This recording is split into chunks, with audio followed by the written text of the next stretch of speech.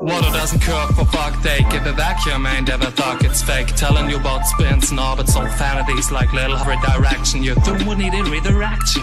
You've never ever thought about this, just accepted it, that the way it is. They've taken your mind to call it a rod, indoctrinated it with a foreign thought. Talking about their imaginary friend, help from the masses to make light bend. A concept for water on the ball, like it could stick to a wall. Vast bodies of water won't ever display the convexity a globe would portray. They clearly meet that ability, no way to form that kind of stability. And before you get off on your water drops, you have to know a thing about the ocean's tops. Cause they got waves rising and falling, destroying your fallacy about surface tension. In fact, why you substitute of Abrahamic thought, result of adjustment to a dying God. You already have a Babylon 2.0, a fucking update here to run the show. And you don't even wanna know. It is the same old glorified. Gravity is still unproven and a fraud. And look at these, to mid's logic what it feeds.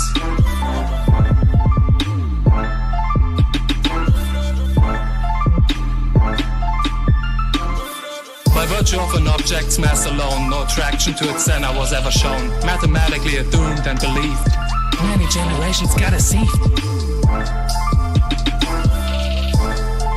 CGI is the best out of space you get, and they fail like 500 years yet. To all cost, moon landing dead or unfortunately lost, unable to evidently prove the ball. It's the mechanics of the force wall.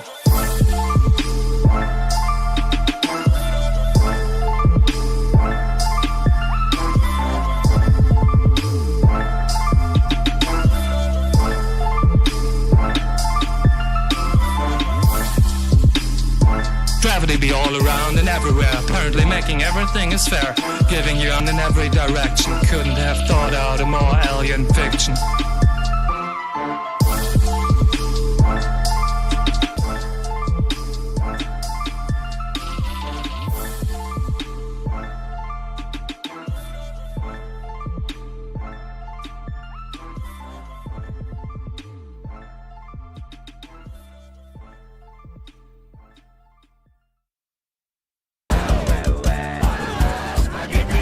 All right, thank you for joining. This would be episode 5 of the Auto Hoaxer Revolution podcast. Go to autohoax.com if you miss these because they can be deleted. I just want to start off, if you're watching on the screen, we have footage of protesters gathered in Portland around a vehicle, and one of the protesters gets in front of an example of crisis acting in broad daylight.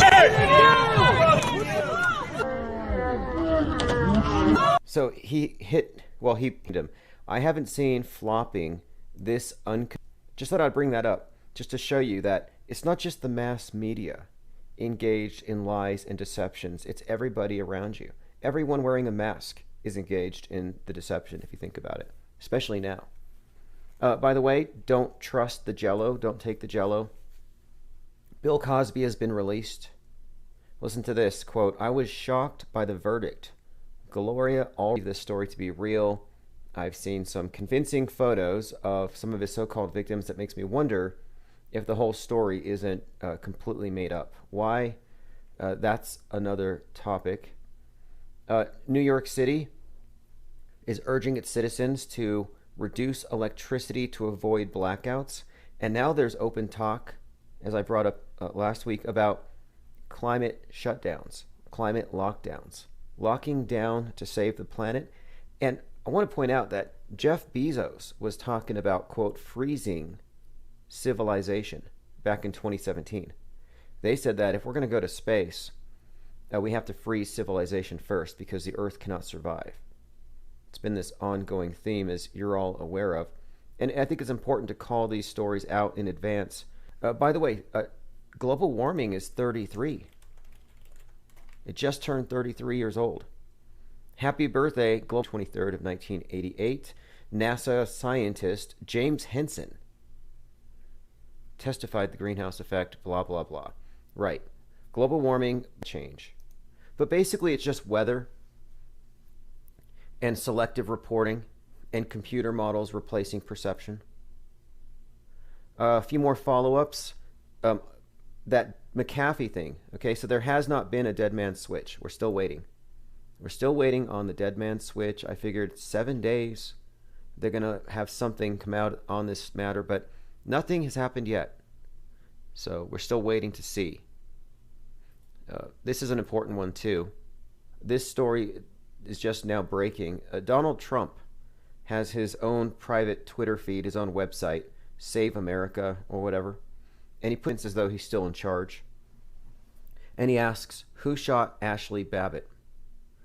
So that ties into 1/6 and the whole farce about 1/6 itself. It doesn't presuppose that the thing was a psyop or that it was staged by crisis actors.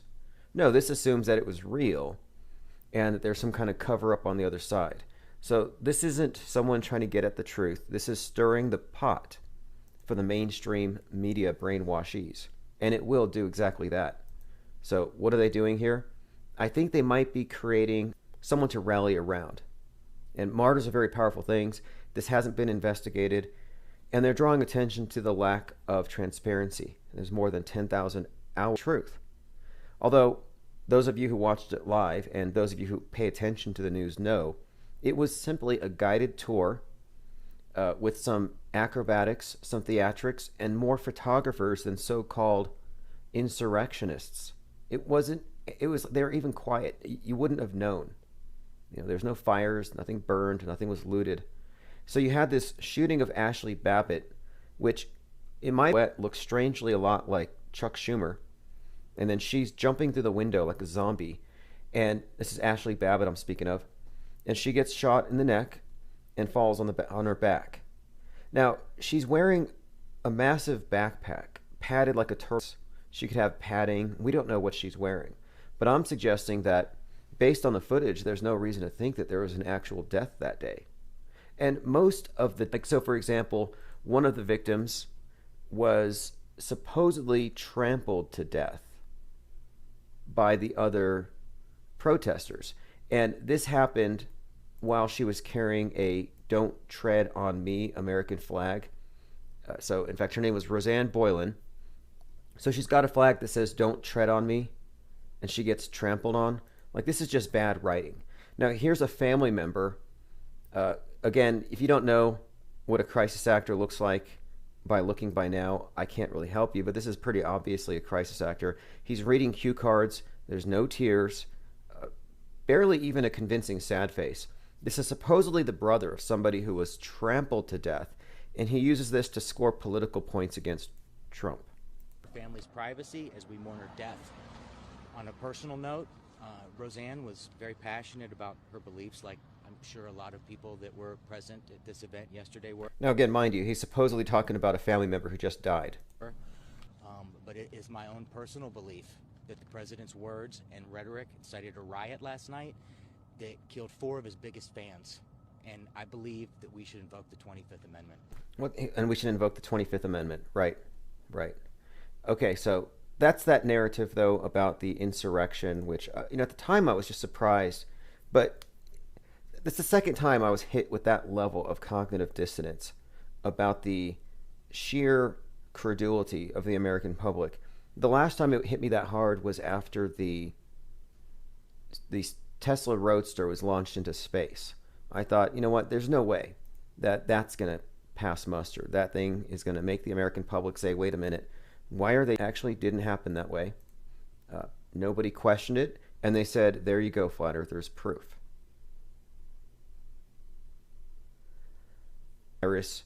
This entire lockdown is about the pandemic is not.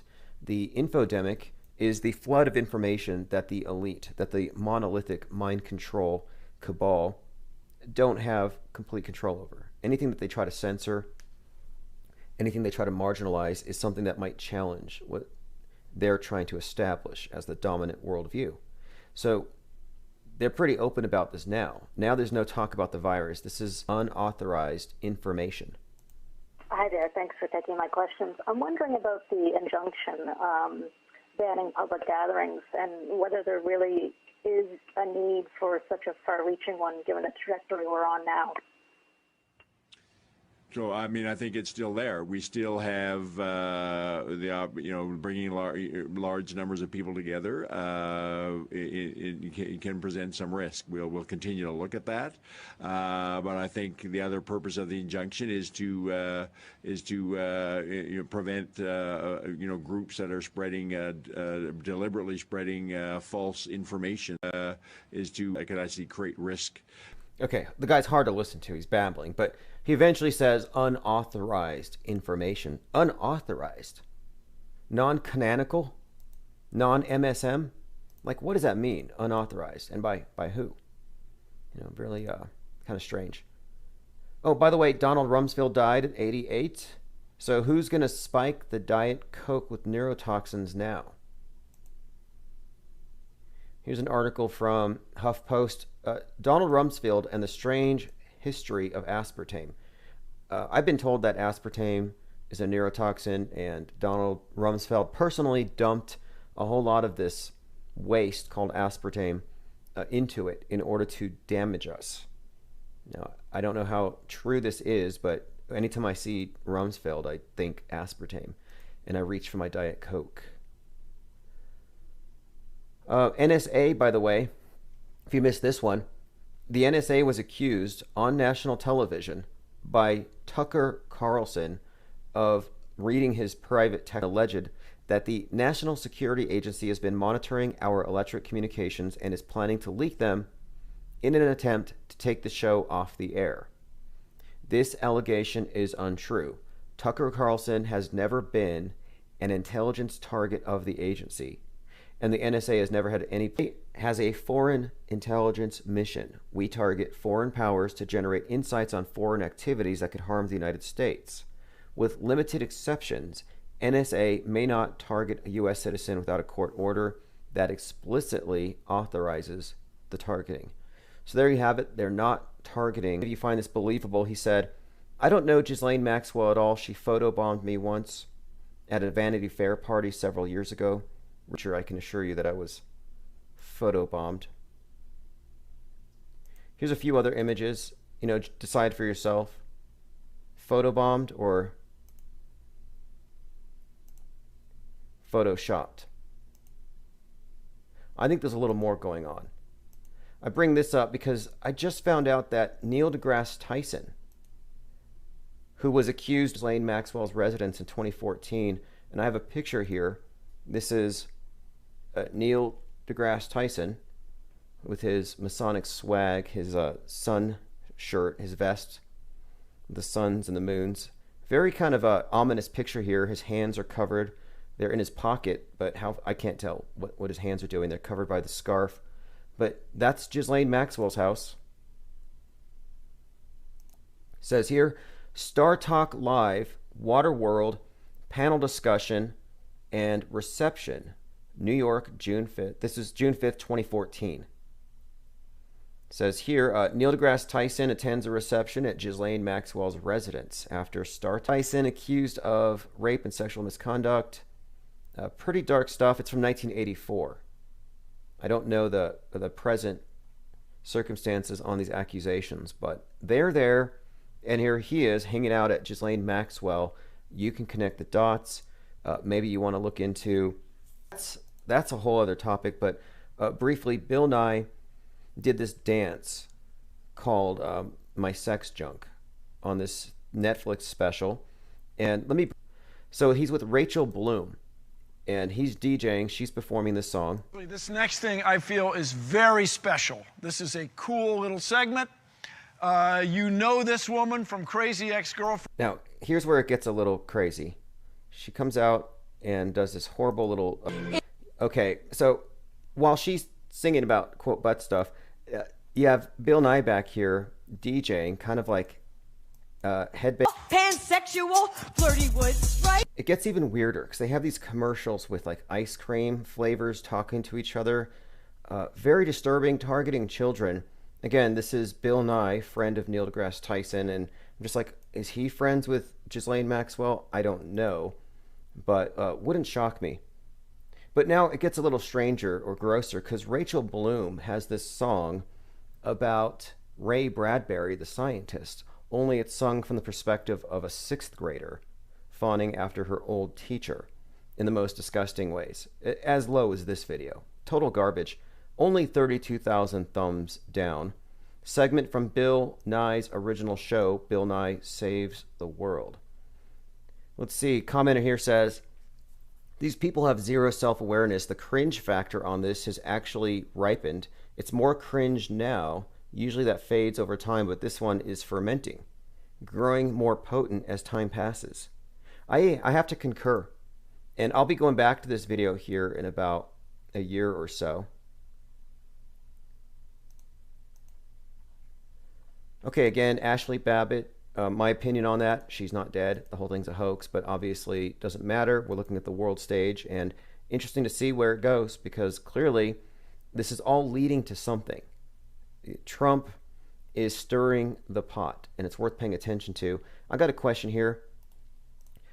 Alex Jones was there at 1-6, and he was definitely being a provocateur. So I'm starting to wonder, was this all a setup in the first place? And take a listen to this and ask yourself, why wasn't he arrested?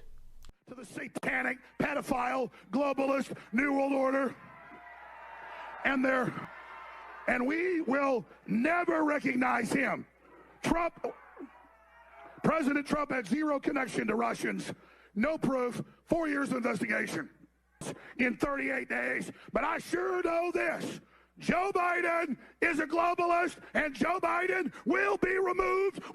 This is what I find to be strange. So I asked back, make of this. Either is he an agent, a provocateur, or maybe the news media didn't notice this, but this is right side broadcasting. I mean, I find this to be very peculiar. Joe Biden is a globalist, and Joe Biden will be removed one way or another. You know, you can understand the optics here, right? I mean, they don't have a point necessarily. However, they've been given a lot of ammunition by Jones and company. Quite a lot of ammunition. Which, again, makes me think we're looking at a bunch of crisis actors all around. All right, let us continue.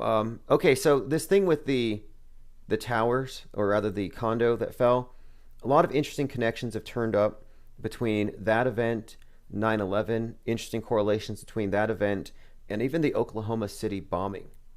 So we have a few things to discuss when we do open phones later, but listen to this, another crisis actor. We didn't know what to expect. We rushed to the scene, and when we saw really what's happened with this collapse, we just kind of broke down in awe that my grandmother, my father's mother, was somewhere underneath that rubble. We couldn't believe it. And your dad, of course, police chief, North Bay Village. Yes. Go into these crisis actors. And it's just so unbelievable. If you can hold up, I understand your family found a card that morning. It's just unbelievable. They kind of tell you, you know, if you pay attention, but none of this stuff is believable. It's all theatrical. It's meant to draw. Card that she just received 2 weeks ago from some friends of hers at a brunch. And so it was just surreal that we found. You know, I wouldn't be surprised if some of these actors weren't recycled from the Orlando event of just a few years ago. That's another thing we often find. They get repurposed. And there's hardly any efforts these days put into concealing this fact. In fact, we've been giving awards out, the Golden Hoggy, to some of these bad acting. And I guess it doesn't matter, you know, when it comes to the government acting versus, you know, Hollywood or something. If you're not really trying to make a profit, it's the quality goods. Okay, again, I'm just updating everybody on the McAfee thing. It is true, and we talked about this, that he does have a lot of body doubles, and he does have a lot of people thinking he's not dead. And one of the persons who thinks he's alive is the sister of the guy that poisoned his dogs, the guy who was supposedly affiliation. So again, there's a lot of talk. People are asking for autopsies. Out there in Spain, I think they actually published that they found a suicide note, but I haven't seen it. And if there was a dead man's switch, it would have gone off. So we're waiting to see. By the way, JFK Jr. is alive and well. He was at the last rally. Here he is. The QAnoners are pretty unabashedly certain, and they proclaim it all the time, that, yeah, this is JFK Jr. Like, yep, we're going to go get JFK Jr.'s signature. And they're just, apparently he's wearing a fake nose and a wig. They're just waiting for the day that he's going to reveal it. And there may be others as well. I've heard Michael Jackson, of all things. So just a heads up, JFK Jr. is on the horizon. Apparently there's still that new variant going around. They're still talking about COVID. I kind of stopped talking about it. I mean, this is the biggest hoax ever. Here's some pictures from Wuhan if you don't remember. This is why we called it the Kung flu. Because the people who were catching it on the streets fell on their backs. Like, they just fell on their faces. As though they had been kicked by some kind of ghost. Like some ghostly Bruce Lee just knocking people down. It wasn't like you just got sick, you got a tummy ache, and then you called in, then you got sicker progressively. No, it was like instant, zero healthy, zero with their personal protective gear. Again, these ones aren't even wearing shoe covers. Like, if you take a moment to be critical about what they showed us, you can pretty much tell. But no surprise here. We all knew about it. Has anyone been able to explain this? This is such a weird story. Apparently, Anthony Fauci was sent some kind of white powder, probably anthrax or something. But look at the headline. Anthony Fauci was hosed down naked in what looked like a kiddie pool after being mailed mysterious white. So, strange headline. Looks a little bit coded. I'm not quite sure. I mean, when I look at the news today, it's not hard to understand why people arrive at these bizarre conclusions. Like JFK Jr. being alive. Well, how weird is that? Considering that they have rubber dummies on TV posing as victims for a plague that doesn't exist. Like, everything is so damn fake.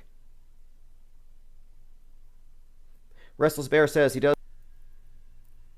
So, Restless Bear says I sent him cocaine. Oh, yeah. We're going to have to wait and see. Kennedy was killed. His son wants revenge and says, I'll bring down the government if I have to get revenge. So he hires Trump, or enlists Trump as an agent of the Kennedys to take back control from the deep state. That's basically the story. So it actually goes back to JFK. And JFK Jr. is, well, a death faker, along with probably, I believe, Michael Jackson, Princess Di, and a few others. So you have a lot of people, a lot of death fakers who are about to save the world from the deep state. And when you follow their breadcrumbs and their logic, it's actually not difficult to see how they arrived at what they've arrived at. So to me, it's a question of, well, who engineered this? Is this a government-engineered psyop, start to finish? Are the Democrats running this? Like, I'm not quite sure, but NASA just sent a $23 million space toilet to the ISS. Astronauts will test out the expensive commode. I'm like, what does that really mean? Are they trying to tell us that they're just flushing our money?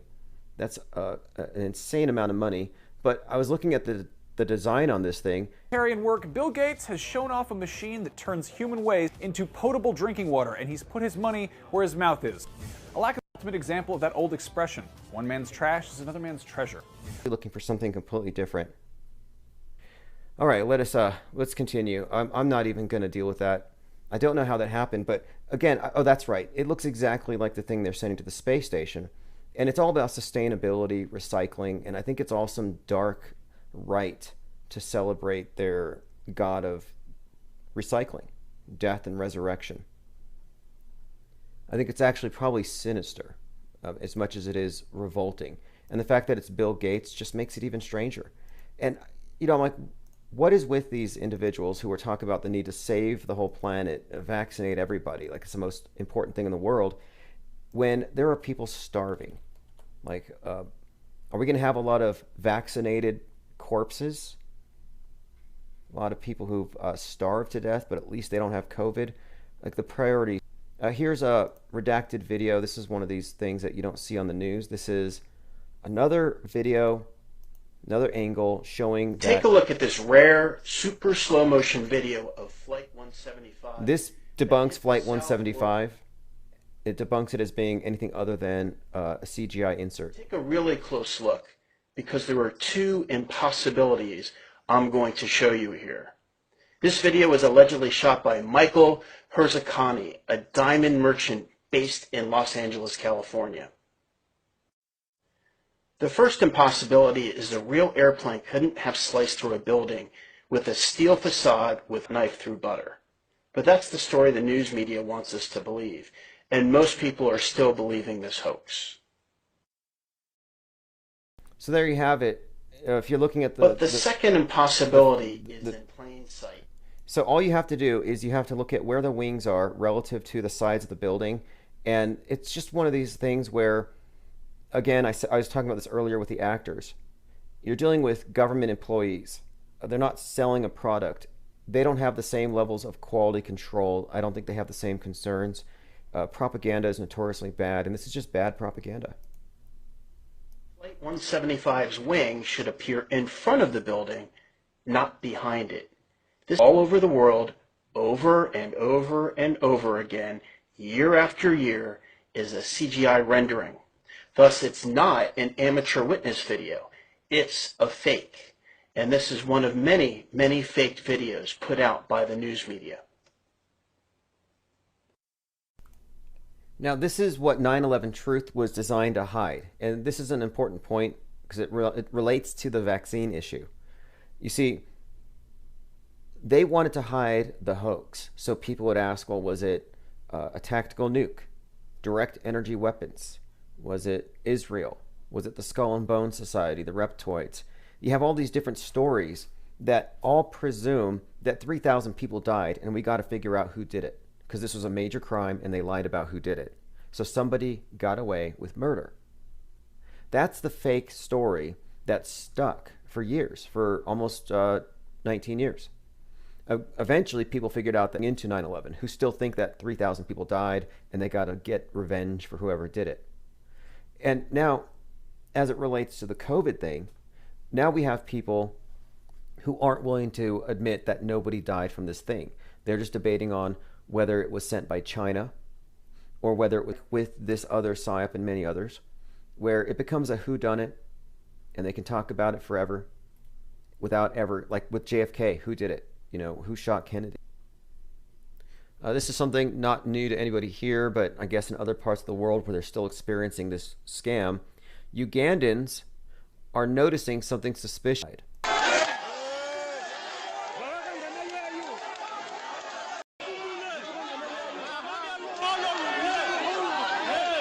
So what you're hearing a crowd of people around a burial, and there's no bodies in the casket. Little problem. Then you have all the empty hospitals, all the empty tents. You have the dummies. You have the dancing nurses. The whole thing has been a dummy operation, like the inflatable tanks of World War II. Where's the body? That's the question. In fact, I saw one commercial, I believe it was in Brazil, where a body was reaching up to help the paramedic get him into the vehicle. Like the body actually reached up. Here's some further confirmation for anybody who was questioning what I was saying about JFK Jr. Code Monkeys with a Z, who's very close to QAnon, has been forwarding this around. Is John dead? ... Or so they're the ones spreading this rumor. So if you're wondering where I'm coming from with that, I don't necessarily believe that JFK Jr. is dead, although I think it's a big psychological operation to ensnare the right, to destroy free speech. If it's Operation Trust all over again, then yeah, I guess I'm not the one saying it, but there are big channels with hundreds of thousands of followers who are saying it's real, that it's all real, and it's all about to come true. And it does have some interest to me in the context of Kubrick and Kubrick's role in shaping the 20th and 21st century PSYOPs. So if you're new to this, there's a really good site I'd recommend. It's Chart word.com. And there's an article about Kubrick called Kubrick Faked His Death and the 9/11 Hoax. And it goes through various psychological operations and hoaxes that they suggest that Stanley Kubrick was personally involved in. And I find it to be very compelling, specifically with 9/11 and even with other things like the assassination of JFK. But listen to this. Kubrick's involvement in productions like 9/11 was essential because events like September the 11th and the JFK assassination, and with the same level of detail and symbolism that he put into his film projects. So my point is, we're looking at the CGI plane hitting the building. So like this is a legitimate critique and a legitimate assessment of what we're looking at. We're looking at made-for-TV productions. So if JFK's death was a made-for-TV production and Kubrick was involved, I think it's kind of safe to suggest that he was also involved, and it suggests that here, in the staged fake death of JFK Jr. Which leads me to think, too, that he would have a significant role in the QAnon storyline. Like the QAnon story, I would say, isn't new. It's not something that just started a few years ago, but that this was probably written back in the 60s and 70s with everything else that we're living through now. There are many things that suggest, even in Space Odyssey 2001 that came out in 1968, that Kubrick had a hand in sculpting QAnon thing insofar as it's part of the bigger psychodrama. Just as much as fake radical Islamic terrorists were part of 9/11, this QAnon thing is part of creating this white Al-Qaeda, vanilla ISIS, white nationalist threat for them to play off of. So it's real, not real in the sense that the believers think it's real, but it's a real psychological operation. And I heard at the last Trump event, they weren't allowed to wear Qs on their shirts. Like, what does that say? That's the level of suppression that this idea is getting. Like, I'm surprised they haven't kicked in your doors yet to take the Qs off your keyboards. So,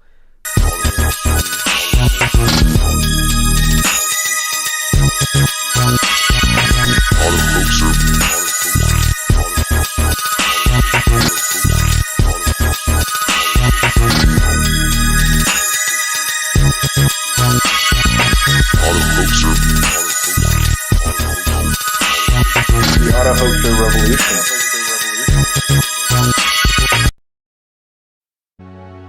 You are listening to Infinite Replays. Join us at infiniteplane.live for 24/7 live chat with other listeners. Donald Trump. It all connects. Zareth the Alchemist says, they're getting us to accept this nonsense as the new normal. Oh yes, absurdity. This is the Overton window. Has just been opened up so far. I mean, they've actually just blown it off its hinges. There is no more Overton window. And that's the window of discourse. The realm of possibilities. Like anything is on the table right now.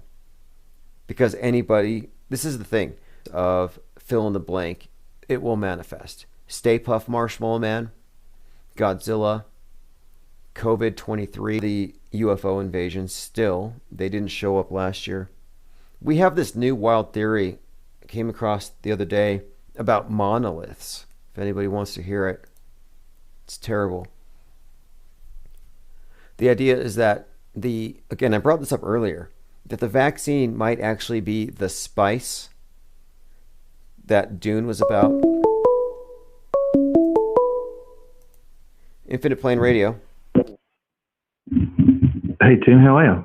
Hey, pretty good. Hey, what do you think about my theory that Bill Gates is actually just injecting us with a spice that'll make us palatable to the aliens?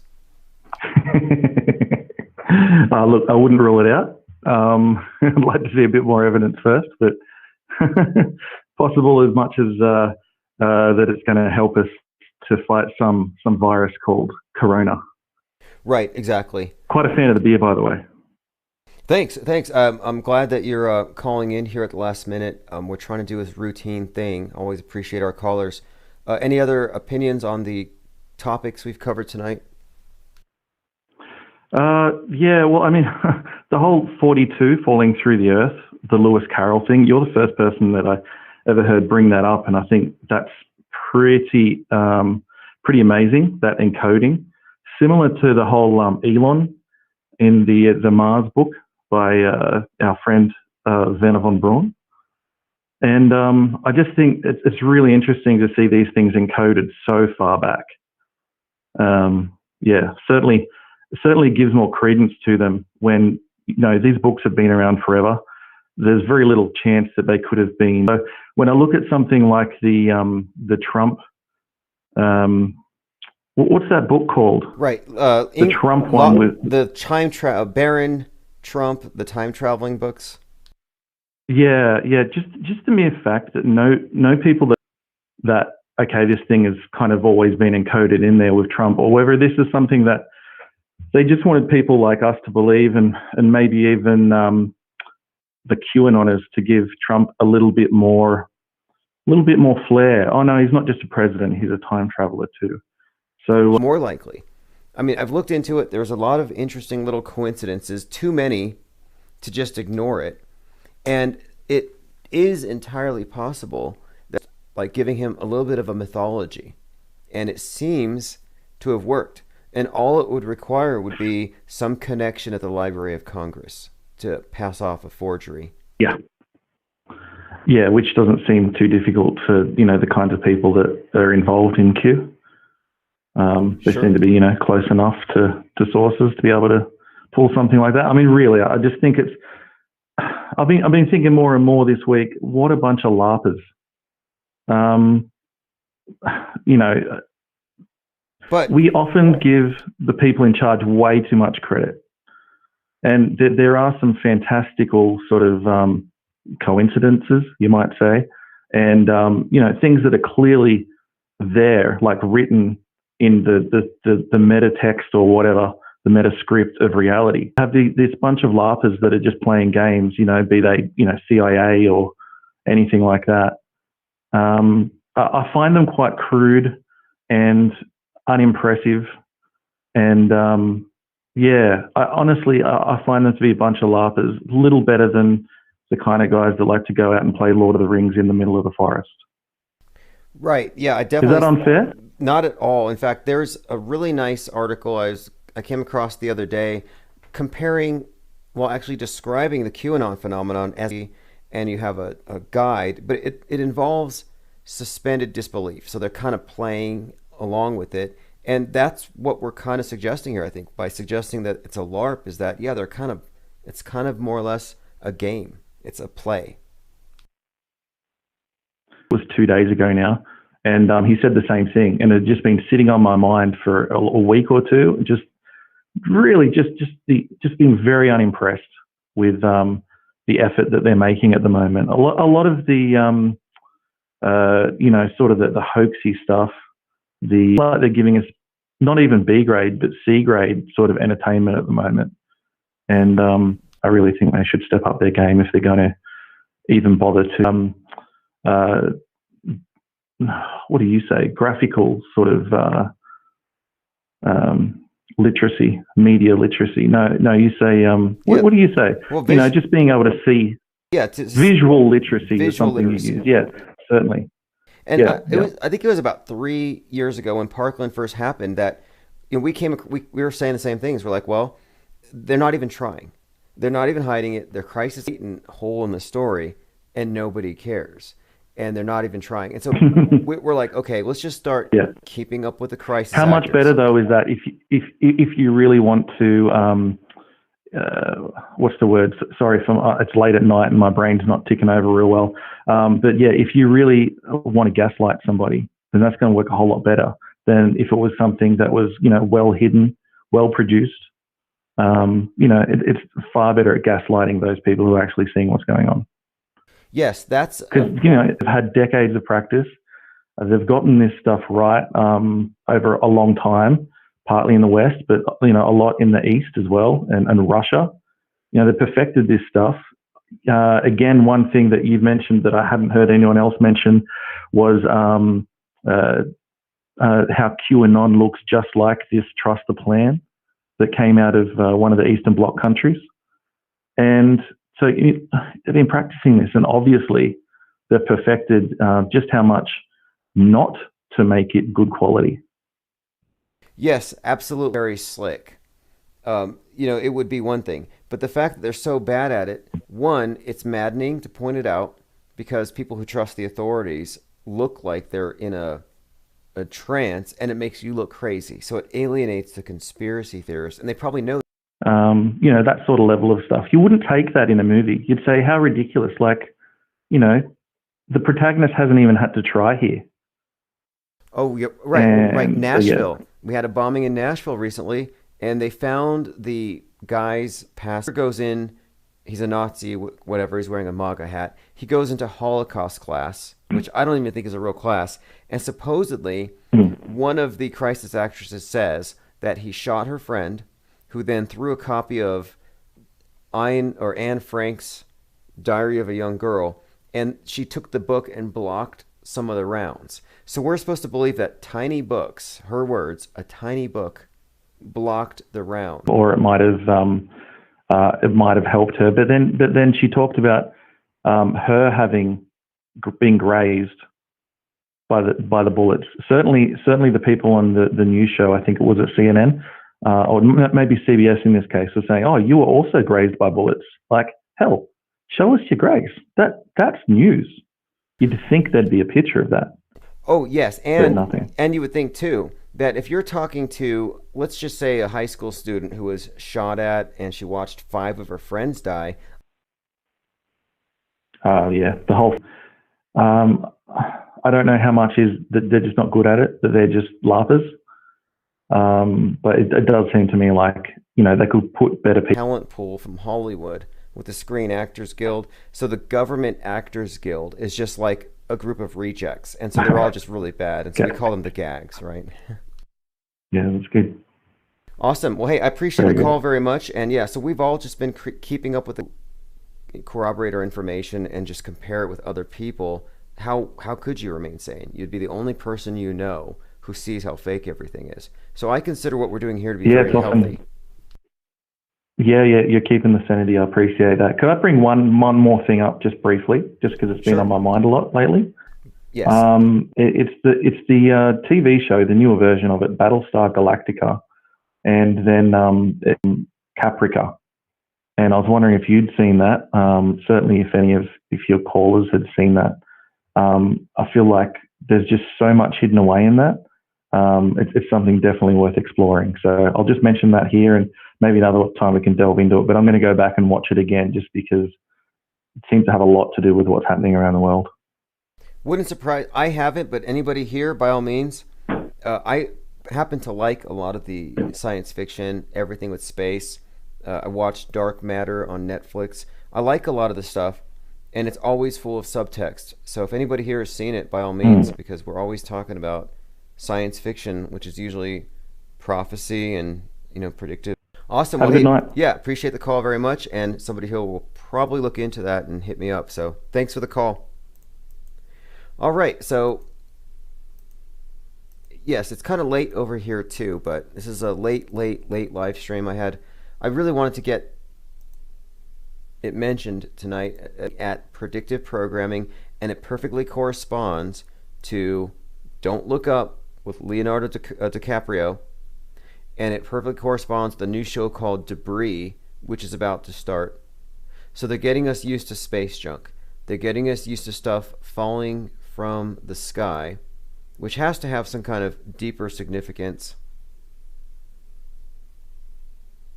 Leon Dion says the Mr. Robot show demonized people that call out the crisis actors.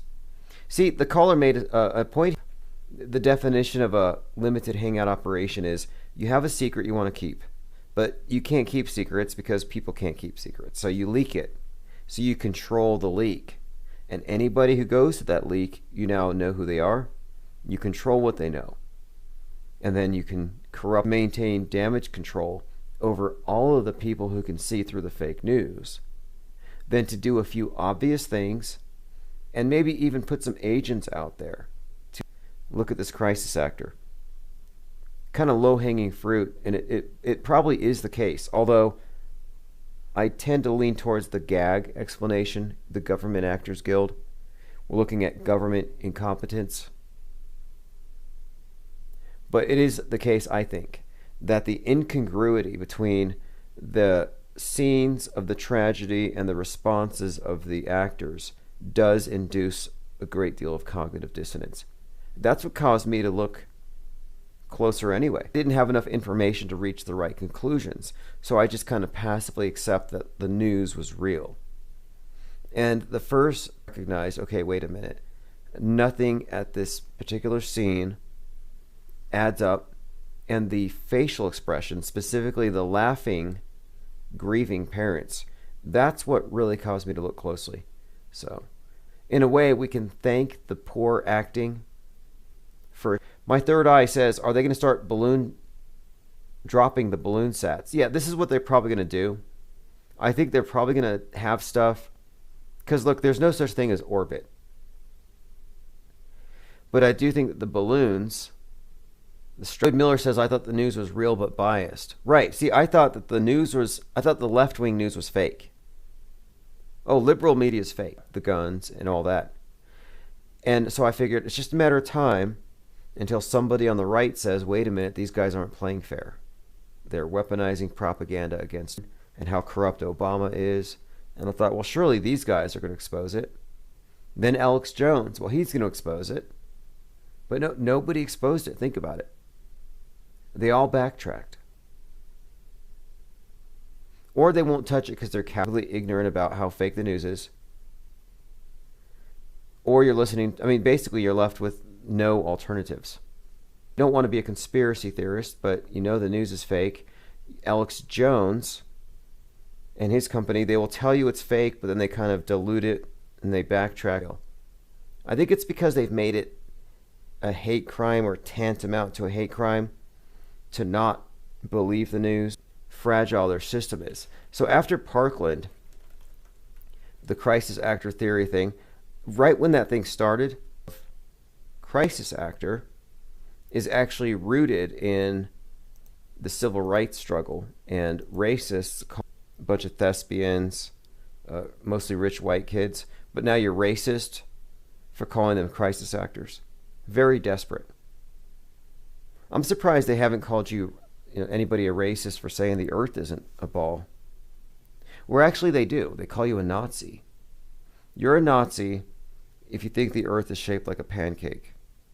Makes sense. You know, the realm of bad political performance art. Yeah, it definitely seems to be the case. But it's always been 2010 or something. They took it over, they corrupted it. It used to be real, there used to be reporters, it used to be about the truth, and now it's not. No, it's always been that way. I think it's always been theater first, theater for the mind. Do you remember that story, urban legend, about War of the Worlds and how when it was broadcast over the radio, people panicked and they thought that there was actually a UFO invasion? And so they responded accordingly just because they heard that? Well, it may have been exaggerated. I don't know if people actually jumped out their windows. That might have been overstated, that people were actually panicking. His from history.net says here, War of the Worlds, the 1938 radio drama, The Mercury Theater on the Air, narrated by Orson Welles, an adaptation of H.G. Wells' War of the World. It was broadcast live as a Halloween episode, Sunday, October the 30th, on the Columbia Broadcasting System. It was famous for causing panic among its audience. The scale of the panic is disputed. But whatever it is, it created the illusion of realism and apparently freaked a few people out. This is again War of the Worlds. And I think that after this broadcast, when they realized how much power they had over the minds of the masses, how easy it was to tap into that, I think this is when they realized how well, malleable everything was. And they probably even then were planning COVID or similar operations. I mean, how is COVID-19 any different than War of the Worlds? You heard about it on TV, and then you reacted. It's just basically, it's a panic. See, I don't think we had a pandemic. I think we had a panic-demic. It was the fear that spread around.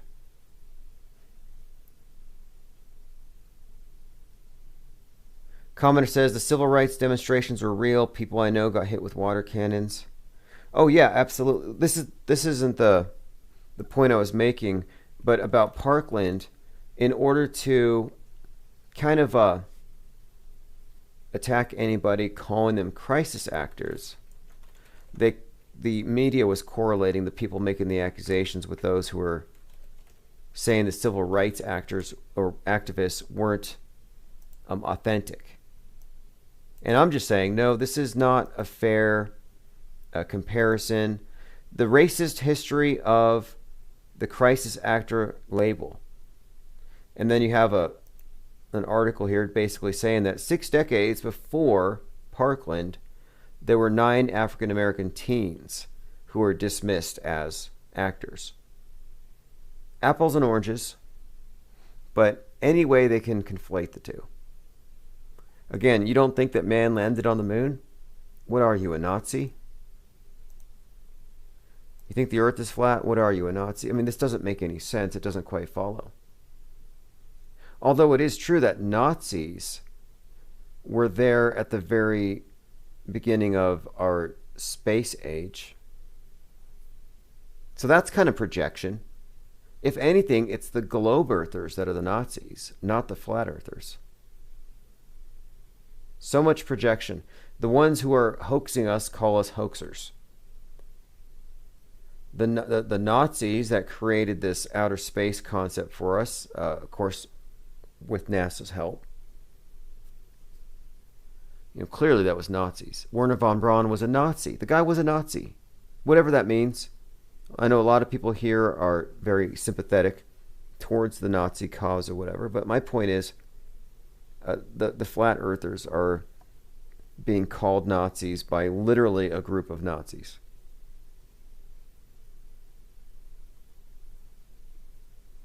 Now, as far as activism goes, the thing is, okay, many activists are legitimate. They have great big hearts. They're idealists. They have great intentions. So you can't take that away from them. However, they're puppets. And some people fall for it. They fall for the romanticism of it. The idea of like this uprising, the people fighting the system.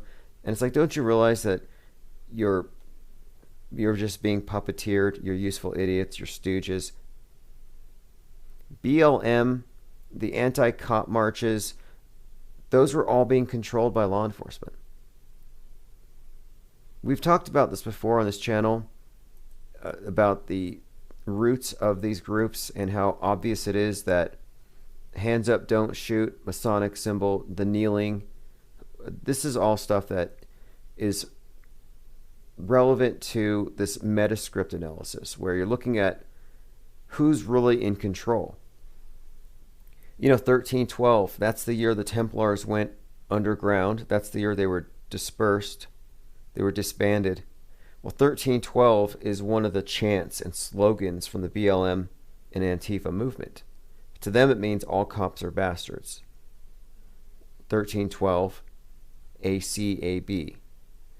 That also, again, very significant year for the Templars. So to me, it just looks like the group that actually is behind this revolution is telegraphing it through the useful idiots who think that they're fighting the system that's using them. Commenter says, Berkeley staff celebrate Rush Limbaugh's death. Yeah, that's not surprising. That's not surprising. They love to grave dance, and they're just thrilled, I'm sure. Although most of his opposition, like Media Matters, sometimes I wonder, did Rush pay these people to listen to his channel and get offended so he can talk about how offended they are? Because it's great content. I thought about it too. I considered going on Fiverr and paying a few bloggers now and then to listen to this live stream and just react to it, get mad about it. But yes, celebrating somebody's death like that, nothing new. I've seen people act that low. It's really insane how people get. I guess it's just the hyper competitive nature of things. If they only knew what we know. Personally, I don't think that Rush Limbaugh is dead. I think he retired from the world stage. I think that his role had been carried out flawlessly. But no, I don't have any reason to think he's dead. Did you see his body? I didn't think so. Did you see Jim Morrison's body? Nope, nobody did. Did they even autopsy that thing? It's kind of funny that Jim Morrison, Rush Limbaugh conspiracy theory really seems to have, it's not even a theory, but the notion that the two are the same, it really seems to have been cemented in recent days. A lot of people just noticed. It's like, look, his wife is the same. Different name. Lloyd Miller says he looked pretty sick. Well, that's the nature of the deception. It's purely visual. Like David Bowie, before he fake died of cancer, he looked very sick. Keyword being he looked sick. I would suggest it's an act. And I haven't done a very deep analysis beyond the fact that he was on the air for 33 years. I know Zachary Hubbard has done some analysis of this and the timing. I think there may be some more to it having to do with, well, we'll do a deeper analysis. I'll just leave it at this. 33 years, typical. Death fakers constantly attached to that particular number. It's like, what are the odds? And what was his role? That would be another thing worth analyzing. What was Rush Limbaugh's role in this big thing? Well, in many ways, well, one, he emerges after the Fairness Doctrine, AM radio. He was also there as kind of like controlled opposition to the other side. Like in many ways, I'm like, did the Clintons pay this guy to constantly hype them up? The fear of the Clintons. My third eye said, exactly. How many times did Rush say he was dying since the 90s? I have Jim Morrison's a bio on him. It's called No One Gets Out of Here Alive. I was thinking about this thing, though. His death and how he talked about it often, how it was coming. He's always saying, this is the end. He may as well have just saying, this is the end. On the Limbaugh show. And he had this ominous tone. Here he is, America's anchorman. The left is winning. They stole an election.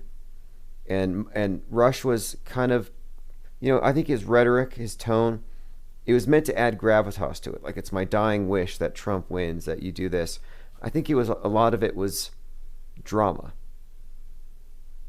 But no, he often made a point about this, about his condition and all this stuff. But he made a more blatant statement more recently, like 56 days before he died or something, or supposedly died. Again, if he is the same individual that we know as Jim Morrison, if Jim Morrison fake died, kept his golden microphone, transitioned into Rush Limbaugh, what would make you think this death was real?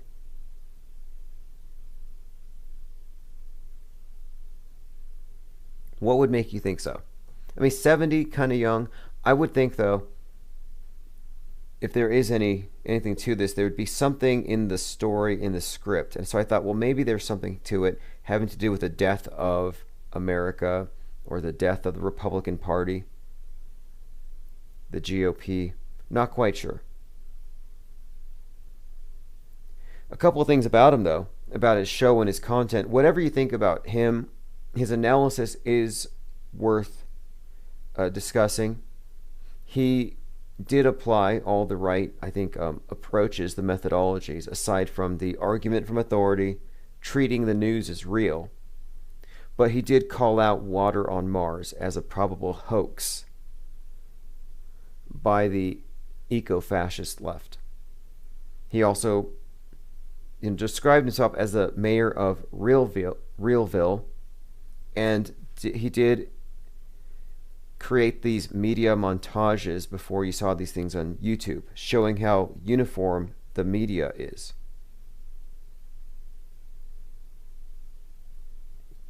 My third eye says he had cancer and stepped away from his job several times.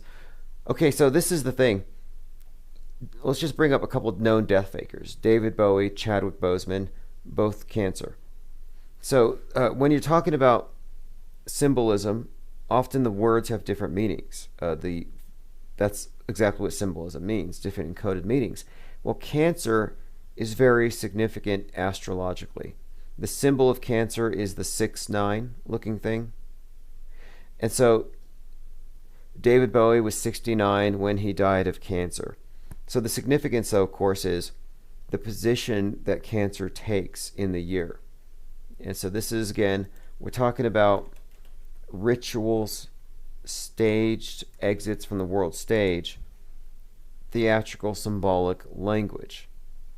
So in the summer, during the solstice, there's a period there of time, Cancer, June 21st, June 22nd, where it marks, of course, this change in the year, the halfway point. But Cancer occupies that particular spot. It's directly opposed from where it would be during the winter solstice, where we celebrate at Christmas. Cancer being the crabs moving sideways, the sun for that brief moment, like it does in the winter solstice, kind of occupies the same space, like it's moving kind of to the side.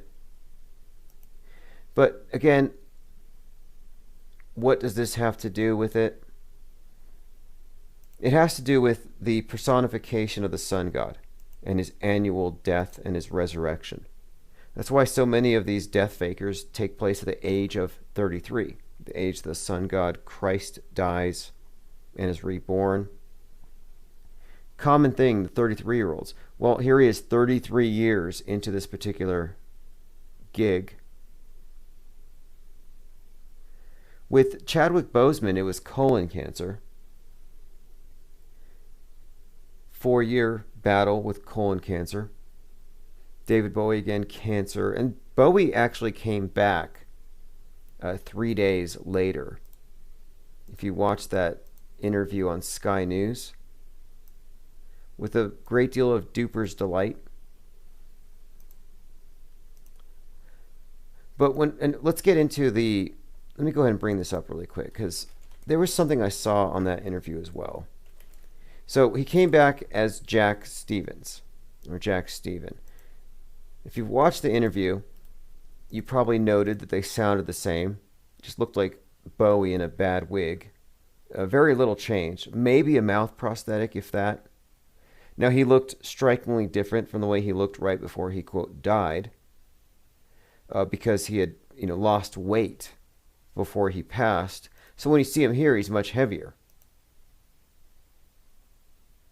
Now, one other thing about it is, during this interview, strangely, it kept pixelating. So here's a still shot, just to show you how strange it was, how really over the top. This is a screen cap. If you just search for this David Bowie dies interview, you have this music industry executive, Jack Steven. And this one scene, he says, when Bowie died, a part of me died, and he laughs. And you can see him laughing here, but he's very pixelated. So it appears to be that they pixelated this interview to make it much more difficult for anybody trying to determine if this is the same guy. It's like they're kind of throwing a little bit of concealment there.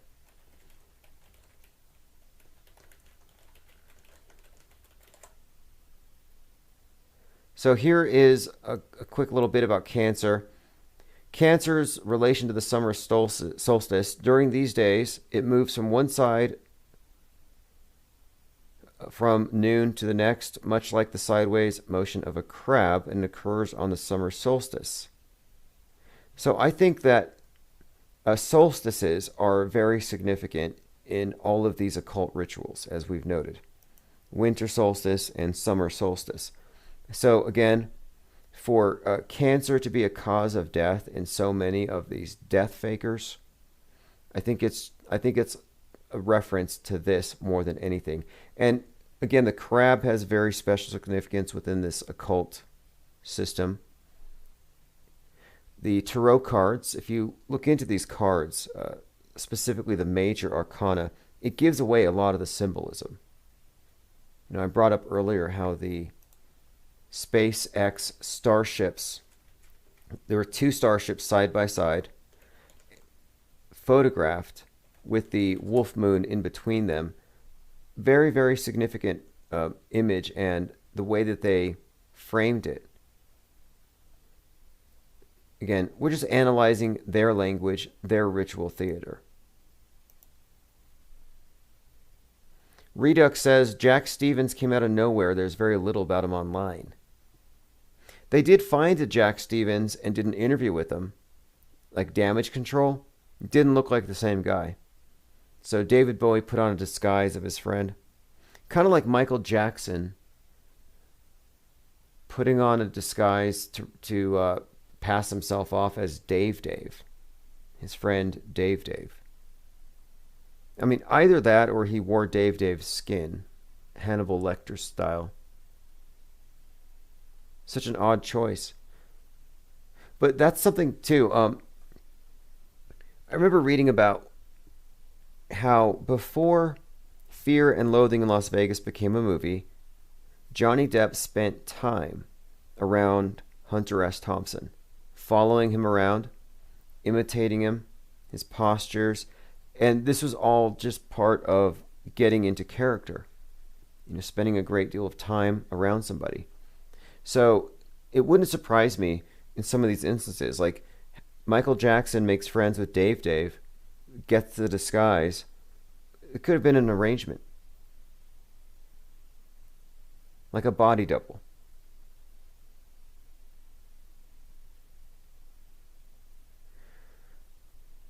All right, does anybody here have any information? Anybody find anything else about Beau Biden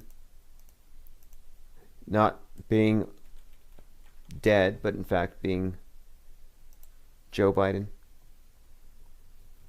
That one is also, this whole story here, if we get into this one, it's super consistent, all of this scripting. But it is very consistent that this Beau Biden would fake die at 46, leaves the world stage, and then becomes president at 46, playing the role of his own father. I was watching a speech with Biden today, and it's just remarkable how close his skull looks to Beau Biden's skull, and how unalike it is from Joe Biden of just 5-6 years ago.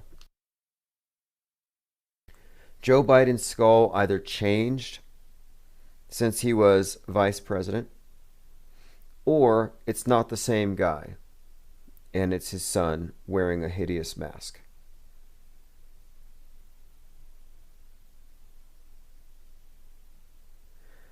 Let's see what else we have here. Going through the comments. Look, this is an interesting one here too. We got to look at these patterns. Like, you can't look at these in isolation. So Limbaugh's supposed death fits a pattern. That's why it's suspect. But there are others. Like, okay, so Alex Jones. Many believe Alex Jones was Bill Hicks. And then it would have been the same pattern. Interesting story here. Before Bill Hicks exited the world stage, he wrote a script about a, quote, Rush Limbaugh-like character who ends up pushing it too far and gets shot by one of his listeners.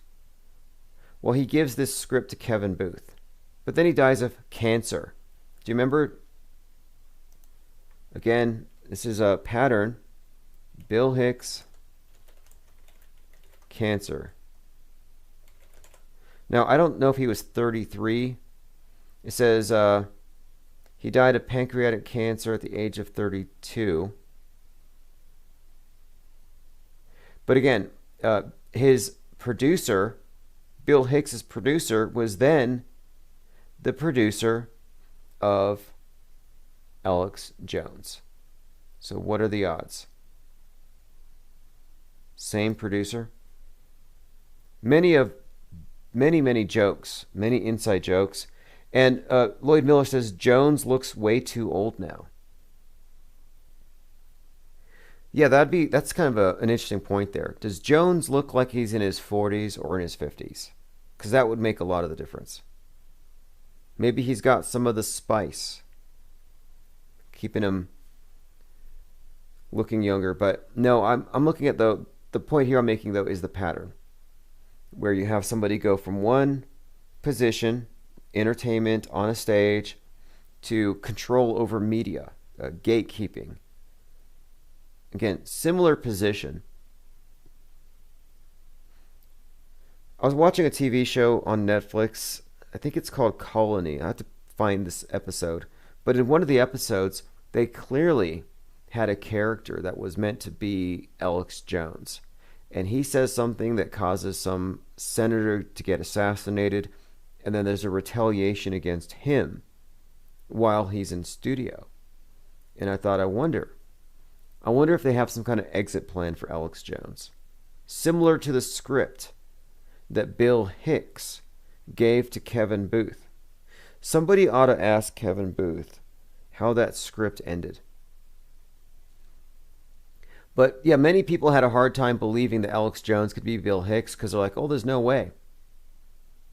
There's no way Alex Jones is 50 years old. He's got to be 38. I don't know. Not really sure. Did he run out of super male vitality? Because it's caught up, if anything. For a while there, I thought, well, maybe he's just on steroids.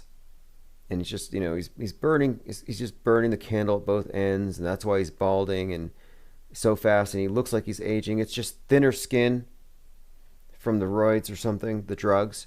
But no, I think that it's more likely what we said. Ooh, good point. So Lloyd Miller says Rush and Alex might represent the last gasp of America before it sunk in communism and world government. That's what I was alluding to with Rush. I was like, well, what could his message be? Because what we're talking about here with the Metascript is the zeitgeist, the spirit of the age, and how it's being communicated.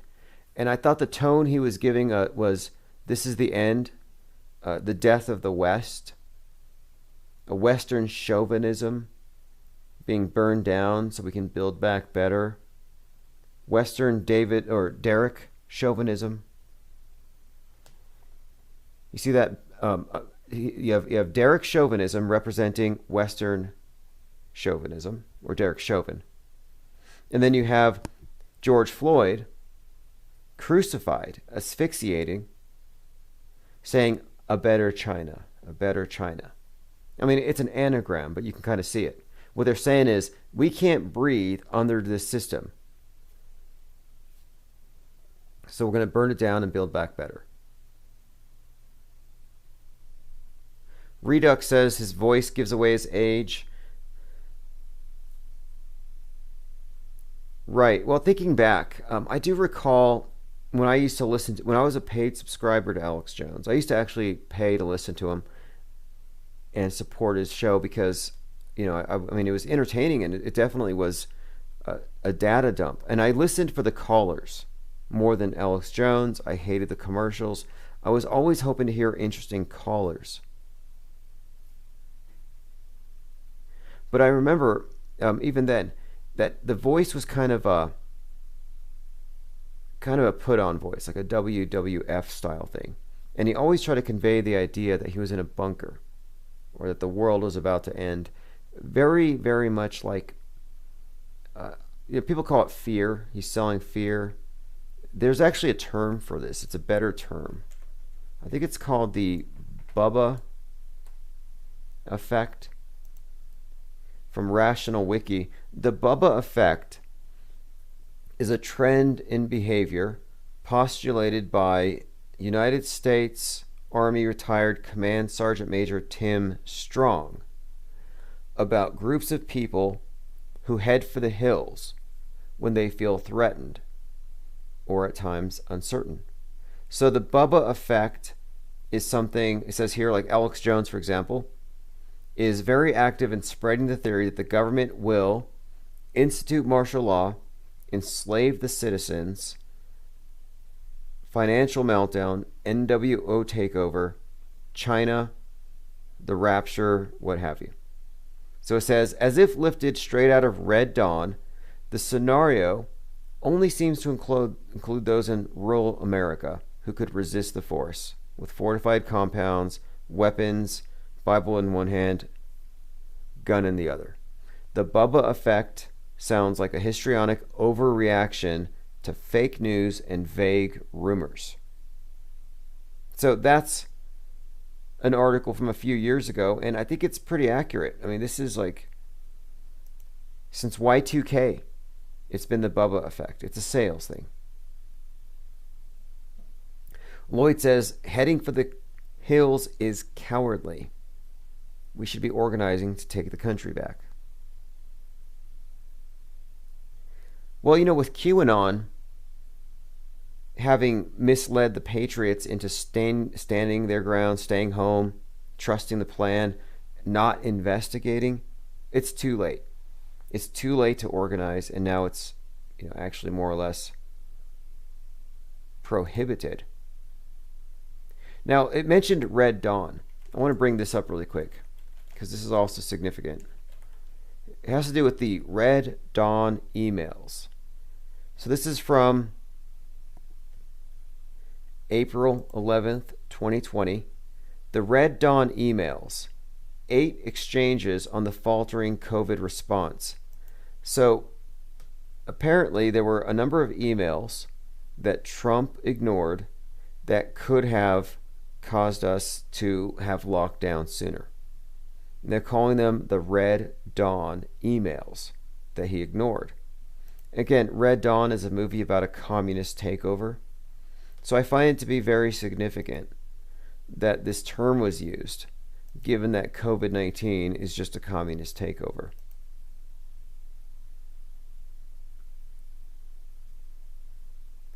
Now, the Bubba effect, hoarding stuff, it's just, to me, that's just it's a marketing ploy. Here's something to consider. If you have all of your, like, let's say it goes Mad Max, because Mad Max was set in 2021. So it goes full Mad Max right now. What are you going to do? You can't get any food. Can't travel. Well, go to the local conspiracy theorist house. You know, Alex Jones has got food for years. Richie from Boston, kind of interested in what you got in your basement. You going to share? You know, all the hoarders, the people who are hoarding their weapons, hoarding their food, it's like you're just going to attract roving bands of cannibals who care less about life than you do. You know, just that's what you're going to see, roving bands. My Third Eye says, I was at a lecture by a libertarian in 1999, and he said it's already too late to save the United States. It is. We've lost the culture war. This country doesn't believe free speech. Nope. Makes people cry. Somebody somewhere might get offended, so can't have freedom. Breathing? I don't know. If you breathe on somebody, they might die. Like, everything is literally being prohibited. There's no more desire for freedom. There's desire for total safety.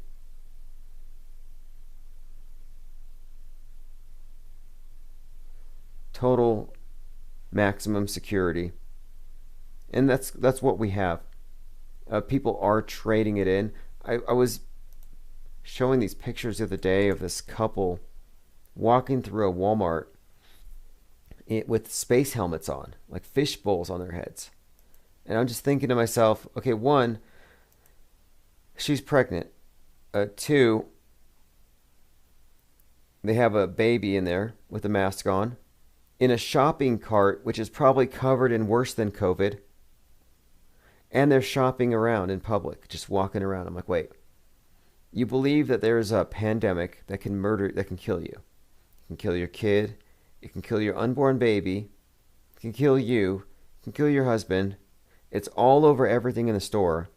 So instead of having your stuff delivered so you can decontaminate it, instead of having it brought to your car in the parking lot, you're still walking around that contaminated zone with your whole family. Makes no sense. It's counterintuitive. It's actually stupid, technically. So what are they doing this for? Is it virtue signaling or is it for their safety? It's like, look how safe we are. It's like, no, it's the opposite of what they should be doing. It's my point. Lloyd Miller says the universities destroyed the country. We thought they were our ticket to success. Yes, that's true. The universities probably did, but I thought YouTube was going to fix it, and then they destroyed YouTube. Back when YouTube was a place to have, well, original content, ideas, discussions, before it became an extension of CNN, yeah, it definitely had that potential. But what is this notion of saving America? Like, how can you save it? How can you save the world when everybody on it adheres to a paradigm that's inherently fallacious and probably designed to lead us into total slavery anyway? Like, even if you save America, okay, so you save it from the commies. Okay, cool. Now we can buy our tickets to Mars. Like, I'm sorry, but Mars is still a prison. It's still a commune, a gulag in the sky. Whether you pay for it with your capitalist money or whether you're forced into it because you let the commies win. Like, the end goal is the same, and that's what they got us. The right wing's smart enough to see through environmentalism. It's just a cover for statism. But they got really spellbound with the rockets. And they said, no, capitalism did that. That there, outer space, that is a testament to the power of the free market, ingenuity. We got ourselves to the moon. Capitalism. See, that's what they've done. So they attach their pride to that, when really it's a communist ploy to take all the capitalists away from their property and enslave them. Redux says, ever try to save someone if they want to fall, they pull you down with them. Right, that's kind of my approach with this channel. We don't have time to go wake people up, whatever that means, if it's even appropriate for them. I think it's far more productive to just reach out to all the people who've already figured out the basics. Like, if you can see through the fake news above and below, if you understand, if you're not naive, and if you're actively parsing the facts and actively trying to find the truth, and you can add to our pool of knowledge, yeah, that's what we want to recruit. There's no point to, it's not that I want everyone to agree with me, but we're interested in thinkers and critical thinkers at that. The blind faith believers don't know why they believe what they believe. Most of them, like most globies, are shocked when I tell them how flat the solar system is. They're so busy laughing at the notion that the Earth isn't a ball that they don't even know what they're on. It's like, okay, well, what projection was used to give you the globe? I worship this. I live on this ball. I'm like, I'm sorry, but that's the Mercator projection. Greenland is not that big. That's underrepresenting the size of Mexico, overstating Europe, understating Africa. You don't live on that. 64% of the waters are so uncharted. Nobody knows what's out there except for Ghislaine Maxwell and all the sex traffickers. So it's like, most of this, we don't even know what's there. I happen to think that ice is just code for off limits to the slaves. So the people who swear by the globe don't even know what the globe is. They don't even know where any of it is. They're just like, yep, this is it. I believe it. I live on this and it spins. What do you have? That's why I say that the flat earth versus round earth debate is premature.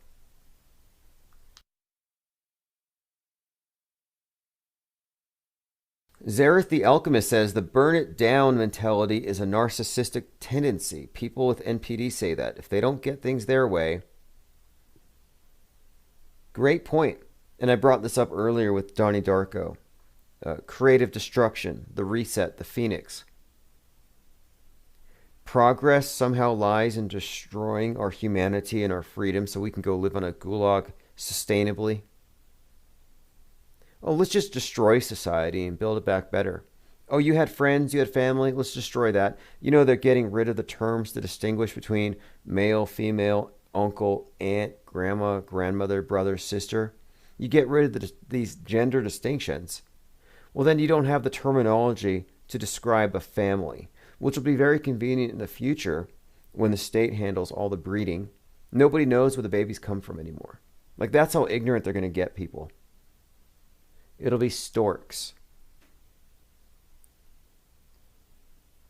It'll be drone-delivered babies. They'll say, oh, this one was 3D printed at the factory.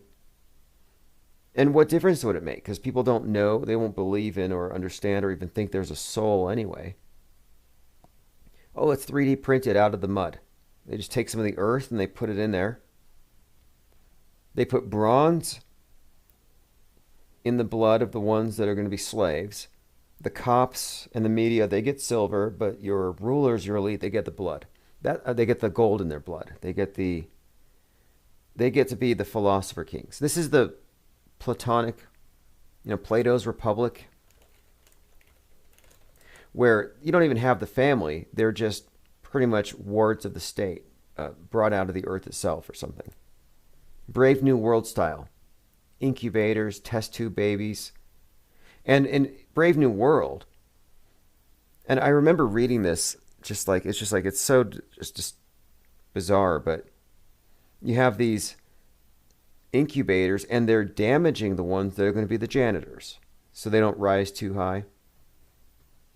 Oh, that's right, babies.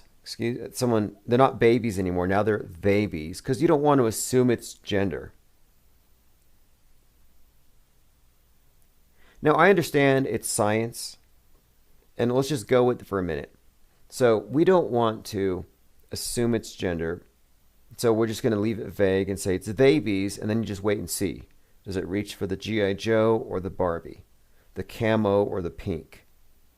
But until then, you got to let the baby decide. So that makes sense, right? But then if we can't assume it's gender because that's a social construct, then how can we assume it's race? There should be no more white babies. No more black babies. Just babies. Race is just as much a construct as gender. In fact, you could make the argument that it's even more illogical to assume race than gender. Like, why do you have to check the box?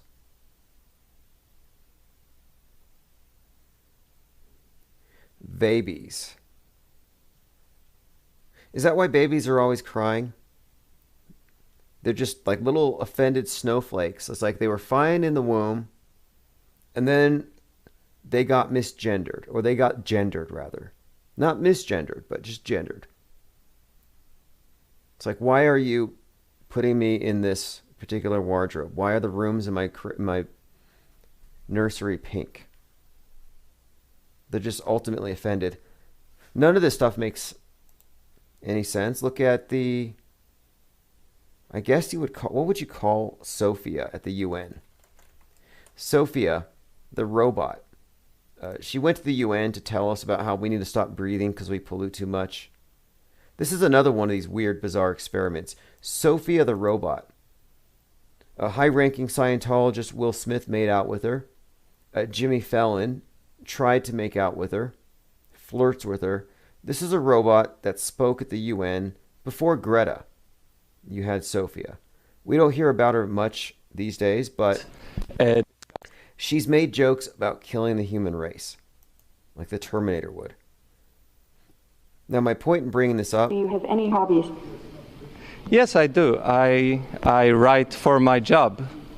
I write about artificial intelligence. What do you think about... So what is your hobby? If I had to describe intelligence in only 5 words, yes. I think I would say just enough, just in time. Okay, so basically we're looking at an animatronic. It has the illusion of being intelligent, responsive, but it's actually being remote controlled. Now, the reason I'm bringing this up is that why does this robot have the body of a woman? 1. And 2, why is Sophia white? She's white-splaining to the world. Like, who made these decisions? Who gendered Sophia the robot? Why would a robot have to be a female anyway?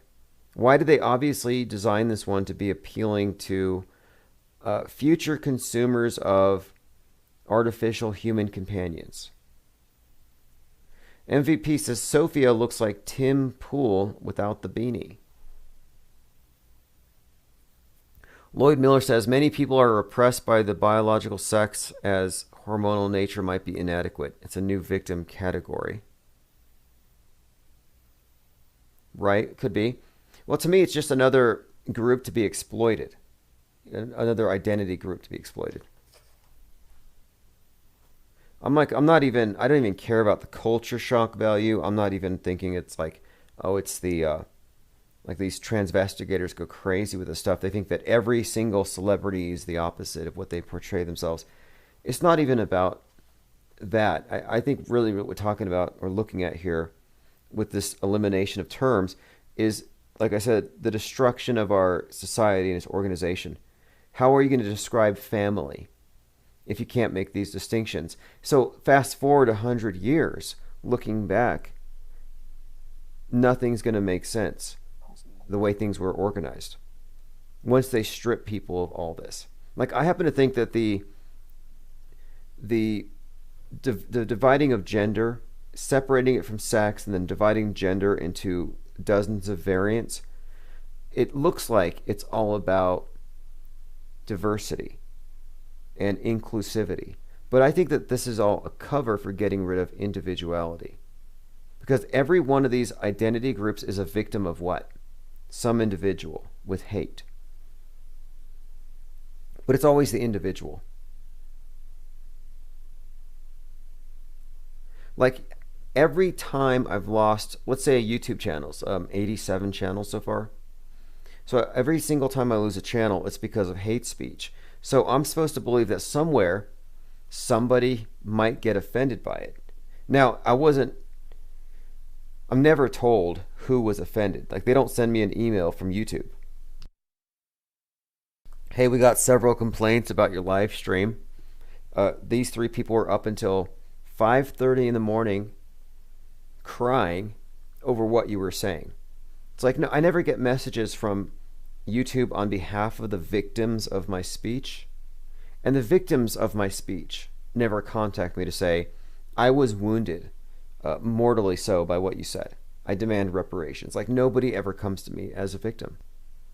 So I'm thinking, wait, are we preemptively deleting content in case it might offend somebody? And yes, that's the case. It's like Minority Report, pre-crime. It's pre-offended.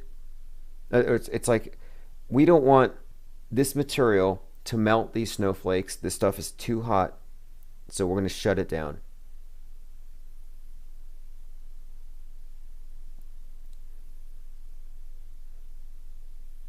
Okay, let's see what else we have here. Lloyd Miller says, it might be a plot to destroy the country. Will Durant said he documented the loss of gender identity in Rome. Well, if you look at the New Age movement and their prophet, Aleister Crowley, and everything that he was projecting for the future, they described the future as getting rid of the patriarch, the patriarchal deities, the Christ, the Osiris, and replacing it with his son, or the new one, the new son, Horus. And this new son is an androgen. So we're entering the age of the androgen. But I think the whole idea is laughable, the phobia aspect of it, the idea that there's this quality in us of like fear or hate that's this thing that's systemic, the systemic aspect of it. I think that's all hoaxy. As in, how can they convict you of being hateful if you haven't expressed it? Again, it's all pre-crime. That we live in Minority Report. I mean, hate crimes, are they even different from regular crimes? Do people commit crimes out of hate? Like, I'm going to go rob a bank because I'm just so full of hate. No, they do it for the profit motive. They do it out of jealousy and love. Selfish reasons. But the hate explanation is way too simplistic. But it's always going to be okay to hate the flat earther. It's always going to be okay to hate the non-believer. That is one victim group that it's fine to oppress. And it is oppression. It's in the sense that you're an accepted scapegoat, different set of rules. Redux says Sophie looks like one of the seers in Minority Report. That's true. So you had these, they called them the precogs. They would lie in a pool of water and they would mentally scan the city for crime, and then they would go prevent it. What about love crimes? You know, there are people who kill out of love. Like, they love one person a lot, and they love that person so much they can't imagine that person being with somebody else. Or something, you know, in other words, fixations, obsessions.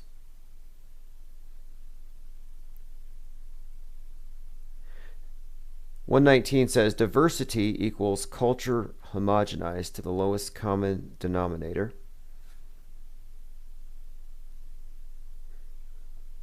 Interesting take on it. The thing is, they're misappropriating terms, because I think diversity already exists. You go to a room full of 10 people and it's diverse. You have 10 individuals. Are they all the same? You know, I'm not anything like the people I know, even if outwardly we may resemble each other. So we're supposed to believe that's not diverse. So individuals don't exist. That's really what they're working towards. Because World War III is a war against the individual. Like, I've noticed there's not any group of people that I dislike. There isn't a human culture that I don't like, but there are individuals I don't like. So that's the interesting thing here, is that they've inverted everything. I like people, I dislike certain individuals. I've never disliked a group, because you can't generalize like that, because then you efface the individuals. It is very clever what they've done, though. They've destroyed the concept of individuality, and they've worked it into this mask thing where you're selfish if you still want your face. It's true. You want to have a self. You don't want to get rid of yourself. You don't want to be selfless, so you don't cover your face, which distinguishes you from others. Shows it. So, in other words, they're robbing you of your selfhood. MVP says, I identify as a non-binary tea leaf. My pronouns are fugay, and I have a degree in underwater basket weaving. Right. I identify as a non-trinary alien. My pronouns are shrill screeches. The smallest minority is the individual, always will be. And that's the one that they will not defend. And this is the only reason why they go after fringier, smaller groups, or groups that just represent such a small 1% of 1%. It's because it makes it look like they care about individuals in the minority. But no, they use these minorities now, these minority groups, to bully or as a victim group to shut down the ones that aren't in it. It's such a messy game, the identity politics, how people play it. It's mind-blowing when you look at how many people in BLM, like the leaders of BLM, are actually white people in blackface. Like it's tremendously offensive. But that's just one level of it. The other side of it, it's typical weaponized anthropology, CIA. Look at Sean King, Rachel Dolezal, transracial activists for BLM, major voices in all of these events, these marches, always there to speak after the outrages that trigger these things. They're advocates. They've got the biggest channels on Twitter.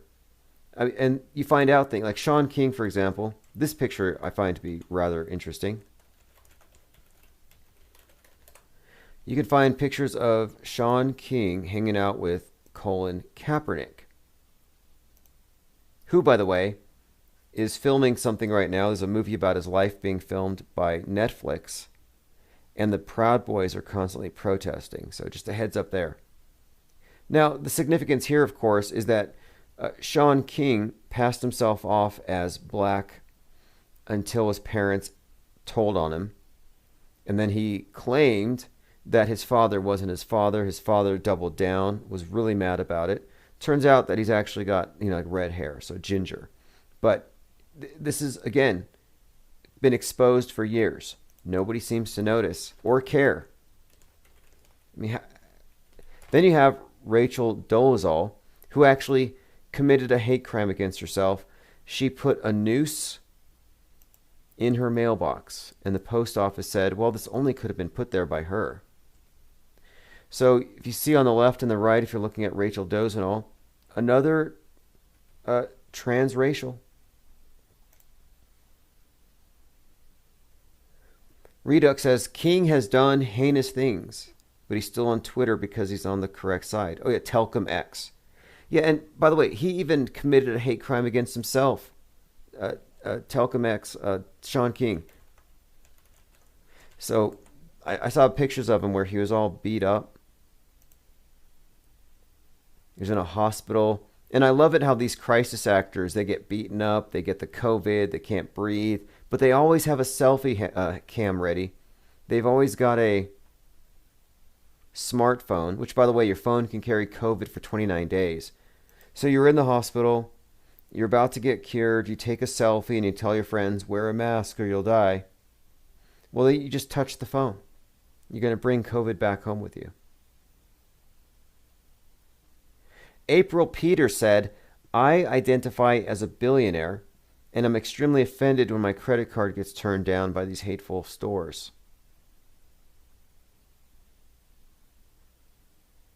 Yeah, I do too.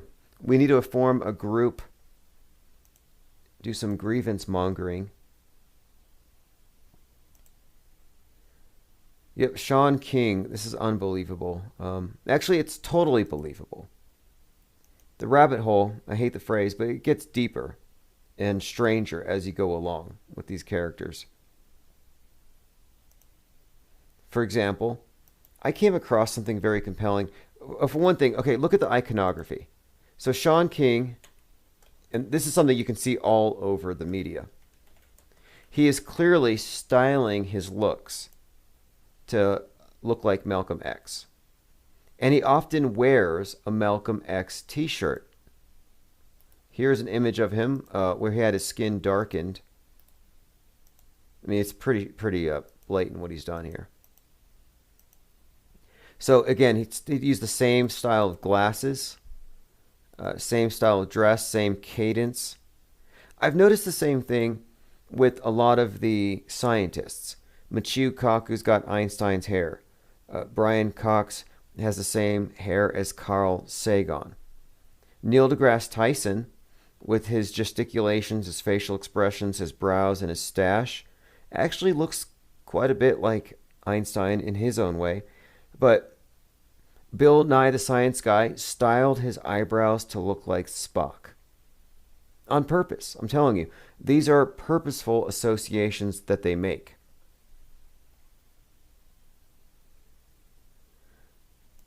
Okay, now if April Peters, if you get your reparations, share with the rest of us if you don't mind. And we're all equally victimized by being, what is it, misclassed when you're a billionaire and you get lumped in with the minimum wage workers.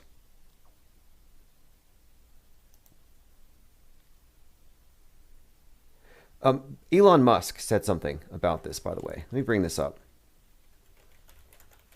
Or he tweeted something. I don't ever really hear him talk anymore. It's just I follow his Twitter. But listen to this. Elon Musk is slammed for whining about gender pronouns. So he called them an aesthetic nightmare.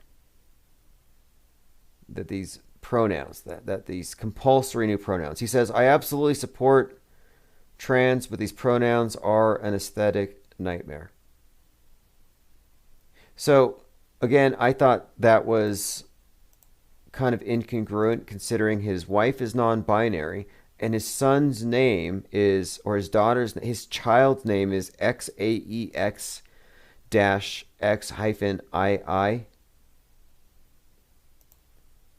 So I don't even know if that is a machine part of an electric car or what, but supposedly that's his baby's name. And it's like, well, you can't even tell what it is. You call gender pronouns an aesthetic nightmare, and you name your kid after the Google Chrome recommended password.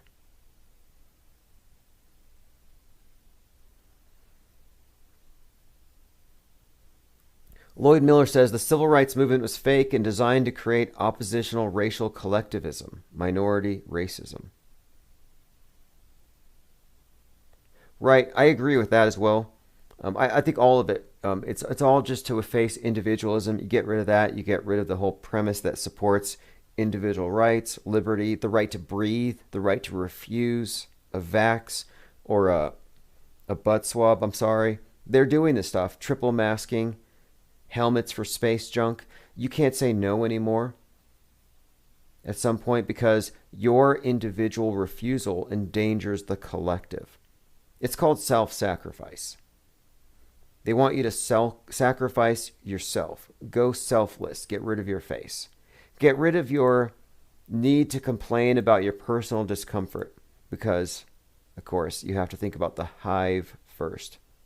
Super obvious, now in retrospect. The whole mask thing was always about censorship. It was always about covering the mouth, which is a symbolic thing. And now they want you to have a mask on your brain. And most people already do. Speaking of masks, here's an excellent meme. This is from Scooby-Doo. Fred is unmasking COVID, and beneath it, Agenda 21. Like, who didn't see this coming? Remember back in April, there's an article by RT where they said, COVID-19 is doing Greta's work.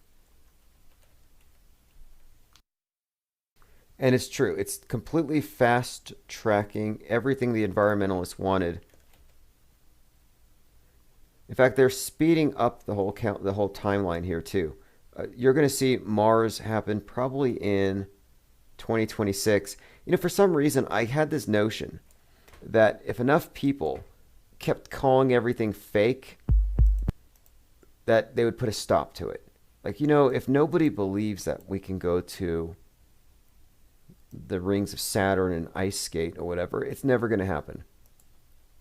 If we keep calling the moon landing out as a hoax, they're not going to attempt it again. It's like, no, actually, that's not true. I think what they're going to do is they're going to do what their script says. And they're going to delete the content and delete the people, however they can, who contradict it. Because they know, in the end, trust the plan. That's what the elites say, looking at the Georgia Guidestones. They know in the end, there's only going to be 500,000 people left.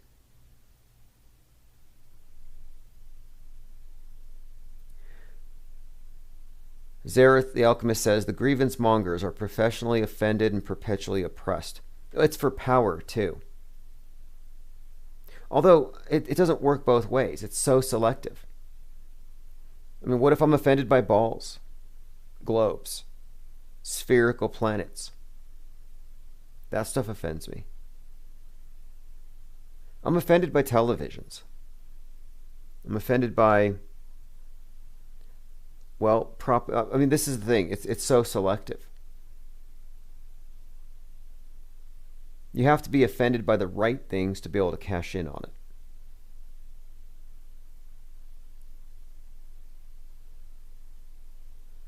All right, this is COVID 1984 by Chief Crow and the Flat Earth Worms. I mentioned this earlier today, and if you want to get a link to it, just go to infiniteplainsociety.com. There's a Solar Returns Festival in March. Chief Crow will be there performing live. So this is Chief Crow and the Flat Earth Worms, COVID 1984. I'm going to post a link to his channel. If everybody here could go subscribe, it looks like he's just 3 shy of 1,000. All right, thanks for the calls, everyone. Thanks for hanging out. Thanks for the chats.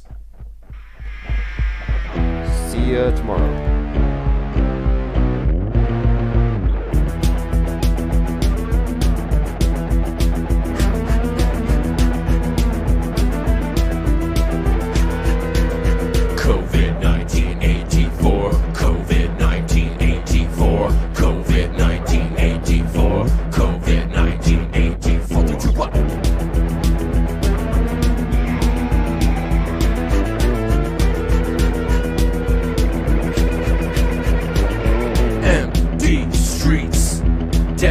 Or deceit.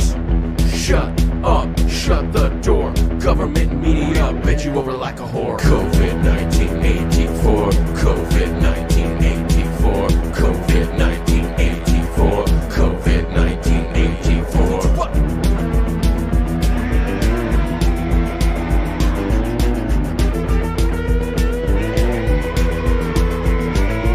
33 puzzle, face mask muzzle. Going to my grandma's house. Shut in, shut up, cover your mouth.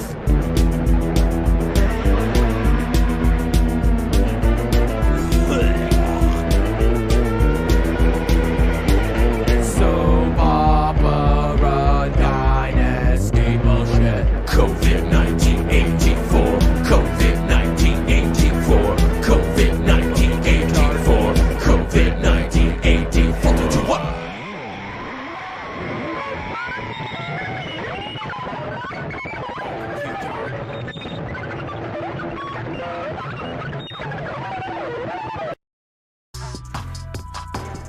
Hey, is this Lou? Tim.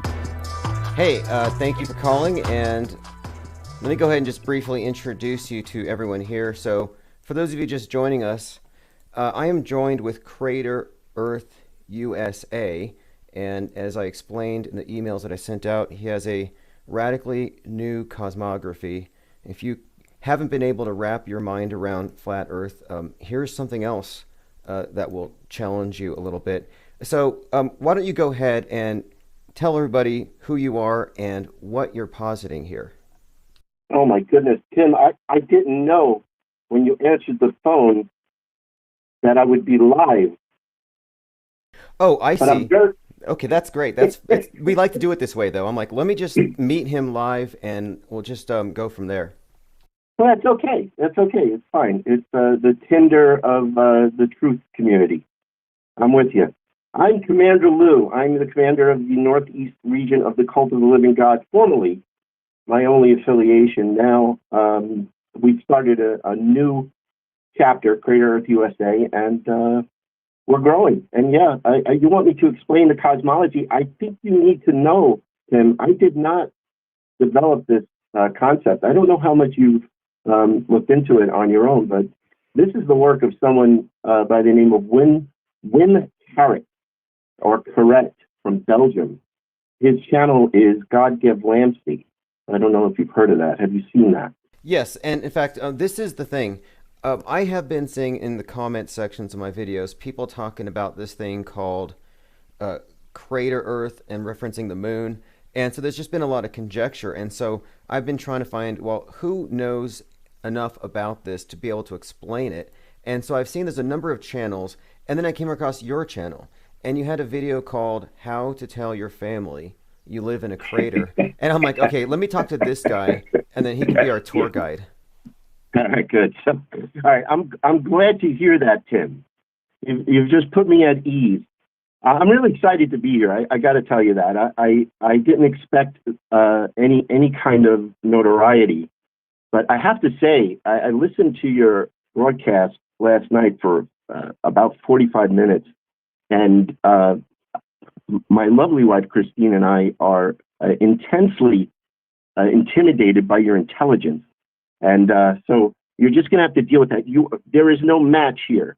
I had to take a break after 45 minutes. I needed a lobotomy. I had to erase all the knowledge you put in my brain. I was on overload. So I just want to compliment you and say I haven't come across someone with such a grasp. And you said something. Now you called me in the bio a cult leader. You played that intro, and it upset a couple of my followers. I mean subscribers, because this isn't a cult any more than, like, I'm not a cult leader any more than Bezos, Gates, or Musk. You know, Yes, this yes. is just. Let me Yeah. go ahead and address that point really quick. And I appreciate what you said here. And yeah, you must have caught on last night in the middle of what I call, like, it's sort of a data dump, where I have a minds.com account. And when it's live and it says what's on my minds, that's when I'm going to be going through all of the ideas that we're gestating in the think tank. And it can be a lot to take in, but it's meant to be, you know, an open forum, open mind. And we just keep hearing this Crater Earth thing, and I'm like, we have to talk to this person. And I saw the word cult, and I kind of like that, because I've been accused of being a cult leader, and we took Thank you. And we've taken that word to mean culture. And if your culture, if it splits from the mainstream, they call you a cult. But what does that really mean? It just means that you have uniqueness, and that's what you're centered around. So I see the cult as just the center of culture. It's a positive thing. It's not necessarily a negative cult. The word has just been, I think. Well, I'm a benevolent cult leader. Let's just say that. Plus, we don't have any property yet, so we're not a danger to anybody. But the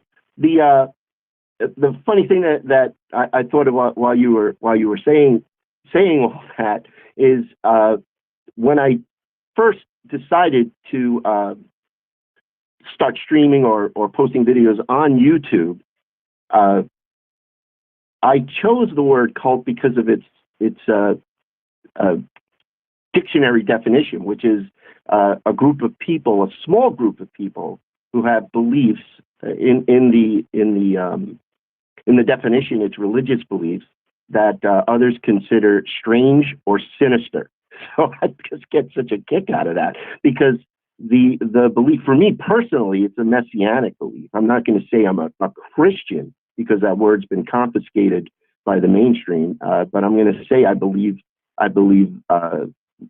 the message of the Messiah, for lack of a better way to explain it with these monkey words we're given, it's just a pure truth, and it leads us into all these other places of discovery, and it's mind-blowing. And now, just to get to the Crater Earth thing, how long, I don't know about you, but for me, how long have we been looking at that thing up there with these new eyes? Or I don't know how long you've been, I don't even like to use the word awake anymore, because they've confiscated that. But how long have you been looking at that thing up there? Right, okay.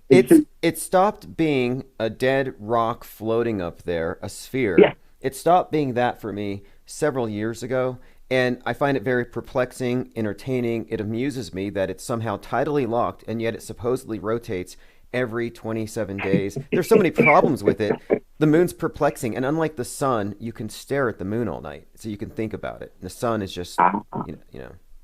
Yeah, you can't look into the sun, which brings me to, back to the scriptures. I'm not going to make this about that, but you can't look God in the face. You can't look at God. So whatever that means to anybody. I mean, my cult is all inclusive. I don't care if you're a Jew, a Christian, a Muslim, astrotheologist, or an atheist. It doesn't matter. Bottom line, well, maybe not an atheist, but agnostic. There's something bigger than us that's in control of all these things, and that's where I land. And I believe whoever or whatever that is personified came into this habitat to save us out. So whatever you want to think of little green men or Aztec warrior type gods or whatever, it doesn't matter to me. But that's my truth. Now the moon isn't what they say it is, which I mean, you just have to listen to your take on it for 30 seconds, and that explains it all. It's just not what they say it is. So I'm going to drop another channel. It's Quantum of Conscience. I don't know if you've ever heard of him, Matt, in Pennsylvania. Quantum of Conscience has been recommended to me probably 50 times, and I ought to look into him. I believe I've probably seen one or two videos, but I'm going to have to look again. And what should we be looking into as far as his videos? Well, frankly, he's moved away from the truth. From commenting on the truth or reporting on his journey, because he doesn't want to lose his YouTube channel. And so if you go there now, you may not find what the reasons why he was recommended to you so many times clearly evident in his recent videos. But he did write a book, an ebook. He reads it. I would recommend you read that if you did anything. Read what he wrote. It's just a compilation of everything that proves this world is not real, for whatever that means to him or you or me. One of the things that he brings up is the impossibility of the eclipse. Just how things line up so miraculously well for a moon however many miles away from the Earth, and the sun however many miles. And you probably could say it better than I can. It's impossible. It takes a coincidence theory to even believe it, to explain away how the sun 400 times larger and 93 million miles versus 238 perfectly lines up to where it blocks out the light. And even that's problematic to me. I don't think that it should totally make the sky black if it's not a spotlight. It ought to just be a black orb in the sky for a minute. But I think everything's wrong about this thing. So I'm going to look into this Quantum of Conscience because, this is what I'm mostly interested in. I'm trying to figure out why these things are so, they're perplexing for one thing. For example, the craters on the moon. Do they look like impact craters to you? Where's the skid marks? Why are so many of them appearing to be just flat plains? Well, because it's a reflection of a greater Earth, and the craters are the craters formed as a result of hot boiling mud cooling. You can find that with great ease scientifically on YouTube. Just search for bubbling mud, hot bubbling mud craters. It's just it makes more sense than impact, because first of all, I don't believe space is what they say it is. Obviously, I don't even think it exists in an infinite, what they call the universe. I don't think it's like that. I don't think it's stars and planets and systems. It's to me, it's just not. I've known that for quite some time. Just in my soul, in my consciousness, it's just not what it is.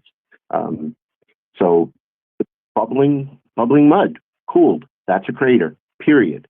They're too perfect. But there are videos out there where they maybe try to document or show high def photos of the moon, maybe from that Japanese spaceship that's flying around, hovering above the moon, going around and around, and just videotaping.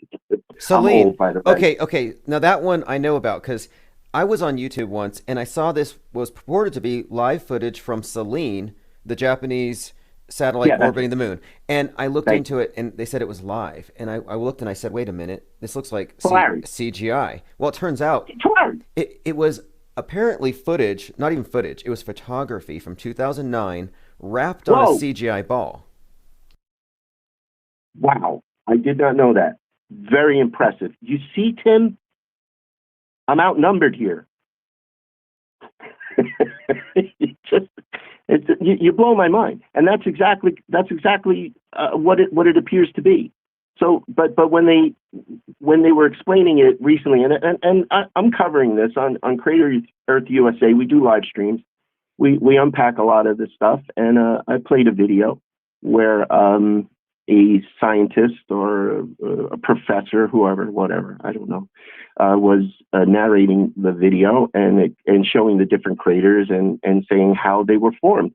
And it's almost insulting when they claim it as a fact. We know science needs, proof, theories need to be proved by observation. And there's just, the conjecture is astounding, and it's insulting, irresponsible, and I think it's treason. These people should be jailed. I know I'm being a little, you know what I mean. Right. Yeah, I think a lot of us know what you mean. The powers that should not be, the ones who've given us the false paradigm. So if I'm understanding this right, the concept here is that what we think of as the moon, what we're told is a physical object, is actually a reflection. And what it's reflecting is what we are on. And moreover, what we are on is an area of land contained in only one of the craters. Well, it's all right. Try to keep me focused. Okay? Yes. Thank you. I want to start by saying I'm pretty sure you've seen this, and a lot of us have. The black and white video of the scientist from the 60s who is interviewed saying the moon is plasma, made of plasma. I don't know if does that ring a bell for you, Tim? Yeah, I believe his name was Foster, and yeah, he said the moon was made as a plasma phenomenon, and it wasn't going to be landable, and this was like 1965. No, yeah, that's it. Either you have the fastest fingers on Crater Earth, or you should be on Jeopardy, Tim. That was fantastic. Yes, that guy. So, to me, that just confirms that the fact that we're seeing that now.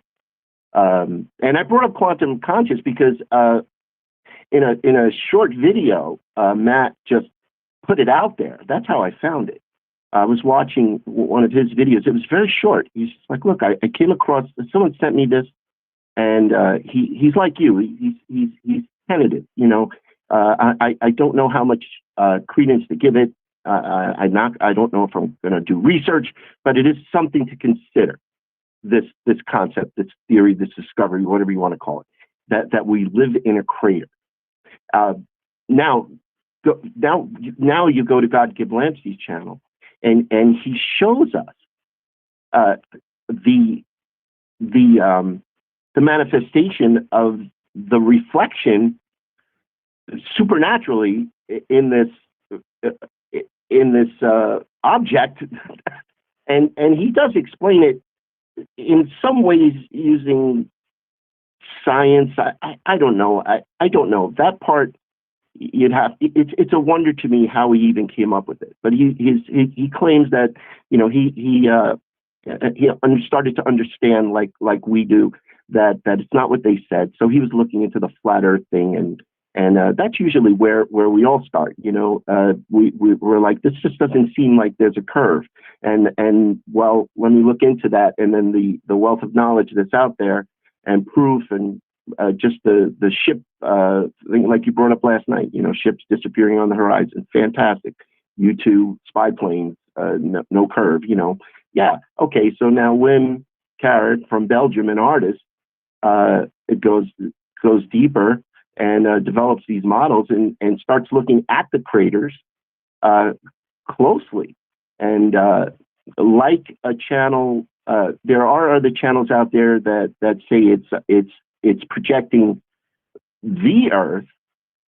I don't know if I'm sure you've heard of that too, that the moon is an actual projector, like in a planetarium, and you can look at the craters or the shadows, and you can make out Yes. a similar There's terrain. Yeah, there's a channel I've been following for some time, and he suggests something similar to this, but that the moon is in fact something of a projection, giving away the land masses beneath. And he seems to correlate the continents that we are shown on the globe with an additional one or two, with a certain section of craters on the moon. So it is interesting. That one suggests that the Earth is flat. With what you're talking about, is that the case, or is it simply that the Earth is bigger? I'm glad you asked that, Tim, because WIM says it's a globe. I took the crater Earth discovery. Can I call it a discovery? What do we call this, Tim? What is this? Is this a discovery? Is it a discovery? Is it a theory? Is it a question? I think we'll use the word discovery for now. I like that. I appreciate it. So, as my practice is to always take these kinds of truths, cosmology, you said, and try to align it with Scripture. Now, when I say Scripture, I don't mean the canonized Bible. I mean Scripture, ancient Scriptures, whether it's Hebrew, Babylonian, Mesopotamian, whatever it is. I will try to align it to show me that it's something I need to know. I don't know if that makes any sense. But doing this, when I first started understanding that the Earth in the account in the Scriptures, and we're talking about Enoch and references a little bit here and there in the Old Testament, that there's four corners and that it's a stationary and like you say, flat plane. I like infinite plane, but it's not a flat Earth. You've probably heard me say, if you even looked at my channel at all, it's a lumpy Earth. So I'm not going to fall into that category because they're isolating the flat Earthers like they are an insane group of fundamentalists of some kind. Yes, you nailed it. They're nuts. The instant they took that label flat Earth and they were assigned a model that has a dome over it and it says it has an ice wall, and that model isn't all that defensible, and it becomes an article of faith, and then you just discredit this group. And so when I say infinite plane society, I'll jokingly mention that official science, establishment science, says that the universe is flat, galaxies are flat, the solar system is flat. Maybe the Earth is an extension of the universe. But I don't even know for sure. All I can say is it appears to be, but it's infinite possibilities. So as far as I'm concerned, there's question marks at the edge. Does it curve? Is it a bigger ball? Is it a cube? I don't know. But what I like with what you're describing is it doesn't rule out the possibility that the world is bigger. And I think that's the central thing. Are we in a closed system, or are they hiding a bigger world?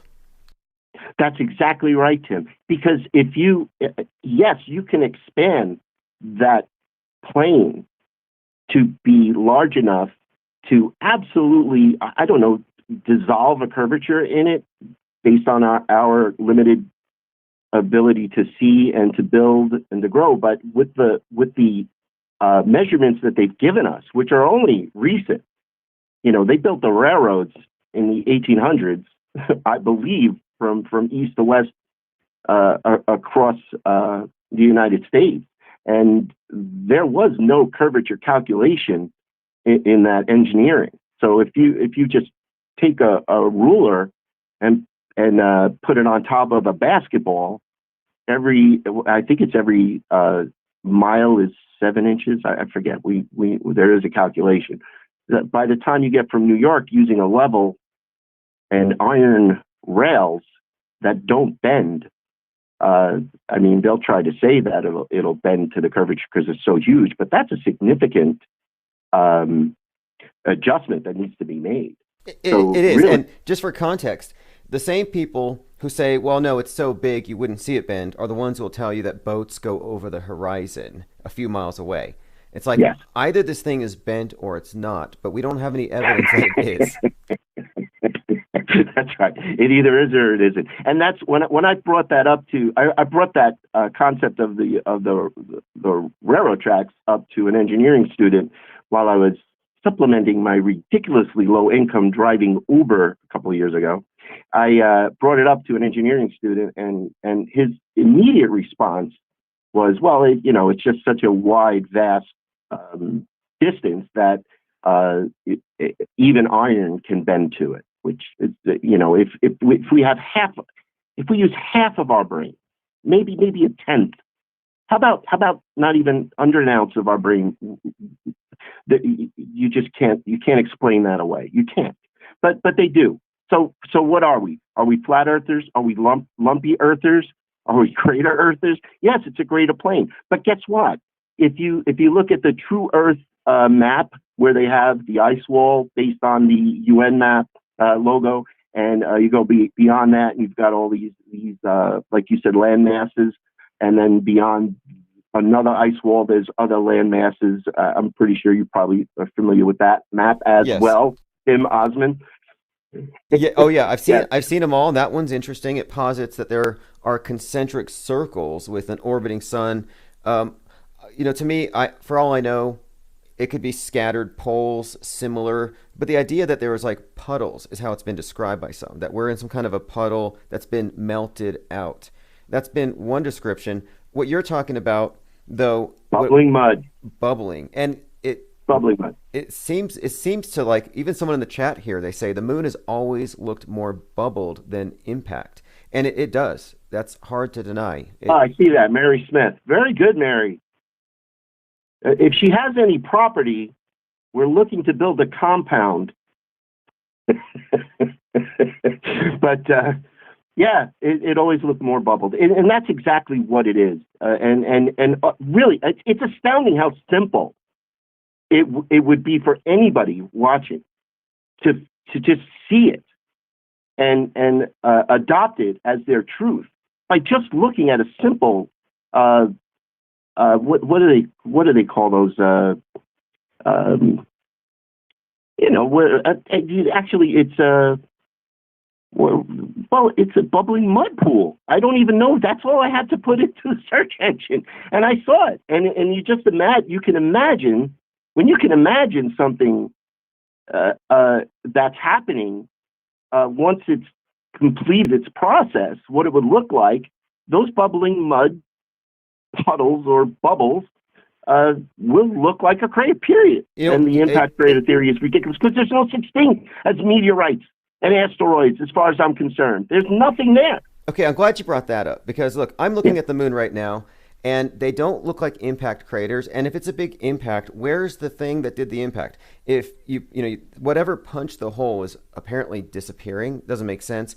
It absolutely looks like it came from below. It looks like a bubbled surface.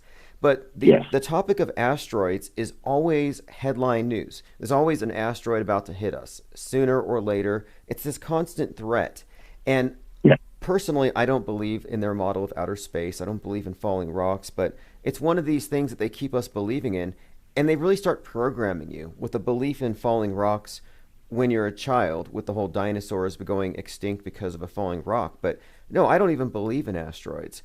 And your explanation matches what we observe, and it definitely makes more sense than the official one. Well, let's take it a little further than that. Now, let's say that you have to. Now, I don't know what whims the person who figured this out. I don't know what his religious. I don't know him personally. He just likes. He thinks I'm crazy, and I like that. That's all I want. Because really, my goal here is to lighten this up a little bit. I'm sick of the truthers, even in the Crater Earth community or in the Flat Earth community, or just exposing psyops. How there's this idea that they can do something about it, and all they want to do is alienate family and friends and scare the children with their knowledge and try to convince and get people to see what they see. And it's a futile effort. And I defer to the scriptures for that understanding and wisdom. So I backed off. And now, if someone wants to talk about it, I'll let them know. But in the meantime, I'm going to come at it like you said last night, and I'm going to use it, Tim. We're laughing along with them right now.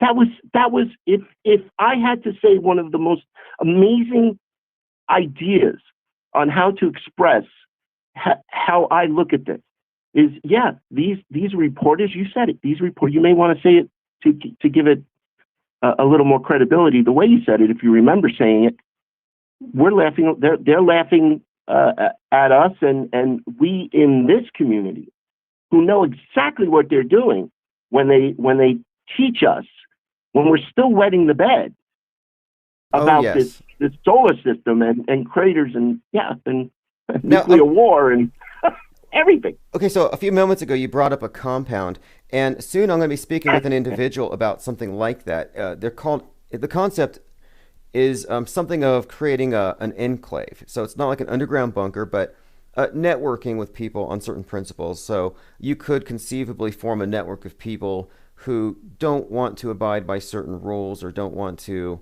treat something as serious as, in other words, if you wanted to create a community of free thinkers, I think now's the time to do it. And that's what I'm trying to do with this channel, with what I've with what we have in the chat. Many of these people have been here for a couple of years, and we try to network based on ideas and do our best to avoid a lot of the drama that tends to typify research communities. And incarceration into a re-education camp. That's what I'm trying to avoid. Oh yes, and they have the mass media has its sights on people. Like, I looked at your video, okay, and I didn't hear you talk about QAnon, but for some reason it has, like, one of your videos I think had QAnon warning labels. As you know, if you talk about anything flat Earth, they'll put a flat Earth Wikipedia below your video. Like, these are warning labels. So the fact that you're getting warning labels means you're onto something. I understand that. That actually, I can't even tell you where in that video, because I don't say that. Not on purpose. It's just nothing happened. You said it too. And I'm sorry, everybody who's watching, both of you that are watching this video. I'm sorry to say it, but I keep saying you said it last night. It's not, you see, now I just lost my thought because I went to look and see if any of my subs are here, and I don't see any of them. Oh, yeah, we were talking about QAnon, and hey, somebody brought something up here to add on to what we were saying about craters really quick. He said, Sun Rabbit says, I've seen real bomb craters in the woods from World War II. Yes. He says they're bowl-shaped, not dish-shaped. Interesting. Oh, yeah. It's a complete, and they try to say that the model in that video I brought up where they were teaching the children what an impact crater looks like is dropping a ball in a sandbox, the heavy steel ball into a sandbox and recording it and then slowing it down and then showing them. But the residual effects are just not evident. So if there's no wind, there's no atmosphere, which, by the way, if you haven't noticed, suddenly there's an atmosphere, water, and evidence of volcanic activity on this dead rock that we've been taught is floating up there. But suddenly that's what's coming up in the reports. But there, where's all the residual rubble? Where's the rubble? There should be. And was it pulverized? It should be. It shouldn't be just dust. There should be stages of destruction. There should be large rocks, smaller rocks, and on and on. Yes, I think. Yes, good point. And yeah, you're right about this. They've added something of an atmosphere, a residual atmosphere from the Earth reaches the moon, and they say there's little water droplets. It's kind of like a misty rain on some parts of the moon, ice on the bottom. Just wait until they discover oil on the moon. I mean, it's coming. It's coming, Tim. They're totally misrepresenting this thing. And okay, so let's get into this for a second. Somebody in the chat had mentioned aliens. Now, the way that aliens have been used throughout, generations now of science fiction is to connect the idea of life being very far away, requiring advanced technology, so they have to fly over here. Now, if what you're describing is not the case, then aliens would just be our next door neighbors, right? Well, I'm glad you brought that up, if you go to the scriptures, any scripture, there is a creation that, may I just use the Torah, the Old Testament, Genesis 1, 2, and 5? May I, Tim? Please do. I rely on biblical scholars for all of my biblical knowledge. So. Oh, I am not a biblical scholar. I have a computer. Okay, anyway. Genesis 1, in my view, and quite a few other folks out there that I've come to know, not personally, but the fallen angel, all right, so you've got a creator God. Creator God creates an essence, a consciousness, a supernatural being. They're the angels. Michael, Michael, Gabriel. Then there's the fallen angels, led by Azazel. This is in the book of Enoch. Now you take those fallen angels and you create them with the ability to create. They create what the Jehovah God, the self-existent, eternal creator God, always was, always will be. They take his gift and create their own habitat, plane, greater earth, whatever. They create this place. It's huge. Outside our creator, and I'll explain that to you in Genesis 2, but during the creation account of Genesis 1, it is clearly the Elohim, which is a plural, which is God. The singular Jehovah God does not appear in the scriptures until Genesis 2. So in Genesis 1, his children, which are not, you've got to shed. Tim, you got to stop thinking like this flesh suit is anything. Okay, so these beings create arachnid, reptilian, who knows what else on this immense earth, for lack of a better word. Okay, so in Genesis 2, the Lord God is not happy. And again, I'm speaking like a fifth grader because I'm not an intellectual. I'm not a scholar. I'm just a guy who figured it out. In Genesis 2, the Creator God says, no. He creates Eden. And he puts in there and breathes a soul in Genesis 2 into his creation, showing the fallen ones who are no longer allowed back into heaven. In the book of Enoch, who is, I believe, Noah's great-great-grandfather, actually gets to advocate for these beings to the Lord God himself because of his righteousness.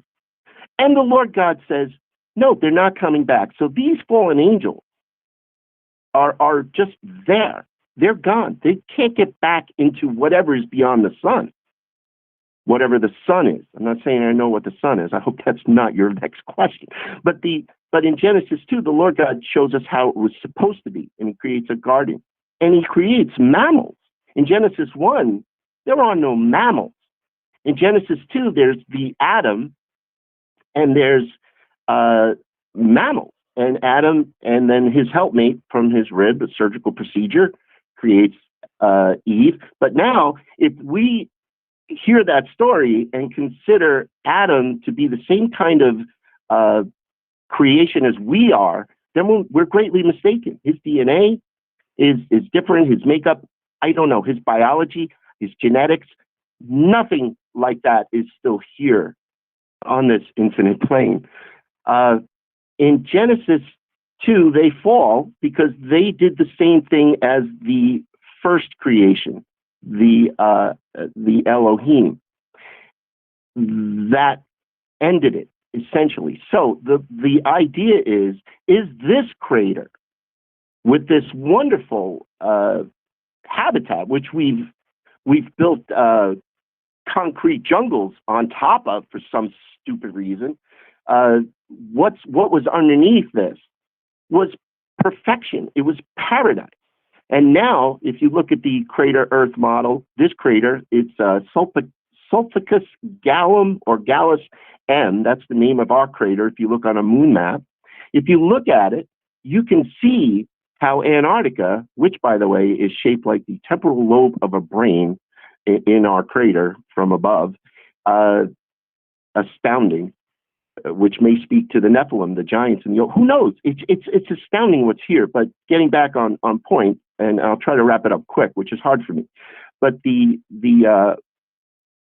Genesis 2, the Lord God fixes it, gives us a chance, creates what was intended. But even that doesn't work. Why didn't it work? Because the creation from outside our crater, outside of what I consider, now this isn't whim, this is me, outside our crater, which was at one time Eden, for lack of a... Right, I was going to ask you, is this Eden? Is this the ground zero for that story? It could be. Eden could be a very small part. It could be. It would seem to me, if I'm aligning it with Scripture, it would have to be, just because of how it looks without all the stuff on top of it. Waterfalls, vegetation, beautiful animals that are just delightful to watch, and and oh my, if we could sleep with the lions, right?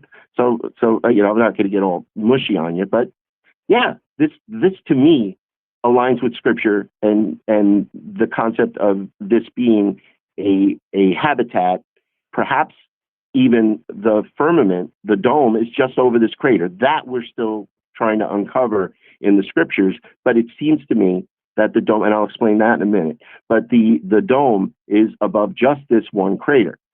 The firmament, waters above, waters below, misty earth. Let's talk about let's talk about the dome for a moment. So anybody who's looked into the flat Earth cosmography is familiar with the idea that there's a barrier above, and this has been reiterated by some who believe that the military's they've had some various attempts to nuke it or something, Operation Fishbowl. Yeah, they have to blow a hole in it to get out. So this is, in other words, some kind of container over a habitat made for us, and we're talking about this as being just one area. So is this dome, in your opinion, impassable? Well, the dome in Genesis 1 could be above the entire greater Earth, and the dome in Genesis 2 could be just above our crater. But, that's conjecture. That's guessing. I'm just being honest. I'm guessing. But let's just finish real quick. So the fall in Genesis 2. Now, when you get to Genesis 5, all of a sudden, Scriptures rehash the creation account. So you've got a translated Bible, whether it's King James or whatever. You've got the word God used to describe the Elohim, the Lord El, and the Jehovah God. But when it refers to the Jehovah God in the Bible, they at least put the word Lord in front of it. So that was their ineffective attempt to separate the Elohim, the plurals in Genesis 1, from the actual creator God in Genesis 2. When you get to Genesis, so when you ask a scholar, well, let me ask you a question. Why is Genesis 1, God created the heavens and the earth and this and that, and then Genesis 2 says God created the heavens and the earth and this and that, but there are some differences, so they conflict with each other, and there really is no answer unless you've done the work or can know about the Book of Enoch, which fortunately suspiciously has been kept out of the really any Bible used in the Christian religion with the Old and New Testament, except for the Ethiopian Catholic Church. They still have the Book of Enoch in their Bible, but I don't know if they understand. It's really something, though. When it really caught my attention, I'm like, wait, why is this book, which is supposed to be the authentic Word of God, why is it missing these big pieces? And the Book of Enoch has a lot of interesting explanations for a number of things. The concept of the fallen angels, how various angels gave man different bad habits, gambling, war, they corrupted us. So the origin of evil could be attributed to the intervention or the there you go. Meddling. You just did it again, Tim. Because in Genesis 2, when Adam and Eve, now you have to look into the extra canonical scriptures to see the account of Adam and Eve's life outside of Eden. There is. I'm not sure if it's from the Dead Sea Scrolls or the Nag Hammadi. I don't know if I'm saying these things right, but there are books, scripture, ancient scripture, that give an account of Adam and Eve after they were cast out of Eden. Now, that's where, in Genesis 5, the whole creation account comes back into play suddenly. So who's that? Who are these people? So now you've got the supernatural fallen angels in Genesis 1. Genesis 2, you've got the Lord God creating a perfect human being, for lack of a better word. And then in Genesis 5, our research, I don't even like using all we did was just read the scriptures from the perspective that we might be in a crater early on, months ago. And it became clear that whatever was going on outside this crater started to infiltrate inside this crater in Genesis 5. And then if you align it with Enoch, that's when all the weapons of destruction, tools, pharmakia, all the drunkenness, began with Noah. All the things to keep us, just to terrorize the Lord God's creation once it got kicked out. And that's what they've been doing. And that's who you're talking about. That's who's still doing it today. That's why it's such a small group of people. You said it yesterday in your data dump.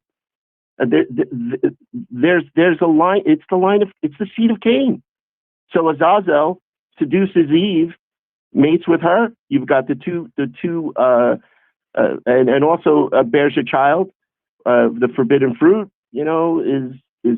doesn't translate out to an apple. It translates out to, don't do this with that. And they have a kid. It's Cain and Abel. So Cain kills Abel. Then Adam and Eve. Already Eve is infected with the DNA of the fallen angel, Azazel, who took the form of a serpent, which was an upright being from outside the crater. Okay, so this is getting really interesting to me, because for some time, people say, well, why would the flat Earth, if it's true, why would they hide it? But one thing about the flat Earth model, or the concept, and it's often pointed out that the UN map kind of reflects what it would look like.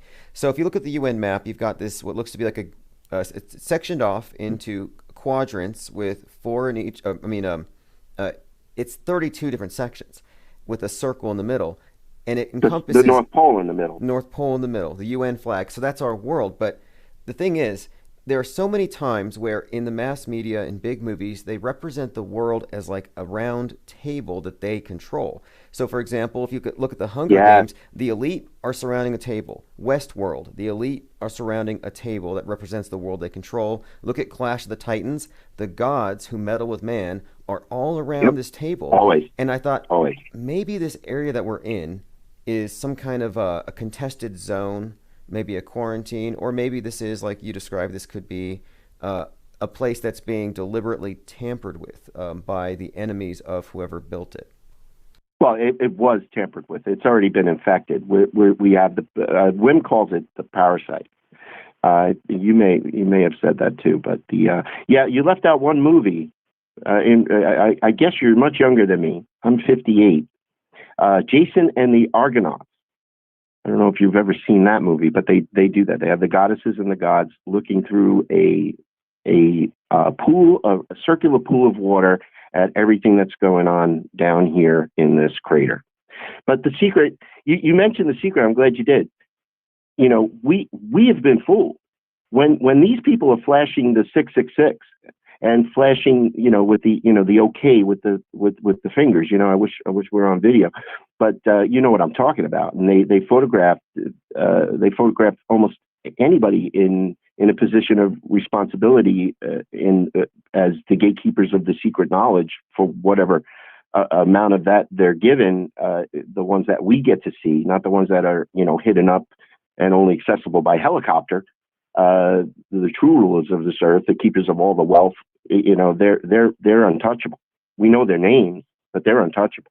And beyond that, they're the ones that Matt would say They're the ones that actually hear from the fallen ones. They're the ones that get all this. I mean, just any of this technology, computers, any of it. It's just impossible that we monkeys would have been able to come up with that with what we were left after the mud floods.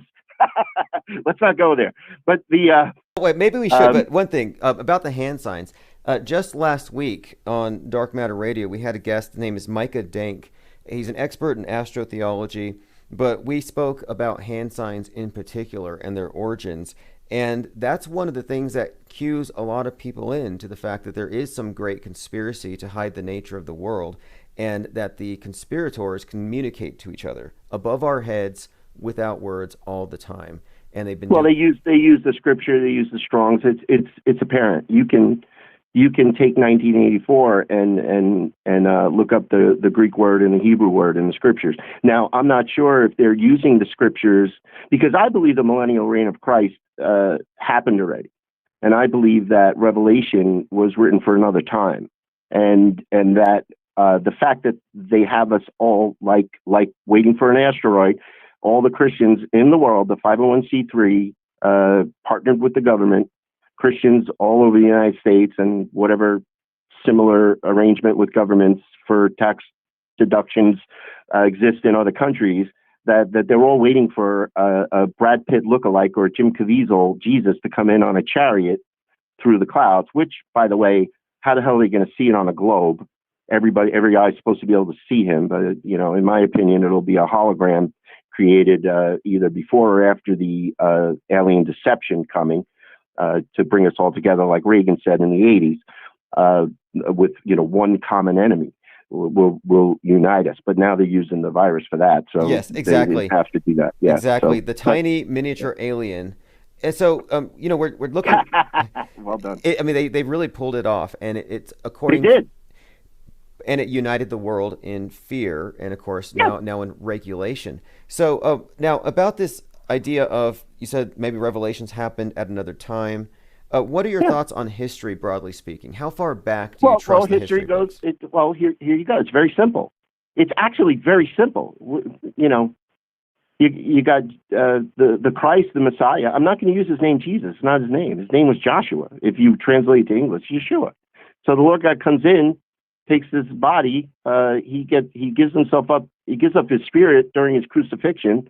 He survives it because the pierced side relieved his cardiac tamponade, and he goes on to live a regular life with the Essenes and all that stuff. But they destroyed all that by the end of the 2nd or 3rd century. All of Messianic Christianity was destroyed early on and taken over by Rome, and that's what we're living under. We're living under the Rosicrucians, the Pope, the secret societies, and et cetera, et cetera. But so if that's the case, and this happens shortly after St. John, John, the disciple John, wrote Revelation, inspired by his visions and meaning the Spirit of the Lord God, again, the Messiah. Supernaturally, he writes the book of Revelation. It happens. The 7 churches were in Turkey. They're there. It's in history. There's the remnants of a millennial reign of Christ after he imprisons Azazel, Satan, whatever. They're all Satans. Imprisons Satan in subterranean earth. You said that last night. That's an obsession of these. Like Elon's obsession is to go down below. What is down there? Is that where they were? The Messiah brings them up, which is actually in the scriptures, extra canonical, not in the canonized Bible. It's called it's either the Gospel of Pilate and then renamed to the Acts of Nicodemus. I could be wrong, but if you put the Gospel of Pilate or the Acts of Nicodemus into the monster search engine, the Google search engine, you will find it. And his account, Nicodemus's account, which was a Pharisee, a Pharisee that accepted the Messiah at that time. So Jesus did go down. Yeshua went down into hell and retrieved all Adam and Noah and all his righteous ones up out. Revelation happened. They've hidden it from us. I mean, resurrection happened. They're all up, out, not in the flesh, in the spirit. The flesh returns to dust. Amen. And then his millennial reign. And now you're looking at this impossible architecture with this impossible energy sources, transportation, transport stations in cathedrals that are now still standing, are remnants of the old world. You know, everybody likes to call it Tartaria, but it's just not in Tartaria. There's what they call star fortresses all over the entire globe. I'm going to say globe, world. I mean, you have them in Mexico. You have them in New York. You have.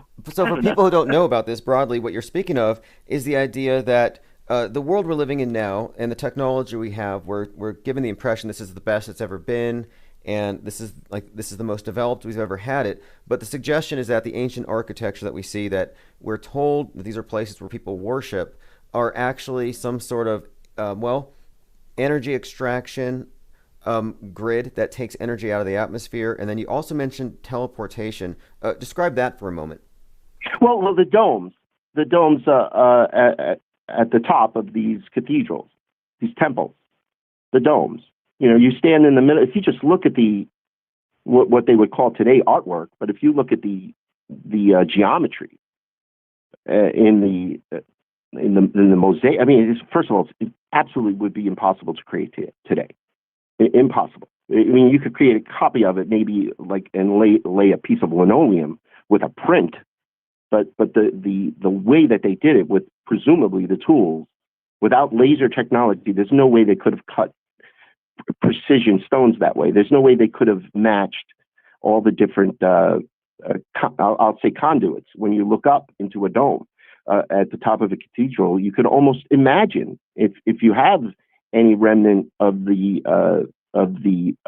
bloodline of Seth, you could almost imagine being able to propel yourself, levitate yourself right through that. If we weren't so metallicized, we might be able to levitate. Who knows? I don't know. Some of us, maybe not all of us. Now that's an interesting point. Okay, so levitation, a lot of these occult terms like mesmerize, Francis Mesmer, where we get mesmerized, animal magnetism, a lot of these terms that have to do with basically psychic phenomenon, the unexplained, the occult, a lot of that stuff was pretty much the sole province of the Freemasons and these other cults, and they're the ones who pretty much retained that information.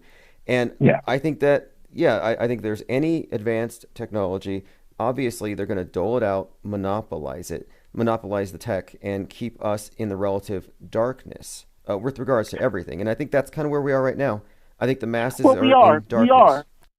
But you asked about the timeline in history. Well, just look at it. Look at it. Well, look what they uncover in archaeological digs. Look what they uncover. The amount. How did that stuff get buried in 1,000 years or even 3,000 years? Why? You know, this country's been around for what 1,700, 1,400. So we're already here 500 years. Why isn't anything buried? So they say cataclysmic event, but what was it? Well, it's in Daniel, and it's in the scriptures. It's in Revelation. That world was destroyed when the Messiah was done with his 1,000-year millennial reign. He didn't leave anything for these monsters. They destroyed it. It's wormwood. So that's all destroyed. Some people like to say it's floods that destroy civilizations. No, I'm sorry. And only because I align it with scripture. That's the only reason. So that I think this way. So I could be wrong, but it's a passion of mine. And that makes more sense to me that 1,000 years ago, or whatever, and I have a reason to say 1,000, 2,000, and then now. Because the Messiah said, I will make you fishers of men. The Messiah said, I will be with you till the end of the world. Translated word is aeon, which is era. There is no argument in Christendom that the signs are in the stars. Astrology is a legitimate study, whether it's the stars the way we perceive them, the way we were taught in school, or whether or not there's some kind of a reflection, whatever they really are, luminaries in the water above, just dancing to resonance colors, RGB, and sound. That would seem to me, because when you look at them through a telescope, they don't look like any of the CGI stuff. But just trying to stay focused here. If the Messiah knew, so the signs. I don't know where I was going with that, but bottom line, let me add on this really quick here, because we're talking about history, and it just occurred to me. So last December 21st, 2020, we had the conjunction of Jupiter and Saturn. And December 21st, the end of the age of Pisces. Precisely. And they described this star as a star of Bethlehem because apparently that had occurred then. And I thought, wait a minute, if there's anything that you could associate with a reset, it's this star, because that would mark, of course, the year zero. And so we just had apparently a reset year going by the stars. So whatever people think about astrology or astrotheology, I mean, this is apparently the operating system or the clock they use for. Okay, now you're an intelligent guy. You're using the monkey language that they've given us to describe it, and it sounds wonderful. It actually, to me, hearing you say that, if I were in the world and not wondering about anything, I could say, wow, that sounds about right, and it sounds safe and it's easy but it's a spell casting language, and what the model that you just put forth moves us away from the truth and will keep us enslaved. Not that you're going to get out anyway. There's not enough of us. There's no critical mass to bring this about, because it's over. The Messiah was with us till the end of the age of Pisces. Fisher of men until the end of the age of Pisces. The Satans were imprisoned for 1,000 years after the millennial reign of Christ. Right now, Agenda 2021 was globalization. It's been achieved. I was wondering late last year how they were going to pull this off. I didn't even see it coming. I knew, they threw us off the trail with the FEMA camps and all the end time stuff. Asteroids, whatever, like you said, they threw us off. And then once it became evident that by the end of the new year, they were going to have to achieve globalization, because they had a plan since the 90s, right? Agenda 21, full globalization, it's enacted. But Agenda 2030, now that's pure Baphomet. That's no gender. That's brotherly love, equality. That's the age of Aquarius. Just got to listen. And again, you say, I haven't spoken to a scholar. I just have to listen to the song by the Fifth Dimension, Aquarius, and I hear it right there. Sympathy and understanding, blah blah blah, all that stuff that they talk about. This wonderful, wonderful system of humanity that's going to occur during the age of Aquarius. But what is the age of Aquarius? It's beauty. It's the beauty of the evil wrapped up in a pretty package with a nice bow. It's the age of Aquarius is total opposite, no gender, no, and consciousness uploaded into either alternate realities or synthetic beings, eternal life without having to rely on this flesh suit, which was corrupted because of the fall. So the Lord God is out of this. It's done. December 21st, deadline. No more. Heaven's empty. No more souls. 21 grams of perfection. I just don't believe anybody's being born with a soul. I know that's horrible. It upsets people, especially pregnant women right now. Pregnant Christian women would throw rocks at me. Right. You're that's saying what I believe. Okay, this is really intriguing. About the language being a spell casting language. It's pretty evident to me. I've studied the language of the occultists, Western occultism, and its basis, which is the Kabbalah, and the permutations of characters into numbers. You can do this with runes, but basically our language is by all definitions what you would call a magical language. Your letters are actually runes, and supposedly, according to magical theory, they're conduits for energy, and when consciousness focuses on them, they do something. So we're living in a world of spellbound people, and that's very clear to me. And so this is what I was going to ask you. So is this new age, in your opinion, an age of enlightenment or an age of endarkenment, which has been my thought? It's an age of enlightenment, but it's enlightenment that is the copy The remnant, whatever's left from the bloodline that from, I don't know, DNA blood. Again, I'm not a smart guy, but the whatever's left from the line of Seth is why there's people, in my opinion, like us. I hope you don't mind me pulling you into what could be perceived as saying, hey, you're a Christian like me. I'm not saying that. I'm saying you're awake. It's a very small group.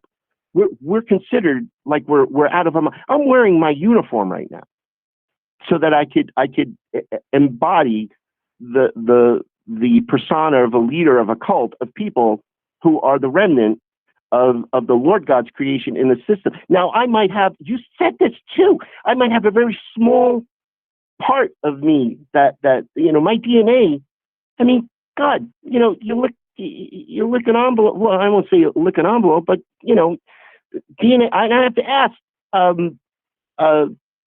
I asked 2 separate times. I was able to speak to a professor of some kind in the field of biology if DNA from a kiss is digested, or if it's absorbed, or do we retain that DNA for life?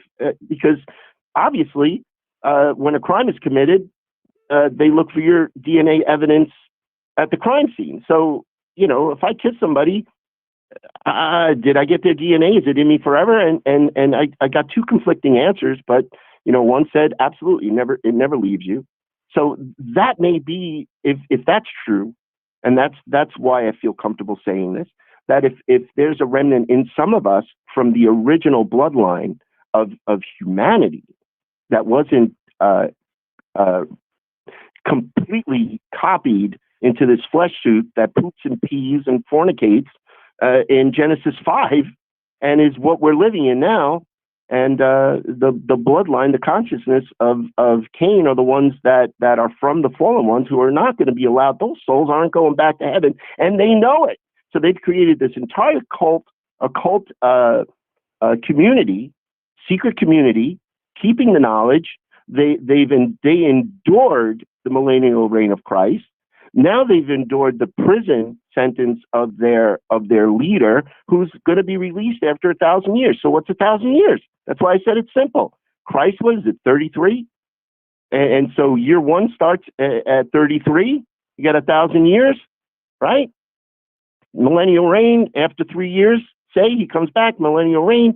That starts. That ends with the mud flood, wormwood, whatever you want to call it. Total destruction of any of this advanced technology, beauty, buildings that could have only been built with the ability to levitate rocks, laser. Who knows? God, it must have been fascinating to be part of that and be a human. But then destroyed. Now we're left on our own. That's when the true Stone Age began, Tim. That's when the true Stone Age began. So they've been trying to build this up. And a good way to just try to wrap yourself around what I'm saying is just go to the Empire State Building in New York, which was built in the 1800s, I believe, right? Which is in itself almost impossible to have been constructed when they say it was. But go look at the placard in the foyer, in the hall when you walk in. Just look at the placard and look how the top of the Empire State Building is transmitting ethereal, well, whatever Tesla technology in the form of electricity, lightning bolts to the tri-state region. And then look at San Francisco before it was supposedly destroyed by the earthquake in the 1900s. There's still a building there. I don't remember what it was, but these were the powerhouses. So the Stone Age begins 1,000 years ago. While Satan's imprisoned, and these people have been trying to recover it, and all they can build is these buildings that rot. The metal rusts. Everything's made of wood. Nothing lasts. I mean, just drive up and down, downtown right now, and they're trying to move us into urban centers. And once the slave class is not necessary, and the Georgia Guidestones predictions are come to pass, and Gates gets his way, and depopulation, and we're left with just the elites. They'll, the same people, like you said, George Bush played Charles Manson. You've seen Mother Teresa is Fauci's mom, whatever. All this stuff.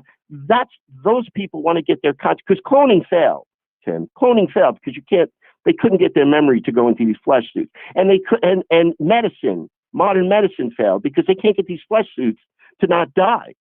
So they have no choice. If they want to upload that elite consciousness, the seed of the fallen ones, right?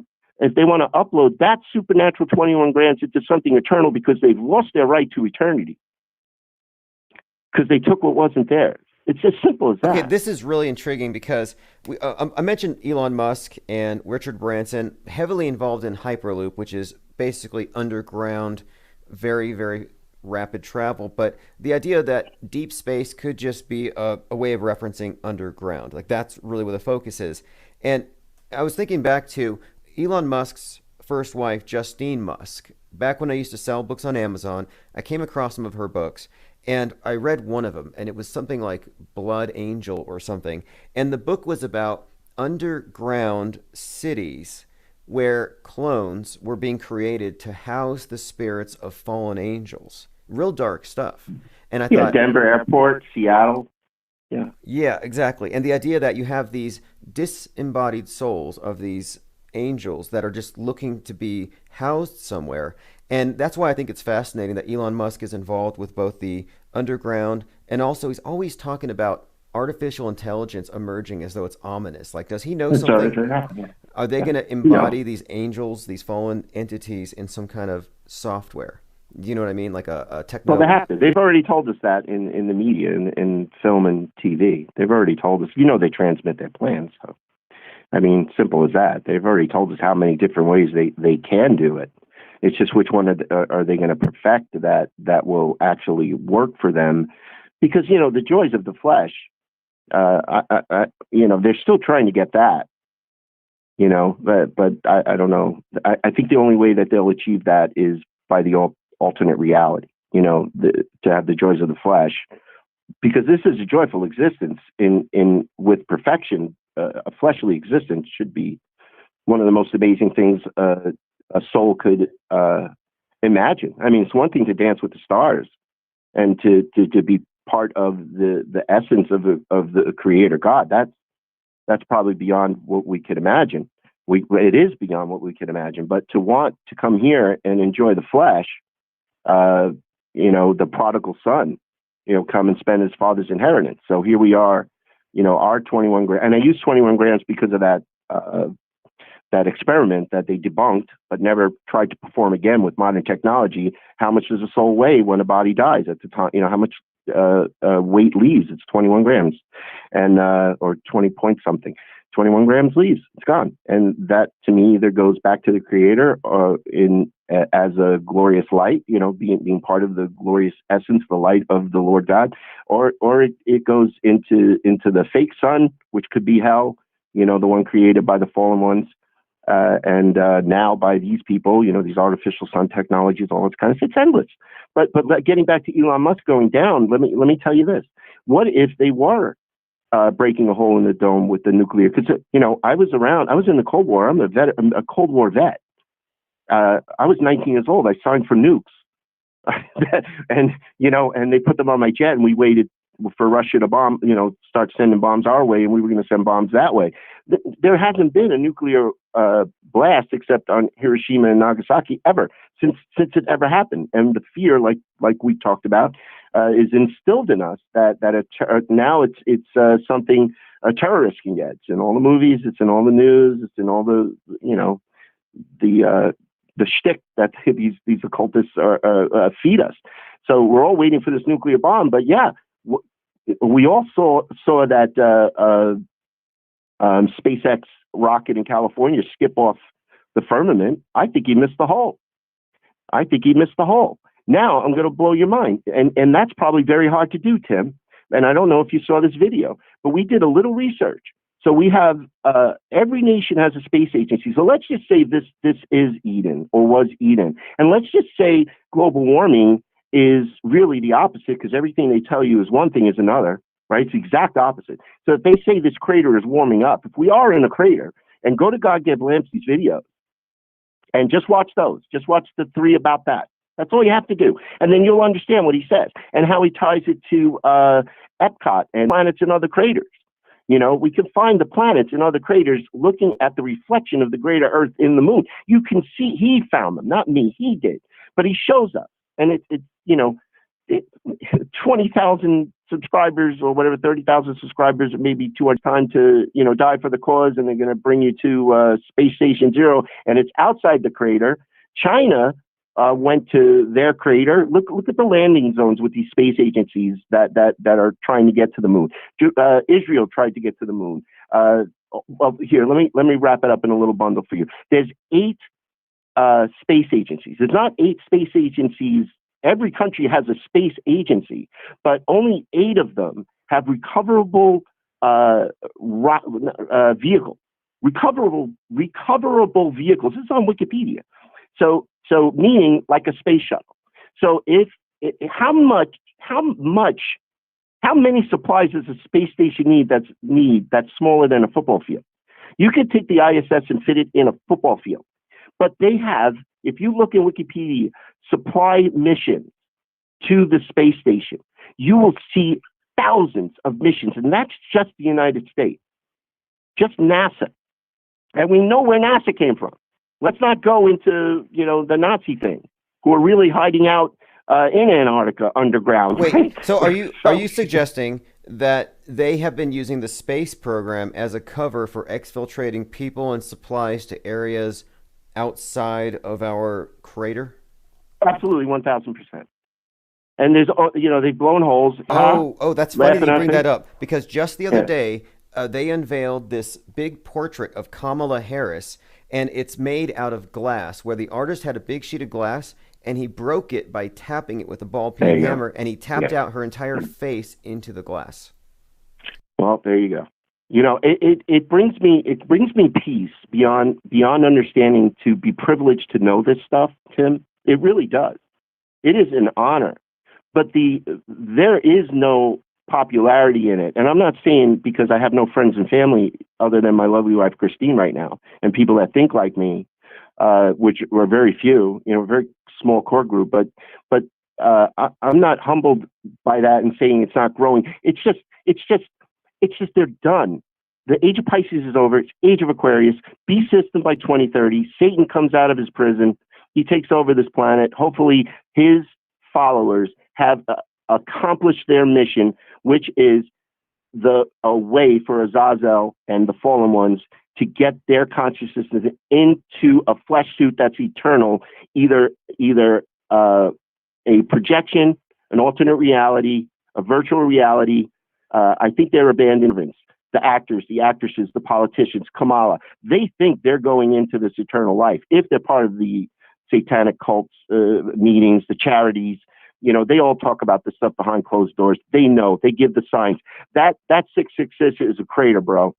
That 66 is a crater. They know we're in a crater. They know we're getting out of the crater. They're hiding one eye. One eye is not the eye of Ra. One eye isn't what they tell us, because whatever they tell us, it's not. This crater is freezing over. It's not warming up. It is freezing over. That ice wall, if you look at God Give Lampsey's videos, you will see how that ice has been forming. The only way out is follow the Yellow Brick Road, which is actually the tip of Peru. If you take the water away, land masses that they use to give you a charter fishing trip to Antarctica, it's the Yellow Brick Road. So you come down into out of the crater through the Pillars of Hercules, which is the exit. You can get out of the crater there. It's clearly evident in the reflection on what we call the moon. It's clearly evident. Okay, and you answered. Well, you were answering a question for me, because I was going to ask you, based on what we can observe above, is there an exit plan? What I used to call this globe exit, back when they were tossing on the phrase Brexit, and I was just thinking, well, so this would give you some indication of where the exit would be. Yeah, they have to tunnel under the ice. Yeah. Okay. You're absolutely right. And my second question I was going to ask that you sort of answered was, if this is the case, then it's going to be telegraphed. And how are the elite, how are they telegraphing that they know that we're in some kind of an enclosed region? And you mentioned there's some alternate interpretations for some of these commonly seen hand signs. Yeah, they let you know. You don't think it, how obvious is it that every single and only recent. I mean, it's a little more subtle. But if you go back to the 60s, there's a movie out there, I didn't even know about it, with Ringo Starr and Peter Sellers. And it's from the 60s. I don't even remember what it called. I think it had the Jesus in the title. And it's such a dark comedy. But everything that a guy like, all these guys that think they came up with this stuff on their own in the last 5 years, Perry threw up a 666 sign, or Madonna wore an X on her chest, or whatever they take and they run with it. They're laughing. You want to see them laugh? Be in the room when they watch a Grammy celebration and all the black and Freemason symbology and all the things they do. And he even say it. Just Gervais at the Grammys, and Ricky Gervais, whatever his name is, at the Grammys, calling everybody out. The presidential, what is it? Yes. The dinners. He roasted them. He roasted them pretty hard. He called them out for what they are, and everybody laughed kind of awkwardly. And I noticed of course they laughed. Tom Hanks like shifting in his seat because he got called out for being a pedophile. Yeah. Well, they're uncomfortable with it, but you know why they're uncomfortable, Tim? Because deep down inside they know that they're in the flesh. They know they're reliant on the promise of the fallen one, that they are going to be included in this everlasting life. And you try to tell them if you could even get an audience with one of them. But, the big hope is that, you sold your soul. Are you going to get everlasting life like the fallen ones? Are you? I don't know. I don't think so. And that's why they might be uncomfortable, to me, personally. Okay, now there's a commenter here. Sun Rabbit says, the lockdowns are a pretext for all of this. They've closed off Australia and New Zealand for the next 2 years. They don't want anybody. There's like 11 million flat earthers in Brazil. That's a lot of people. That's a lot of potential capital and resources, and a lot of mind. That there's more to this place, and they might start wondering. Well, I can't disagree with that. But remember, it's very simple. We're the ones that confuse it. And that's by design. It's very simple. They want eternal life, and they're going to get it, no matter what they have to do. Now, you might speak to the new, I don't know, like a pastor. I'll say, I don't even know if there's like a Rick Warren or for the second coming and Revelation, and we hope to be plucked out of here, all the true believers in Christ, and we want to get plucked out of here. That's the Christian deception.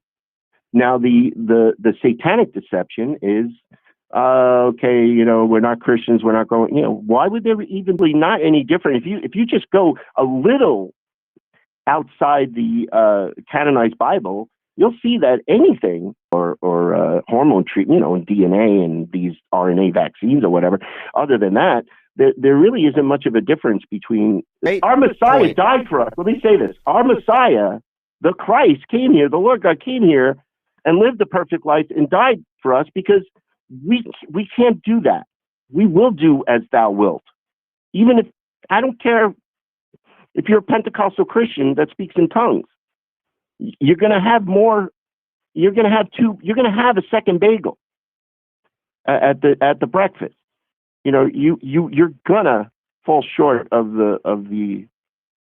how it was designed. I'm sorry. One thing for sure though, and anybody observing the mass media and the deceptions and how the masses go along with it, it seems like the mass media definitely trying to marginalize and censor anybody who strays from their world view. And you can't stray much more. Starting point for this conversation, I was glad to be able to have somebody a little more versed in it explain it, because like I said, this concept has been matter.radio. I put up a post there where I have your Streamlabs, your Twitter, your Instagram, your Facebook. And why don't you tell people about your live streams? Oh, sure. And your YouTube channel, that's I do live streams 2 or 3 times a week, either there or on the sister channel, which is COTLG, Crater Earth and Crater Topics, and we venture into like astrotheology and all that kind of stuff because we got a subscriber and a true friend of the channel. We call him Lieutenant Kramer. He's our expert on astrotheology, and he brings a lot to the channel. But COTLG is where I might talk about a lot. I mean, my goodness, we talked about a lot more than just the Crater Earth, didn't we, Tim? Absolutely, which is why I think a lot of the people listening here, they're familiar with a lot of these topics. Astrotheology is a personal favorite topic of mine, and I like to hear other people's points of view on it. So sounds very interesting. I think this has been, like I said, a great starting point, but there's obviously a whole lot more we could talk about. So I want to make sure that people could follow up with you. And again, anything else, any closing statements for anybody here in the audience? If they want to find you. I'd like to acknowledge, that. Well, first, let me just acknowledge any of our subs that showed up. I wasn't able to follow, and just thank you. I did see some of you in there, and it's wonderful. It really feels great. I'm humbled by this experience. But as far as what I want to again just congratulate you because we need people like you, and. The way that you presented, I appreciate that very much. I was surprised and encouraged with recoverable technology, rocket technology. There are tunnels outside of the crater. Yes, they can only go so far with the tunnels. Think about it. If they get outside of this crater with a space shuttle, look at go to God Give Lampsey. The links are all over my channel. There's playlists there for you. Look at it. Look at the connection to Walt Disney World. Look at the connection to World War II Germany, so they don't trigger the Google AI police, and connect what we see outside of our crater in that reflection on the moon to what was built in Epcot. The model, it's almost like a new mall being built replica. That's Walt Disney World. That's Disney World in Florida, and it's outside the crater. It is fascinating. You won't be disappointed. I promise you. And then come to our channel, hang out here. I would love to be back, and maybe then we can be more specific about some of these topics, the why. And it's a secret worth keeping. Think about it. If this is true, now we know why they're letting us see all their secrets, because this is the biggest secret there could ever possibly be, and it's a secret well worth keeping. Thank you, Tim. Absolutely. And how do people address you? Earlier you had Long Island, New York. I am the commander of the Northeast region of the Cult of the Living God and Crater Earth USA. Clean it up, Tim. Come have fun. Yeah, this is absolutely. This is the type of conversations we like to have. Very much I'm open to continuing this in the future because there's a lot more info. And this idea of deep space being deep underground, this is something that I've arrived at on my own in the last couple of years. I've been following this line of thinking, and I really think you're onto it. This is probably the deepest secret for sure. Shambhala, baby. Let's try to find it together. Excellent. All right. Well, we'll talk soon. Have a great day. Everyone, Thank you, Tim. This is Lou Fiore with Crater Earth USA. And we'll do a follow-up in maybe a week or so. And just to make it easy for everybody, because this is going on Dark Matter After Midnight on the Dark Matter Digital Network, which carries everything I do. It's going to be over there. So if you go to darkmatter.radio, I set up a page, which I do for every guest. And on his guest page, on this post, it has links to everything. And it looks like you can support him. One of the links here to merchandise with the blog post will take you there, number with their logo, the title, and of course links to all of their YouTube channels that are related to this topic. Fascinating, interesting material. We've been talking for years about this idea that the world is not what they say, likely bigger than what they've told us. So I hope everyone had fun. You can catch this on a replay. Please subscribe and have a great day. And if you're here later on, we'll probably be doing some open phones. This is One-Eyed Jack and the Shells, Mudflood.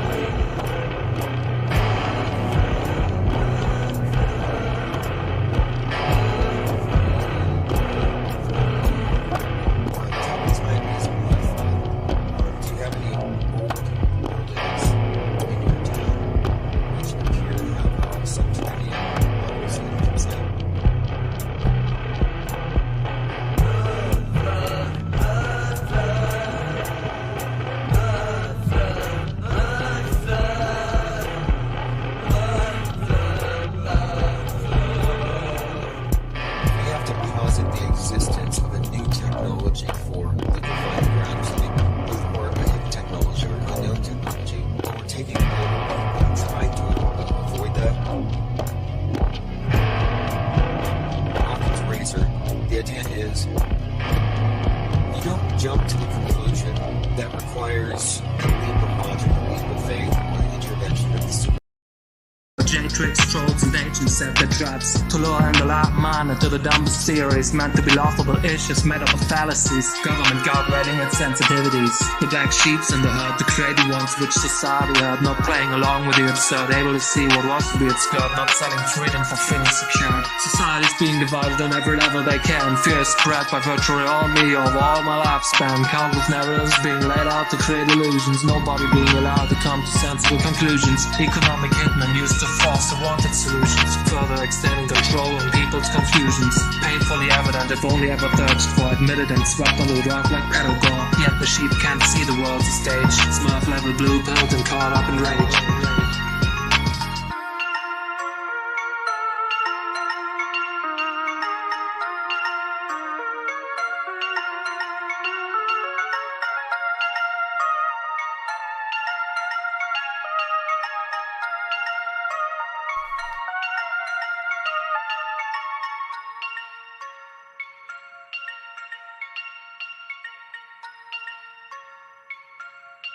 Okay, thank you for joining us tonight. Intro here is Black Sheep by PGA. We're going to be joined shortly by The Fakeologist from fakeologist.com.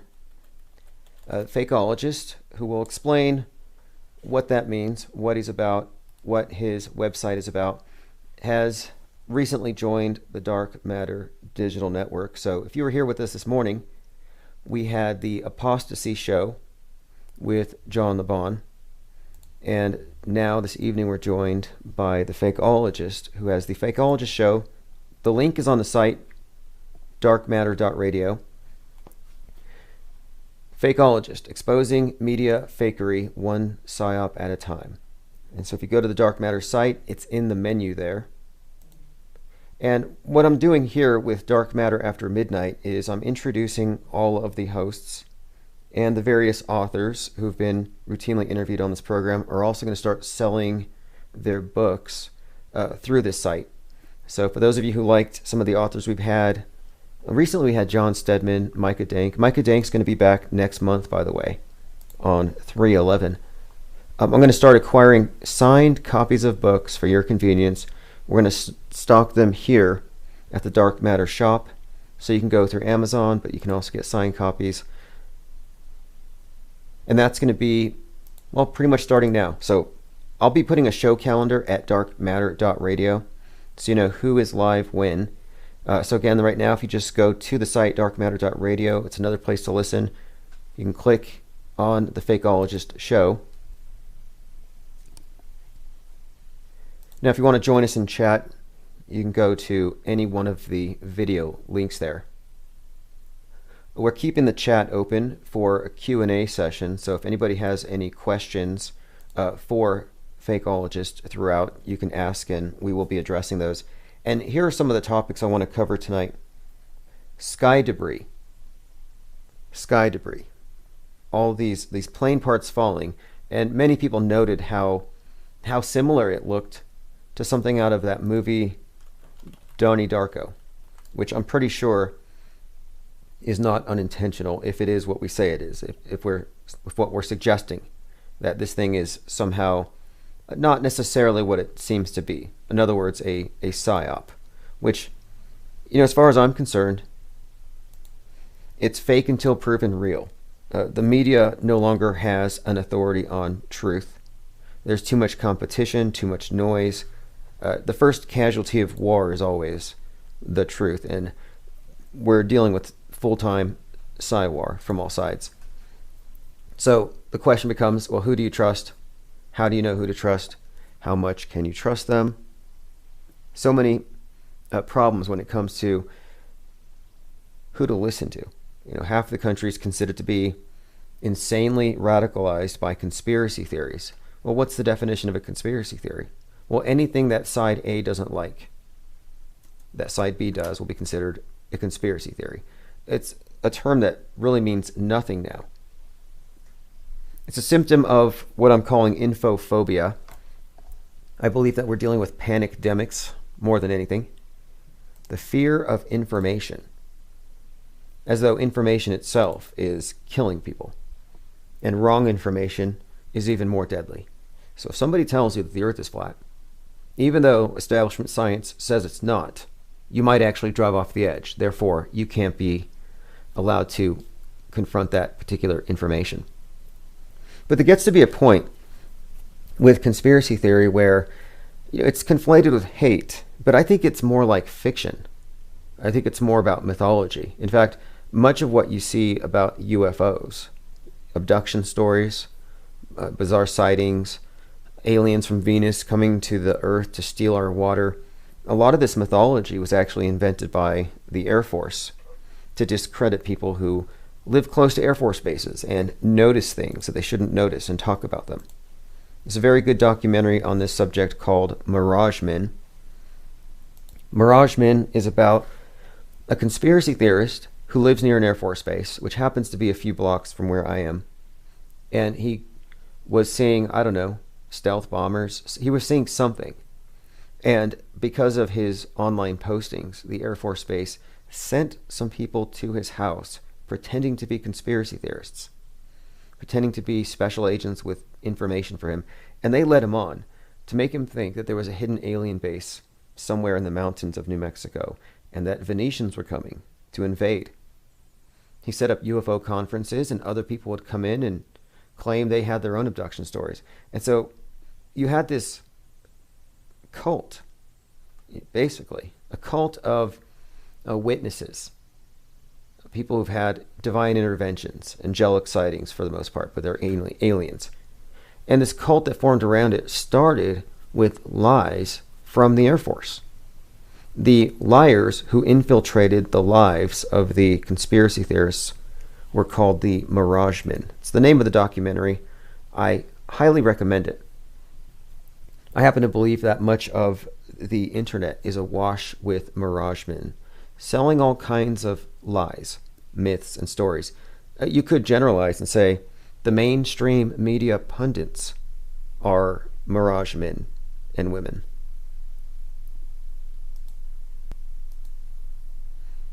Good to see who is here in the chat. I see Jay Roberts, Osher, IFEP, Mary Smith. So if you have any questions for the fakeologist, we'll be getting into that. Another thing we're going to talk about is this, and you can't not talk about it, the QAnon PSYOP and where it's headed. And why is it that some National Guard are going on alert for 3-4? Is that over? Then I want to talk about Mars. I'm watching the Mars landing and I'm seeing people who are highly respected as critics, as conspiracy debunkers. Case in point, Metabunk. Metabunk is the site you go to. I guess it's Metabunk and the other one would be Snopes. But between the two, you pretty much can debunk any conspiracy theory. At least that's what you're supposed to think. And so these are the go-to individuals for when you want to find out if you're looking at something that, again, is debunkable. Can they debunk it? And so I'm looking at Metabunk's Twitter feed, and they are simply impressed. They're just beside themselves. They're ecstatic about the Mars landing. And I'm looking at this and I'm thinking, this is just me being objective. It looks like a computer-generated cartoon. It just does. And I would be lying if I said it doesn't look like a cartoon to me. And I would think that you would be too. So again, it looks fake. And not only does it look fake, but it's eminently fakeable, and we all have to admit it.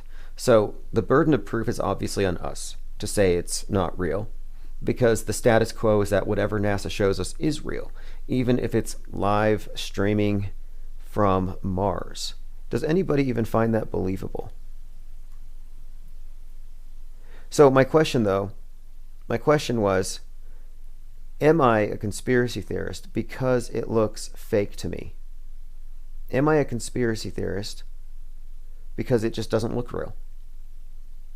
Are my eyes conspiring against my mind Like, could I be convicted of a hate crime for not believing something or for saying something's fake when it just appears to be fake?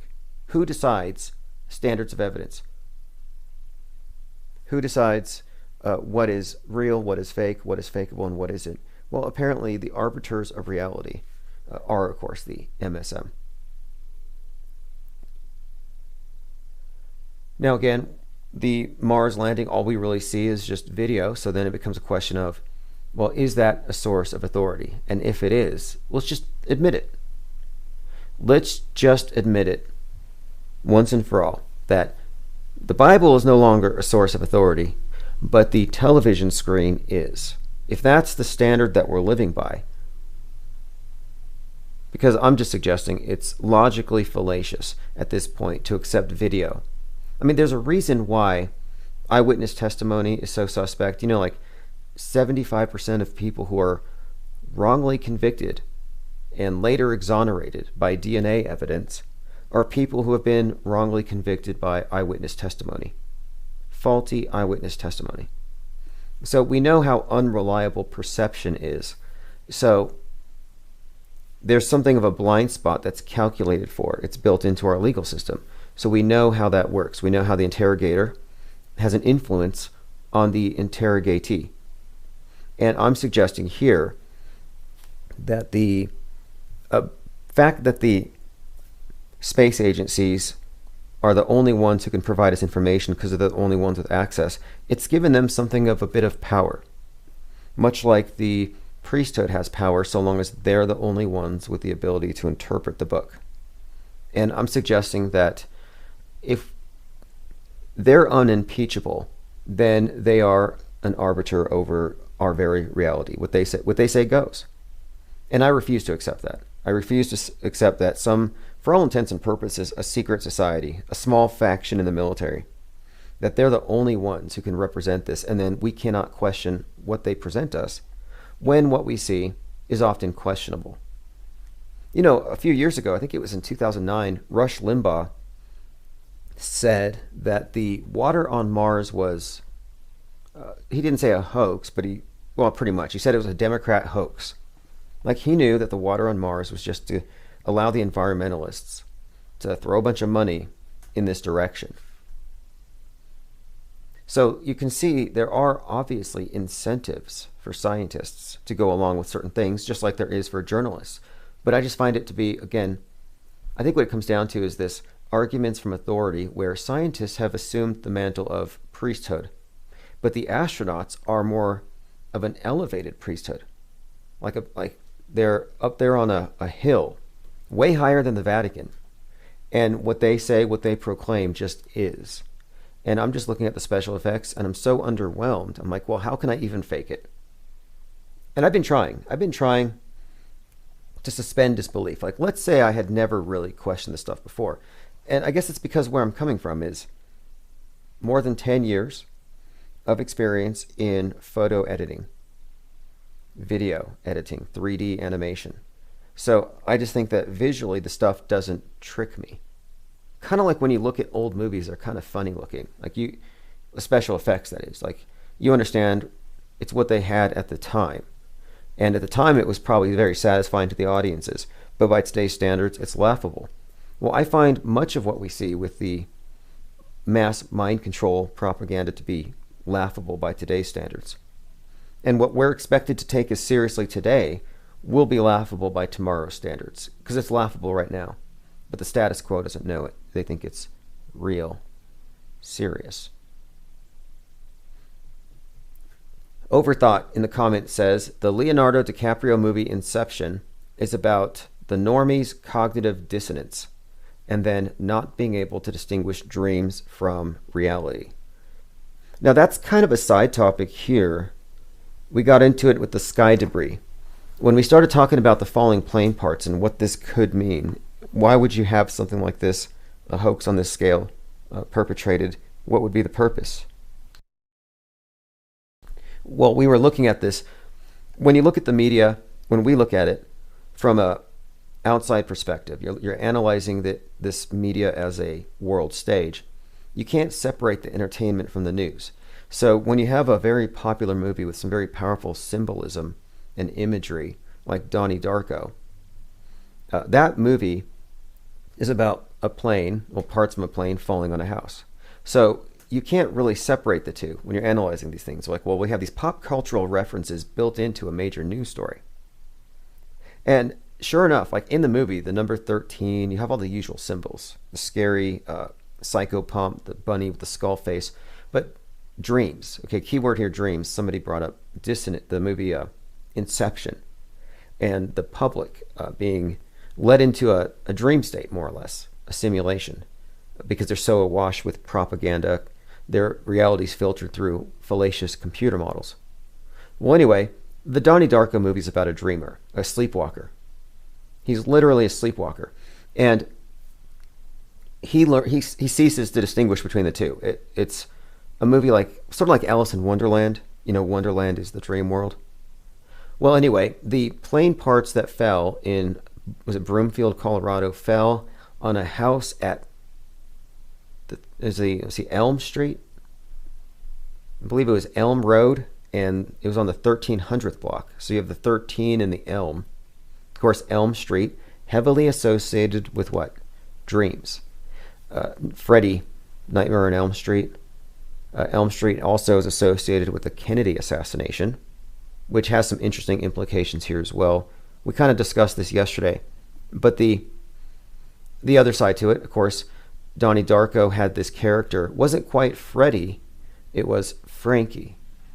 Kind of similar, though. Again, we're talking about this otherworldly figure who exists on the other side. Sort of a, like I said, a psychopomp, a guide. By the way, Leonardo DiCaprio's on another movie that relates to this even more, and it's coming out in April. It's called Don't Look Up. And this movie is about space debris or asteroids. So you see, I'm like, wait, this is all very convenient. So Don't Look Up is a disaster comedy. So it won't be as bad as the Titanic, but I'm pretty sure it's the same thing. Jennifer Lawrence, Leonardo DiCaprio. It's an interesting thing that the same guy who played in a movie where a big chunk of ice wrecks the ship is now in a movie about falling objects, because asteroids are the new icebergs. Now there's another TV show on NBC coming out soon called Debris, about space wars. So there's some kind of fight in space. The alien craft is blown up and the pieces rain down, and every single piece has to be contact traced. And you'll notice, if you already haven't, that much of the alien fiction makes use of contact tracing. Contact tracing those who came in contact with the aliens. So yes, Don't Look Up, Debris, movies about stuff falling, and now airplanes falling from the sky, parts falling from the sky. You see a pattern? And I'm just suggesting that the media is part of the news, which is all part of the world view shaping mechanism that we call the media, that's actually just the state church as far as its function goes. Before they advised us to start double masking, I was suggesting that maybe they're going to have us put helmets on because of space junk, space debris. All it's going to take is one little thing. Your DirecTV satellite gets nudged out of orbit, runs into an orbiting router, and the resultant dust just rains down. So now we have threat levels. Space junk threat level 1, 2, 3. It's the new ubiquitous terrorist threat. Worse than 9/11, worse than COVID. It's kind of a combination. Donnie of the Dead says Michigan's now reporting COVID-19 clusters. Clusters makes me think of cluster bombs. Yeah, that's kind of very reminiscent of the war on terror. And they have approached this like a new war, which it is. It's World War III. But if you ask me, World War III is a war of the oligarchs against the individual.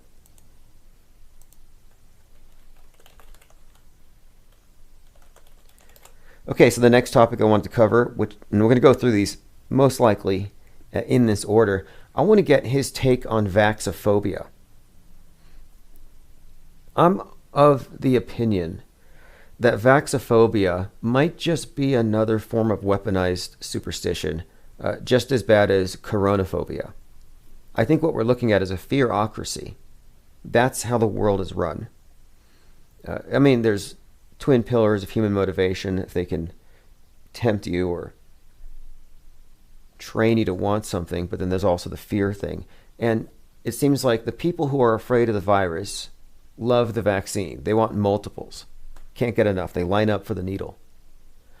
And the people who don't fear the virus, who call the virus phobes brainwashed, are terrified of the needles. They're terrified of vaccines. I'm like, is there no middle ground between being scared of the invisible virus or scared of whatever's in the vaccine? Is there an opt-out, or do we have to choose a fear? If so, it's like, well, you're better off just going mainstream. Just fear the virus and fear the climate change. It's less scary, if you think about it, than weather weapons, chemtrails, injectable nanobots, mark of the beast. The mainstream fears are less terrifying, and that's by design.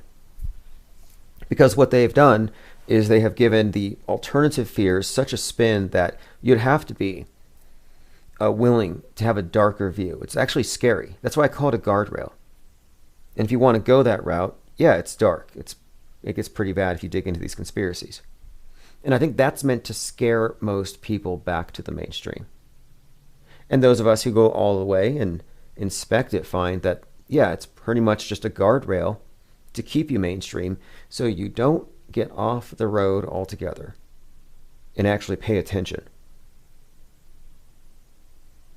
Jenna says NPR was pushing herd immunity simulation. Right. It's so contradictory worldwide. And the major riots overseas, these are lockdown protests. They're not being reported on here in America. You wouldn't know. But I hear so many conflicting things. In my opinion, the gig's up. They got what they wanted. I think COVID, whatever you want to call it, they could come up with a mutation, 23, 33. I think it's already over. I think they got what they wanted. They got their shakedown and they hit the reset button. And they brainwashed society. And all of the security measures are going to stick for 20 years or 19 years. Even if they get rid of the quote virus, you're still going to deal with the plexiglass and all of these various levels of control. It was always about control and regulation.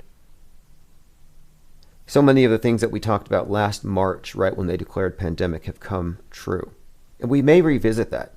I'm not really one to say I told you so, because I don't think that's useful. It's just so obvious. But I bring it up because if we can show that there's a plan and it follows a cycle, it follows a template, well, then it takes away the uncertainty. At least you know there's a program here. Dark winter, by the way, we're living in the dark winter based on a bioterror exercise conducted right before the September 11th attacks. Overthought says, immediately when the vax came out, there was a story of a nurse who was killed with the vax. Exactly. Exactly. As soon as the vax came out, you saw all these, and Hank Aaron and other celebrities, and people were just running with the information. Oh, the vaxes are killing people. And I'm saying, show me the bodies. You're so hesitant to believe that COVID killed anybody on account of empty hospitals, empty everything. Why are you so quick to believe that the vaccines can kill people? Moreover, if Big Brother, if the oligarchs don't have any weapons of mass destruction to simulate or actually to create a pandemic, if they can't weaponize a so-called virus, if they have to fake it on the news, then what makes you think they can weaponize anything on that scale? Like, I'm not really a believer in any of the doomsday scenarios. Not a single one. Global warming, chemtrail, Armageddon, space junk, plagues, pandemics, or even the vaxdemic, or what is it, the vaxtermination, where they're going to put us down to the levels of the Georgia Guidestones. I just find it very difficult to believe. How many years have you heard? I mean, these stories aren't new, by the way.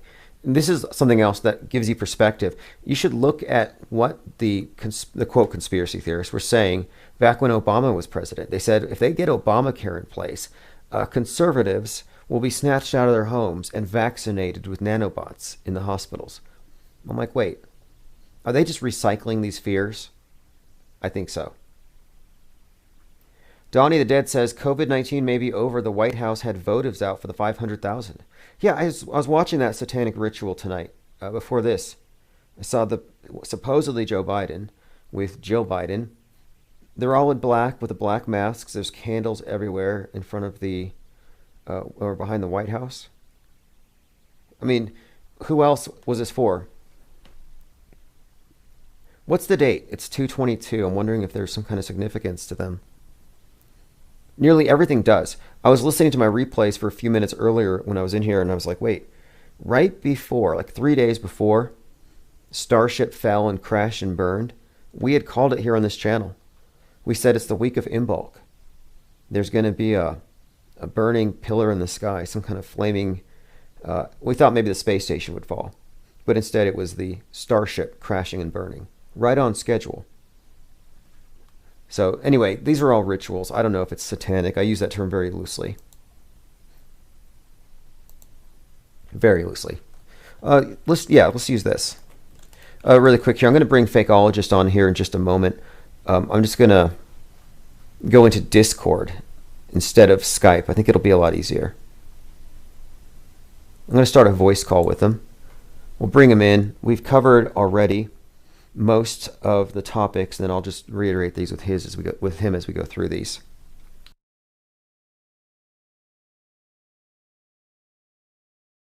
And briefly, before we go on, darkmatter.radio has all the pertinent links, the links to the hosts. If you want to support them, follow them, subscribe to their mailing lists, and check out their websites. So the various podcast partners are all listed. So darkmatter.radio, you can find the link to fakeologist.com. You can find the link to... Okay, here we go. Let me go ahead and add him. His Patreon account and his Subscribe Star. But I'll let him explain what the best way is to get a hold of him, his work, and follow along with where he's going. So for those of you who are new to the Fakeologist, I'm going to bring him on right now.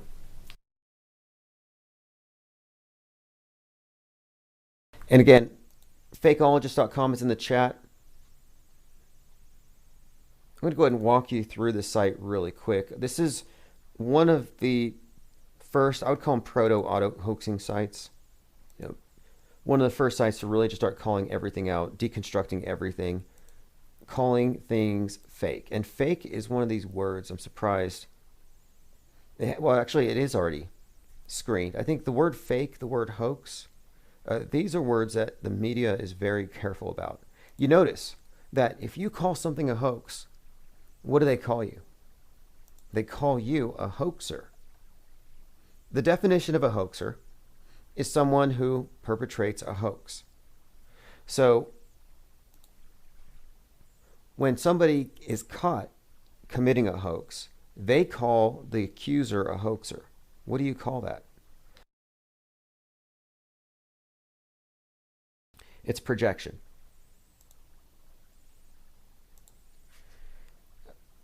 Hey, what's up? Can you hear me okay?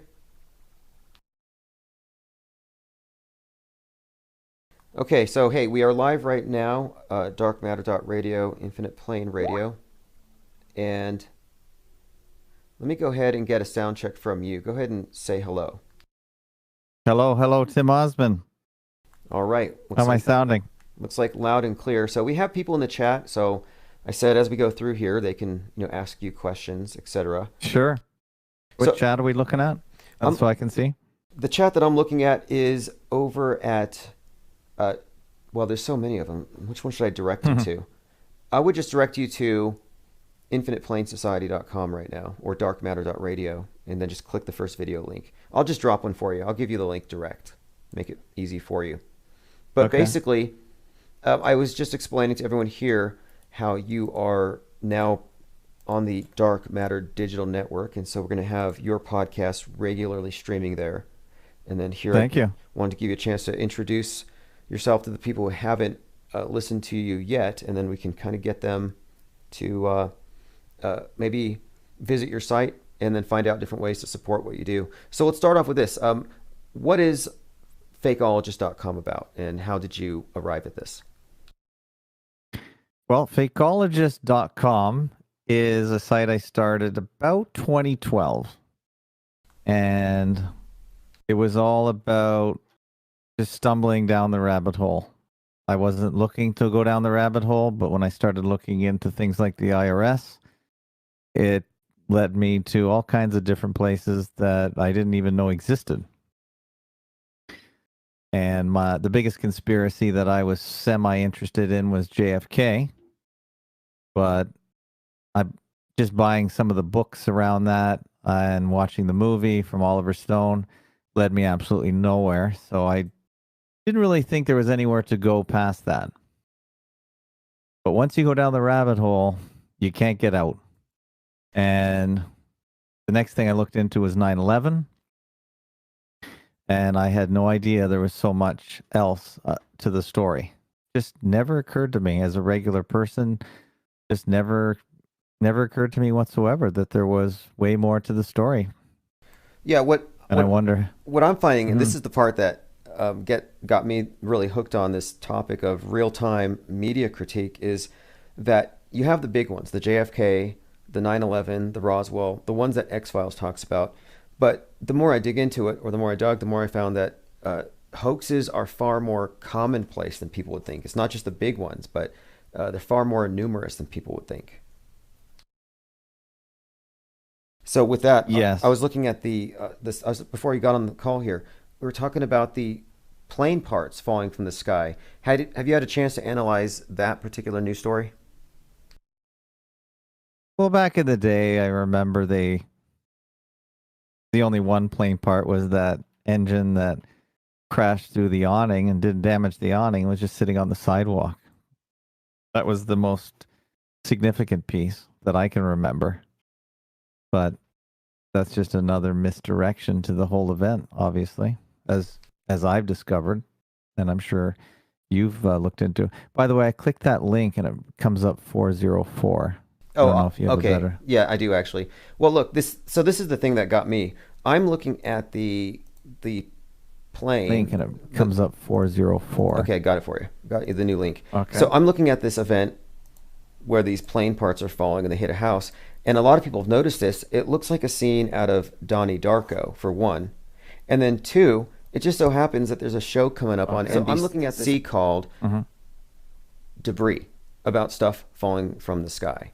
And then, of course, there's another movie called Don't Look Up. So I'm like, wait a minute. We have these big productions coming out about stuff falling from the sky. And now how convenient. We have these Boeings with parts falling. Right.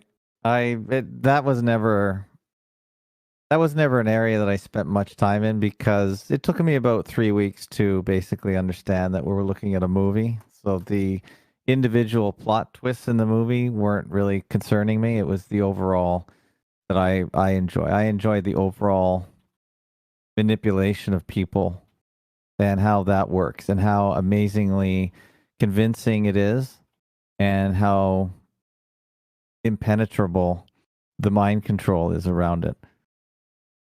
Yes. And that was the biggest takeaway for me from 9/11, is how pervasive, how complete, and how everlasting psyops can be. And of course, now we're in the world of COVIDia, and we understand as investigators into hoaxes why they are so impossible to break out of for the majority of people that are not awake.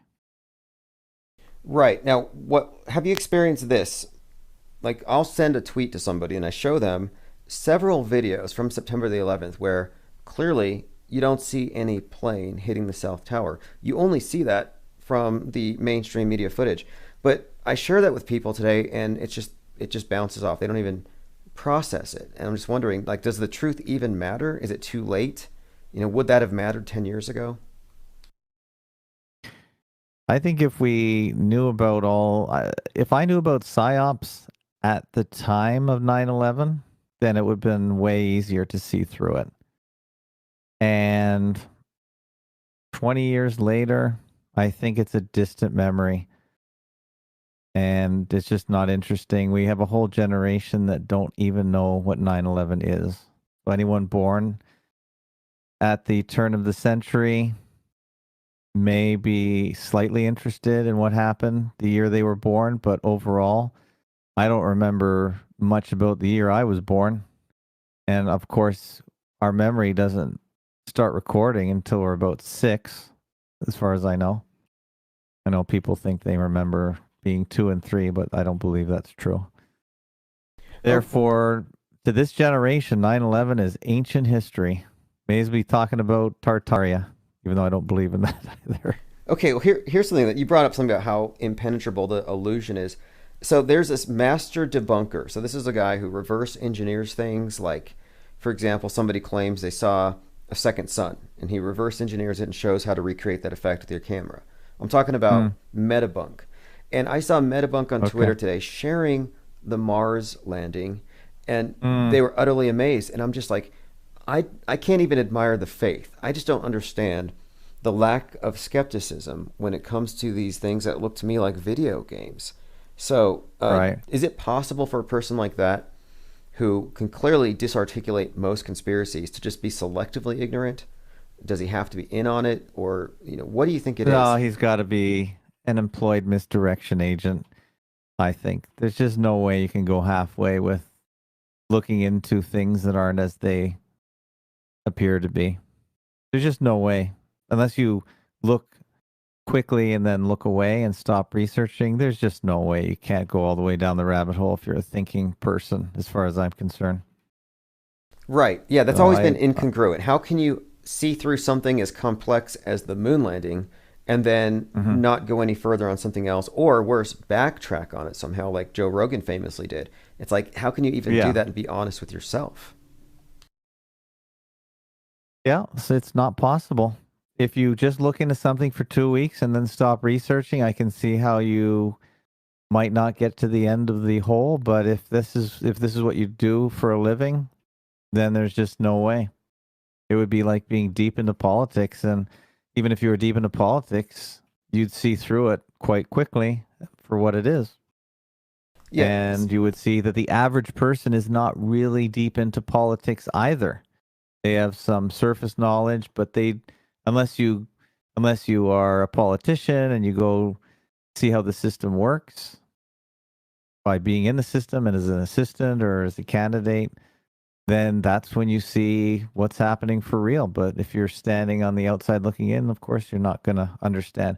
Even Dr. Shiva Adurai, who I really like, I think he's real.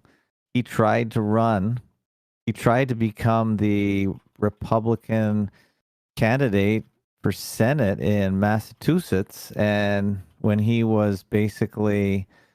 lost that candidacy through electronic voting, and he's a mathematician who sees system patterns, he right away understood how and why he was not going to get into the system, because he was too much of an outsider that couldn't, and was too smart to be reprogrammed into the system.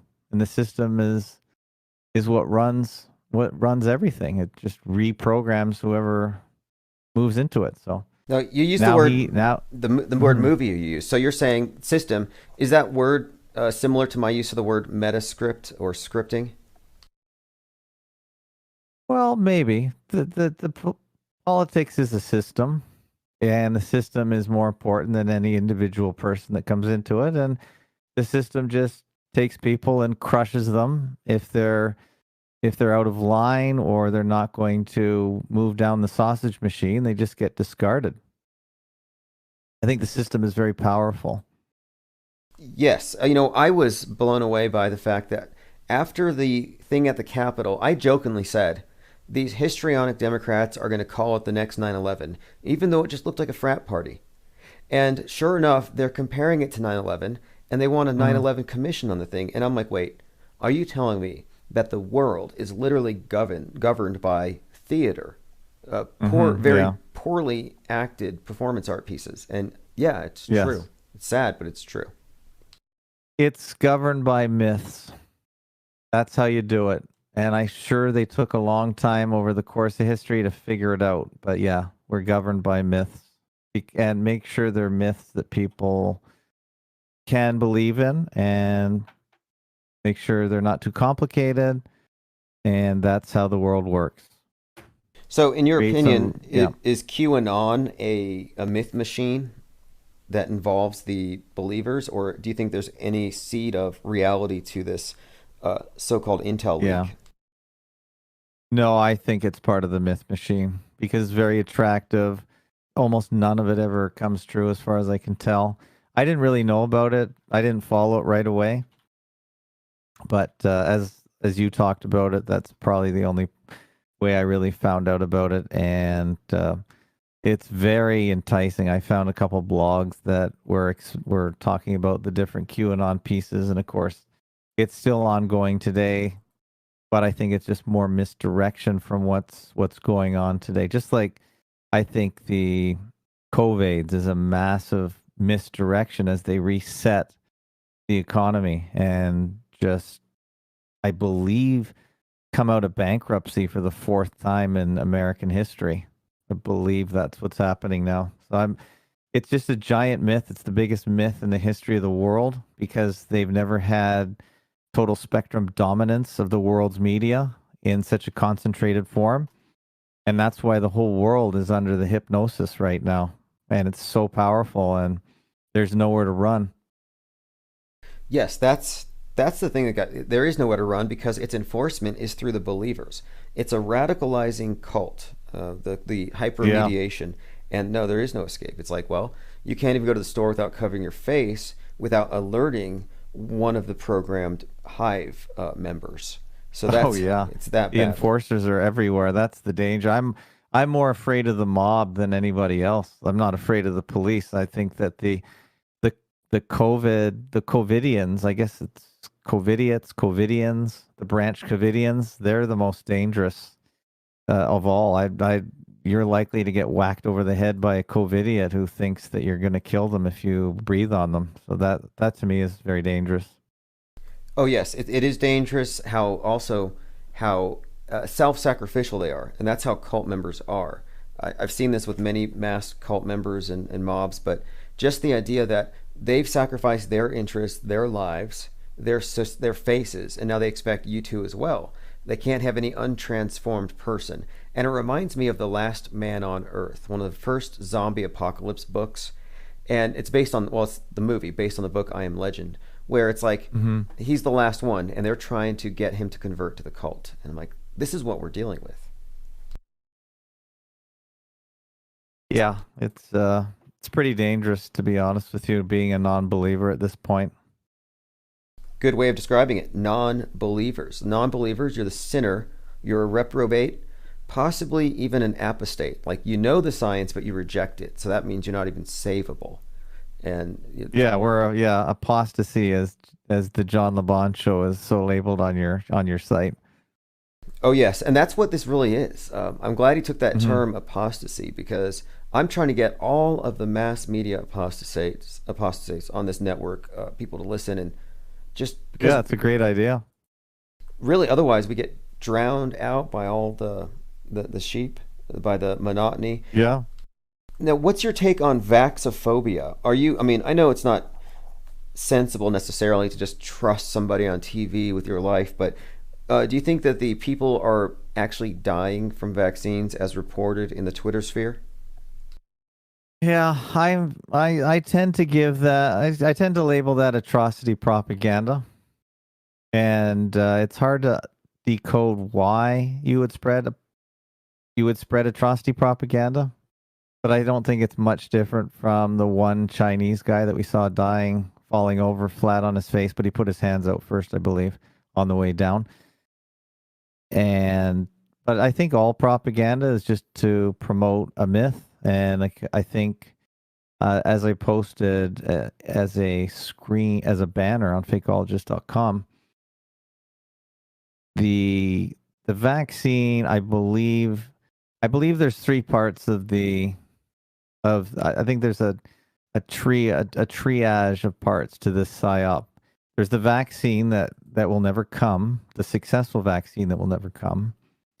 That's the carrot. So that's what we're constantly being led to. If we can just get to the vaccine that saves us all, then everything will go back to normal. So in behind the chasing the donkey is, of course, COVID.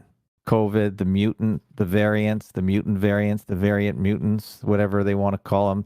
Those are what's chasing us from behind.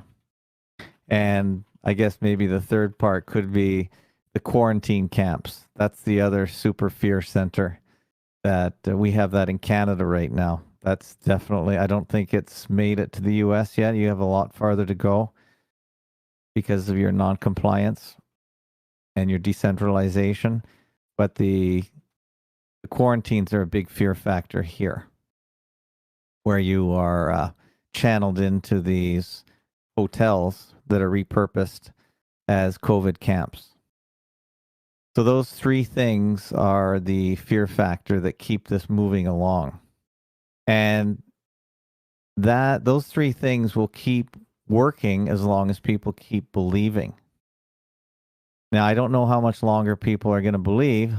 I don't know could it go on for years? It's certainly possible. Right. Certainly possible, but I'm not really sure. It's never been done before, I don't think, really. We're in uncharted waters here because I think the limiting factor for a lot of things, a lot of their agendas, is disbelief. And if they have us convinced we can go to Mars in 2026, it'll happen. And if they can keep enough believers convinced that the devil's loose, they will keep everybody masked and it'll just get worse. So I think it's really a war. That's why I don't have hopes of like some mass awakening, but I'd like the idea that there's enough people who aren't totally warped that we can at least have some semblance of an attachment to reality. But if the masses are in a constant state of panic, maybe we are going to be basically, it's like Munchausen syndrome by proxy, where the WHO has basically faked an illness in order to take control over us and gain sympathy and money and power. Yeah, one of the more powerful themes or branches of this psyop is the asymptomatic super spreader. That's a very powerful element that is really hard to disprove or prove. So if you just take it on face value, that means we're all activated. Yes, that one's a good one because what they've done with the asymptomatic super spreader is they've made it so that the healthier you are, the more of a threat you are. I mean, that's so damn Orwellian, isn't it? Yeah, I've not really heard that aspect of it. It's well, look, there's some that is one thing that's never happened in the history of the world, that a healthy person with no symptoms is dangerous.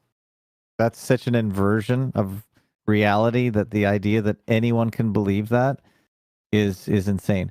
And actually that is one thing they haven't written into law here, is that if you in our own Quarantine Act, which is a federal act in Canada, if you present yourself asymptomatic, then they can't quarantine you.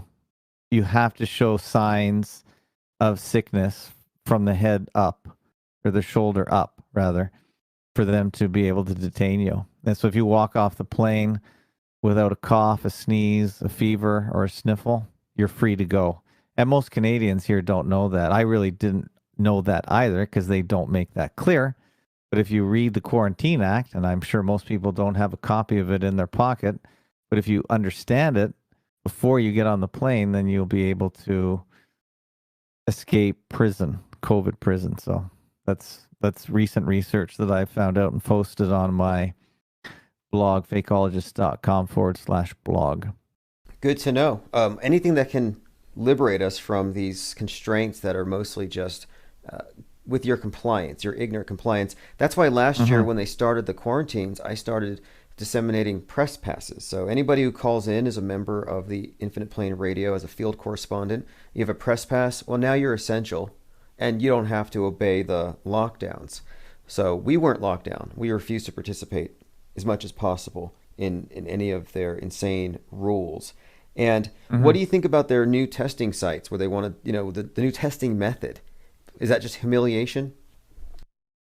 Are you talking about the the anal swabs, or they're still sticking? They're still inserting Q-tips up people's noses here, as far as I am aware. Now, I'm not sure how far up. I've heard that they don't stick them up right to the brain blood barrier anymore. I don't think they make the turn at the top of your nasal cavity. I think they're only going up an inch, but I'm not sure. But they're all penetration is a form of rape as far as I'm concerned. Yeah, I think so too. I think what we're looking at, it's a power thing. It's submission, psychological submission. It's being violated by the state. And I think it's a power move more than anything. It's all symbolic, if you ask me. And yeah, this is like 1984. You had ignorance is strength, freedom is slavery. We can add to that, healthy is sick. Yeah, that's right. That's true. That's excellent. We have to do that. I should actually print them out on some of my labels. There's a Telegram group called the White Rose where you can get instructions and some templates on printing out labels on a cheap thermal label printer where you just have to buy the paper. You don't have to worry about ink. And actually, that would be a good slogan to add. We have to create 3 slogans. Always work well in 3s. That's how the mind works, apparently, in 3s. So we have to that could be one great one, and add 2 more, and you'd have a good label to print out and disseminate around any surface where people go.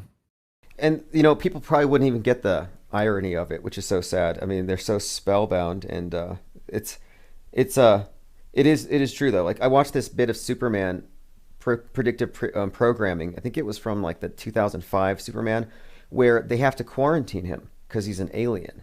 And he says, I've been running around for 33 years. I haven't been sick. I haven't got anybody sick. And they said, yet. So again, getting in your head. We're all pre-sick, aren't we? Oh, and if you're Superman, then you're super healthy, which means you're super sick because now you can spread it to more people. Yeah, that's true. I don't watch many movies, so and I definitely don't watch comic book movies, which are all the rage now. But no, I do watch a couple movies you recommend for psyop purposes, like The Village, even though it's not a great movie. But I like looking at the themes that you point out. Yeah, I feel bad recommending a lot of movies because movies that I thought were good 10 years ago, I think are unwatchable, garbage, trash. Entertainment is just the side effect of the brainwashing. So I'm not impressed by any of the movies. My consumption of movies is limited to bits of predictive programming and scripting that people send me. I can rarely immerse myself in anything anymore because what they're doing is they're hypnotizing you and they're flooding you with concepts and ideas. Yes, it's definitely a form of propaganda disguised as a story, for sure. But the comic books serve to keep things in a very basic and simplistic way. Like, note how simplistic and comic booky the QAnon story is. The white hats versus the black hats. The bad guys drink blood. The white guys are going to beat them. It's very much, I think it's to keep certain archetypes out there that they play on. And that's why the adults are all watching movies like The Joker and Batman. It's like, these are children's concepts. But and a commenter here remarks that these movies are meant to keep adults mentally immature. I concur with that. Absolutely. Yeah, for sure. Yeah, maybe we have such a society of arrested development that that's why 2020, even though it coincides with the bankruptcy, was just a good year to pull the trigger. I think so. Some people speculate this was brought forward a few years, but I don't know if you could just bring it forward a few years. Well, when I saw the Proud Boys versus the Soy Boys, I'm like, okay, that says it all. The extreme fringe on each side are labeling themselves as children. So they have daddy government, and then they have the bad, they have the Soy Boy versus the Proud Boys. Both of them are trying to find a way. They both want their father figure to rule. They want their particular side, but basically they're clamoring for a leader, a strong leader. And I'm like, well, that's great. You know, it's a political cult on both sides, and it's very immature. What we saw this summer, the lawlessness, the lack of accountability, it was absurd. Mm-hmm. Yeah, that's true. I'm seeing someone asked a question on Minarch Fate. Minarchal Fate asked my perspective on the Mars space travel. I honestly am not paying attention. I don't pay attention to anything from NASA because it's just too poorly done cartoon. And if they say they're going to Mars for the millionth time, I usually just ignore it. I'm too concerned now about just my immediate future, financial and otherwise, in Covidia, where we live now, Covidia. So the Mars distraction is so minor for me. I won't even waste 5 minutes, although every now and then there's a pretty good video that shows how they made the Matt Damon movie where he went to Mars. It just shows where they could have filmed it, that kind of thing, but how they did the coloring, and that's probably more superior to anything that NASA is creating.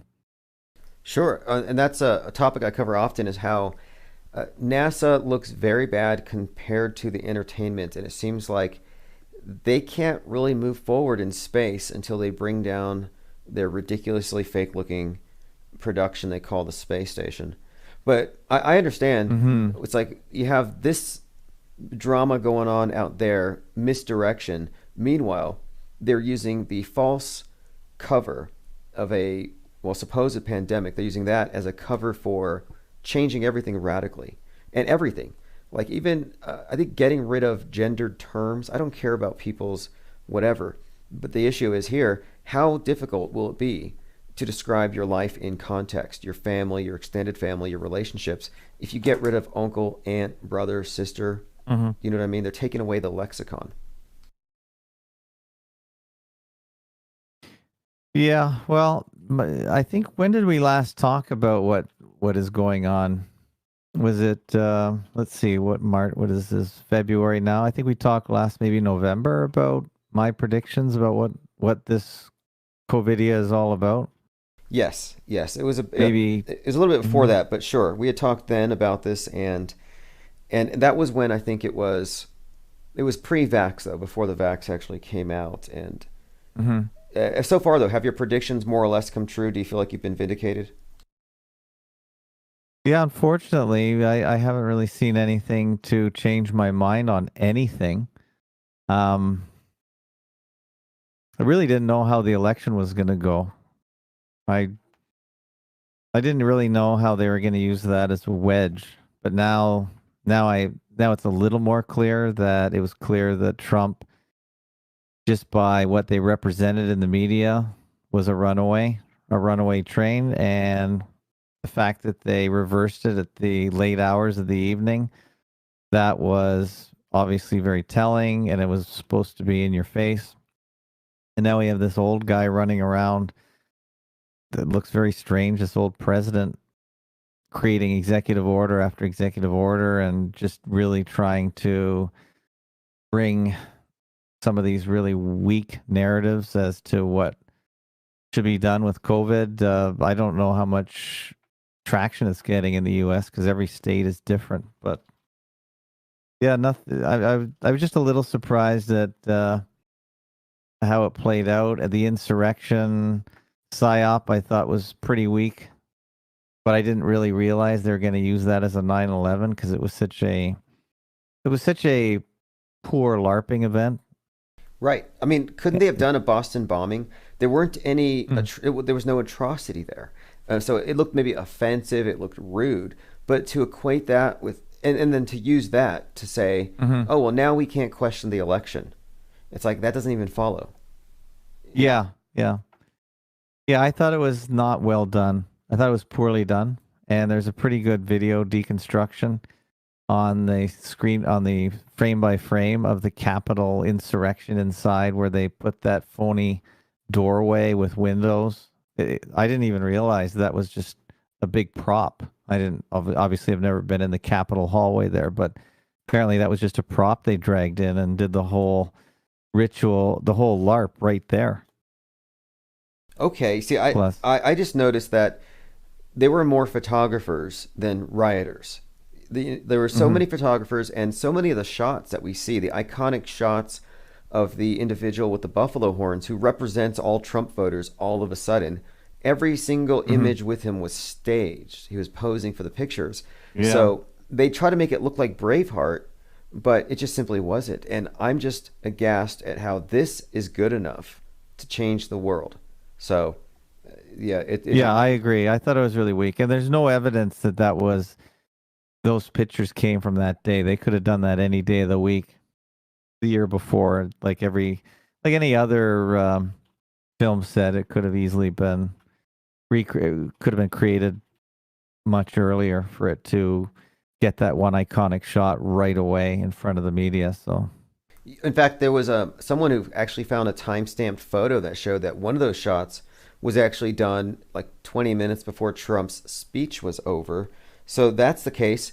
And then if you look at the people who died that day, there was one Trumper. She had the Gadsden flag, "Don't tread on me," and she got trampled on to death. Then you had the guy who tased himself in his own genitals.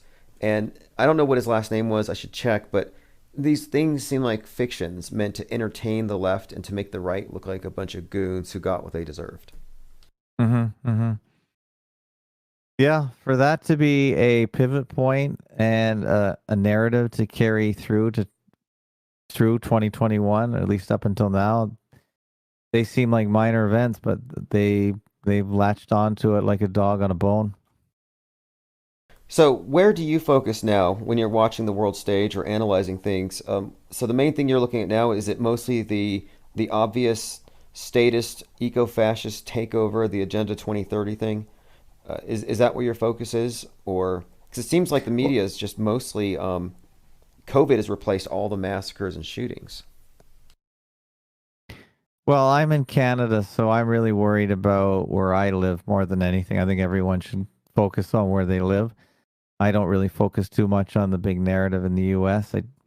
I get most of my U.S. information from the No Agenda show, which I like, even though they're not pure fakeologists. They have enough skepticism to make their media deconstruction interesting, because they focus on mainstream stories, less esoterica.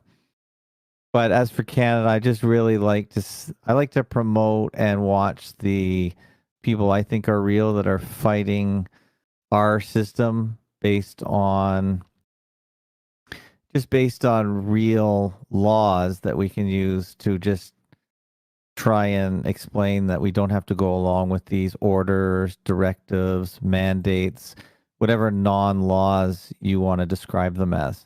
That's what I've been focusing on lately. Just more people that I can highlight that are being really pointing out the loopholes in the system that anyone can exploit and live by. Because I don't know where you guys are in various states in the PSYOP, but Canada is definitely being the Australia of North America, where at least one of the states in Australia, Victoria, was really moved forward with the PSYOP, with the lockdowns and the quarantine camps and the incredible travel restrictions. That's what I focus on more than anything, to be honest with you. Right. Just looking at I get it. I mean, after the lockdown started, it's like, okay, well, now they have the power to draft us onto the world stage and influence us. We're no longer impartial observers. We've been involved. And so that changed a lot of my priorities. And I was astounded that some people are still chasing Mandela effects, among other things, when they're so irrelevant today. Like, we're getting so close to COVID passes and just not being able to get into stores. We know you can still get on an airplane if they're flying, but most of our planes have been canceled. We can't go to the south. So yeah, all these old ideas, like looking at NASA, debating Mandela, to me, they're totally irrelevant. We are really on the cusp of a massive currency restructuring, asset restructuring, the COVID pass, people still believe that the vaccine is the savior, even though the narrative is explicit. It says nothing regarding freedom of movement or masking is going to change with any vaccination. So I don't understand why people still long for that magic bullet, because they've already been told explicitly it won't change anything. So what more do you need to just get off the idea that that I'm more worried about being able to go to the grocery store without proof of vaccination, or continuing my job. Right. To me, that's a more immediate threat than anything. That's your livelihood. And they're also using this to attack the First Amendment, to attack the free flow of ideas. And I was thinking about how when you commit a genocide, you wipe everybody out, and then you destroy their culture, you burn their books, you make sure that nothing gets passed on. And it seems like they're doing it in reverse order, where they're destroying the cultures they don't like, the ideas they don't like, they're silencing the voices they don't want included. So it's a very destructive thing that's going on right now with how ideas are being treated. And last year I said my focus was shifting from the fake news to fake science, because people have faith in the news media. Look what that's done. But their faith in the science is so much worse. And my focus on the space stuff is mostly the agenda that I see coming, which is space wars, falling debris, and being able to adequately deconstruct that, which it might be too late for most people. If they see it on TV, it's real. Yeah, the other narrative was the domestic terrorism that was sort of born out of the Capitol, what they call the Capitol insurrection. That was a narrative that I don't know if it's still playing down there. Don't really hear that up here in Canada, but the domestic terrorist, who's anybody that was in the Washington area, they say they could track them by their phone or by their transactions, or if they booked a hotel in the area. They pushed that fear factor really hard, but I don't know if it's still part of the narrative right now. Right. Well, they did. After the Capitol riots, they actually made a big show of rounding up these individuals at their homes, and Jimmy Kimmel excoriated them on the news. It looked like it was all for show. It might have been real, but I don't think any of those rioters we saw on TV that spoke to the media were authentic. The whole thing is, it doesn't take more than 5 minutes to see how fake it was, but for the most part, I think we were just served a movie production meant to disrupt this idea that the votes ought to be re-examined. And of course, like you mentioned earlier, it was an in-your-face steal. I'm perfectly comfortable saying that's what it was, and it was intentional. Yeah, I think that was, they wanted to create an everlasting divide. We all know that there's always a left-right 50-50 split pretty much in the U.S., but they wanted to make, I guess, accentuate it or exaggerate it and create this whole right side that's completely disaffected. And I don't know if it's still persisting right now and at the end of February right now. I think, as you said, the attention span is so short that it's really hard to, they know that any narrative has only got a couple days, and then if they don't replace it or reinvigorate it or reimagine it, then it's just going to peter out. So the domestic terrorist could be yesterday's news already. Maybe it already is. I don't know. Outside the Texas electrical grid water system meltdown, I don't know what's current today. Well, I've been following trends in the media and who they're isolating as threats to the system. Conspiracy theorists is the term. They use conspiracist. If you spell it, it's conspire, R-A-C-I-S-T. I think that's on purpose. But now they're putting a target on yoga instructors, saying that yoga instructors already have a conspiratorial mindset, since they think that everything is connected and we're in a spiritual war against the world. So I find that to be interesting, because the yoga instructor, there's one in Canada, his name is, I think his name is Matt. Anyway, He's a yoga instructor who violated quarantine. Matt, like a yoga mat? I hadn't even thought about that. Matt, like a yoga mat. Violated quarantine, and I don't know what he's being hit with, what he's being charged with, violating the Quarantine Act. But I was like, the state must have it out for anybody, dojos, gyms, yoga instructors. I've seen that a lot of those businesses were specifically targeted. I have not heard that. So what is the state of lockdown in New Mexico? I think you're in New Mexico. This is my problem. I haven't been paying enough attention to know what it is. So I could be in complete violation. I just do the minimum I have to do to get by. But, walking around, I don't see it. I just don't. But I haven't driven around very much. So it just seems like I kind of think the spell is breaking and there's not enough reinforcement because nobody's going to the malls anymore. So I don't have confidence that this thing sticks in a serious way after April or something. Mm-hmm. Well, April's when they could theoretically relax it because it's warmer out. And in general, people are more active. They are more exposed to the sun. So if they are not well, then the sun usually cures most people. And they're out of their boxes, their houses, where we have heat that dries us out like prunes and causes other symptoms of illness. But, they'll say it's COVID. Like COVID will cause your skin to turn red if you're in the sun too long. Hey, I found the article. It's from the BBC. Does yoga have a conspiracy problem? So 3 days ago. And this article is just saying that people who get into yoga are trained in conspiratorial thinking and that they're always going to be anti-vax. So I'm just like, wow, I thought the people doing yoga would have been above reproach because many... Well, I think the idea about yoga is you have a better understanding of your body. So therefore you're not into injectables.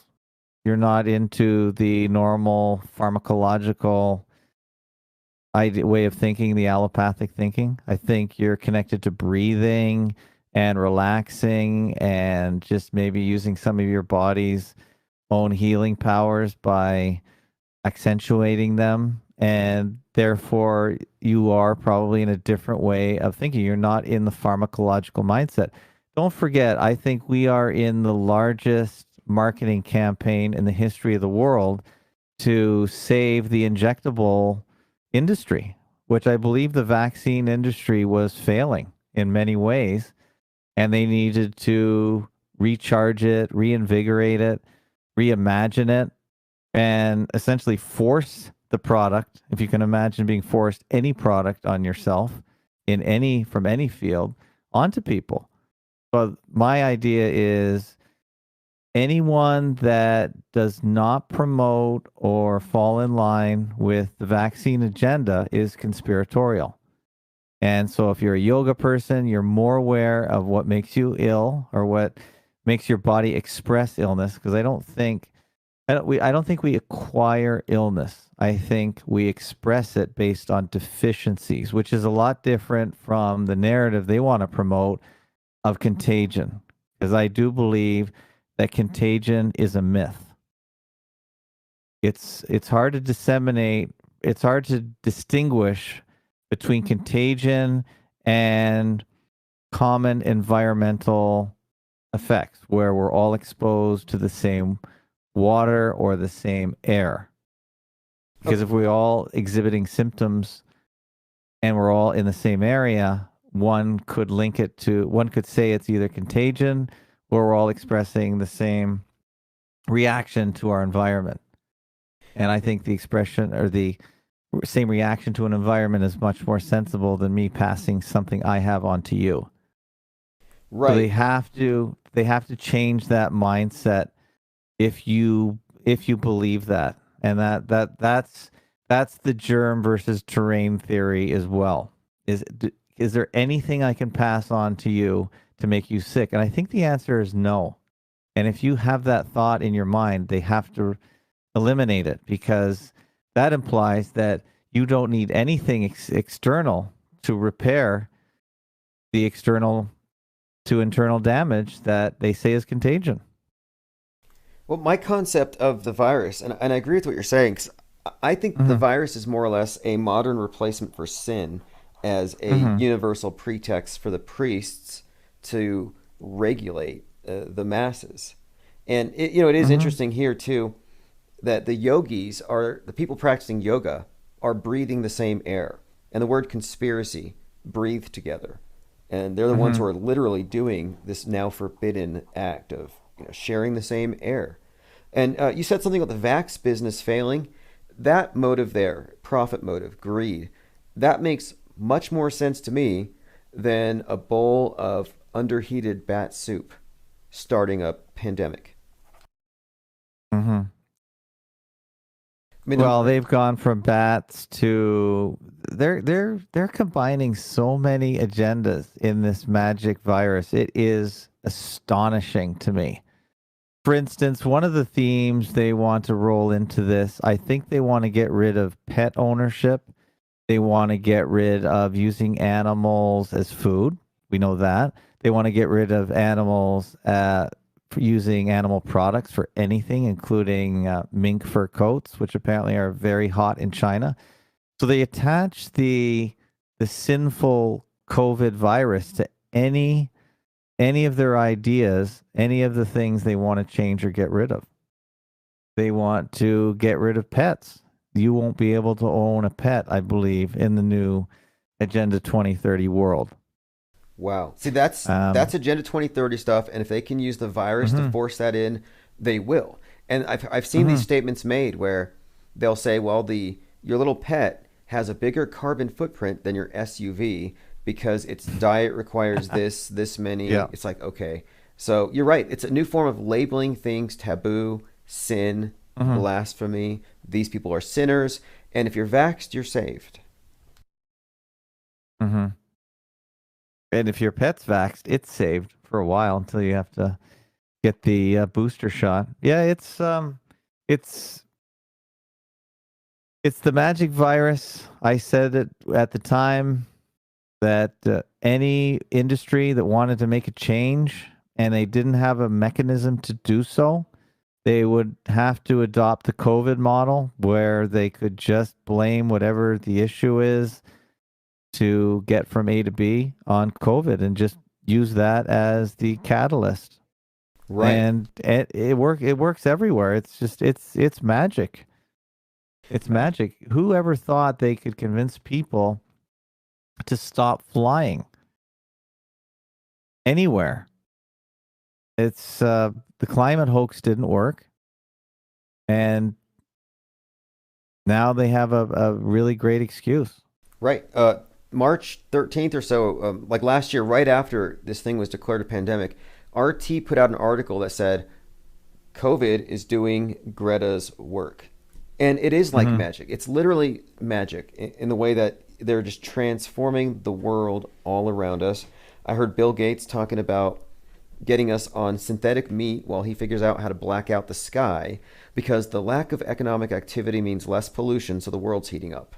So it's like we quit our jobs and we stopped using so much, which should cool the planet, but they said no, the planet's heating because there's less particulates in the air. So, I heard that. You said that. I thought that was amazing. So they created a problem and now they need another solution, a better solution. So instead of just getting everyone flying again, now he's going to fly around and cover the sky with his whatever he uses for weather management. That was hilarious. Yeah, I'm like astounded that these ideas aren't just instantly shot down. So I look at him as just a character in this world stage movie. By the way, I got a commenter here says Fakeologist is an original conspiracy gangsta. When did you start really breaking down the media and publishing it online? Was it like? Well, it was 2012. 2012, I used the word fakeologist because I wanted to create a word that required a little investigation. I didn't want to just be a conspiracy theorist. So fakeologist was the investigation into media fakery because 9/11 was, to me, one of the best media fakery events where they portrayed planes flying into towers as real. So that to me was media fakery. The media was required to sell the story, and it was just like a movie where they bring in the media to have fake reporters. That's what they actually. That's what the leading media anchors, who were the most important people at the time, like Dan Rather, Peter Jennings, Aaron, whatever his name is for CNN. I forgot his last name right now.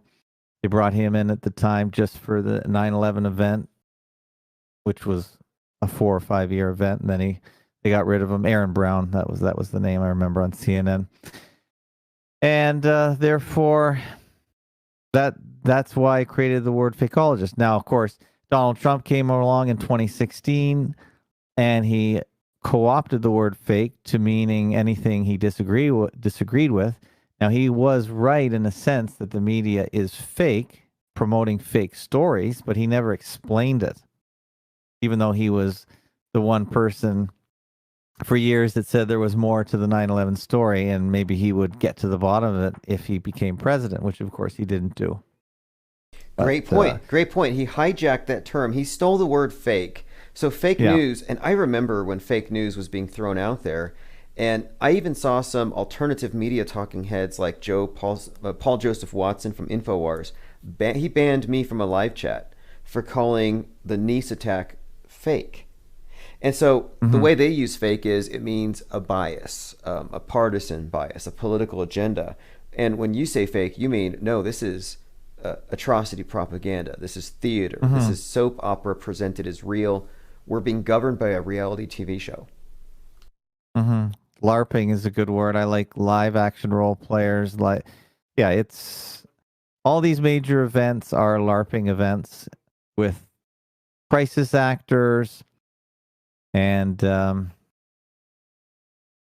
I got a couple questions. We're ruled by myth. I got a couple questions for you from the audience. Hoaxahontus wants to know, what are your thoughts about the 2012 Mayan prophecy? And so prophecies in general. Does the world end? Yeah, I think the world's always about to end. I didn't give too much thought to the 2012 Mayan prophecy. I'm not even sure what it is. Yeah, I guess the world ending. And as you said, the ongoing asteroid story, where we're going to get hit by an asteroid, of course, at the last minute, it just misses us. To me, that's just a constant, never-ending end of the world. Just hang on to your ankles idea that happens is recreated every single year, maybe a couple times a year. I don't give it any thought. Right. I call these rolling prophecies. That's a term I've come across. Yeah, that's good. You just roll it forward, and you can laugh at QAnons for being part of a rolling prophecy, but I'm sorry, but climate change is one too. So we have a few minutes here. Let's go ahead and, so if people want to support what you're doing and listen to you, one, they can go to darkmatter.radio, and I'll have a schedule so they can listen to your podcast. Okay. But where do you generally direct people? What social media do you favor, etc.?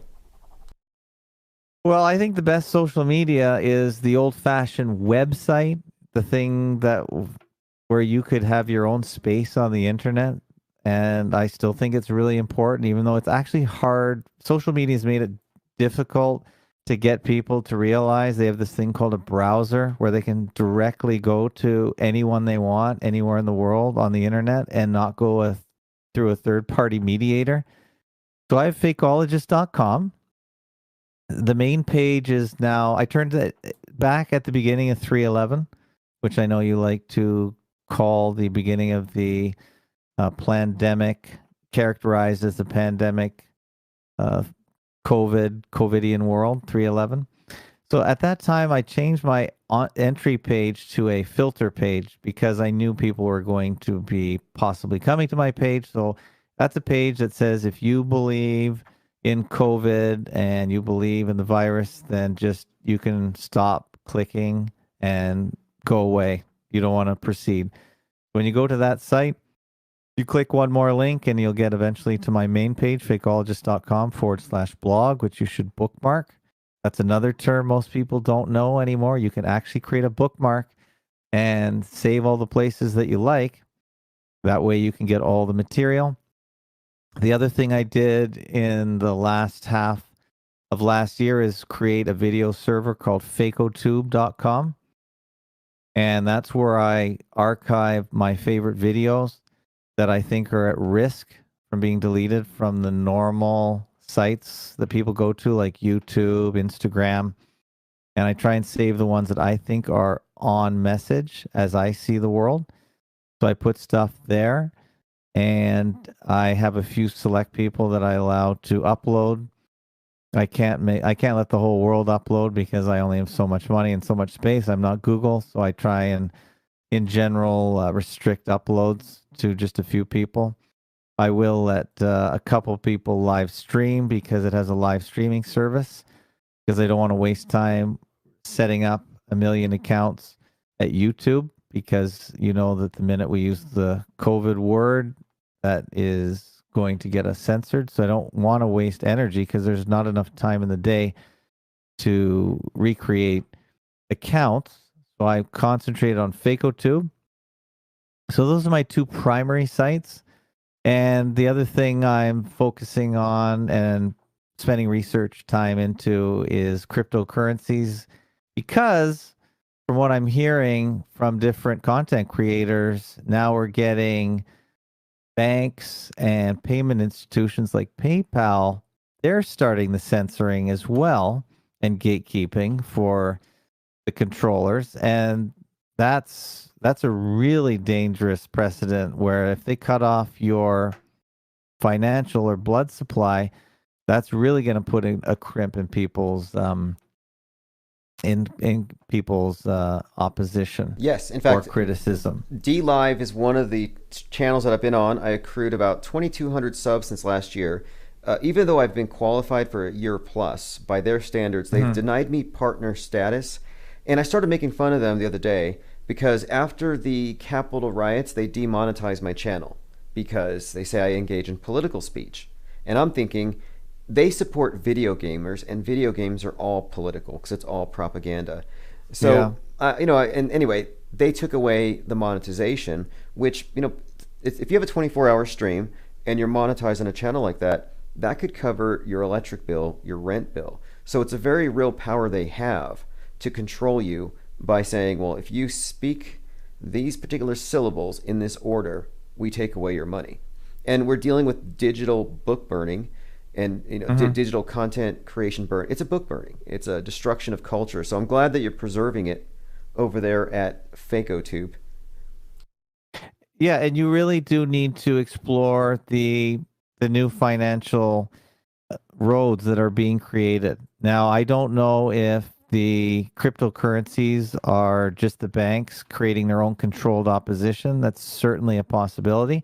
But at the moment, I believe currency and money systems are at the same place that the internet was about 35 years ago.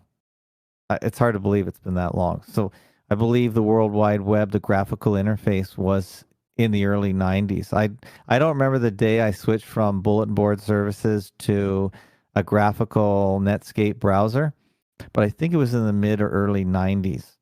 And that decentralization of information, where you didn't have to go to the TV, you didn't have to go to your newspaper, your national newspaper, your local newspaper to get information, was extremely powerful.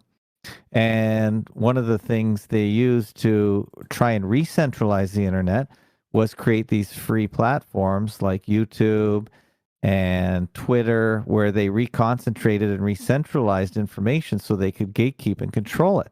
We have to realize, so with currency, they're now at the same stage where they have we have the tools to decentralize currency, where we can not be gatekept in the financial sense by the big banks, the central banks.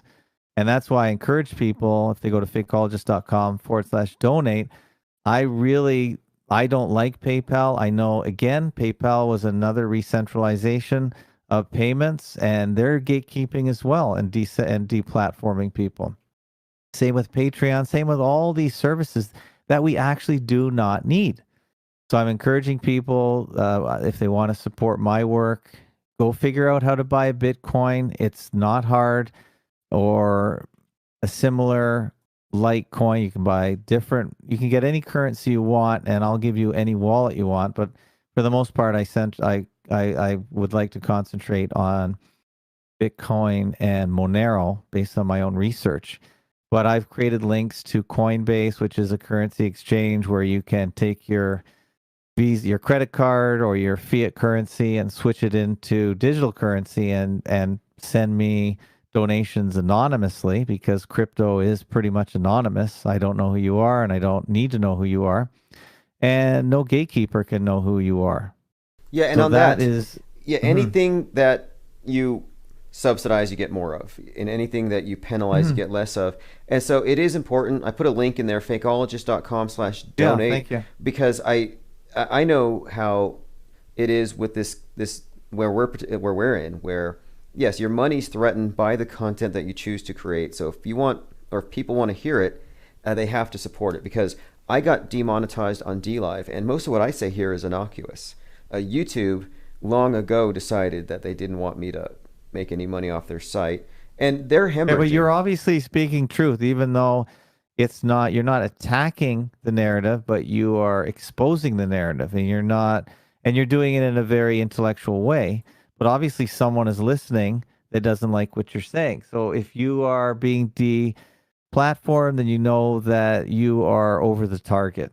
And Yes. I don't think you should waste your time with these other channels. If you can use them as fishing holes where you can fish people over to your own servers and your own form of monetization, which I think it is very important to support all content creators directly, without gatekeepers, without central servers. So I think you should also figure out how to get people to donate through crypto, because I see it as the future. And most people in the centralized servers before the World Wide Web, if you are old enough, you can remember The Source, Prodigy, CompuServe, AOL.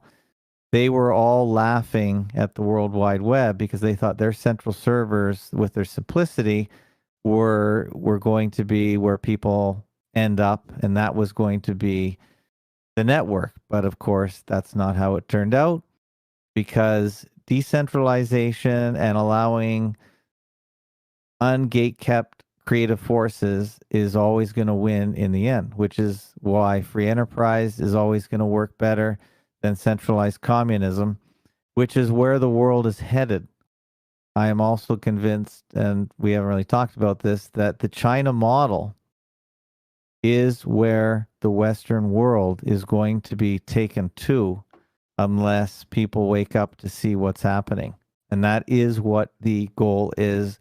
The COVID narrative is the distraction.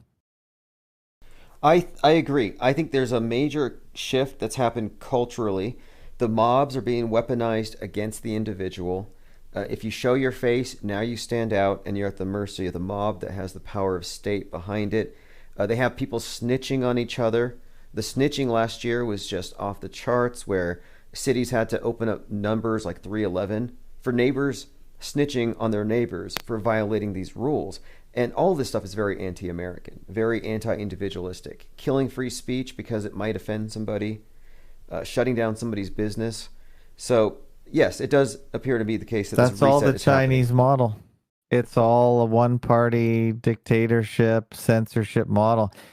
I have lots of people. I occasionally look on my statistics to see where people come from. Nobody is coming from China.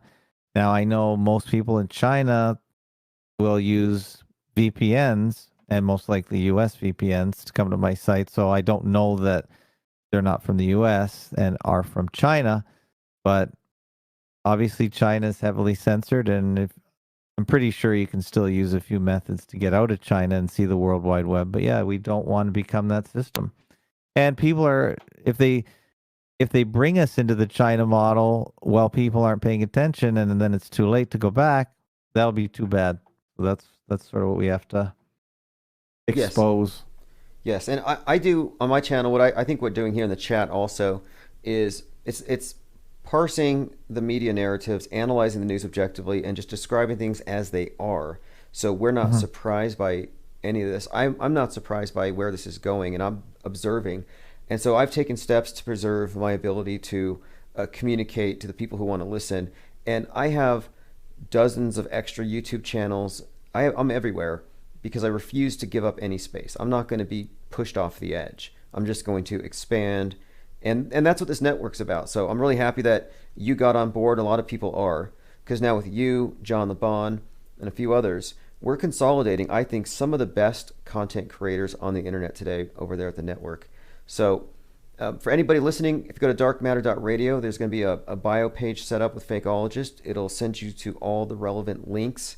And then, of course, anytime you go live, we can more than likely mirror on the network. It has 24/7 listenership. It's been around for a few years now. But yeah, we're definitely taking it in this direction. So again, I want to say thanks for joining today and telling everybody about your channel and becoming a part of this thing.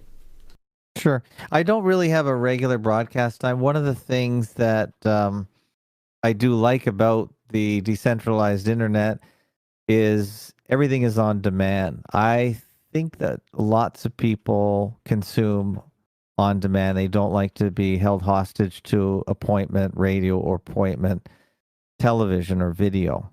I really like that, and I like the ability to go on whenever I feel like it, whenever I can get a guest that's interesting and coordinate a time, because you can do that anytime, anywhere. So I don't, even though I really like the live interaction in the chat and perhaps phone calls, because I could take phone calls too on my setup. Unless I am going to do it really super consistently, which is difficult. At the most part, I really like being able to just go, okay, I have a guest, I can go live. And that's the other reason I like having my own platform, because I control all the emails. So for instance, if they sign up at fakeologist.com, if you email me, I can set up an account for you, and you can set up your own account at Fakotube. And then when I go live, you'll get an email notification. Hey, that's something YouTube doesn't even do anymore. They don't send out emails. So I can do that. I know you do that with Patreon, which is another way. But it's Patreon, again, they're not, they could go away at any time or decide to cut you off at any time. So that's why you can't even put the word QAnon in a Patreon post. They will cut you. So I'm very careful there. But you made a great point here about the decentralized nature of it. I saw this headline. I think it said something like, podcasting killed the radio star. And that's certainly true. Sure. I've always been so, not erratic, but so busy. I just can't be held hostage. I have to be able to listen to something at my own pace. So what we do with the network is, we record whenever. This is for Dark Matter after midnight. So this has a very specific time slot for the replays. So anytime you record, it'll just broadcast at the same time every night, live or not. But so we have sort of the traditional organization, but I'm definitely configured for a network of podcasters doing their own thing. So if I wanted to go live, would I contact you, or how would that work? If I said, okay, I'm going live, but would I go live on your network at that time? It would normally be at this time of night in the evening, Eastern time, 8 p.m. evening. That's my normal time slot, sort of Sunday to Thursday. Well, I have a dedicated, basically it's a board computer, a little laptop here. So if you want to go live, all I would do is I would mirror your radio stream through mine, or I could give you the direct key. Either way, it's as simple as I push a button and then you take over whatever was there in that slot. So if it was a previous, like this conversation. Oh, I see. So yeah, it's a very simple, streamlined process, and it's working out great so far. John LeBon just had his 4th program, 2 pilots, but 2nd episode of Apostasy was today. Right. Okay. Yeah. Okay. That's fine. Well, I would maybe just give you a heads up, or you're on my email list. If you're not, actually, I should add your email to fakeologist.com/blog. And that way I usually send out my own email blast, and then you'd get it. And if you wanted to hook up and just start, and I'd rather you press the button because I have enough buttons to press here. then you could, if you wanted to, you could stream it live. Yep. And then what I That's fine do, with me. we've got a pretty good social media network following between all the Facebooks and Twitters, and we blast it out. And yeah, hopefully we basically bring a lot more people to these ideas, because this is way beyond all the rehashed sideshow conspiracy theories. You're actually doing analysis. So again, appreciate you coming on board here. And I'm going to send a link to everybody on the mailing list to check out your site. And then I'm setting up a page at darkmatter.radio. And so if somebody wants to join your site, do they just go and join your mailing list? Is there a membership there? Well, the easiest way the easiest way is to join my Discord. By the way, my Discord was taken down 2 weeks ago. Well, maybe it was a month ago. There was a Discord purge. I don't know if you got taken down at the same time, but my entire Discord was canceled and my account was frozen. So I wasn't sure if I wanted to set it up again, because it does take a little bit of effort to put all the channels together and whatnot. So luckily, two of my members, Velicet and Benoit, they recreated it with their own account and my permission. So they recreated it. So it seems like it's just a colorful, easy to use platform that people really like. So if they want to join my server there, it's fake11.com/Discord. And we just the moderators will just make sure you're in the right place by doing a little voice verification. Usually, I believe they do a voice verification where they just hear your voice, make sure you're not a bot, and then you're in. And then I just ask people if they want, give me your email address or an email address, and then I plug it into the main blog, fakeologist.com, and then you'll be able to post over there.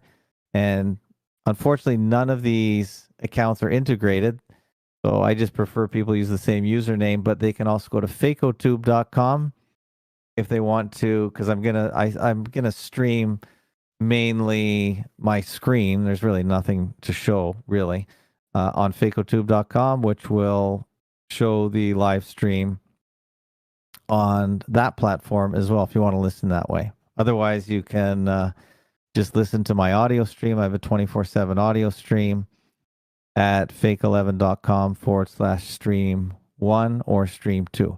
We also have an audio chat where it's actually a fantastic resource where we get regular voices and new voices come and just tell their story or tell their, just give their commentary on what's going on. And it has regular people, but anyone is welcome. We really like new voices. And we record whenever there's enough people. So people just show up and we record, and it is broadcast live around the world at fake11.com/stream2. That is an audio chat where people just talk, regular people, about the psyops of the day. And Excellent. There's a regular show Saturday morning at 5 in the morning, because that's late Saturday night in Australia, and we have Australians that hang out once a week. And that's a pretty interesting show. So yeah, there's lots of content, and it's all on the value for value model, where there's no membership fee. You just pay whatever you want, whatever amount you want, for whatever value you think it's worth. But we don't have any paywalls, because I want to make it as simple as possible to access the data. There's no membership. It's just, you feel you got value, pay whatever you think it's worth. I think that's Awesome. the best method. I think it's the best method. Yeah, I agree with that. I think it's important just to bring the network in and not exclude anybody. I like the freemium method. You like with John LeBon, you listen for the first hour or many of these podcasts, and then you go to their site if you want the rest. But yeah, I'm again trying to consolidate. I think that it's great to have a lot of minds actively parsing stuff, because some of these big hoaxes, some of these things take so many different perspectives to actually put the puzzle together in a decent amount of time. So again, I'm putting a link to your site in the chat. We'll do this again soon. And great. I'll send you an email so you can add me to your mailing list. And I'll suggest everybody else does too, because even if they kill all of our platforms, if you have the mailing list, it'll be very easy to reconstitute and get back to the streams or Well, wherever. yeah, but some of they can listen. Every method can be blocked. I get bounced. My emails get bounced from Comcast right now. So if you're going to give me a Comcast email, my emails won't make it through to you probably, because what they do is the big servers will go to an email reputation service, and they probably own those services too. So if you are broadcasting from an IP that is blacklisted, the people on that email server won't get your emails. So I haven't been blacklisted by the big boys yet, but Comcast is a pretty big concern in the United States, at least. So if you give me a Comcast email, you're not going to get an email from me. So you might have to go sign up at Proton Mail or one of the other servers that maybe aren't blacklisting me. And if it's just like anything else, if I want to go appeal my censorship, then that's a whole process that I don't really want to deal with. So yeah, listen, it might be down to you need my IP at the end when they blacklist fakeologist.com. That'll happen too, I can guarantee it. That's one of the reasons why I like the term fakeologist. We make up so many terms. We make up. We have to come up with new ways to describe things, terms that they didn't give us. And I think it's very important, because even if they are able to destroy everything we've done here, we have created a culture with a lexicon that is able to understand and reconstitute itself. But again, what we're looking at, I think, into the future, I'm not so optimistic, especially as the Mars program approaches, and we'll see. I kind of thought that 2020 was a litmus test, and people broadly failed for the most part, but we'll see. So do you have any sort of optimism about 2021 for your... No. No, not really. I think it's just we're just going to keep marching on to the one world, centralized, capitalist on top, communist on bottom, China approach.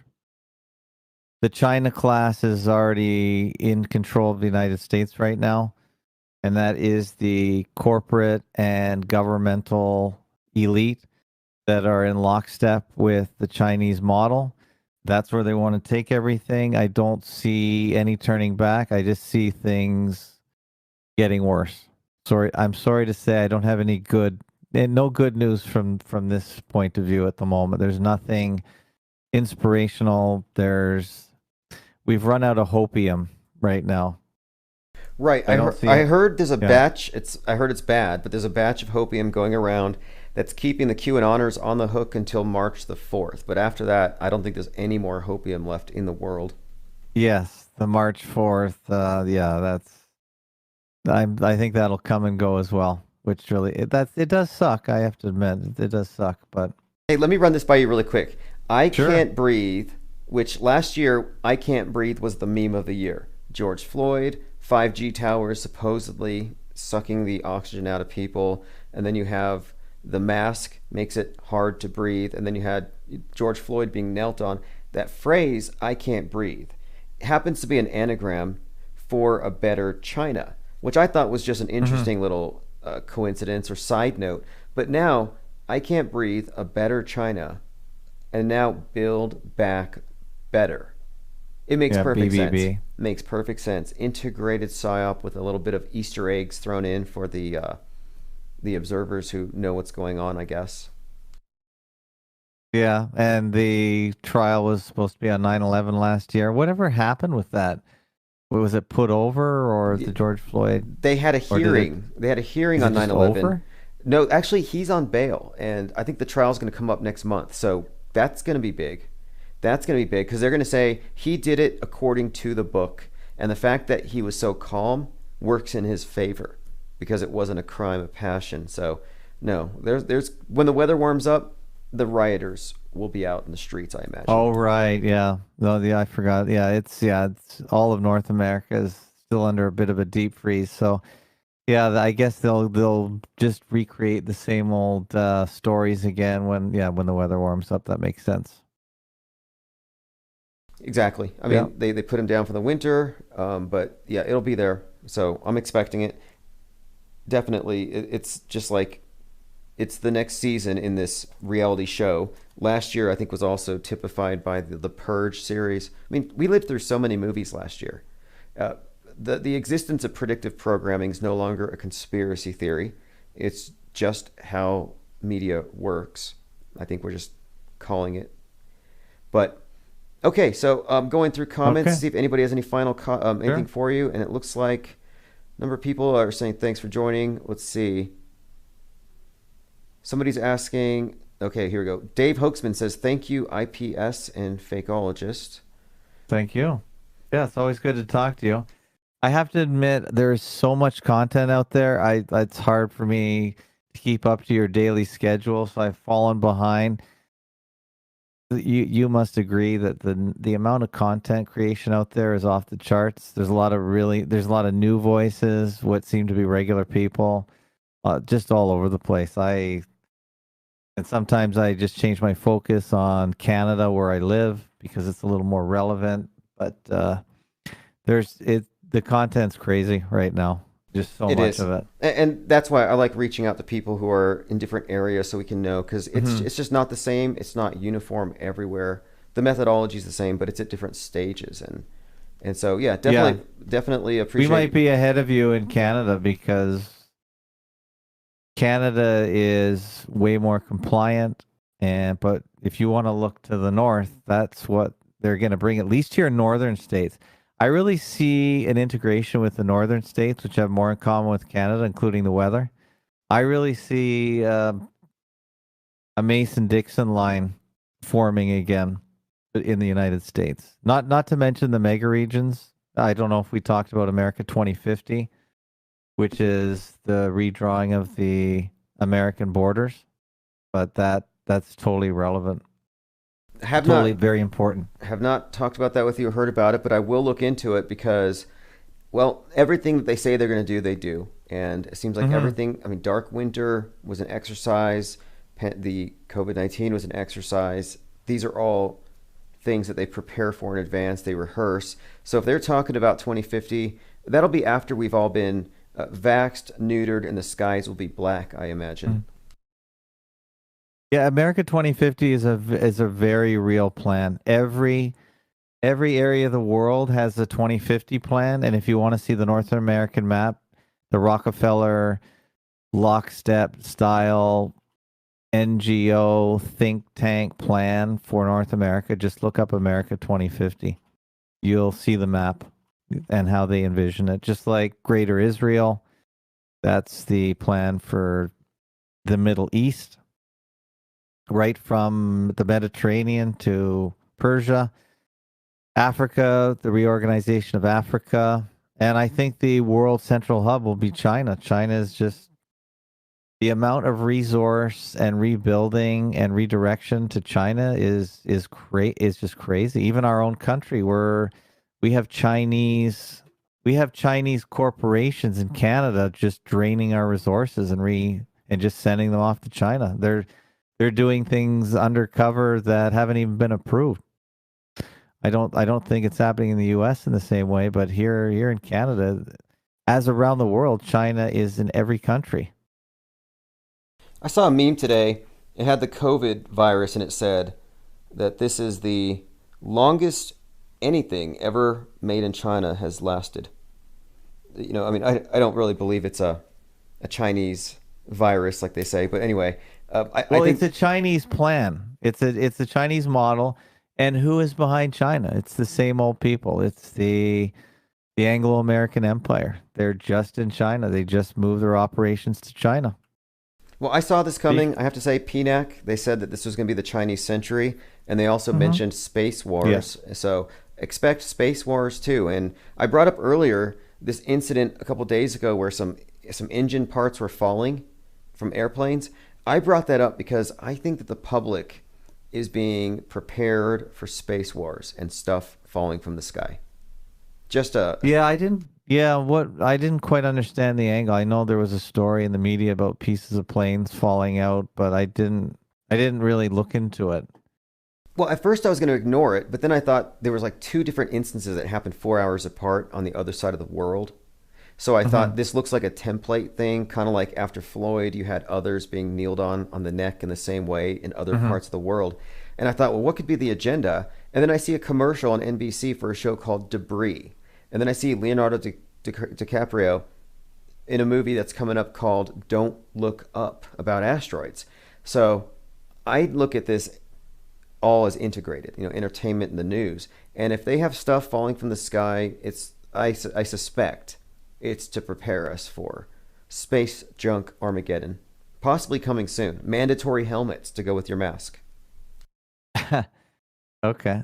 Yeah, I don't quite get the I still don't see what they're getting at with unless they're just trying to promote the idea of space, which as the song you used to play all the time, space is fake for sure.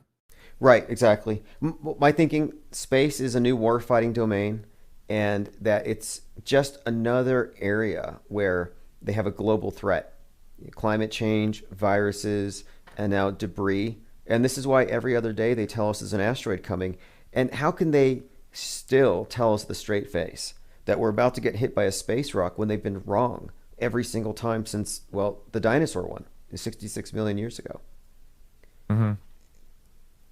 But anyway, hey, this has been an interesting talk as usual. So we'll be in touch, and I'll put everybody in the mailing list in touch with you on your site. Maybe check it out and get on your mailing list. So thanks again. Have a great evening. All right. Thank you, Tim. Take care. All right, everybody. That is Fakeologist, the newest addition to the Dark Matter Digital Network. If you go there, there's a menu. It says on the top, Fakeologist Show, Apostasy. Infinite Plane Radio. Anyway, this will take you right on over to fakeologist.com. We've gone over some of that. He brought up Bitcoin. I should have brought this up. Bitcoin's damage to the planet. The coal-powered Chinese phenomenon that uses more electricity than Argentina. There's a good reason for environmental campaigners and academics to worry about the effects of cryptocurrencies on the planet. So now your digital currency is a threat to the planet. That tells me that there's probably something good in it. If they're trying to tell you it's bad for the environment, if they're trying to scare you about it, if you use cryptocurrency, the sky is going to fall, then it's probably something you want to be a part of. Okay, thanks everybody for joining. If you want to hear this on a replay, go to darkmatter.radio. If you're on my Patreon, you will get that link as well. This is Chief Crow and the Flat Earth Worms. The edge is in your mind. Have a great night.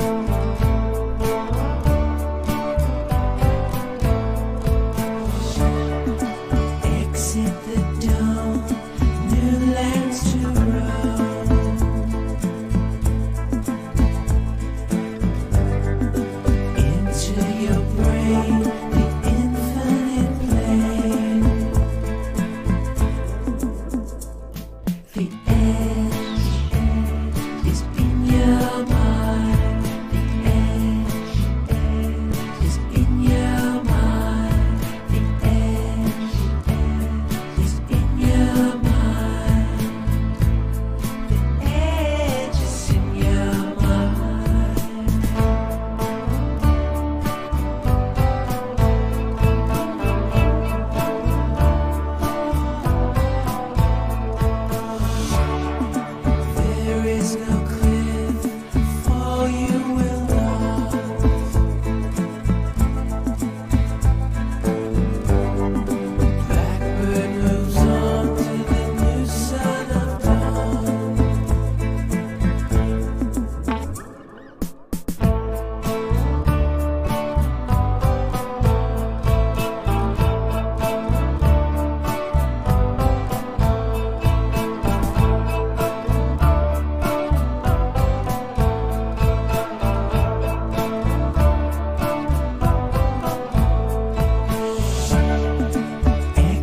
that don't new lands to grow.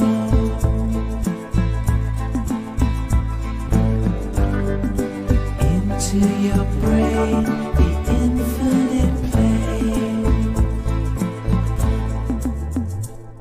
The edge is in your mind. The edge is in your mind. The edge is in your mind. The edge is in your mind.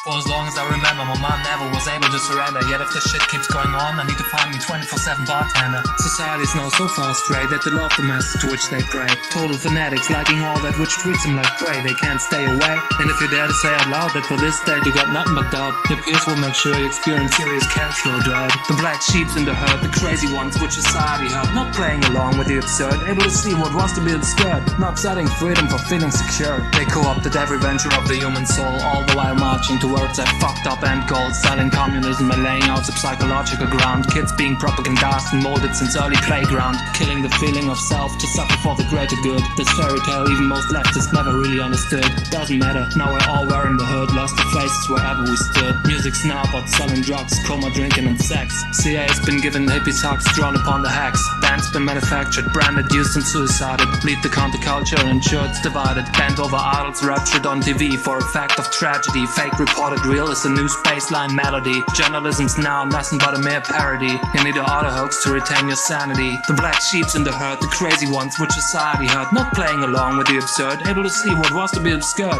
not setting freedom for feeling secure. It's all fucked up wherever I look. Children have no interest of reading a book. School hammered it out of their little heads, having them learn useless shit, bought to be dead. Listen and repeat over and over again. No wonder they close their minds according to plan. When parents ain't there and the state plays its game, no brain, no shame. Every dictated curriculum is lame. In 1984, all were laid out what 2020 would actually do. Just a little late, we've been overdue. The street was paved long ago when the federal dirt got its go. Total control brought to a wider scene, delivered by the screen. A hijacked financial system at the base for the greatest scheme. In the halls of mental asylums echoes what critical voices scream. Division is on every level, but have your dream. Allopathic drug dealers, botchers and psycho rapists thrive. The thief management of the road that healthcare does drive. The black sheeps in the herd, the crazy ones which society hurt, not playing along with the absurd, able to see what was to be obscured, not selling freedom for feeling secure. Retirement provisions co-opted by father state, making sure no one really owns any real estate. Mandatory payments directly subtracted from the loans, no questions asked, like they're all just drones. The taxation is theft, knows even skull and bones.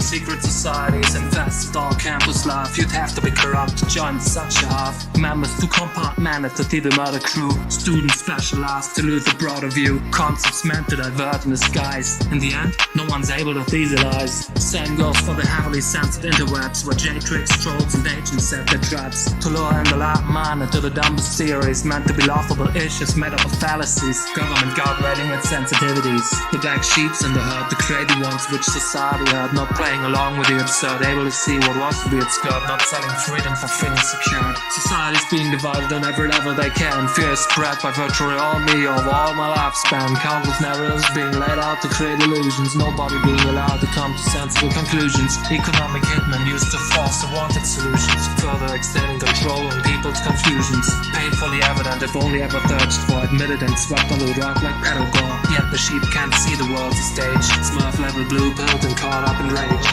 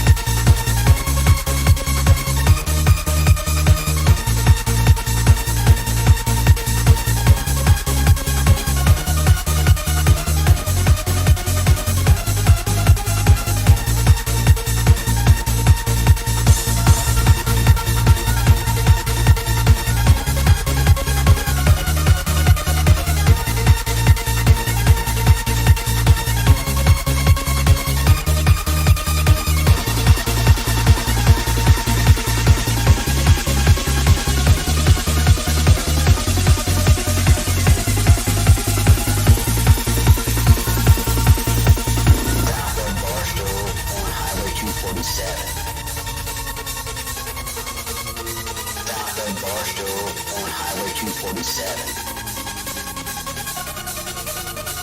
That comes up when I start working, it goes down this night. Usually stop. Southside Barstow on Highway 247.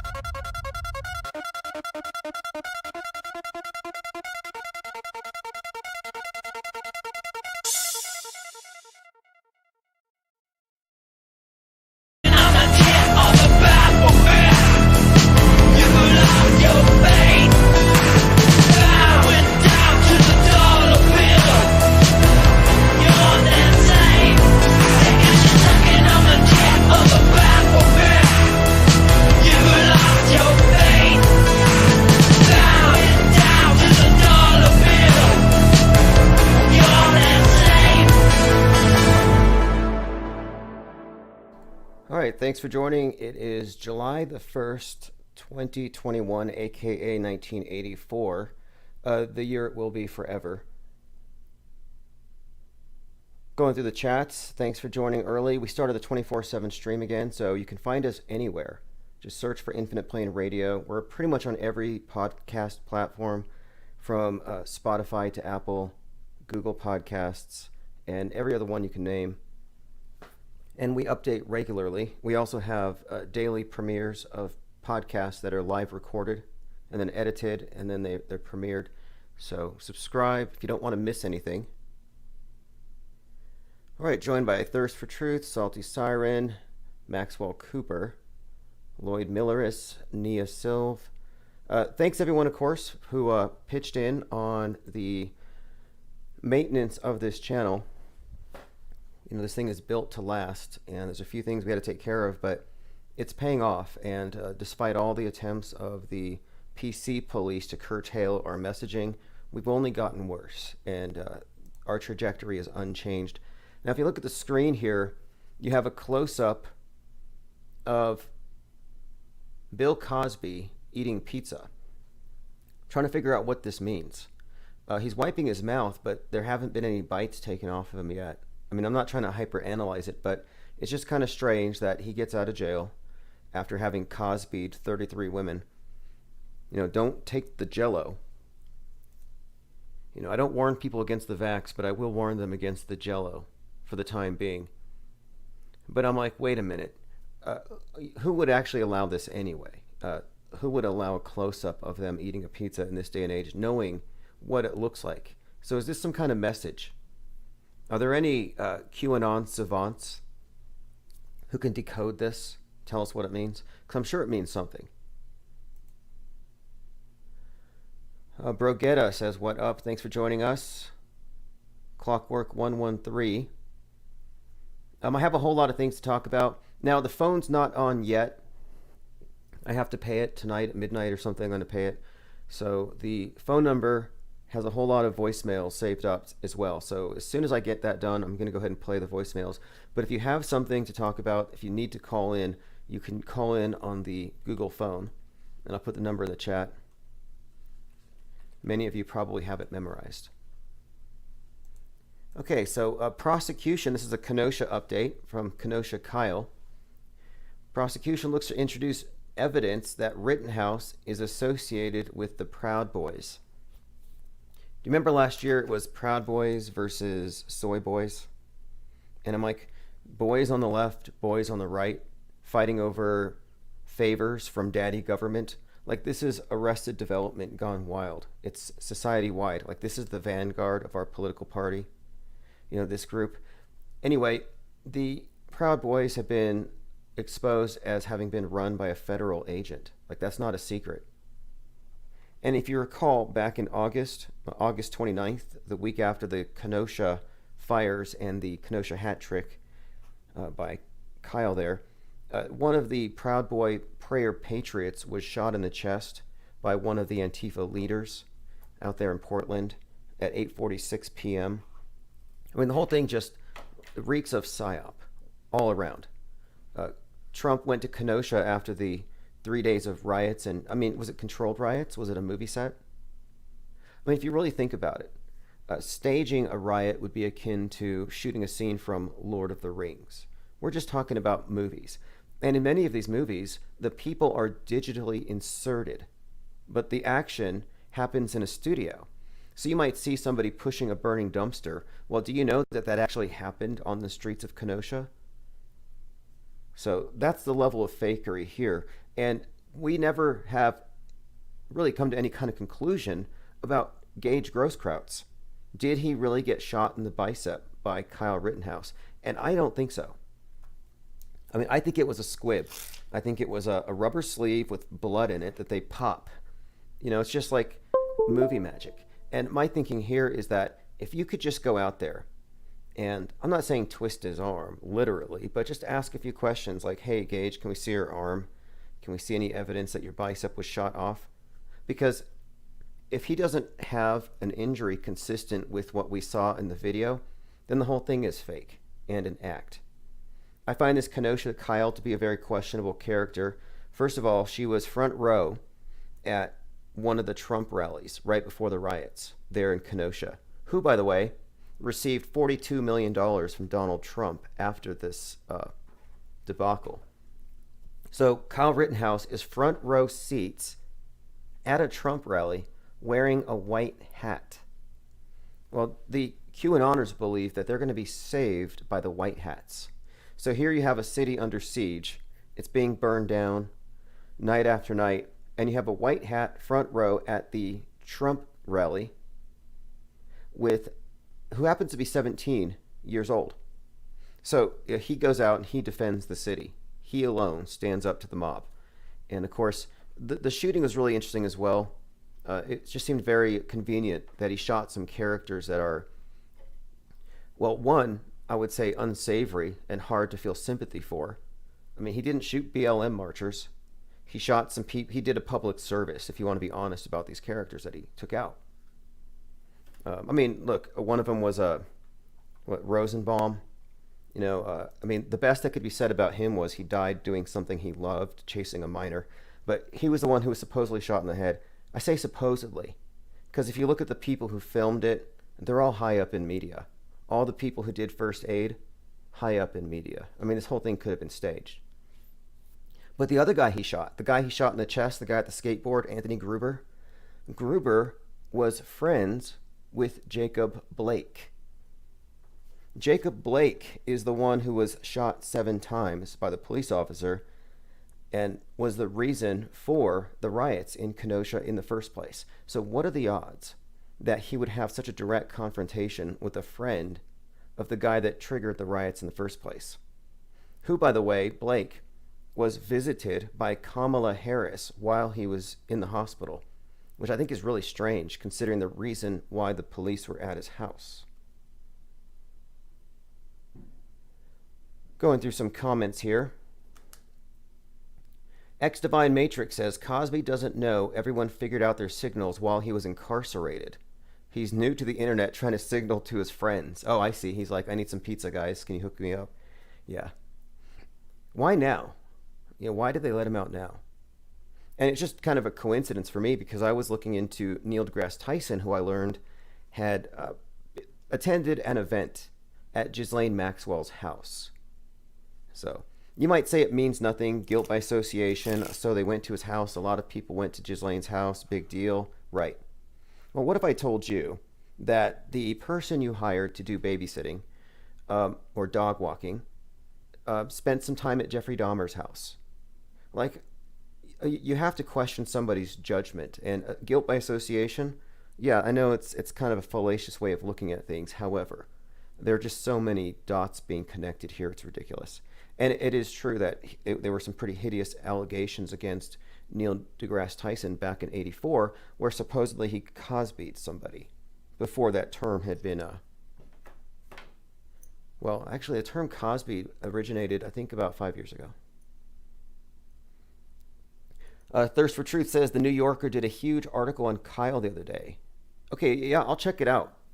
The whole story is fascinating in itself, because I thought it was real. I was caught up in the live action, live streaming, and I just had a hard time believing that they could have faked injury so well. Like, it was so well choreographed. So the only way they could have done this, it would not have been possible, I would contend, to have choreographed such a scene live. I would say it would be a mix of live action and inserted footage. Simple as that. Kind of like the Zapruder film, or any of these various events where they insert with CGI, like 9/11, for example. Like, some people still think 9/11 happened as advertised, which is insane to me. I mean, believe what you want. You can choose to live with myths and computer models malforming your reality, and you'll fit in better. But anyway, so the story with Kyle, though, took a strange turn when Lin Wood came to his defense. And I'm trying to figure out, it's one of two things. Either he's in cahoots with Lin Wood, which involves the wildest, fringiest side of QAnon. Not to mention, Lin was also the attorney for the parents of JonBenet Ramsey, among others. So it brings in this very strange element where it's like, is this guy an opportunist, or is Kyle part of this psychological operation? Well, then I saw this article a few months ago where Kyle Rittenhouse's mother was angry at Lin Wood. She says that they abandoned him. Lin Wood accused of leaving Kyle Rittenhouse to rot in jail in order to raise money for his Fight Back campaign. So she's suggesting that her son, Kyle, was being martyred to raise funds. And moreover, they're trying to figure out where this $4 million went. Now, I follow Lin Wood on Telegram. He's got this nice collection of antique cars. I'm not saying anything about where those cars came from, but, he has a very lavish lifestyle. But it's kind of funny, not funny, that, if Kyle truly did go defend his city, he just got ripped off by this major league world-class grifter. Thirst for Truth said the live streamers had suspicious connections to the Daily Caller. Yeah, that was my point. That was the one thing that really got me thinking that this could be a total setup. Because in every instance where you had casualties, the people treating the victims were live streamers who were on the ground covering the riots.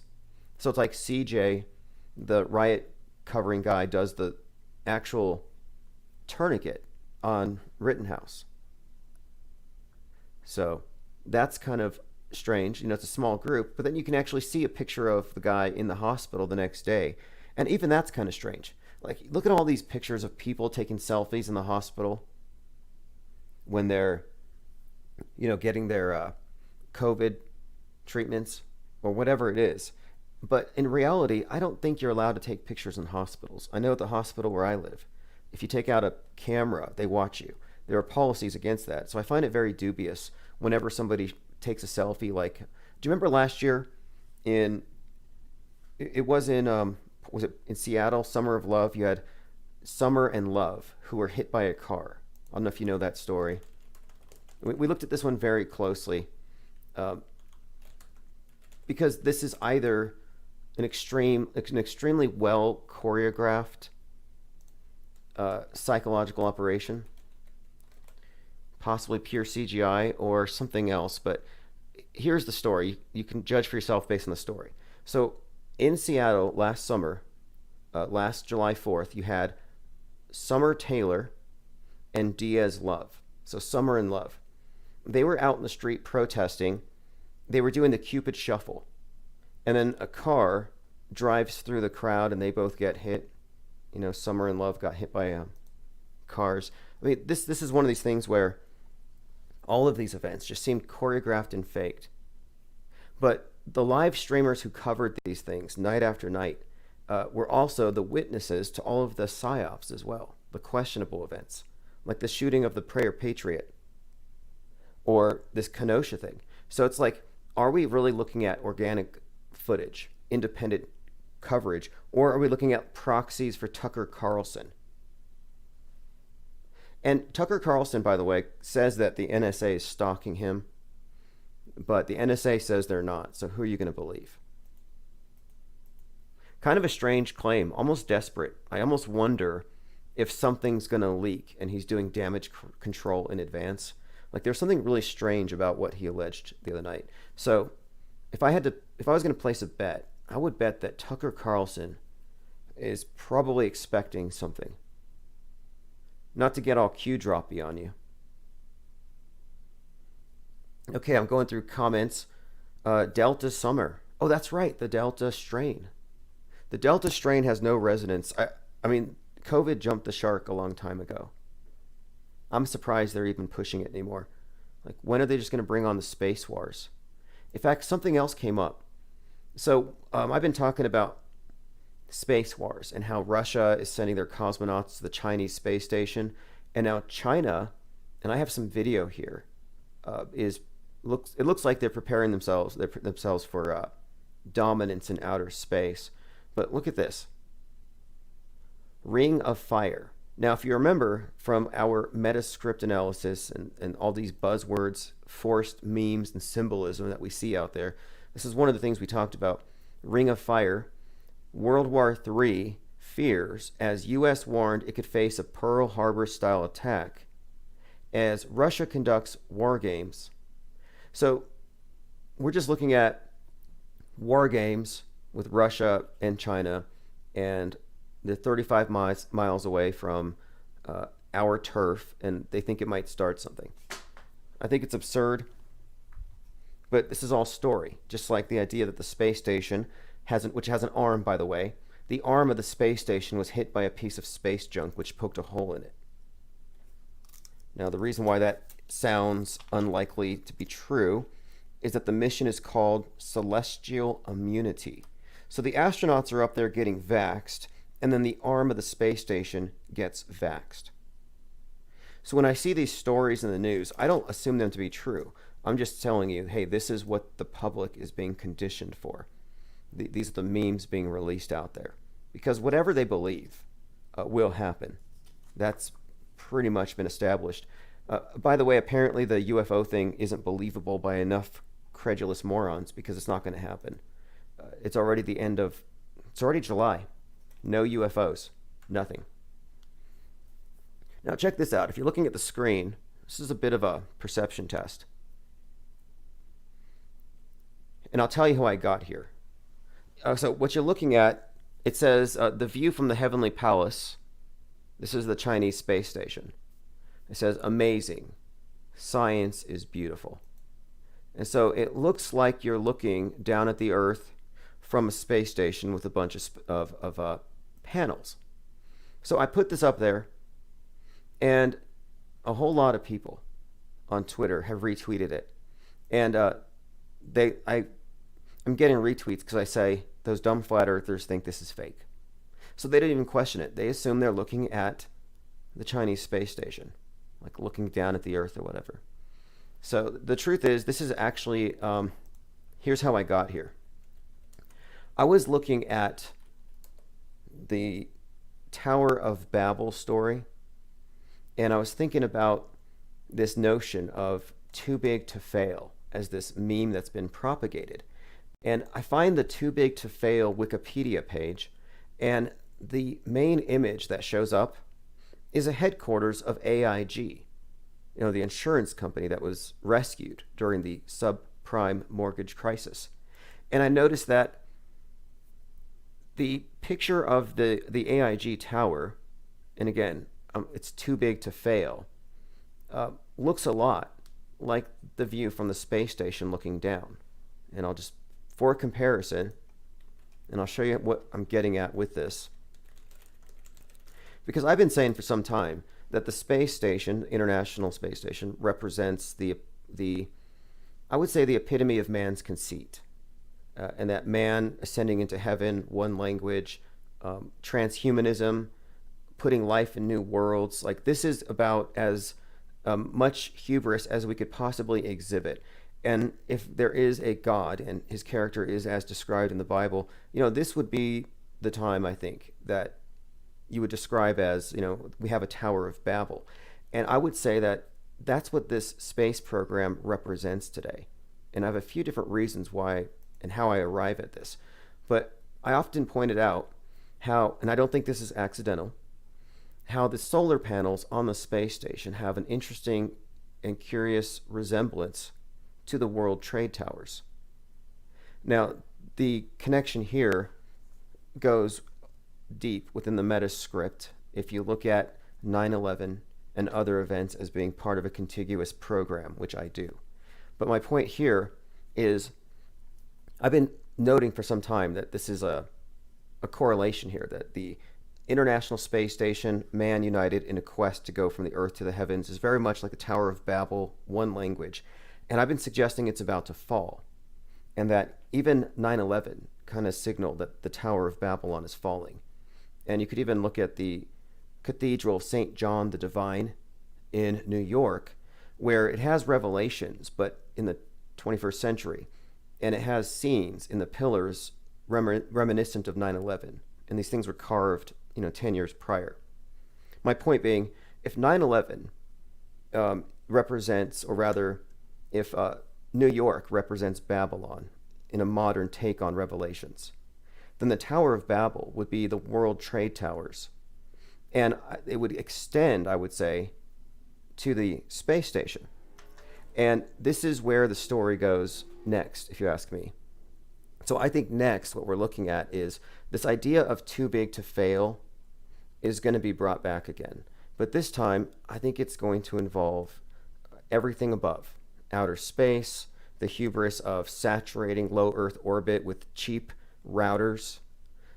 This whole thing is just so insane. It's just too hard to believe, and I don't think it's sustainable. And I think the way the script is going, they're going to tear the Tower of Babylon down. The Tower of Babel crumbles sooner than later. And this is also why I think it's noteworthy that Russia and China are doing drills together, considering that China has their own space station now. They don't need ours. But anyway, I got here because I was just noting how similar the AIG towers are in appearance to the space station. And I thought that is kind of interesting, because I only found this by correlating too big to fail with this. And stylistically, this correlation, I first started noting this more than a couple years ago, but I found this piece analyzing the work of Stanley Kubrick, where you can see a scene in Space Odyssey 2001 where you have a spaceship approaching the twin wheels of their space station, and how similar that image is to the image of Flight 175 going into the South Tower.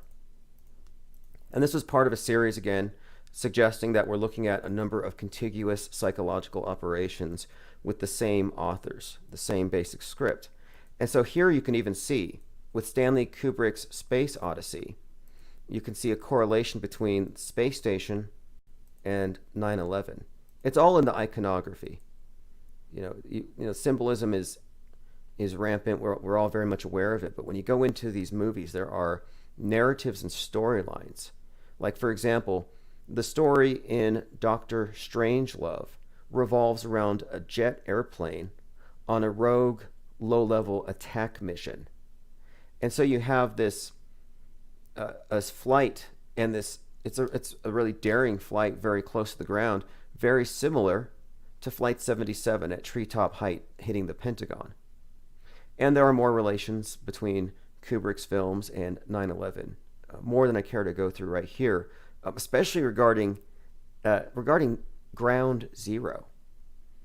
Space Odyssey and The Shining, both. I mean, that's kind of a longer conversation, but my point in bringing this up is that I think everything that we're seeing in the media, and when I say everything, I mean it's all just part of a long, protracted psychological operation. And I think even QAnon, that's one of the things to consider here too. It's easy to dismiss the QAnoners with a laugh or whatever. However, the same authors that brought you 9/11 brought you COVID-19. And they're bringing you whatever is next with this post-reset. So it's the same authors. And what's more, I would contend that the QAnon script is part of the story, as is Trump. And if you've looked into this view that many of the people on the world stage are in fact lifetime actors and characters, you can see pretty clearly that Donald Trump has existed in the American psyche. He has existed in culture. He pre-existed himself, as did Elon Musk and other characters we could name, who you can find evidence of their archetype, of their character, being imprinted into our minds before they even emerge. I mean, Trump is an interesting character himself, and he's stirring the pot right now. He went out and he tweeted, he doesn't tweet anymore, but he has his own platform, and he said, "Who shot Ashley Babbitt?" Which is kind of a funny question, because that whole thing's a psyop. It can't be answered. But I don't think he's trying to get at the truth. It's one of these, well, we'll see. We'll see. I mean, do people actually think that's real? That's what surprises me. The QAnoners are supposedly conspiracy theorists, but many of the narratives they accept are just suggestive of very gullible people. I mean, the Space Force thing. I mean, if you're still buying, part of the whole thing is, this is why you can't paint people with a broad brush. The Space Force is an integral part of the QAnon salvation story. Donnie of the Dead says the new theory is that Pence's SS detail shot Babbitt. I saw one screen cap where it looked like the silhouette of Chuck Schumer. I just don't think that Babbitt was actually shot. I don't think she was shot, and I don't think they can produce evidence for it. I even think her name Babbitt is a reference to the book by Lewis Sinclair, Sinclair Lewis, the book about these conservative Americans who are afraid at the change they see.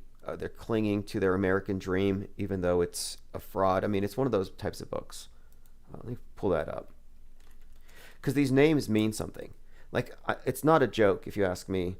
It's not a joke. It is a joke, rather. It's not a coincidence that the person with the "Don't Tread on Me" flag got trampled to death. I mean, that's hilarious. It's just comedic writing. So Babbitt is a novel, satirical novel, about American culture that critiques the vacuity of middle life or middle class life. So your vacuous middle class existence is the target of this book's criticism, and it's all about criticizing your pressure to conform. And what's more, when you look at the Babbitt character, she's literally wrapped in an American flag when she jumps through that window and gets shot in the head or whatever. Totally a fake story. I don't think these characters are believable. Just like Jake and Jelly, or whatever his real name is, Chansley. I think his dad is a judge and a Democrat. He's 33. He's an actor. I mean, we're looking at crisis actors. The reason why, if you look at the photos, the reason why you see 7 photographers for every insurrectionist is pretty simple. They didn't want real crowds of people that they didn't control. It was mostly agents, operatives, and actors. It's funny, they think it's a conspiracy theory or that we're being obtuse when we say it's just a guided tour. No, it was bad performance art, horrible performance art.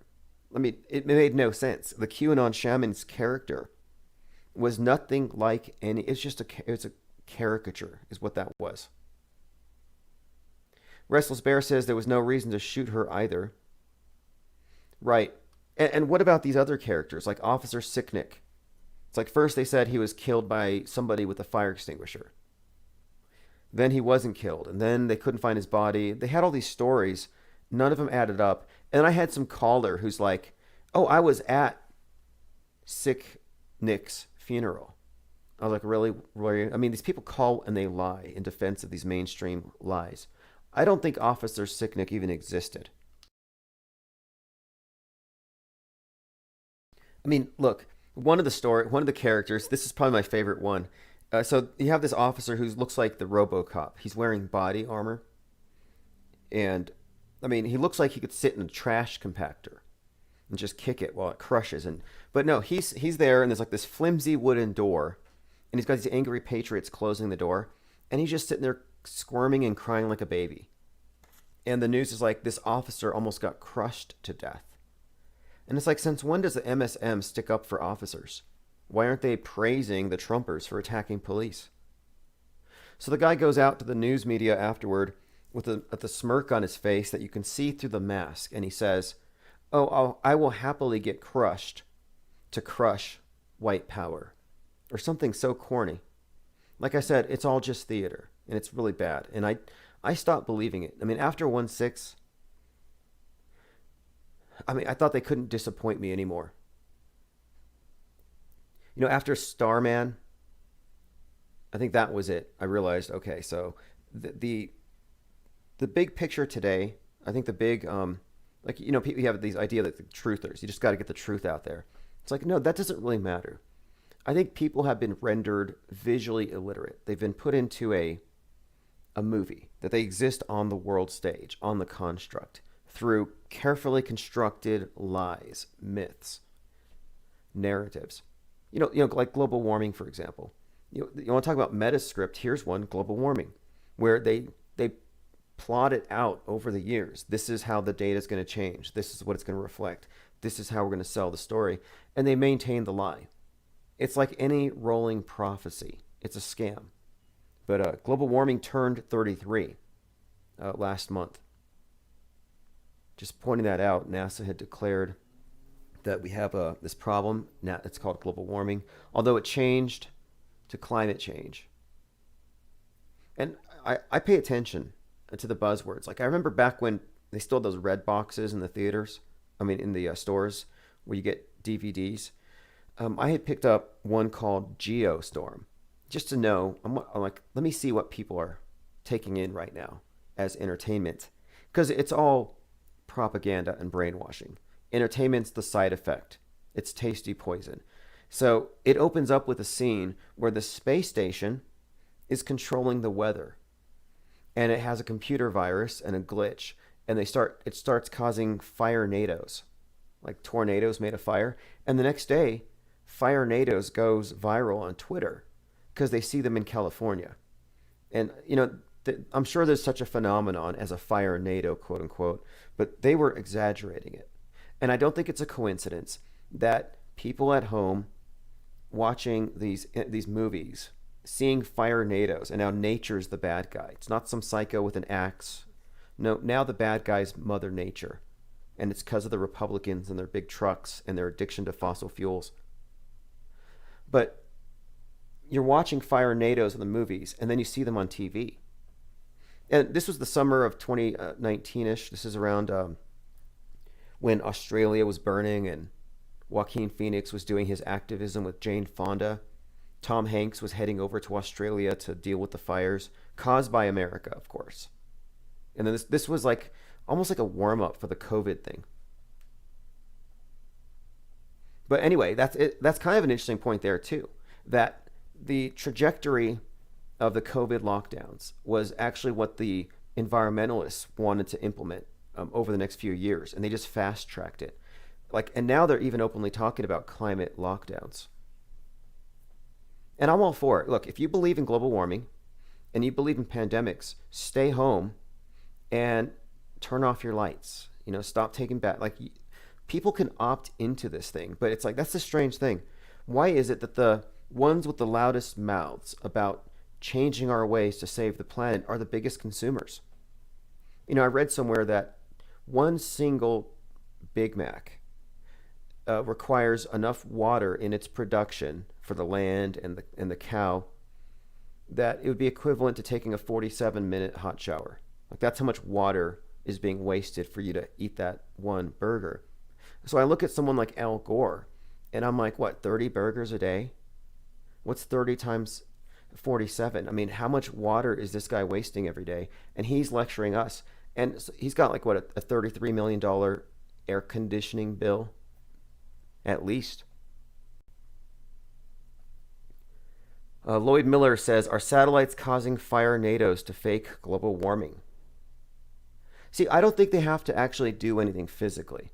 I think that the idea of Project Bluebeam, for example, this ongoing theory that there's going to be this massive theatrical special effects production in the sky that will cause us all to change, I don't think that's going to happen.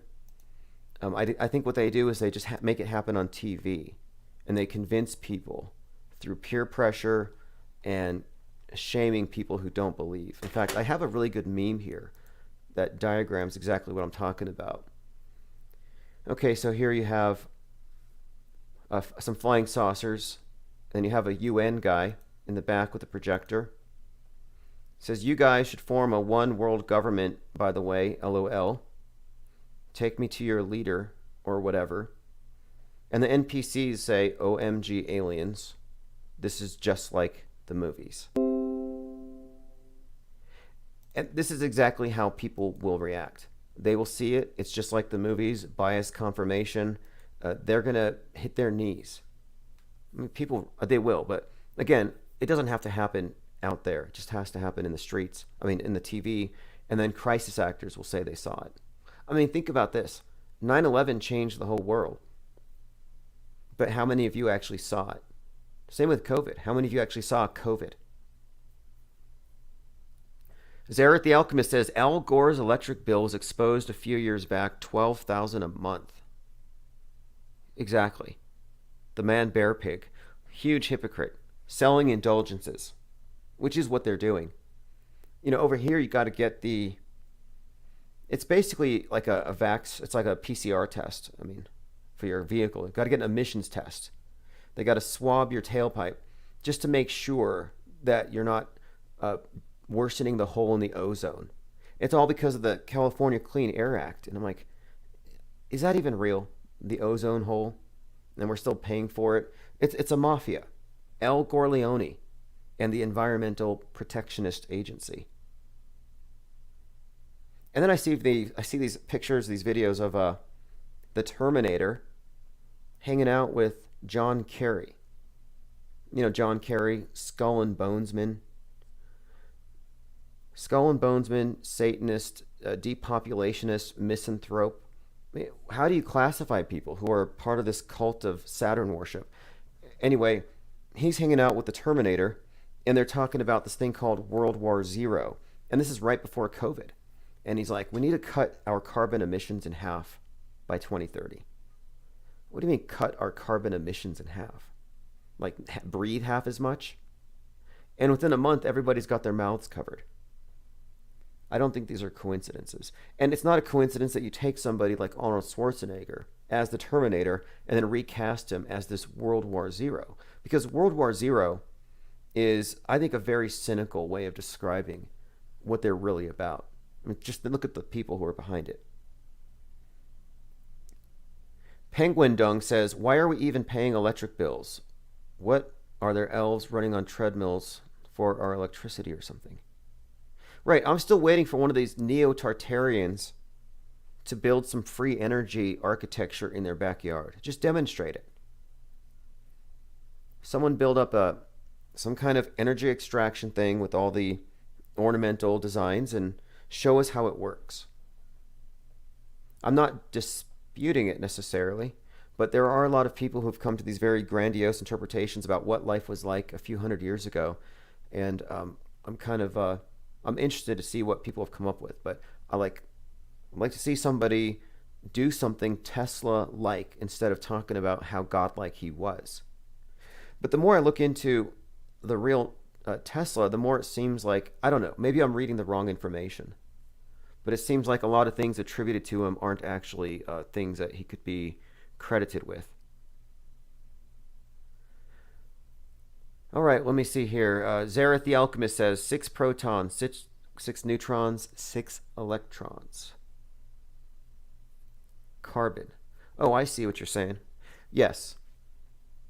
Yes, well, this carbon footprint is also a replacement for the original sin. Something you have to confess away. And the modern confession is recycling. I mean, think about this. So you go throughout your week, you do a bunch of bad things, you go to church on Sunday or whatever, and then you tell the priest, you're like, okay, I did these things. These things were bad. I made these bad choices. Forgive me. You give him some money, you're good with God. Same thing with recycling. You buy a bunch of stuff. You purchase things. Some of your purchases are bad. They're not recyclable. And so you have to separate those from those that are, and then you take those to the recycling bin to show that you're cognizant of your choices, your sins, and your righteous choices. And of course, recycling, I would say, is an act of contrition. And it's all about your conscience. In fact, NBC has something called climate confessionals. I don't know do any of you do climate confessions? Climate confessions. Where do you fall short? Even those who care deeply about the planet's future can slip up now and then. Where do you fall short in preventing climate change? So climate change is a replacement for the wrath of God. Not a coincidence that NOAA, the agency that monitors global warming and the coming flood, uses the dove as a symbol. The dove is a symbol of the flood. So it says, write your confession or view confessions. So I don't have anything to confess. So I'm going to view some confessions. Okay, let's look at food waste. I'm working on buying less and less. I'm 66. I use reusable plastic bags to offset deforestation. Now, these are confessions.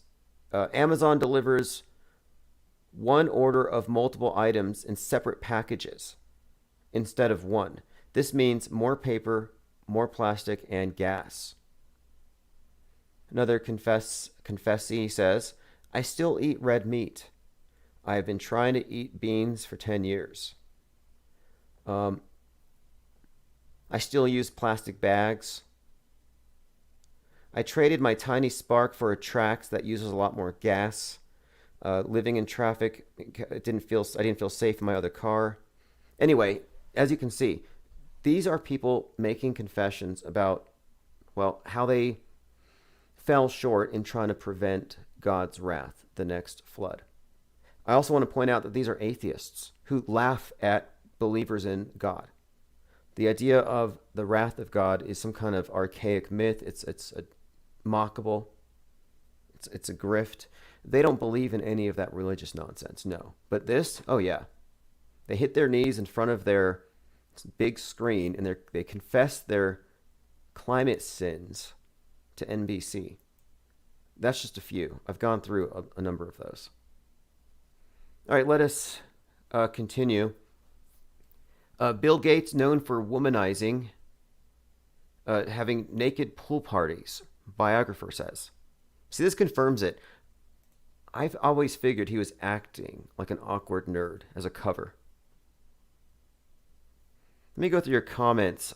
There's something here someone said. Clockwork113 says, I think Ewar Anon is controlled opposition. Okay, I did want to get into that briefly. I really like Ewar Anon's channel. However, there's another channel that I follow who claims, and this is a whole other topic, she claims that a lot of his content is lifted from hers. So I've gone through her content and I want to look at where they differ. before I can jump to that conclusion. What I like, though, without getting into that allegation, and I'll find that channel for you, but what I do like about Iwaran is that he picks up where Sturgio Studios 10 left off, and he also explains what Sturgio's is communicating, which I think is a big deal, because Sturgio's doesn't talk, and so it's nice to have someone who can actually explain it in a way that that we can all understand. Even if you don't agree with it, you're trying to understand a hypothetical model. That's what confuses me about some of these professional anti-flat earthers or whatever. It's like, look, I know you don't get it or you don't agree with it, but can you at least not attack a straw man? How hard is it to understand the opposition's viewpoint and what they're proposing to be a model, even if they're not using the proper scientific lexicon? I was watching a debate with Fight the Flat Earth and Santos Bonacci, the astrotheologist, and it was a wreck. It didn't go anywhere, but it didn't have to go that way. But it was because they refused to take into account what he was positing as his model, his cosmography. Maybe he should have used the word cosmography instead of model, but they wouldn't even hear it. And I think it's like, well, it's probably because they aren't taking the time to see it from his perspective, even if they think it's ridiculous. Like, there's this TV show out based on the books of Terry Pratchett, where, I mean, obviously it's satire, it's fantasy. The Earth is on top of 5 elephants or whatever. It's like, you can take these hypothetical situations, and you don't have to immediately attack it in order to see where people are actually arriving at these things. And I don't feel like they really got where he was arriving, where he was trying to go. Zareth says Dubé was one of the influences on his work. Well, that's an interesting point. I mean, when you say Dubé, what do you actually mean? Because you have Robotham, you have the Flat Earth Society. Like, that's one of the things that you don't hear often, is that most of the Flat Earth promulgators are just parroting stuff that they got from the Flat Earth Society. But instead of giving them credit, they say, don't look over there, those guys are shills. And I haven't found that to be the case. But they all add their own particular spin on it. A lot of them are insisting that there's a dome. And, whether or not you think these individuals are shills, they all agree that we're under a dome. And this is where Iwaran differs from all of them. Iwaran is his name. He suggests that the moon, he's kind of extrapolating from where Sturgio Studios 10 left off, with this idea of the moon actually being more or less a projection that shows you a map of the continents below. But the problem with that, if you look at it, is that obviously, if you're trying to correlate the continents with the craters, there's too many craters. But what he has done is he has actually isolated a small group of craters that he thinks actually relates to or corresponds to the known world. So this leaves like 75% of the moon's surface as outside of our world that would be areas that would be accessible according to this map above. And he posits that our North Pole moves and is making a circuit with every one of these ages, along with the precession of the equinoxes. And it's an interesting theory because it suggests that we're progressively moving in a big circle, and that the sun and moon system we're under moves with it, which would also suggest that if we're at this new age and it's changing, that there would be climate changes. It wouldn't be caused by consumption of fossil fuels. It'd be caused by some colossal shift in everything that would affect our geography and possibly put half this place underwater and open up the other half. I don't know.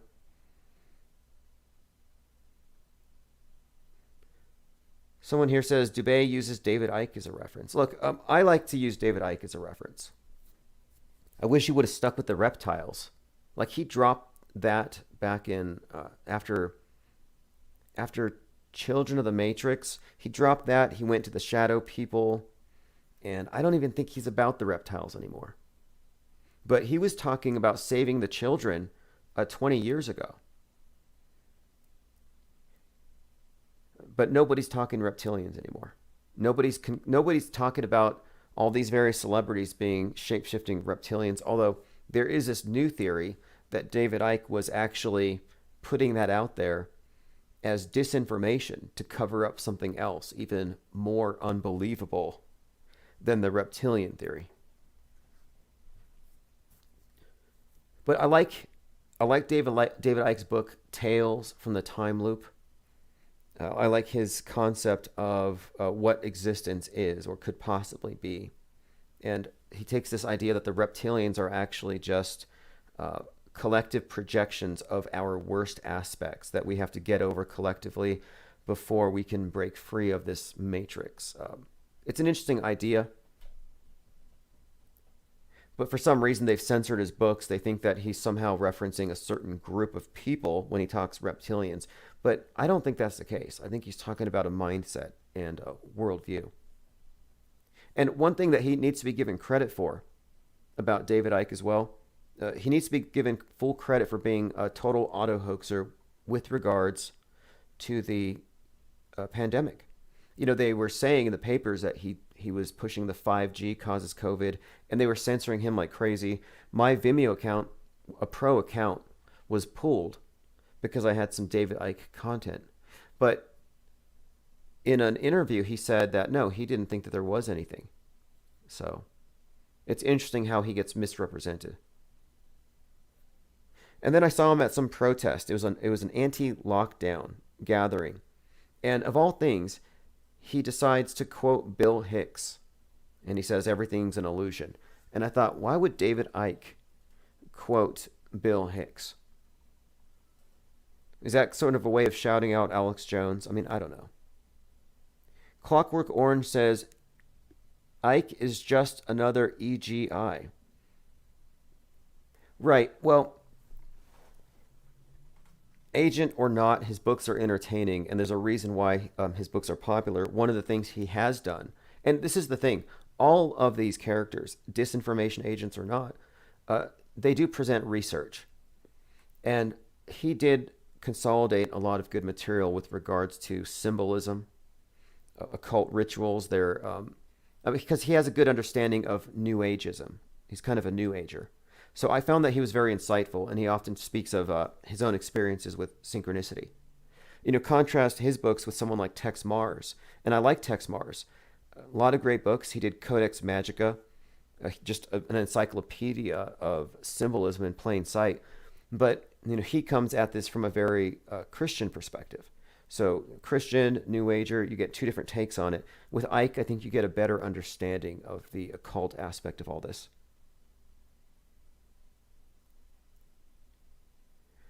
Frog King says, Tim, there was a commercial being ran within a year or so ago of an alien ship landing, and everybody watching what comes out, and it's the devil. That might have been that Arthur C. Clarke. Was it Childhood's End? 6119 says, my girlfriend's a reptilian.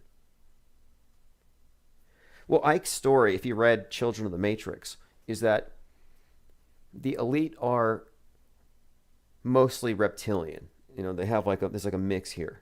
And that if you have any reptilian DNA in you, it's latent, but you can awaken it if you go to your local Masonic lodge and you do the rituals, that you can awaken this other side of you. You can basically become a conduit. You're possessible.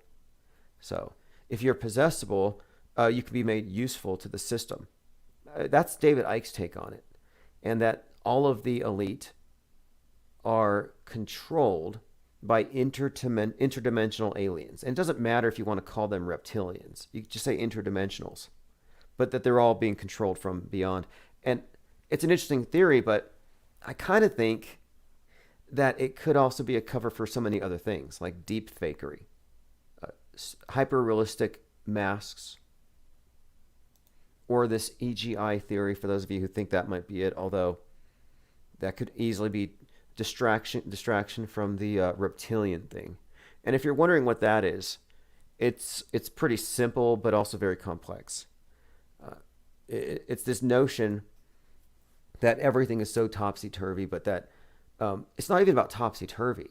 It's this idea that the occult secret societies that rule the world are androgynous, is how you'd explain it.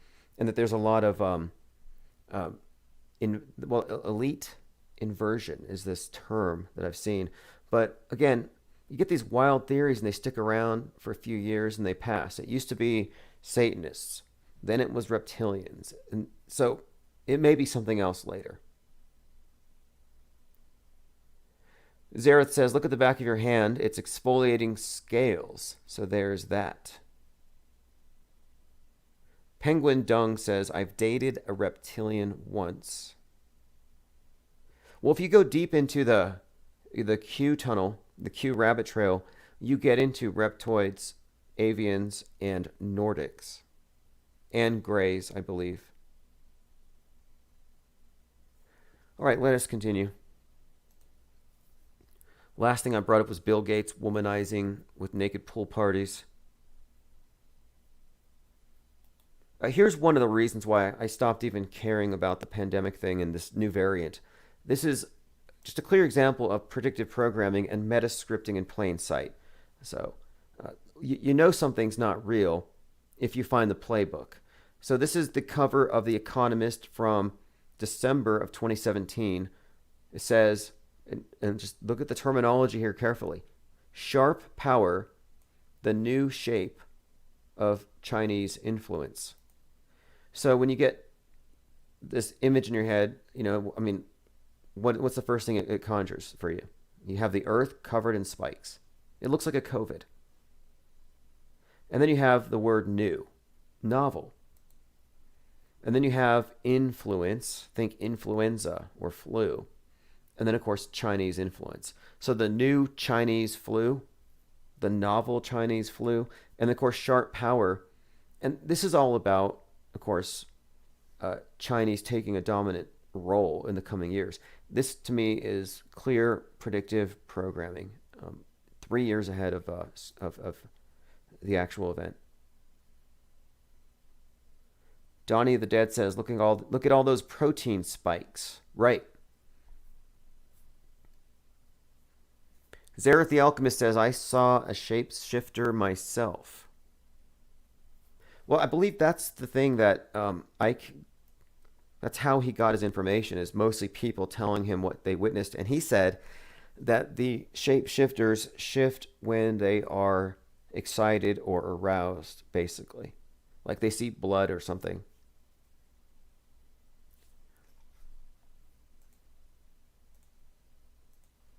All right, I'm going through my notes here. This is a work of art if you're looking at the screen. I Am the Way. I just think it's so bizarre the way they've tried to create a celebrity and a likable character out of Fauci, who, you can rearrange the letters in his name a little bit. Dr. Fauci, you can rearrange it into Dracula. The key is you take the F and you flex it down into an A. Very easy to do. And then the I is a capital L. Lowercase everything else. It's not that complex, but yeah, it says Dracula. And also there's Dr. Eichhoff. Fauci backwards, I-C-A-U-F, Eichhoff. But here I've done Dr. Fauci as Pinhead. And I put syringes instead of nails. But it means the exact same thing. They're selling you salvation. It's a sacrament. Have an image here of the space station last week missing one of the panels that might have some significance. Also noteworthy that some of the Russians are going to the Chinese space station, and their space station's already up. And just my first impression when I saw the footage of the Earth from the Chinese space station, I thought, wow, cheap Chinese knockoff, as I expected. Not believable at all. I was expecting them to improve their graphics.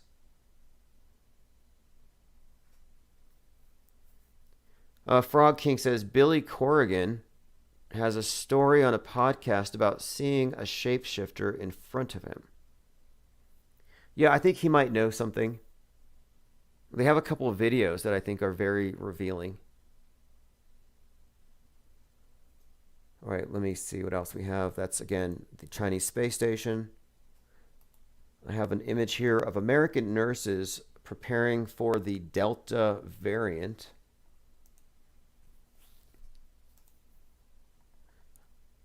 Of course, that, as you know, just means twerking. Now, did you see this? So Bill Cosby, of course, released from prison. Don't take the Jell-O. But he had 33 people accuse him. I was shocked by the verdict, says Gloria Allred, lawyer for 33 of Bill Cosby's accusers. That's the kind of thing that makes me think that we're looking at a hoax, that we're looking at something other than what they're saying.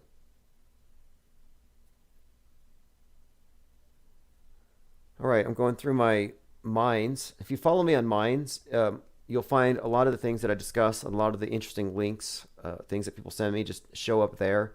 Highly recommend it. Just go to infiniteplainsociety.com, and that takes you to a link tree that has everything that we talk about here. So you won't miss anything, and it also has all the relevant links and all these various videos that we've been finding, like this video of NASA astronauts on Earth Day dropping their globe, and they all reach to grab it. They just reflexively try to grab it before it hits the ground. You're pretty amazed and you start taking pictures and all of that of it, but then you forget that there are people in danger that whole hurricane. You're pretty amazed and you start taking the pictures reason why that's and all a of that of problem it, but then you forget is that they're in outer space and it shouldn't be falling. But it fell right in front of everybody. They played it off poorly.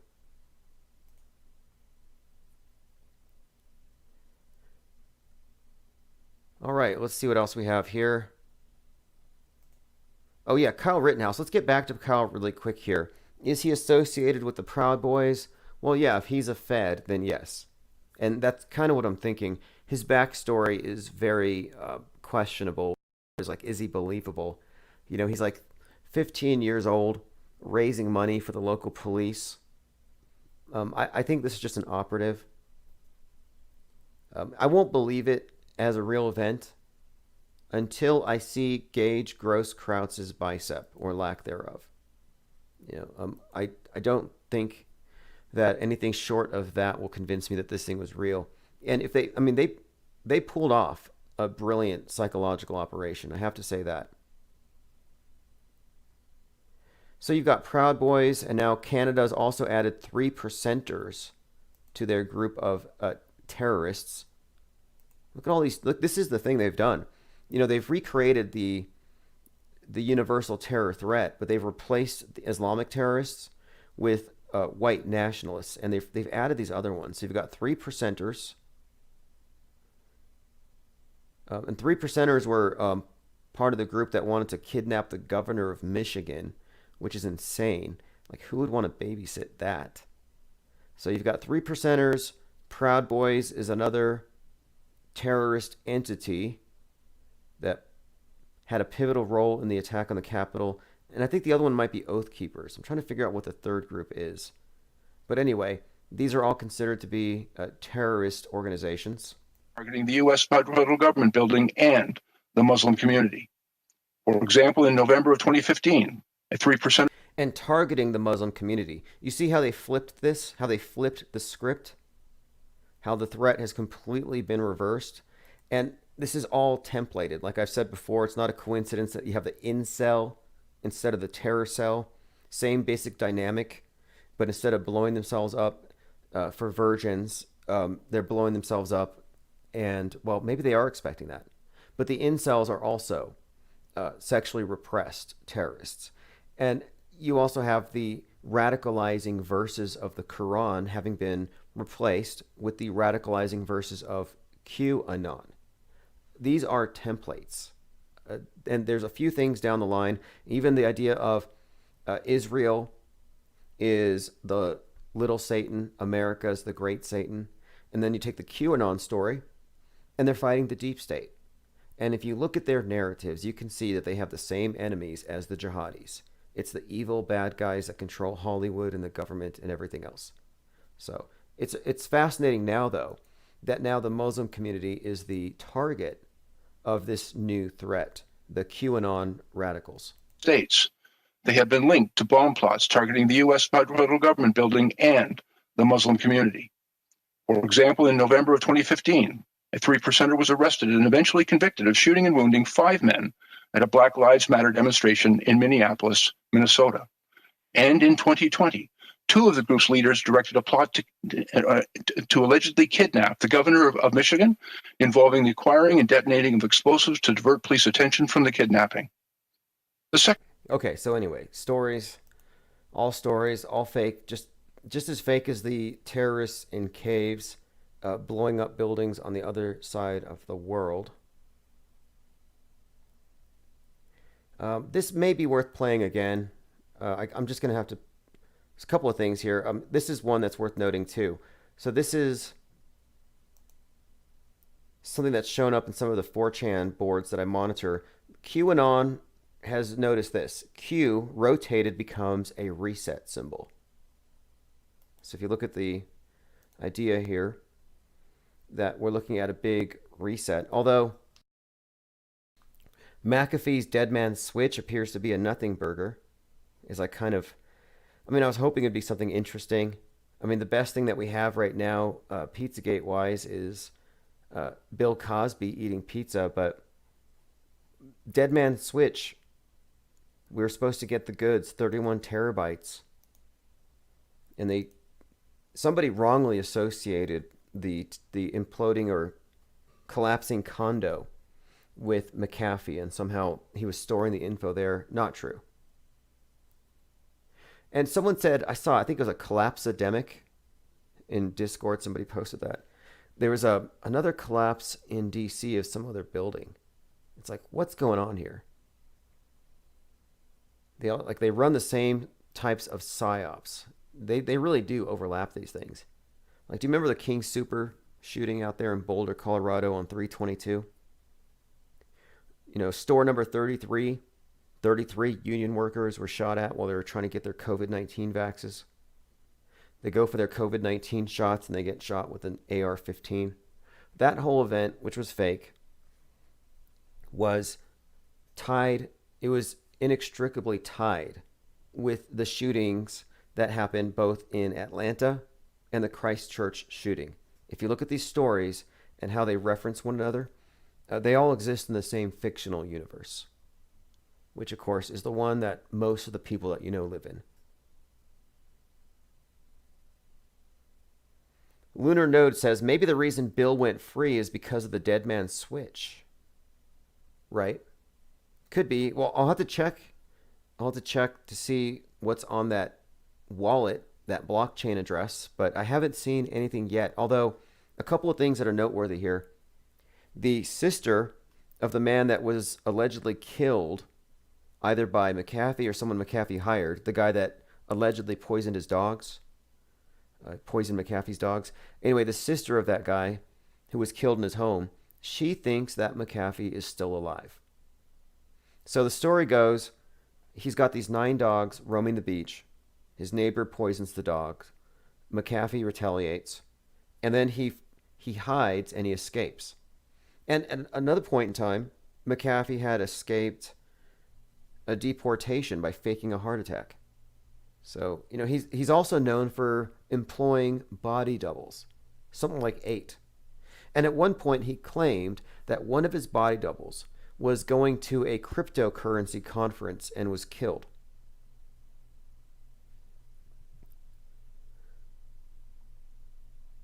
Zara says, this is the 4th time your broadcast was cut off. Never happens on any other channel.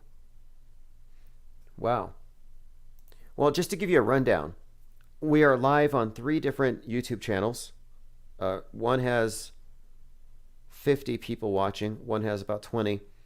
One of my channels has been repurposed for nothing but art. Some of you have found it, and you might like this.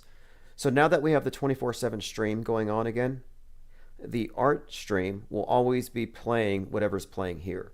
So if you ever have this on in the background, I'm usually live when I'm not live, just hanging out in Discord or doing the art, but it's on that other channel. But we're also live on Facebook, Odyssey, DLive, Twitch. We're live on radio.net, and you can also find us, I believe, on TuneIn. I can put the links down there, but there's a number of links. If you just go to infiniteplainsociety.com, if YouTube is failing, there's a number of options.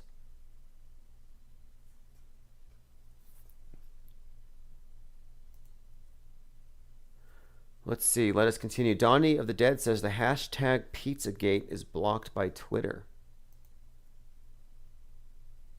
Yeah, that is such a strange thing. The story is, go inside Bill Cosby's estate, his first day free from prison. So he's not at a Pizza Hut, and that pizza looks gross. You know, actually, now that I think about it, I was asking earlier, I said, why is this guy wiping his mouth when he hasn't taken a bite off the pizza? Well, I think he picked all the cheese off of it and all the pepperonis, and he left the sauce behind. So I'm not sure what that means. I'll have to ask. Okay, Heidi says the pizza looks gross. A-Dog says don't drink anything he serves. John MC says he should invite Cardi B over. They can trade drink recipes. Everyone is commenting on how it's such a gross looking piece of pizza. But, you know, it could just be a piece of pizza. It doesn't have to imply that he's in the club of Club Adrenochrome. Although I tend to think so. I'm not convinced that the story is 100% true. I think there's some exaggeration there. Now, I have something I want to play. I played this a few days ago. If anyone would hear this, this is just want to show you where things are at right now. I think this is fascinating. So this is a pastor, Kenny Hart, who is comparing Colin Kaepernick. I'm sorry, he's comparing Jesus Christ to Colin Kaepernick. And he uses the expression Kaepernickian to say that Jesus is Kaepernickian when he weeps over Jerusalem. My experience in America has been clouded by my race and my position in the society. And that experience does not mean I don't love my country. It means that I have to love my country differently. It means that my love has to change its form. You know, it's not that love is different. It just takes a different form. And so, you know, when Kaepernick takes that knee, you know, he's told to do that by a Green Beret. Like, a lot of people don't know that backstory, but yeah, it was a Green Beret. What's his name? Now, anyway, the phrase he uses is Kaepernickian, and I thought that's kind of strange to compare somebody in the present time, or rather to compare somebody in the past to somebody in the present. Kind of a strange reversal here, but he told him, hey man, here's a way. But I'm just going to leave it at that. I just think it's kind of noteworthy here that you have a pastor who is making this comparison as though it's valid, and maybe it is valid, but I'm just pointing it out there because I think it's an important plot point. A commenter says satellites crash out of the sky in Call of Duty Warzone. Okay, now Call of Duty 3, let me pull, this is interesting. There's Call of Duty, I think it's called Warzone, Black Ops Cold War. This is the one. Yeah. Okay. Satellites are being forced out of orbit and are crash landing at multiple points for their 4th season. Yeah, they have predictive programming in their games that showed you COVID, showed you masks. So this is, I think, probably likely. I was looking at this game trailer for something called, I think it was Dark Winter, The Division. These games are very prophetic. But for them to be bringing up space wars and satellites falling from the sky, yeah, there's another one too. I think it's called Battleground 2042. This is a theme that we're seeing in all of the games, and there's a reason why. Everything that you see in the games is predictive programming. Here it is. The sky is falling. The site. A smart one.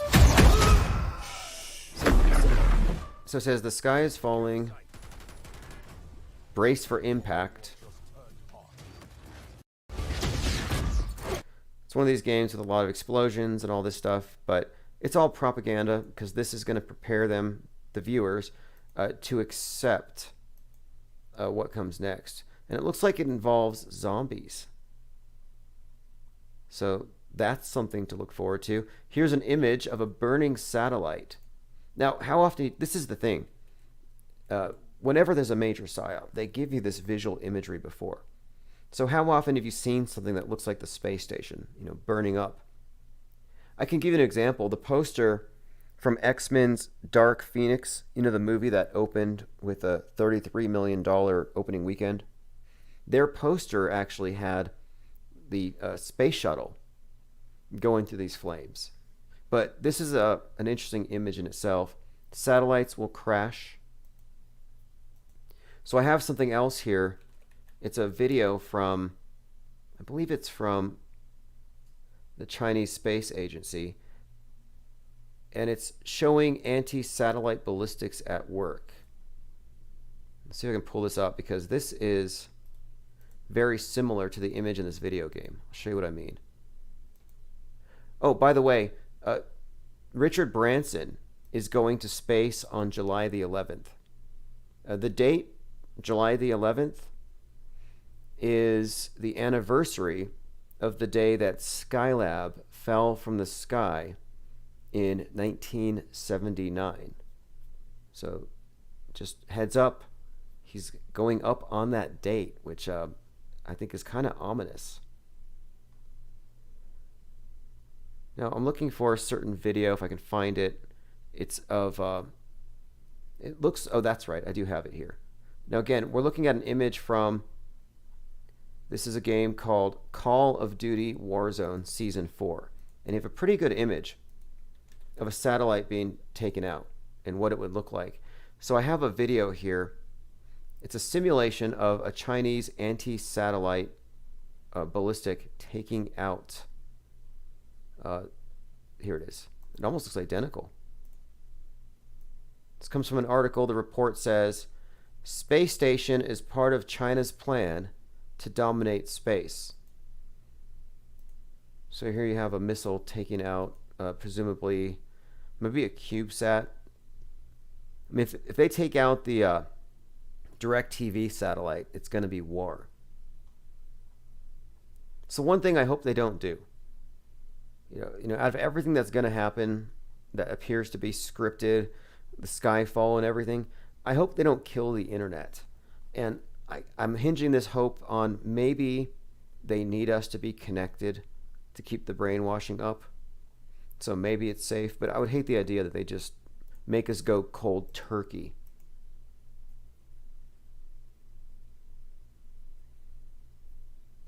All right, I'm going through your comments.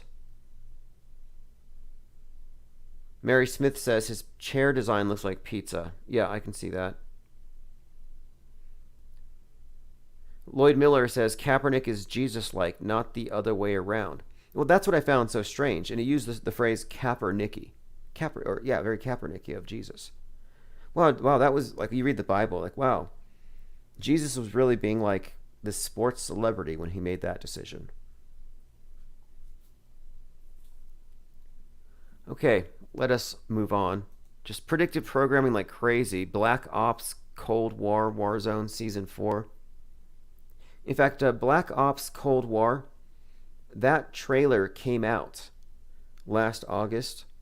It came out on that, it was, I believe let me pull that date up because it was right before Kenosha started. So the summer of 2020, you had the Black Moon. Black Moon, what is it and why you can't see it? And I remember this date because this was, of course, around the time of the riots and everything. And this video game comes out, and the trailer had Yuri Bezmenov talking about subversion in America. And the cover, of course, actually the release date, everything about it seemed timed. That's why when somebody points to some of these games and like, hey, look, they're tearing down satellites in the new Call of Duty, it's like, okay, it's meta script. In other words, everything that you see in the news is going to be put into your subconscious, because your subconscious's eyes are wide shut. It takes it all in. And you're going to be inundated with the messages that they need you to have.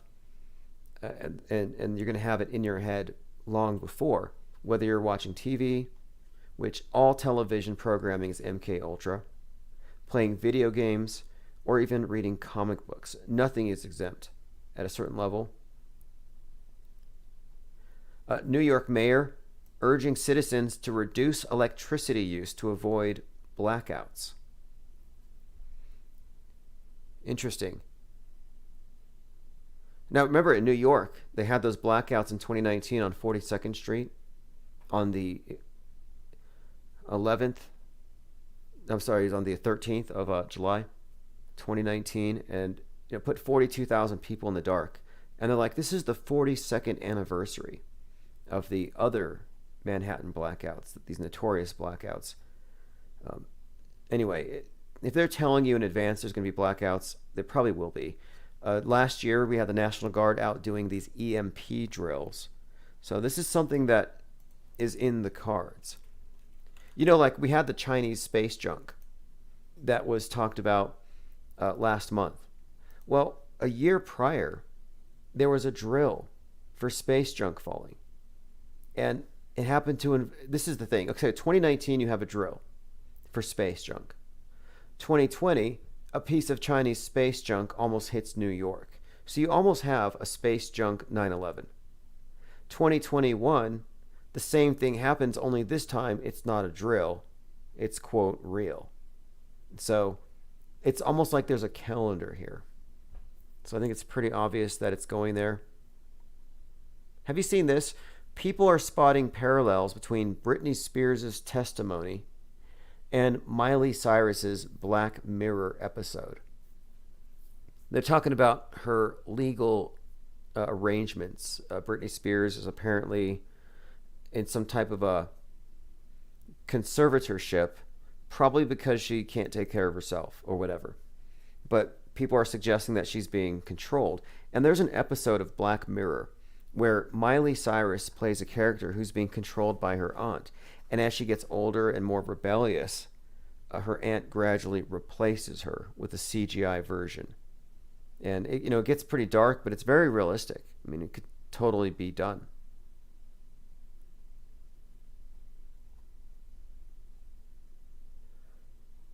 All right, let's see what else is going on. Going through my Twitter feed. I mean, there's so many things happening right now at this time. Donald Trump, of course, stirring the pot, suggesting, of course, that there's some kind of conspiracy to cover up who shot Ashley Babbitt. He's going to be speaking in a couple of days. Don't know what that means, although, judging by the people who I follow on Twitter, they're expecting Trump to take back the office, possibly with JFK Jr. at his side in August. Speaking of Black Mirror, there's an episode in there, the very first episode, which I couldn't watch it. It's just disgusting. But it had to do with a politician doing something horrible on film and everybody watching. And that's actually what the QAnoners are waiting for. They're saying that everything that supposedly McAfee would have on his dead man switch, that all of this information is going to be dropped at once. All the voter fraud stuff, all the Pizzagate stuff, but that it's going to be broadcast on every social media platform and that there's going to be no way to not see it. And so that's what they're hoping for. And of course, I don't necessarily buy into the whole narrative. I find it very hard to believe this idea of saving the children from the deep state. I think it's all kind of satanic panic all over again. I need more evidence. But whether or not that part of it is real, what is certain is that the QAnon narrative is a carefully crafted story that's being played out, and I would consider it to be a psyop. If you're looking at the screen, you can see another indicator that Joe Biden is being portrayed by an actor. That's a rubber hood. That's a hyper-realistic silicone mask. And you can see the crease in it. Again, there's the line. Very consistent with what you see with masks. That's not how skin folds. That's not real. Does anybody here think that Joe Biden is Joe Biden? I'm still leaning towards Joe as Beau. That Beau Biden didn't really die at 46, but that he fake died and took on the role of his father. And I would point to the skulls. Look at their skulls. What you'll see is that Beau Biden's skull is closer to the Joe Biden skull of today than today's Joe Biden is to Vice President Joe. It's like they switched at some point. That's been one of my theories. I could be wrong. I'm not totally married to the theory there, but Joe Biden is a puppet, whether or not he's being played by somebody else or he's being shuffled around. The McCloskeys agree to forfeit their guns. Another perfect example of what we'd say when we bring up world stage characters. The McCloskeys are the ones who came out in front of their mansion pointing weapons at the BLM protesters who were passing in front of their house. Now, you could justify it. They did knock down a fence or something, but they came out in front of their home, practically in their front lawn, and pointed weapons. But one of the things that was pointed out is that the Turner Diaries, which is like the Bible of the white nationalists, it's a book about whites getting together and nuking everybody else. But basically, the cover art of this book, which was published 42 years before the McCloskeys emerged, the cover art looks exactly like the McCloskeys did on that day. And if you remember, they were dressed on that day for this big PR event. She was wearing this black and white striped shirt. He had a polo shirt. And then she had her golden gun, holding it sideways, very gangster. But that is the exact wardrobe of the same couple on the cover of the Turner Diaries. The Turner Diaries is the book that inspired Timothy McVeigh. Again, I'm suggesting that these are made for TV characters based on archetypes. Portal Complex said Rumsfeld didn't kill himself. Did he get vaxxed? That would be my question. Donnie the Dead said, I think Joe is Jim Carrey, as Carrey swore to never portray him on SNL again. See, that's likely as well. The Jim Carrey thing. There was one video back when they were still campaigning where Joe Biden ran up the stairs of the jet. Now, he didn't fall up like he ran. And I thought, man, that is somebody 20 or 30 years younger. But body doubles are used all the time. In fact, even Laura Loomer, of all people, actually confronted Kamala Harris and was like, wait, you're not Kamala Harris. She actually called out a body double. Nothing controversial about suggesting that these characters all have body doubles, but the idea that we're dealing with human puppets, that's kind of what we're veering into here. Which, yeah, it's absolutely true. Here's a video. For the first time, the Chinese have entered their own space station orbit.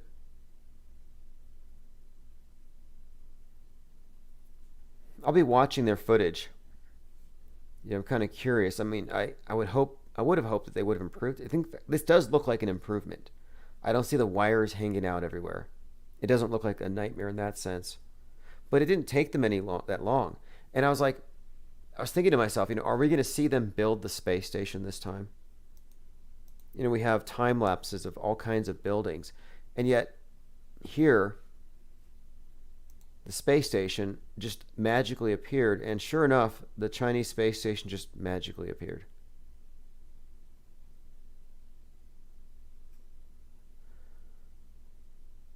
All right, so by tomorrow, we're going to have the phones back on.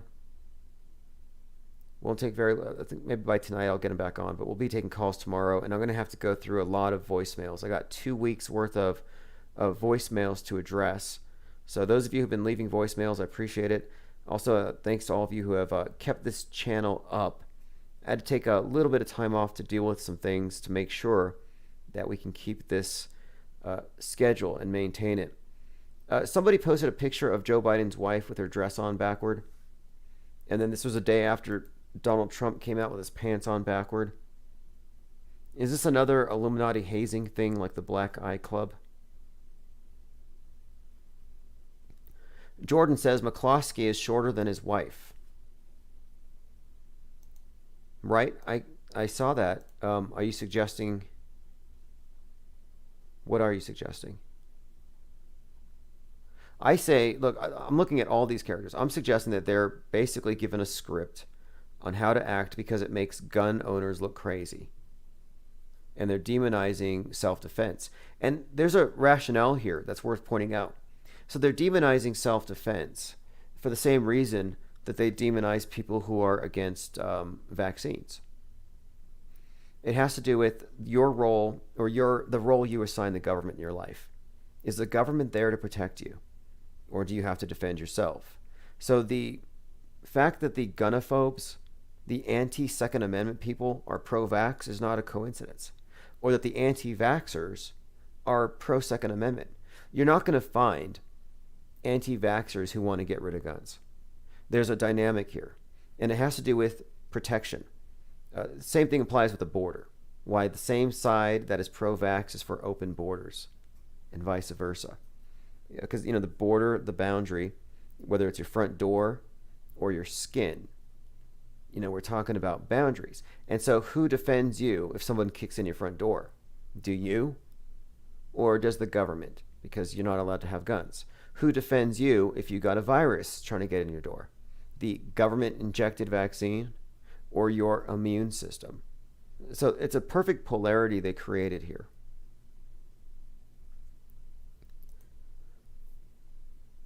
If you're looking at the screen, you see a volcano as captured from the space station.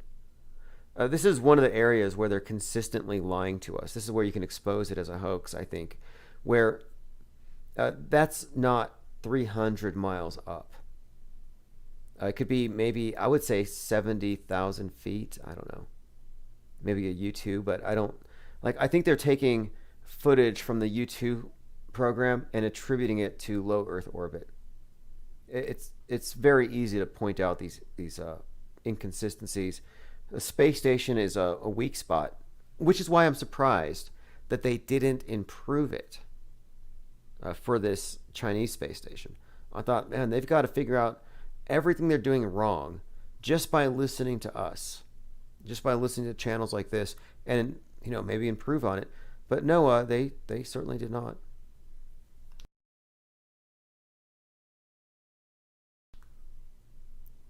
I wanted to bring this up too because,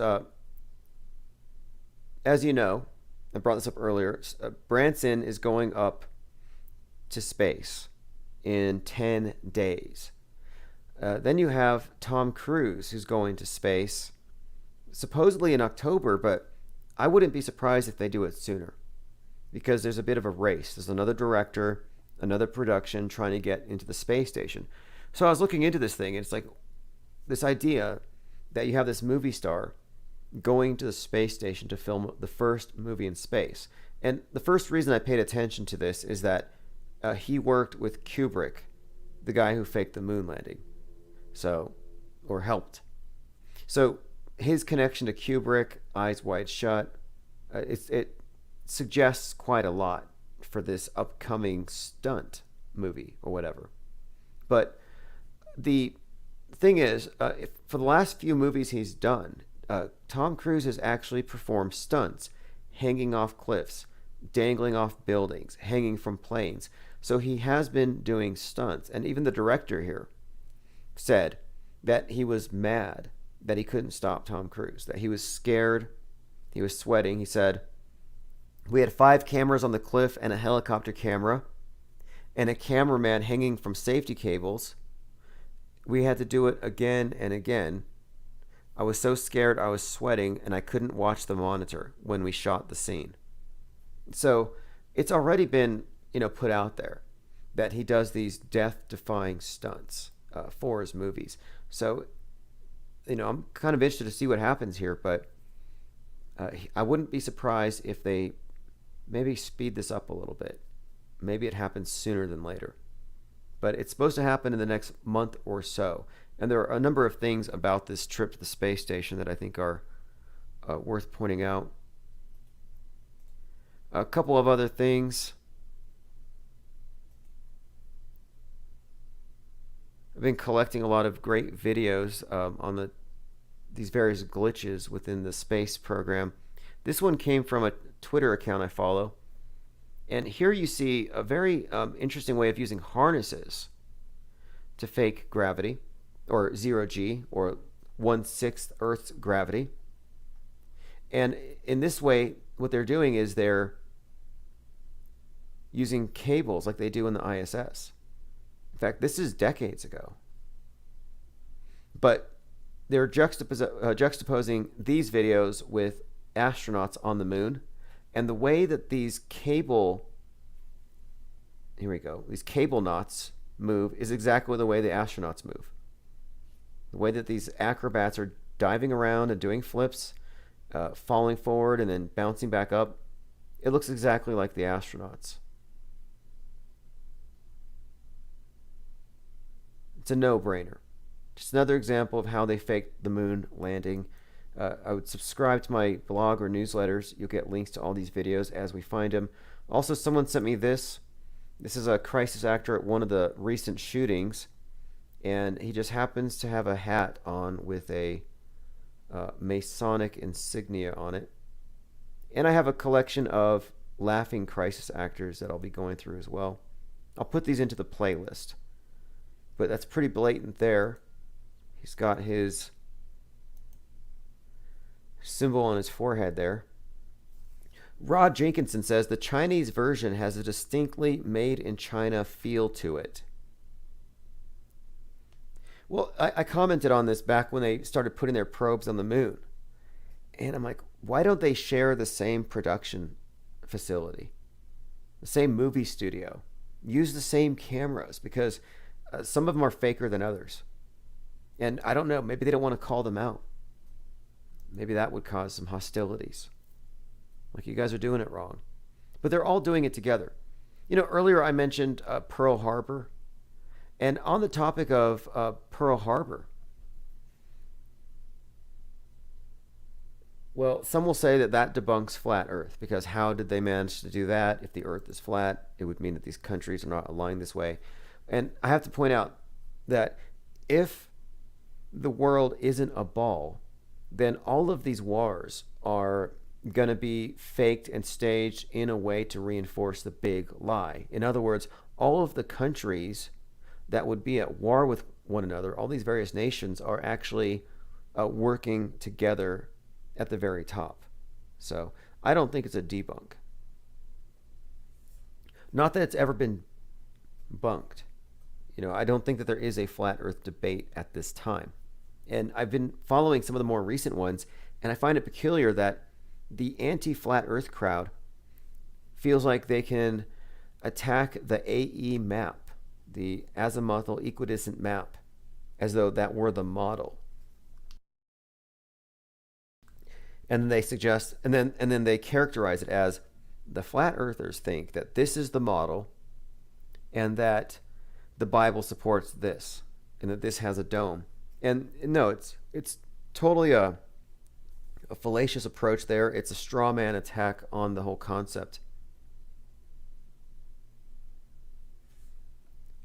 All right, let me see what else we have. Again, I'm going to put my InfinitePlaneSociety.com link there. That'll take you right over to the link tree with all the various live links.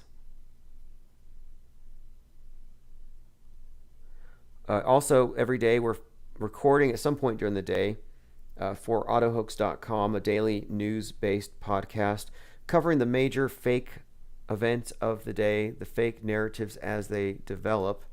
So you don't want to miss that. You can catch the replays as well. So I'll put a link to that as well. Also, follow me on minds.com/Infinite Plane Society. If you want any of the links or any of the screen caps, I post it all there. And again, tomorrow we'll have phones on, and I do have an interview with an author on the QAnon topic. So you won't want to miss that. I'll be, again, turning the phones on tomorrow. I was trying to get them on tonight, but I wasn't able to make that happen. Maybe about an hour from now. And most nights we're going to be live, just for future reference, from about 9 to 11. We'll be in that window. 9 to 11 Mountain Time. Of course, if you miss it, you can always catch us on the replay. All right, so this is the newest song from JT33, The Reckoning. Thanks for joining. See you all later.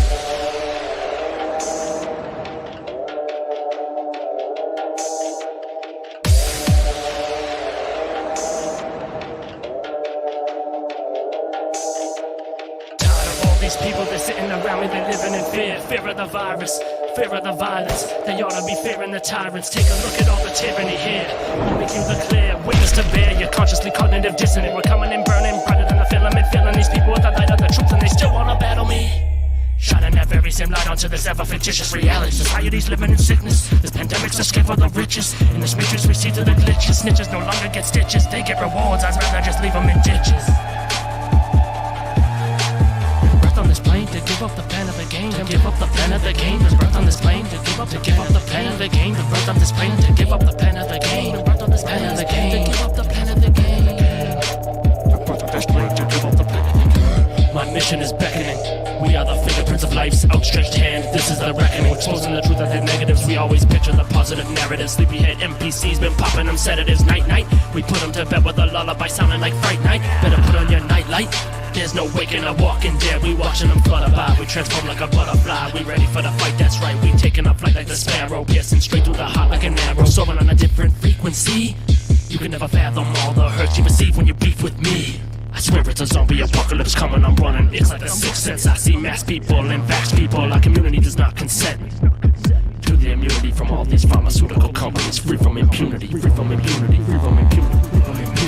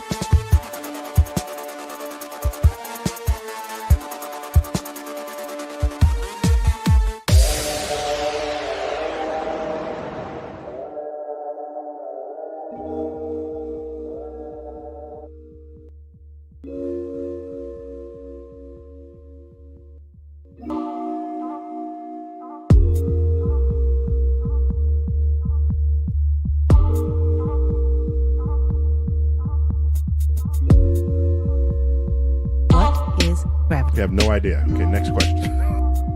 I don't know. What is gravity? You have no idea. Okay, next question. I don't know. What is gravity? You have no idea. Okay, next question. I don't know. What is gravity?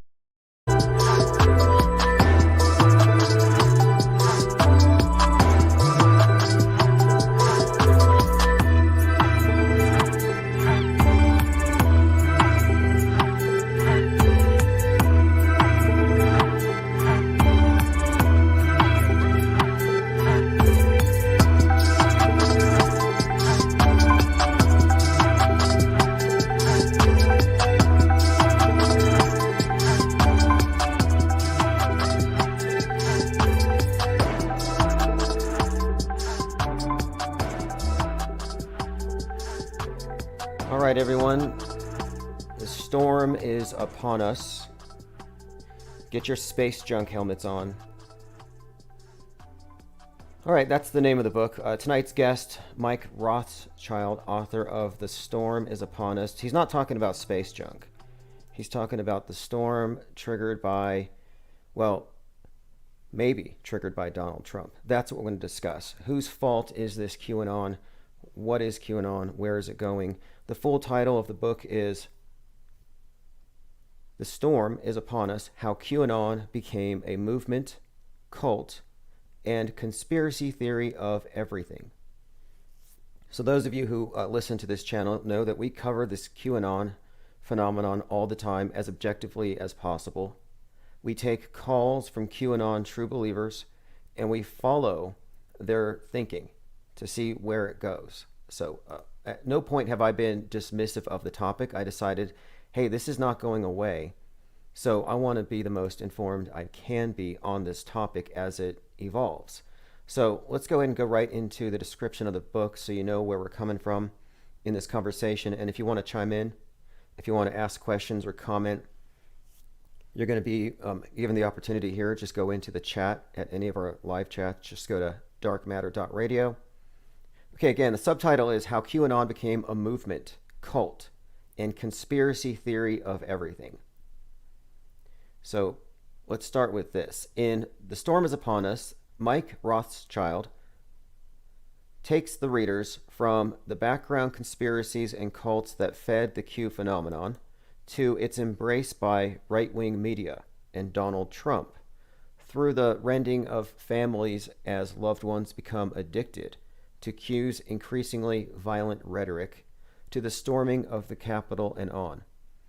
As the phenomenon shows no sign of calming despite Trump's loss of the presidency, with everyone from baby...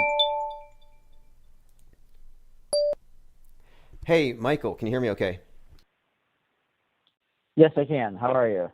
Excellent. I'm glad that you were able to call in right away. We just started going through the premise of your book, and the subtitle pretty much says it all. And I informed the listeners tonight that they can leave their comments, they can chat in the chat boxes here on any of the video feeds and ask questions. Many of the people who listen to this channel, just so you know, have actually followed QAnon and actually believed that there is some kind of or was a great awakening. And so I'm glad that we were able to finally get in touch, because in the last week, as you know, this whole subject has been, I think, revitalized by a few things like McAfee and his Dead Man Switch, Donald Trump's latest post. So I wanted to get into all of that. So why don't we just start? And if you could briefly introduce yourself to our listeners, Mike Rothschild, author of The Storm is Upon Us. Sure. So my name is Mike Rothschild. I'm a journalist who covers internet culture, fraud, scams, conspiracy theories, and the like. And I've been following QAnon really almost since the very beginning, since January 2018, when I started to see tweets with pictures of John McCain and Hillary Clinton wearing orthopedic walking boots. And they supposedly not because they'd actually injured their feet, but because they had been arrested in a secret purge called The Storm. And I thought that was amazing, and I really wanted to know a lot more about it. And then I started to get a little bit troubled by certain links that I thought that it had to these long-running affinity frauds. And I write about these quite a bit in the book, these things like Nasara and the Iraqi dinar, these intel-driven financial scams where there's a guru who has this supposed secret knowledge of a great event that's about to come. And in those cases, they were clearly scams. I mean, these were selling non-existent financial bonds or selling the basically worthless Iraqi dinar, which was then supposedly going to revalue and make all of its holders millionaires. But with QAnon, I got concerned because there were links there to extremism and to violence, and I thought that something that didn't sell investments or get-rich-quick scams, but instead sold the good feelings that you would have when your enemies were brought to justice, I thought was very troubling. And I kind of haven't stopped being troubled by it since. Yes, that's what differentiates QAnon from other quote, conspiracy theories is that this does have a violent end. And for people who aren't aware, and maybe you can elaborate on this, the Great Awakening happens after all the bad guys are executed. So we're talking about a French Revolution level bloodbath, are we not? Yeah, that's basically, I mean, the very first Q drop posted on 4chan at the end of October 2017 was that Hillary Clinton had already been arrested and that there would be riots that would take place once that revelation came out. And you could find out that Hillary had been arrested because the Marines and National Guard were going to be called up to crush the civil disobedience. And since then, it's just had a very violent trajectory. There's social media ideation all over the place of QAnon followers talking about, should she be hanged or should she be shot? Stuff like that. And then, of course, you've had the actual crimes committed by QAnon believers. You've had multiple murders. You've had child kidnappings. You had an incident of domestic terrorism outside Hoover Dam. A lot of crimes that haven't quite made the news. Vandalism, stalking, things like that, all driven by this unhinged belief in QAnon. So there is a very troubling edge to this movement. So let me ask you this then. Does Trump have plausible deniability? Like, he doesn't exactly come out and openly endorse it, but does QAnon have his tacit endorsement, in your opinion? I think it does. I try never to guess what Donald Trump knows or doesn't know or thinks or doesn't think. He's a person who's very difficult to psychoanalyze that way. But Trump has retweeted QAnon believing accounts well over 300 times.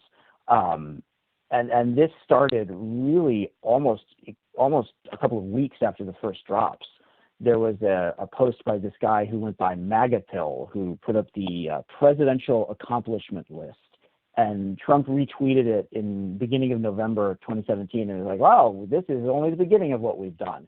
And as it turned out, MAGAPill was a sort of an OG QAnon evangelist. They'd put up a blog post about how this was the greatest military intelligence operation of all time. Now, of course, MAGAPill later soured on QAnon and sort of disavowed the whole thing, which is sort of typical for the way a lot of these promoters work. They get really into it and then they tell you that they were never into it. But yeah, Trump has shared these memes and shared this mythology. I don't know how he saw it. I don't know if he went looking for it or if his team put it in front of him and said, hey, why don't you retweet this? It'll wind up to liberals. I don't know about that, but he's definitely given his approval to this, first by retweeting it and then by not denouncing it when the media asked him about it. Okay, fair enough. Well, at the 1/6 event before the riots, Don Jr. was out there speaking, and he used the number 17 in a very specific way in one of his speeches there, and people cheered. So to me, 17 is an obvious and clear QAnon dog whistle because Q17. So it kind of seems like the people around him were egging this thing on.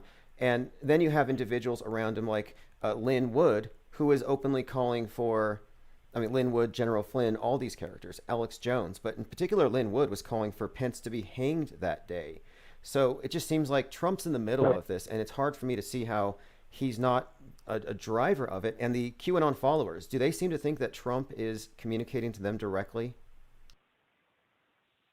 Oh yeah, that's a whole huge part of QAnon is Trump is bypassing the sort of traditional levers of the media to communicate directly with his faithful, and he does it through these coded statements and these Twitter typos and misspellings, and so they'll think that some word being stopped being spelled with an extra P, the P stands for something, and they'll go to a Q drop to find what the P stands for, and it's very much it's like finding the face on Mars or finding reading chicken entrails to tell you what the future is. You already know what you think. You're just working backwards to justify why what you think is coming true. And Trump, whether he knew it or not, was very good at that. Well, it's interesting how the Q drops stopped in December 2020, and I thought, okay, well, if nothing happens by January 20th, they're going to have to hang it up. And then some said, well, no, the real date for the new inauguration is in March 4th. And so they kept pushing it back. And I thought, this can't go on forever. But now, anytime I look at QAnon posters, they'll say, no, actually, the QAnon drops from 2018 relate to 2021. So does it seem to you like they can extend this thing indefinitely? Oh yeah, that is a huge part of how movements like QAnon work. Disconfirmation, things going wrong, prophecies not coming true, predictions fizzling out. All of those things are actually proof that the predictions were right. They're just not going to be right in the way that you thought they were right. And that started with Q very quickly. The first 150 or so QAnon drops were very clearly about this event that was supposed to happen, the storm. It was supposed to be Hillary Clinton and Podesta and Obama and George Soros and all of these other people being snapped up by this clutch of sealed indictments and hauled off to Guantanamo Bay. Well, that never happened, and it was never going to happen. But the Q faithful by that point had gotten themselves so lathered up about this whole thing happening that when the date that Q set, which was sometime in mid-November, came and went, Q started talking about how, no, they didn't mean a purge of America. They meant a purge in Saudi Arabia. And you could tell that because of this reference to Alice in Wonderland and this number that was used over here. And it was clearly BS. This clearly was the very beginning of Q making it up as they went along. I mean, it was all made up as they went along, but really making it up as they went along. And the followers by that point were so into the story that they just went with it. Well, you said making it up as they go along, and that does seem to be the case, but it does seem like everything they're doing is templated off of previous panics. Like when I first heard these claims that the Democrat and the Hollywood elitists were drinking blood, I thought, this sounds like blood libel or the satanic panic all over again. Yes. Do you feel like this is just repackaged older conspiracy theories? Yes, that is absolutely it. One of the reasons I wanted to write the book was to kind of demystify QAnon. I think when it really blew up publicly, I think a lot of journalists who aren't familiar with that, with conspiracy theory culture, thought that this was all brand new. Nothing like this had ever happened before. There was no way to really talk about it because it was totally out of our experience. And I thought to myself, this is not brand new. None of this is brand new. This is all parts of other things. You got a piece of blood libel, you got a piece of Pizzagate, you got a piece of the Dinar scam. It's a thousand different things that go into this. And what I really wanted to do was strip off that sheen of being new and being, cutting edge, and get down to the component parts and really break those down as things that we've seen before. Things like the satanic panic, things like the blood libel, things like the adrenochrome hoax.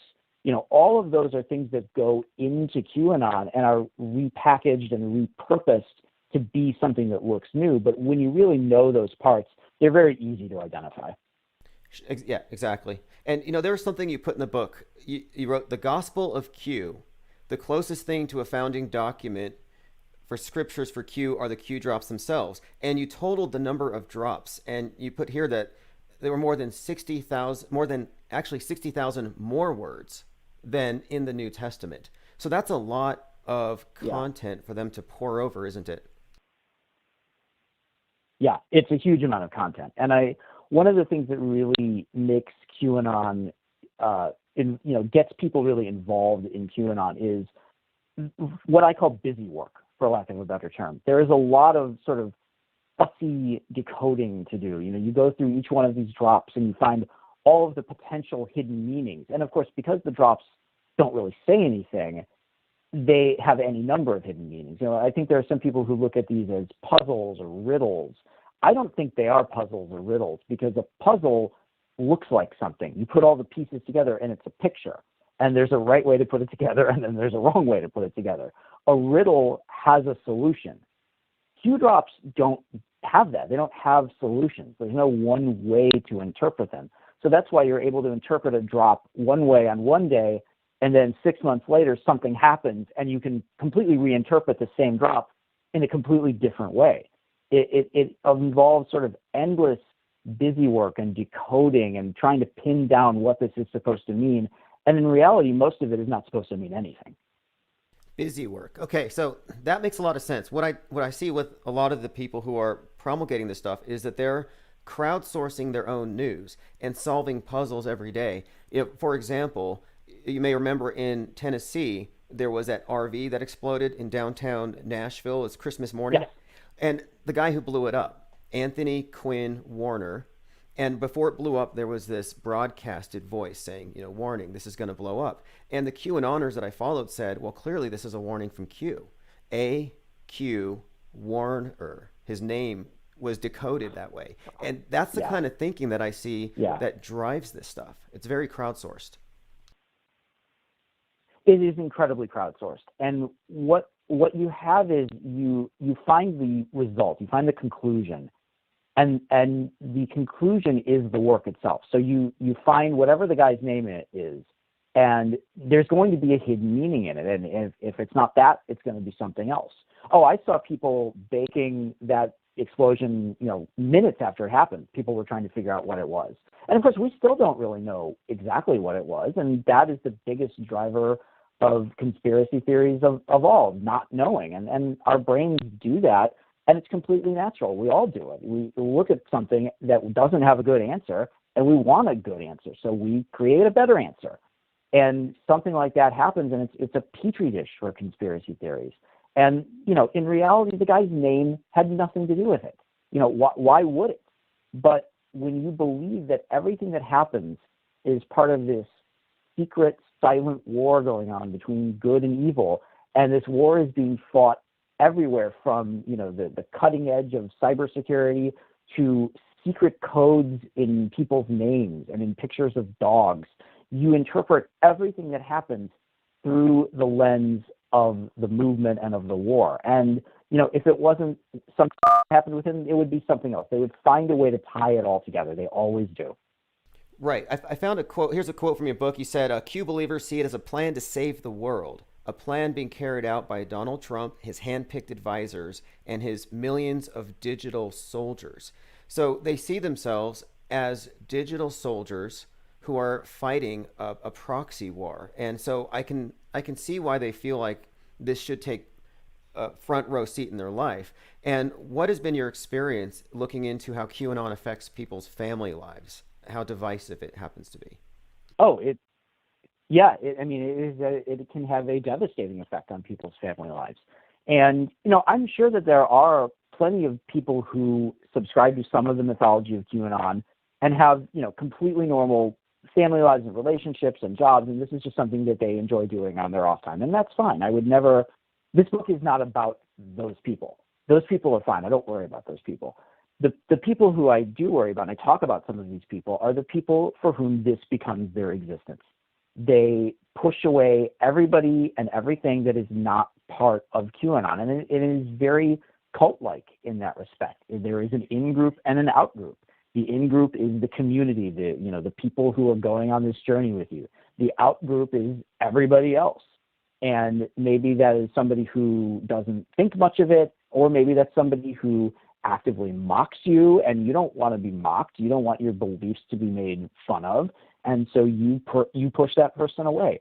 And I've talked to many people who have cut off contact with their Q believing loved ones because it completely consumes them. It becomes everything that they talk about, everything that they do. They start to feel unsafe around those people, and it is a serious issue going on right now in this country. Well, you had some polling data here. You said, going beyond Q itself, a 2020 poll by NPR found 1/3 of Americans believe in the existence of the deep state, pulling the strings of international politics. So what are your thoughts on this deep state construct? Because I've questioned from the beginning, is there even a deep state? Has this been established, or is this just a euphemism for Democrats? I mean, what's your thought on that phrase, the deep state? Sure, and it's interesting because that phrase, the deep state, used to have a very specific meaning. That term came from Turkey in the mid-'90s, and there was an incident where, and I want to say it was 1996, but I could be completely wrong about that. There was a car accident where a senior government official was in a car accident, and riding in the car with him was a high-ranking police official and a really well-known terrorist. And they were all going off somewhere together to some secret meeting. And this term, the deep state, became the euphemism for this kind of state within a state that was acting like they were fighting terrorism, but was really working with terrorists. Since then, that term has completely lost all of its specific meaning, and it now just basically means people we don't like who are in power.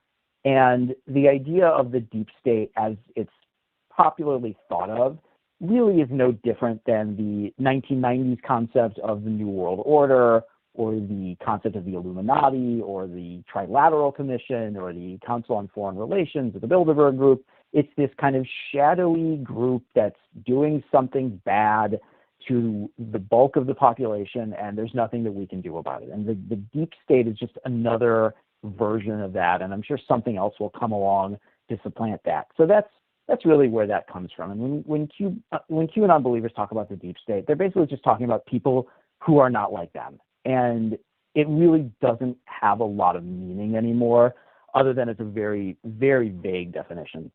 Exactly. And I find it another example of how conservatism doesn't really exist in America anymore, thanks to Trump, because the conservatives used to be like, limited government. They weren't looking for big state solutions. Sure. But now they're trying to purify the state, which is what they always accuse the other side of trying to do, of trying to perfect everything.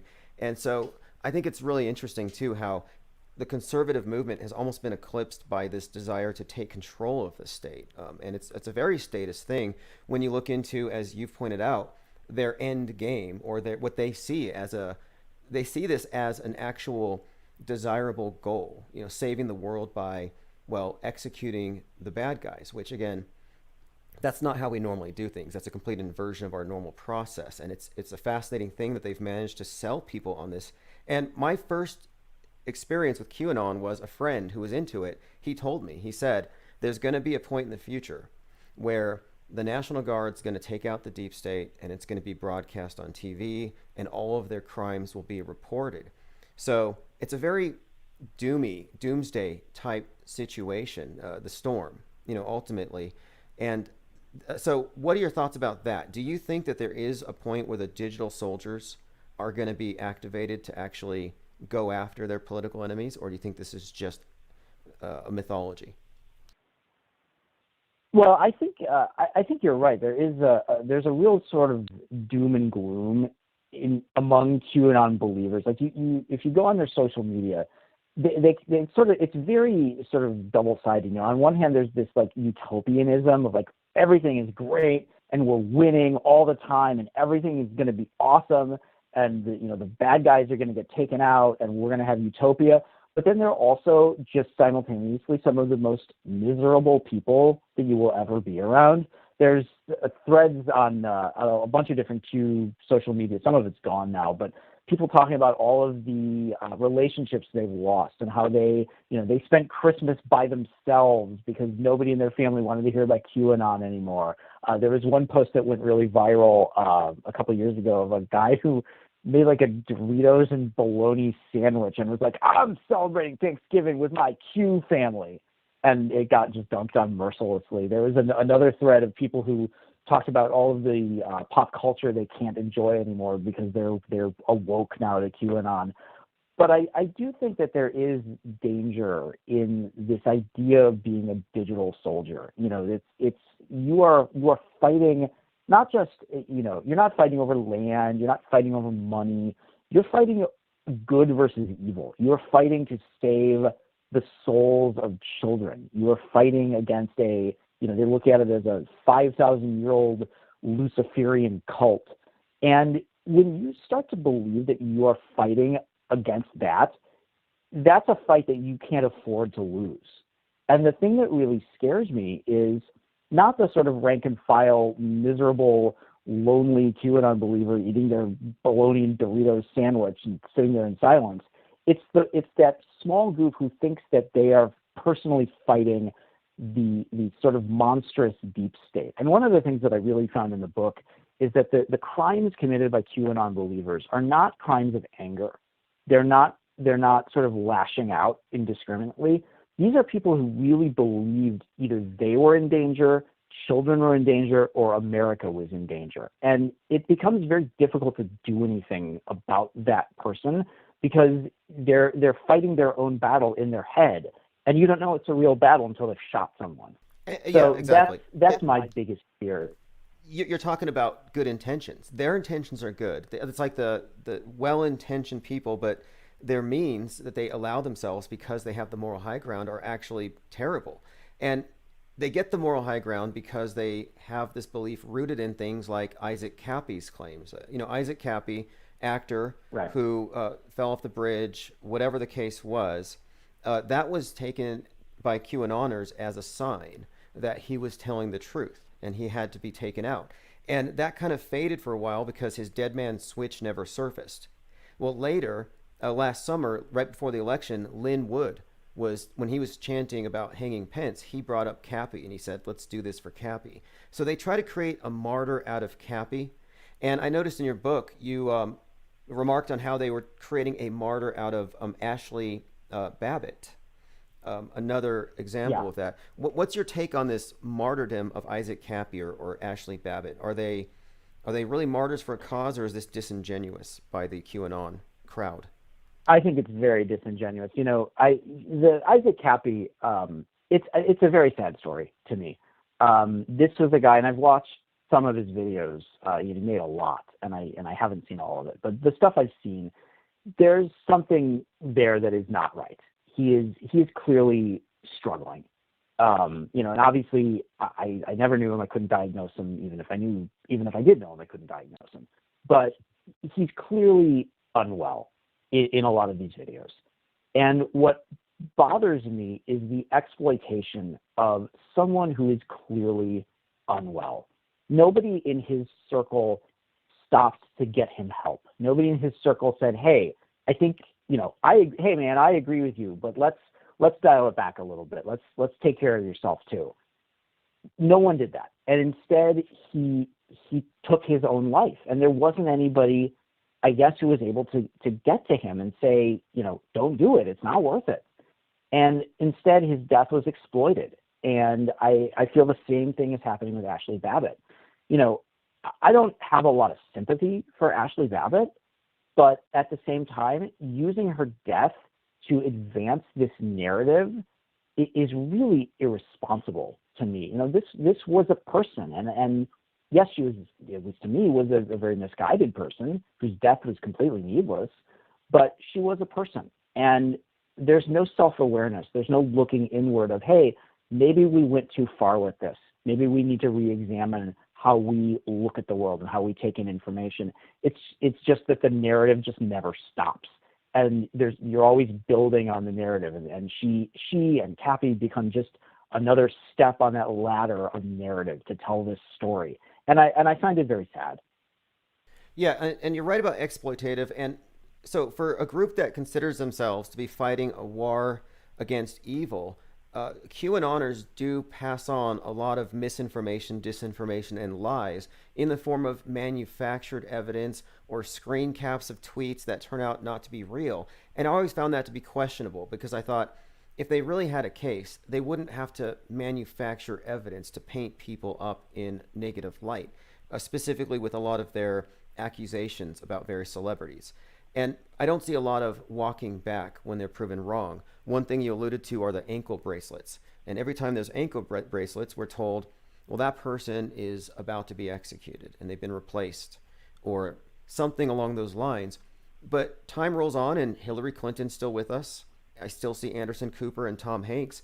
No sign of them disappearing. Yeah. So these prophecies aren't coming true. And that's something that you actually covered extensively. As far as the record of QAnon and their prophecies, what you said was more false claims than an insurance scam. Care to elaborate on these prophecies? Sure. One of the things that Q changed up very early on was the drops became much less specific. They stopped being about certain things that would happen on certain days at certain times, and then they just became vague pronouncements of things that were at some point going to happen. And some of these were so vague and and so non-specific that they can really be interpreted any possible way. And I look at it through the analogy of darts. You know, if you throw 1,000 darts at a dartboard, you're going to hit a few bullseyes, but that doesn't make you a professional darts player. Q never really got anything right. Q talked about these great events that were going to happen soon or next week or big week coming, but that doesn't mean anything unless you say what is going to happen soon. How will we know that it's a big week? What are the booms? How do we know that they've happened? How do we prove these claims? There was never any of that. So nothing Q said was a testable claim. You know, certainly not when you get past the, you know, Hillary Clinton will be arrested on November 3rd. I mean, that's a testable claim. I guess every November 3rd it's a testable claim. But just saying big week ahead or Tuesday, that's nothing. That doesn't mean anything. Those are just words. And people give them the meaning that they want to have. But Q never made a claim like that actually came true because they weren't claiming anything. Right, too vague, and for them to attribute any kind of prophetic value, it's mathematically, no, it hasn't been proven to be in any way accurate. And I'm glad you went through all of those, because some people think, well, it's mathematically impossible for this not to be someone close to Trump. And they run with that, and they're able to find verification everywhere. You had mentioned on Christmas, you had QAnoners alone with their Dorito sandwiches. And you might have seen this. I think it was Christmas in 2019. The QAnon narrative was that JFK Jr. was going to show up in the Christmas parade in the Santa Claus costume. And at first I thought it was a joke, but have you come across this story about the return of JFK Jr. Along with this Q Great Awakening? Oh, yeah. That's one of those things that I don't exactly know how it got started, because there's never been a Q drop about JFK Jr. faking his own death. There was one that alluded to Hillary Clinton having had him killed in 1999 to ensure that she could run for Senate, because he was thinking about running for Senate. Well, he wasn't running for Senate. He was talking to people about possibly doing it. He also, he made pilot error, and that happens a lot with light planes. Like this is not a mystery. But the JFK Jr. thing grew out of that one drop into JFK Jr. has been for 20 years and is going to reveal himself at the exact right moment and take his place alongside Donald Trump and renew the Kennedy dynasty. Q never said it, and in fact, Q once did a question and answer session and was specifically asked about JFK Jr. and said, no, he's dead. Even there are some things that even Q doesn't want to be part of, but there's actually quite a bit of Q mythology that was never in a drop and just kind of stuck to the community. The idea of adrenochrome, the oxidized adrenaline secreted by terrified children. Q never talks about that. That term is never mentioned in a Q drop. Now, it does get mentioned by one of the previous Anon accounts, and I talk about those accounts quite a bit in the book, and there's one that really had never been written about before. This guy who called himself Highway Patrolman, and he was an Anon on 4chan who pretended like he was a high-ranking, state police official in a border state. And one of Highway Patrolman's claims that he'd intercepted a shipment of adrenochrome worth $100 billion or something. And 4chan just laughed him off the board. They thought it was so stupid. So we saw those claims get repurposed later on down the road, not by Q, but by Q promoters. So at some point, Q is not even necessary for QAnon, the movement, to thrive. And we've seen that now because there hasn't been a new Q drop since December. And I don't think there's ever going to be another one.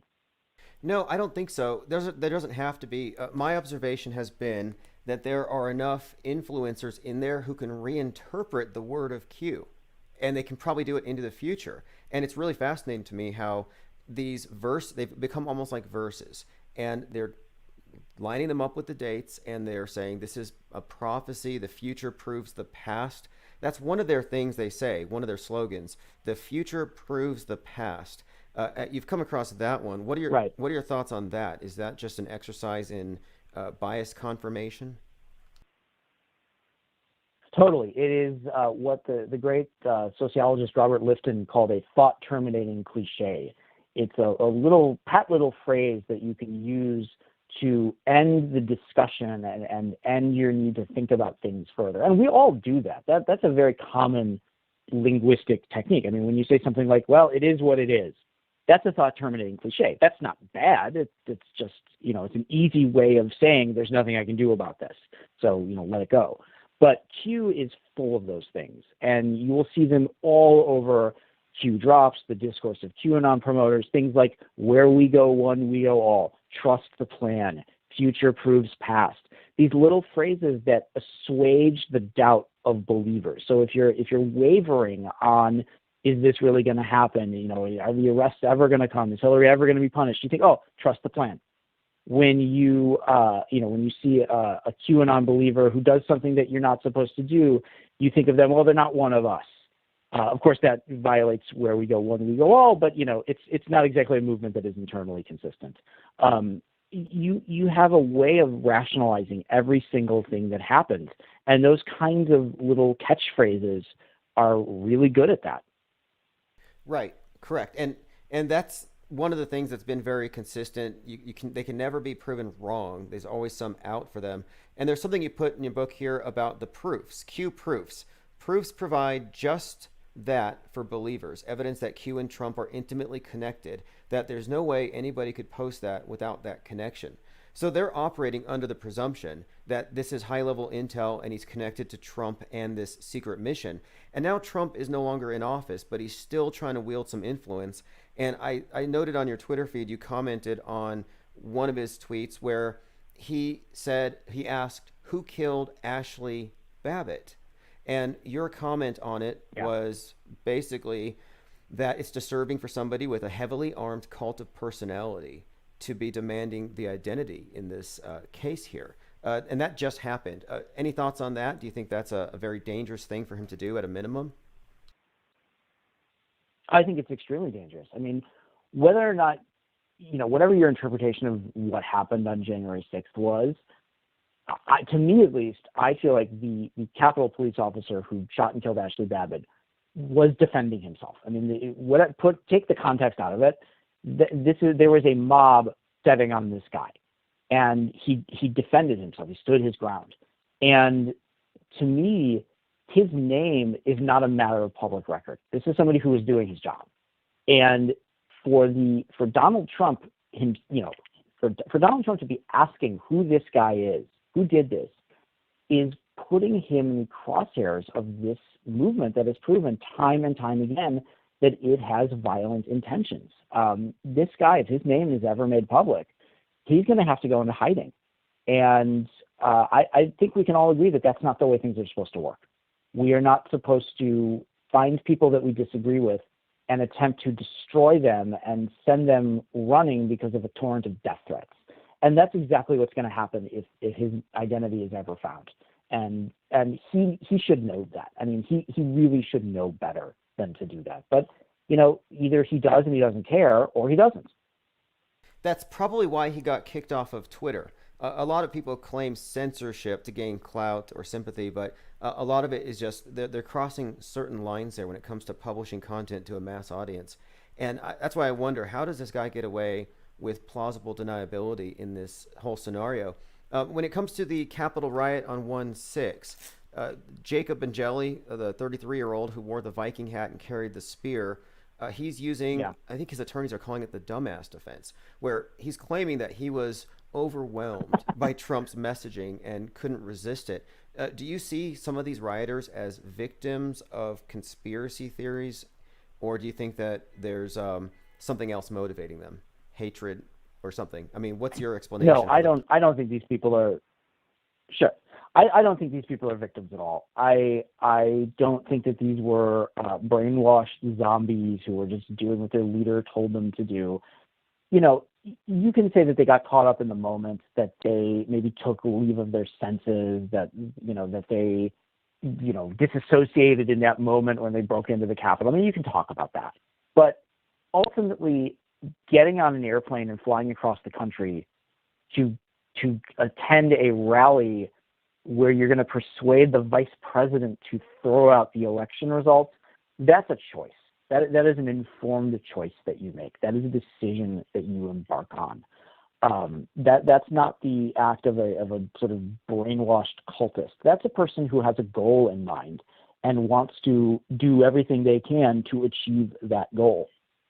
I know that some of the defense that Angeli is using, well, he can't be a bad guy. He stopped one of the rioters from stealing a muffin. I mean, this is the thought process here that, well, it can't be me. It's not my fault. I tried to do the right thing. It's all these other people. But at the same time, how do you differentiate at some point? Like, you broke into the Capitol. You weren't supposed to be there. You were trespassing. That you did something not awful while you were there does not mean that you weren't there illegally. And so what I would love, and it's really shows how conservatism has inverted during the Trump years, is some sort of personal responsibility by some of these people, is not making up stories that it was Antifa or undercover FBI agents, but saying, yeah, I did this. I had a goal in mind. I wanted Pence punished for his apostasy, whatever. Take some responsibility for what you've done and own up to it. And that's what conservatism used to be, and it's not anymore. And I think that we see that in the sort of continued justifications of the people who stormed the Capitol. Well, I certainly don't like the idea that they can just say, oh, it's because they're mentally ill and they're susceptible to conspiracy theories, because then it becomes an angle to attack free speech, the free flow of information, and conspiracy theories or conjecture itself. And I would rather discuss than censor this material. And that's one of the reasons why I read your book. And for anyone who just joined us, we're speaking with Mike Rothschild, the author of The Storm is Upon Us, How QAnon Became a Movement, Cult, and Conspiracy Theory of Everything. Now, I did have somebody in the comment here, Mike, who asked if you get a lot of questions because of your name. And another person said, Rothschild is part of the Q operation. You care to address that? Do you get a lot of that? I do get a lot of that. I am not related to the famous family, not in any way that I know of. And I'm not part of the Q operation. And if I were part of this, extremely wealthy string pulling family, I would not be writing books. I would not be debating people on social media. I would just be enjoying my money and collecting art and fine wine and living on a yacht or something. I wouldn't bother to do this. The really truly wealthy people of the world, the people who really do make the power elite, as it were, they don't feel the need to justify their every action on social media. They just do it, which of course is one of the big problems we're going through right now. But no, I have no connection to the Rothschild banking family, and the vast majority of what you hear about the Rothschild family is nonsense anyway. Yeah, exactly. And I think a lot of those, and I was talking to some friends about this earlier, about how a lot of this QAnon stuff seems templated on the past. And it seems like a lot of the blame and scapegoating of the Rothschilds has been moved to Bill Gates and the Hollywood elite. It's more like they've just kind of transferred their bad guy to another group that's more relatable and easily identifiable, and you can see them on Twitter and Facebook. And QAnon is very celebrity obsessed, which is also very fascinating because it pretty much suggests that everybody on the political left is guilty. And I would ask QAnoners who call in, I would ask them, so Hillary Clinton drinks adrenochrome. Does Donald Trump? They would say no. And I'm supposed to believe that this practice is partisan? So that's how you can, to me, that's just a giveaway that This is just way too partisan to be anything other than a massive libel and slander campaign.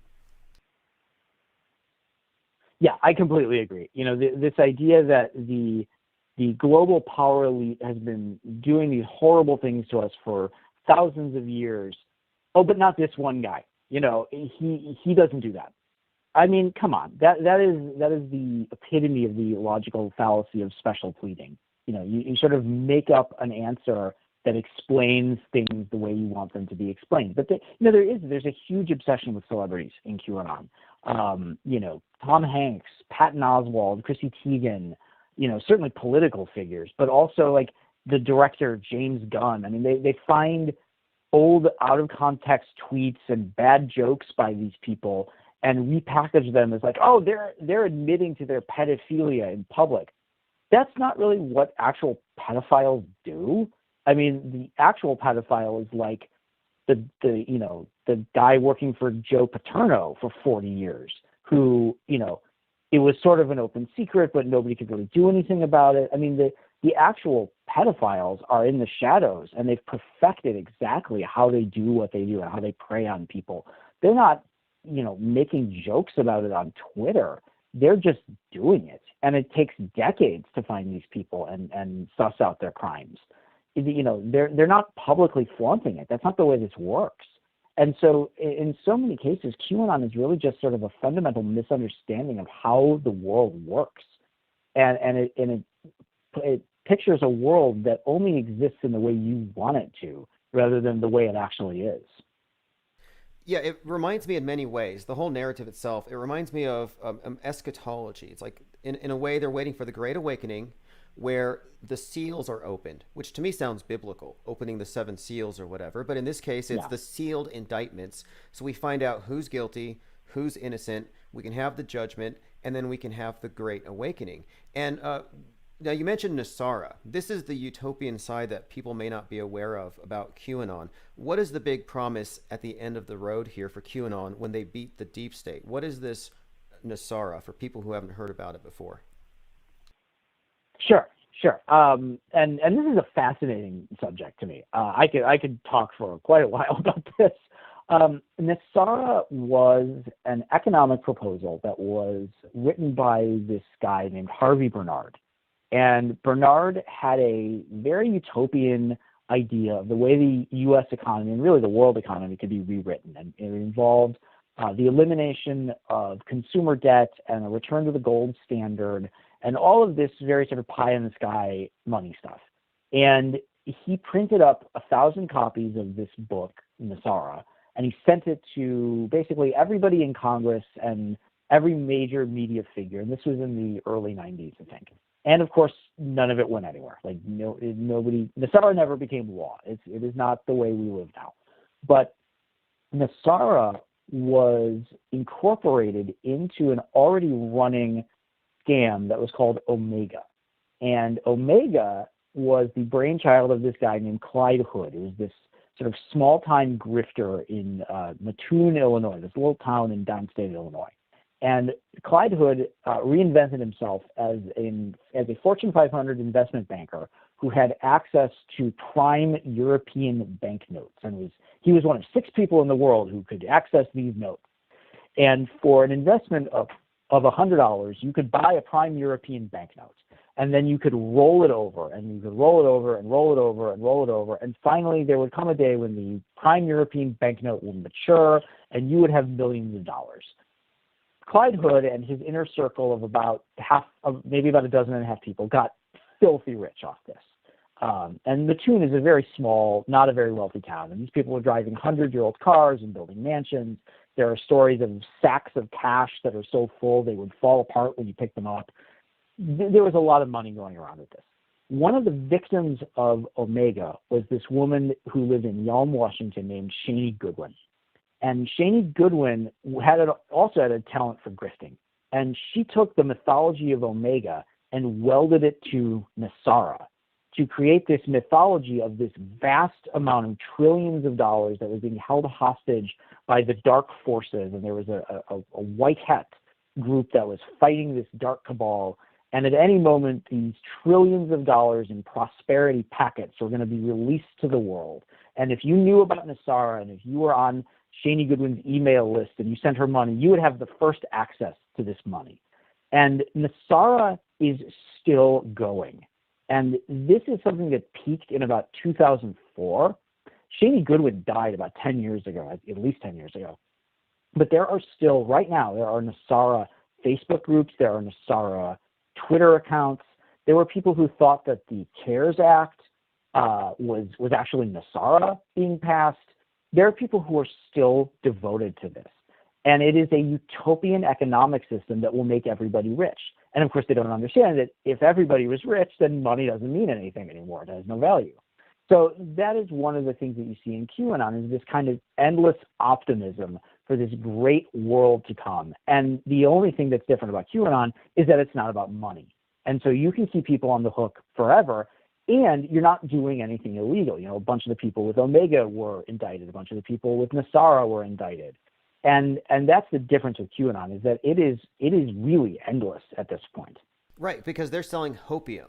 That's all they're selling. And I've been using that Right. phrase. I heard that phrase, but it seems to fit because, and I find it dark to be hoping for a doomsday. It's not that bright, but yeah, at the end, everybody gets free money and lives happily ever after. And what's more, I hear talk of technology being released. That Space Force was Trump's way of getting a lot of the suppressed technology that the elite were keeping from us out into the open. And people have even connected Donald Trump's uncle to Nikola Tesla. And they make connections between Trump, hidden technology, time travel, all of this to be released when Trump conquers the deep state. So yeah, there is this Great Awakening does have a very utopian vision for what comes after. Yeah, and it connects back to these previous, fringe culture totems. And somebody like Nikola Tesla is a perfect example of that. There is a connection between Donald Trump's uncle and Nikola Tesla. During World War II, John Trump, who was a physicist, was working for the FBI and working in their, one of their offices working with kind of cutting edge technology.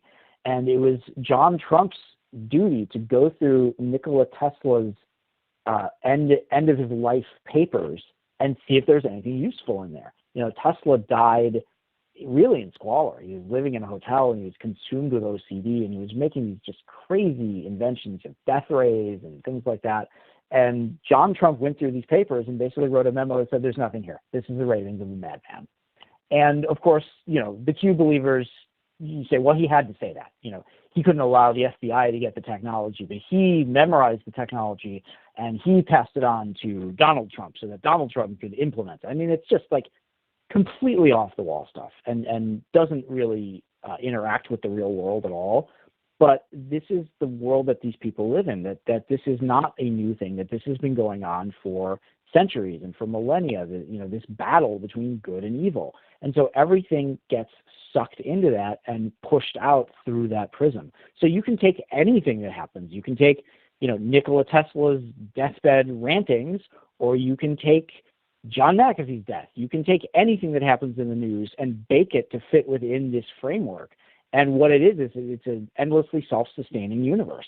Okay, with the McAfee in particular, so there was an element there where I can understand why they tied it in, because right after he died, the letter Q pops up on his screen, and he has already been connected with investigating Epstein Island with a drone. So many believe that was him. So you have that, but then people said, well, his computers were over in the condo in Florida that collapsed. So they add on to it. But what do you think about the core thing here? McAfee having Q put on his Instagram. That's the kind of thing that makes me think QAnon will never go away. Because how do you debunk that? Right. Yeah. I mean, when you look at McAfee, and I think McAfee is a really good example of somebody who's like Isaac Cappy, clearly troubled. I mean, you watch the videos they've made, you read his social media posts and the bizarre, grandiose claims that he made, and you can tell something is not right there. This is not a person who has a healthy relationship with the world. And, he had just at that moment, he was already in prison in Spain, and his extradition was going to go through. He was going to be extradited to the United States for tax evasion. Here's a guy who's looking at probably a fairly substantial prison term. His life as he knew it is over. And I can completely understand why. This is somebody who said, I'm not going to live that way. I'm going to go out on my own terms. And, whether there's a bribe to a guard or whatever, I mean, we may never know that. But it's not difficult to see why he would take his own life. And at the same time, it's also not difficult to see why he would continue trolling people after he was dead. And I don't know who ran his Instagram account, but clearly he had some kind of a social media team. Now, whether that person did that of their own accord or whether there was some instruction to do that, I have no idea.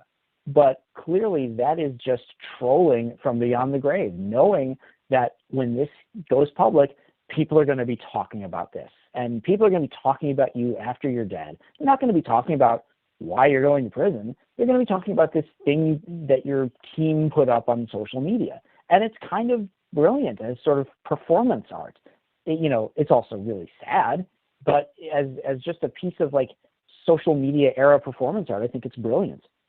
Right. Well, I have found a few instances where McAfee was kind of insinuating that he was Q. And at other times, he insinuated he was the guy who was setting the drone over Epstein's island. So what's your take on this Epstein Island thing? Is it connected to Pizzagate, and is this connected to reality, or is it mostly mythology? Like, what's the real story here, in your opinion, with this Epstein narrative that they broad brush everybody with? Sure. Yeah, and when the news of Epstein's death broke, I was sitting there. I think it was a Sunday, and I was like, "This is going to be the Super Bowl of conspiracy theories. Like, everybody's going to get in on this."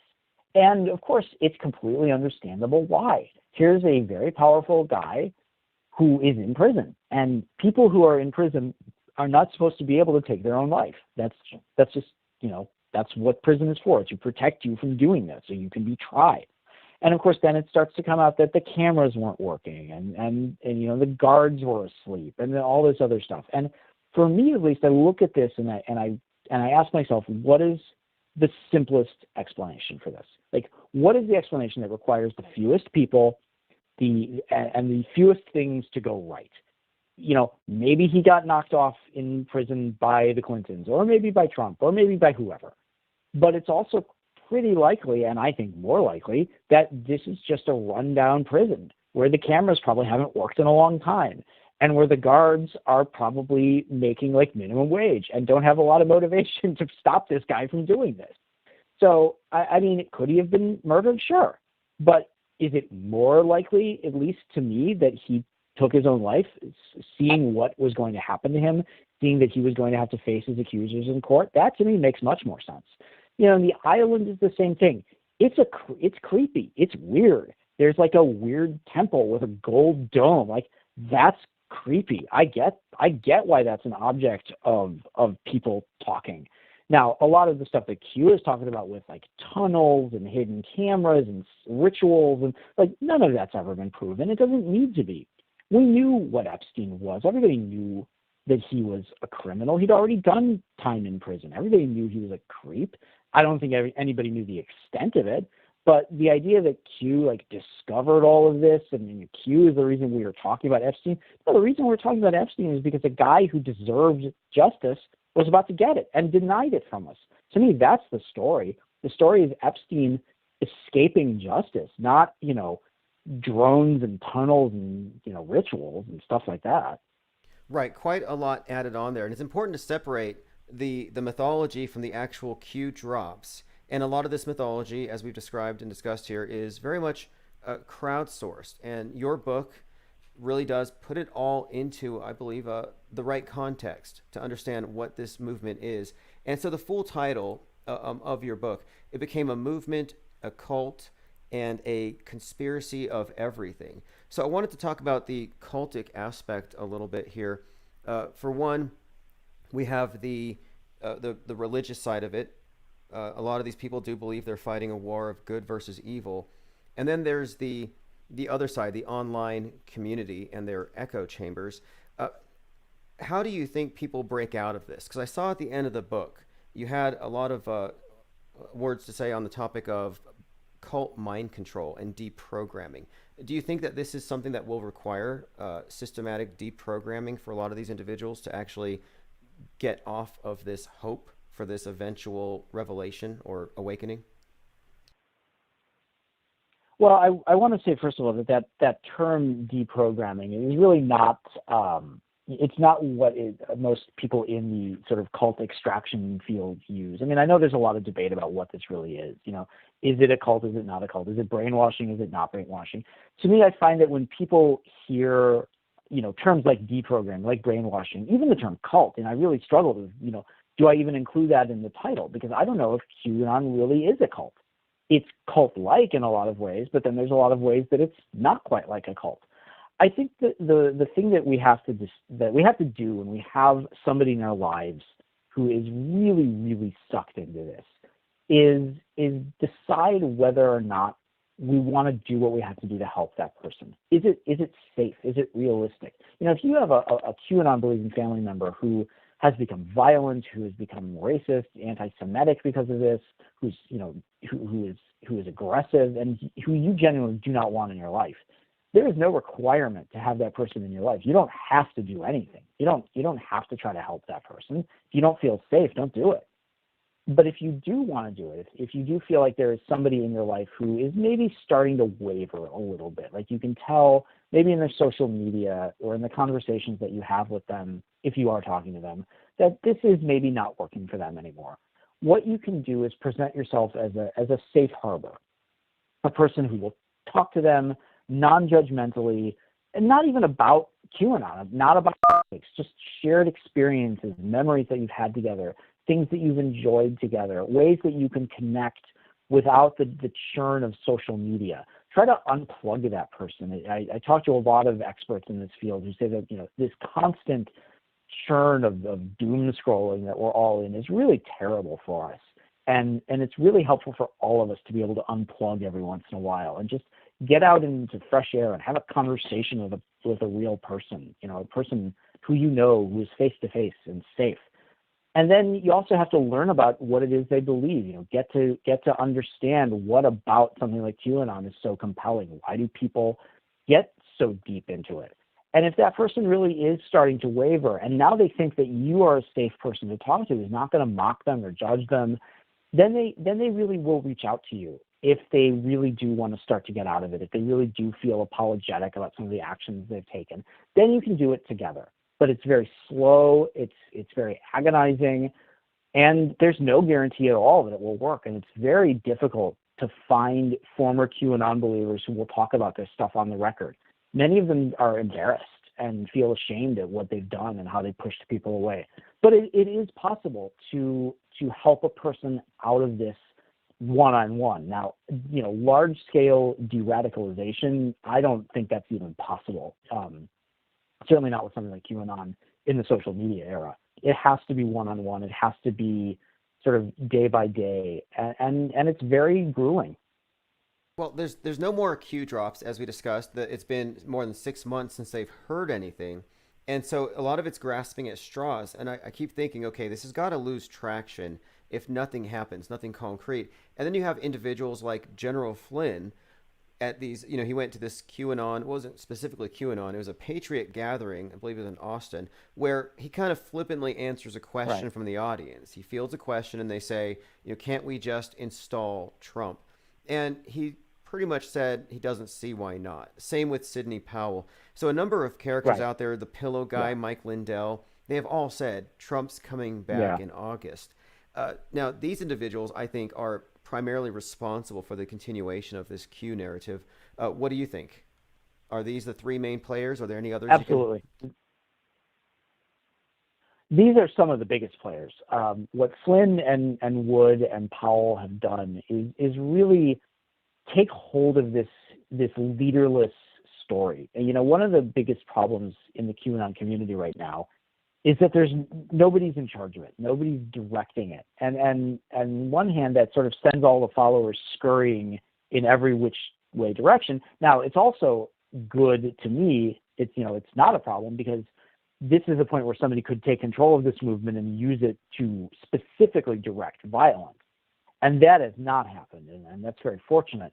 But these folks know exactly what they're doing. They know how much faith the QAnon movement puts in them. They know how much faith the QAnon movement puts in Donald Trump being the real winner of the election and everything that's happened was all necessary in order to really prove all of the fraud. You know, you hear the phrase in Q-land a lot. It had to be this way. Trump had to appear to lose in order to win. And of course, I ask people, well, why couldn't he have just won? You know, they never have an answer for that. It's always about it's always about exposing the corruption, which I guess you have to pretend to lose in order to win. And these people know that. People like Mike Flynn, they know how devoted the Q movement is, and they have exploited it. They've massively exploited it. You know, Michael Flynn has $5 million of legal bills he has to pay. And in QAnon, he has a movement that is more than willing to give him money to do that. You know, Lynn Wood, it's the same thing. Sidney Powell, it's the same thing. Giuliani is the same thing. Maybe they're not out there quoting Q drops, but they don't have to be. They're throwing out the terminology of the movement that lets people know that I'm one of you and I believe the same things that you do, and I've got the power to fix it. And it's very dangerous, at least to me. I think so. I think they're playing with fire, and I think there is a financial incentive. I find it very fascinating that Mike Lindell has $2 million worth of masks he can't get rid of because they're not good enough to meet CDC standards, and nobody wants to buy them. And I'm like, okay, Right. obviously somebody here, some people here are definitely making some money in this. Now, I have some questions in the chat section from people. Clockwork 113 wants to know your thoughts on some other conspiracies. He says, what's your take on the Mandela effect? Any thoughts on the Mandela effect? Sure. And that's what that is our sort of collective misremembrance of things, and it's named after people who could swear up and down that they watched the televised funeral of Nelson Mandela, except Nelson Mandela didn't die then. He died, you know, fairly recently. But people who are like, oh, I was a kid and I saw Nelson Mandela's funeral. Well, you didn't. You think you did because your brain has told you that you did. And the Berenstein Bear books are the same way, or that Sinbad movie that doesn't exist. I think it's a Sinbad movie. Yes. But the Mandela effect, I think, is a really good example of our brains really being kind of terrible at retaining information. And, you know, we all sort of tell people, well, I know what I saw. I know what I remember. Well, what you remember may just not be accurate. What you saw may be completely misinterpreted or something that you have turned into something else. I mean, we are all kind of terrible at remembering things for how they actually were, but we're great at remembering things for how we think they were. So I think it's a fascinating, sort of brain chemistry subject. Yeah, I agree. I looked into it and I read about the eyewitness testimony, just the research on eyewitness testimony in general and how unreliable it is, and also how powerful the effect of consensus is on our beliefs. And I think this kind of relates to the QAnon thing, because I know a lot of people who believe in the Mandela effect and they hang out together. And if you don't believe it, they call you an NPC or a troll and they kick you out because they don't want it debunked. And I kind of feel like the QAnon community is almost like the Mandela effect community, where it's a self-reinforcing echo chamber. Totally. Okay. Yeah, that makes perfect sense. It's the kind of thing where, you know, you believe it and you don't want to hear any differently. Totally. And eyewitness testimony is always unreliable. There's a great example of this in the Flight 800, the plane from New York to Paris that crashed in 1996. And there's always been a conspiracy theory that was shot down by a missile. And you have people like eyewitnesses who have sworn in FBI affidavits, like under oath, that they saw and then that they heard and then saw the missile hit the plane. Except that is literally impossible because that violates the laws of physics. But these people swear they saw it, and you can't tell them that they didn't. So what you're left with is just a piece of testimony that is totally useless because it's impossible. Right, exactly. It is a very fascinating topic in general, I think also because it has all these spin-off theories, like it connects to CERN and it connects to the idea of simulation theory. I think it's a fascinating conspiracy theory or alternative interpretation of the facts. But as far as conspiracy theory goes, QAnon I think it's kind of an outlier, and I kind of resent in a way the fact that it kind of broad brushes everybody. Like for one thing, QAnon is really big on the Space Force, and in that Q&A you alluded to, he said that the Earth is not flat. So this would take the flat earthers out of the QAnon crowd, which makes sense to me because the QAnon thing seems more political than metaphysical or getting into the nature of the world. But to get back to the word cult that you used in your title, this is where I find it to be culty. It's the online community that it doesn't even matter what your beliefs are or what convinced you. You're in the group now, and you just turn on your phone and you're there. That's the part that I agree with you that we're dealing with a cult, just a culture. It's not a dangerous cult necessarily, although the media is trying to paint it as such. But anyway, what are your thoughts as far as tomorrow? Donald Trump has a rally, and he's been inviting people, and I believe he even has some QAnon influencers with media passes. Do you think he's going to continue to stir the pot to roll this narrative forward that there's a war on the deep state? Yeah, I saw that just today. One of the big QAnon influencers, this guy Jeff Peterson, who goes by In the Matrix, is going to be there as a press member, which is like bizarre. The Trump rallies, it's like I kind of don't even pay attention to them because it's always the same thing. The claims, much like you, the claims are always really vague. There's no details ever presented. It's always just sort of the same platitudes and playing to the greatest hits. And of course now the crowds are smaller and there's no Air Force One, and it's honestly just a little sad. I feel like it's still it's dangerous just because of all of the everything that's going on and sort of the violence in this movement. But to me, it's like that's not the thing that I'm worried about. Like I'm not worried about him going out there and like activating the Q army. He's just going to go out there and say what he says, and his most devoted fans are going to love it no matter what. And it is cult-like, and I think you get that a lot with QAnon, where there's an in-group and an out-group, and there's a jargon, and there is a pushing away of non-believers and a punishing of apostates. I mean, that's very cult-like. There are ways in which QAnon is not a cult, is not a traditional cult. There's no charismatic leader. There's no Jim Jones who's like word is God. You don't have that with QAnon. And I feel like when you say the word cult, people get certain connotations that aren't always useful when dealing with QAnon, but at the same time, like it looks a lot like a cult. Even people who are scholars in that world were sort of struggling with how to look at it. And, people that I interviewed for the book were like, I really don't know what this is. So yeah, it's that term is very loaded, but I think it does apply in a number of ways. Well, you've used the term religion. Religion in a sense that I think it becomes, or rather a movement, but I've used the word religion. I've seen other people use that in a sense that it's like a total worldview, but it's like it's a political religion. And in many ways, it seems like they've templated, maybe deliberately, they've templated their political narrative onto the book of Revelations itself.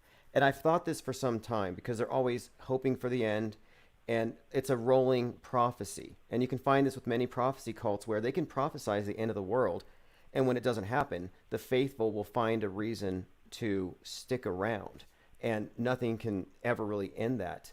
No amount of contrary evidence will ever undo it because they can just explain it away in some way.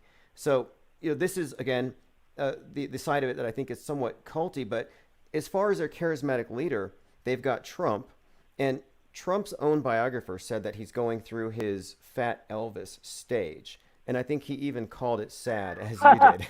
And I'm like, okay, well, if Trump exits, what becomes of QAnon? Like, is this the end of it by your assessment, or do you think that there's going to be someone else who can keep this thing going, like Marjorie Green or Matt Gaetz, these characters, or Flynn? Do you think there are any people out there who are going to manage to keep this going post-Trump? That is the question.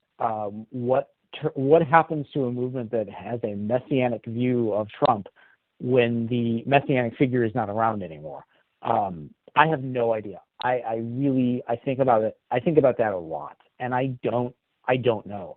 Now, I think that if Trump were to officially kind of anoint a successor, where he brings Matt Gaetz or whoever up on stage and say, I'm not going to run again, but this is my candidate. I'm going to support him with everything I've got.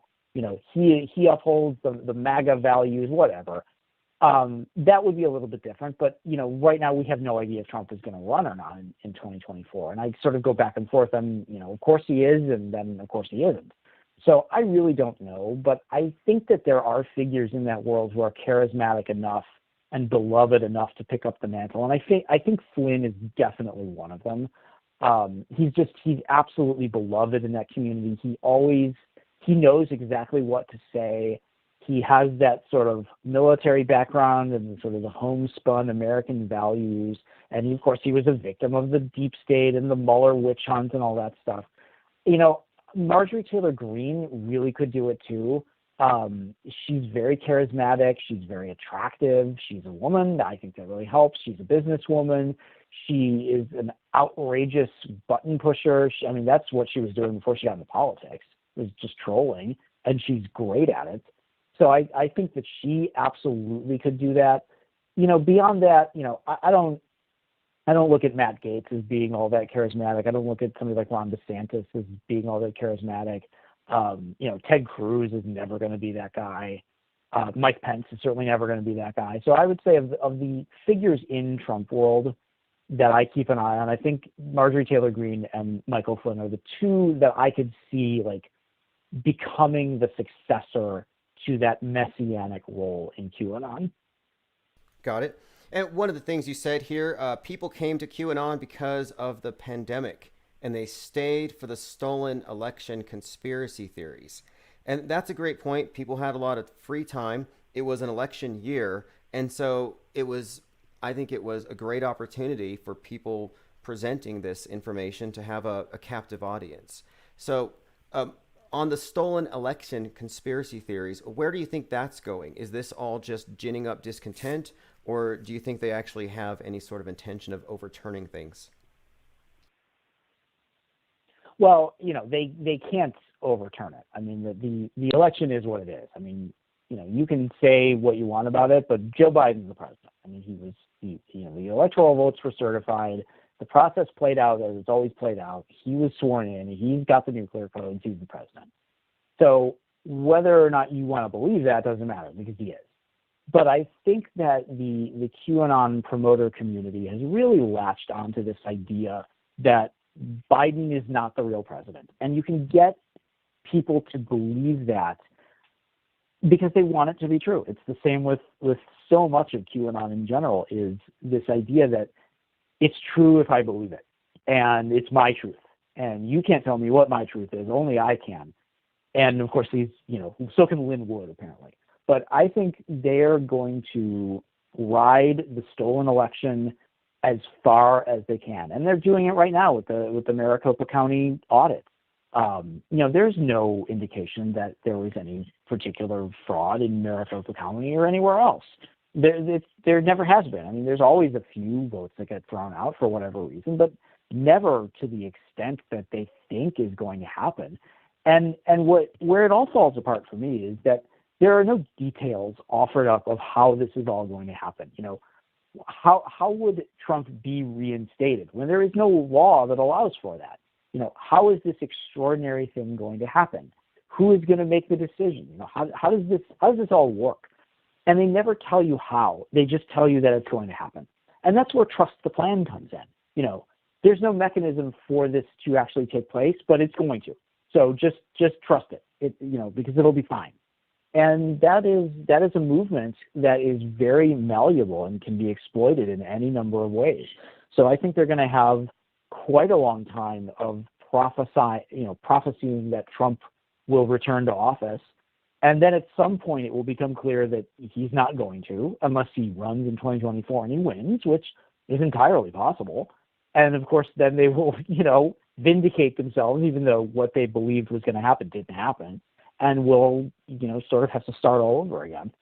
Yeah, and that's a great point. They'll feel vindicated even though they didn't actually accomplish what they were supposed to. And this is something I comment on frequently. In 2015 or 2016, or when this thing started to really pick up steam, this deep state narrative, or I guess 2017 was it, with the Save the Children thing, where they wanted to save the children who were being trafficked for adrenochrome. And I thought, well, that was 2016. This is 5 years later. Now we're talking 2024. At some point, it's going to be save the disaffected teenagers. Like, they didn't save the children on time, if that was the objective. So, yeah, it's just not. It's not a credible story to me anymore if it extends that much further into the future.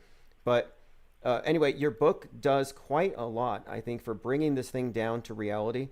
I think you've done a great job of going through all of the claims and how they've arrived at their different conclusions, and you've separated the mythology from the actual Q drops, which have already stopped. So I want to ask you, where do you want people to go purchase your book from? Do you prefer we go to Amazon, or you have a link that I think I have on your Twitter page? Is that where I should be sending people, for people who want to read The Storm is Upon Us? Yeah, there are any number of places you can buy it. You know, obviously, if Amazon's your thing, go for it. If you want to support your local bookstore, that's great too. You know, whether by going in person or bookshop.org is a great resource for that. You can get it as a Kindle. You can get it as an ebook. There's any number of ways to get it, and I really appreciate people who are maybe more into or maybe less skeptical about QAnon reading the book, because I think it will put a lot of things in perspective about this, about where this came from, how it is being exploited, what about it is true and what about it isn't. You know, why do we believe things like this in the first place? And I think that's useful for anybody to have. And you know, if you want to follow me on Twitter, I'm there at RothschildMD. I talk about all this stuff quite a bit. Yeah, I mean, this is a really important subject, because it's not just about QAnon. It's about how we process information and how we allow it to influence how we think and what we do. And I think we're really all just figuring this out as we go. Absolutely. And I think it's a great book. I recommend anybody who was into Q, believed in Q, even if you still do, I would say recommend it, because it's an incredible study. And it's also a great example of how groups can be influenced, how demagogues can reach certain groups with certain messages and almost put them under a spell. I mean, I think we're looking at a very effective alternative reality game being played out in front of us. And it's a fascinating study. So I'm going to send everybody to darkmatter.radio as well, where we have a link to your book. I have a couple more questions for you, if we can keep you for another 7 or 8 minutes here and just make it a 90 minutes. Yeah, sure. Commenter here says, ask him if he thinks Q sent Kyle to Kenosha. Now, the background there is QAnon. Of course, Q has the number 17 attached to their symbolism. So you have Kyle, who's 17. He has a white hat when he shows up at a Trump rally, and then he goes to Kenosha. So his question is, do you think that Q sent Kyle to Kenosha, or have you come across that claim? I haven't. I haven't seen a lot of a connection between Kyle Rittenhouse and QAnon. I don't think Q is sending anybody anywhere, and I haven't seen in his social any particular mention of Q. He intersects with a lot of those same people, like Lin Wood, but I don't think there's any particular connection there that I've seen. Right. Yeah, Kyle's an interesting character. I'm trying to figure out, is he just caught in the middle of something? I've been following his mother's pleas to get justice for Kyle or get him help, because Lin Wood more or less exploited the kid's situation, kept him, I think, locked up a little longer to raise money, and it looks like a mess. But then I find other accounts where Kyle's at some bar hanging out with Proud Boys who seem to be doing some kind of initiation for him.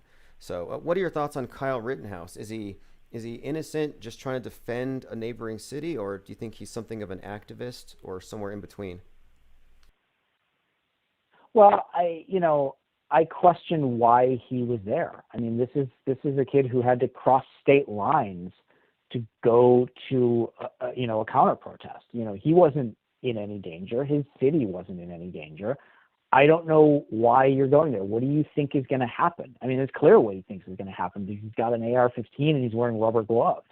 I mean, I don't know if that's intent to kill somebody, but I don't know what his intent was. I don't know why you put yourself in that situation, why you take that kind of risk. That's the question that I've had over and over about that incident is like, why is he there?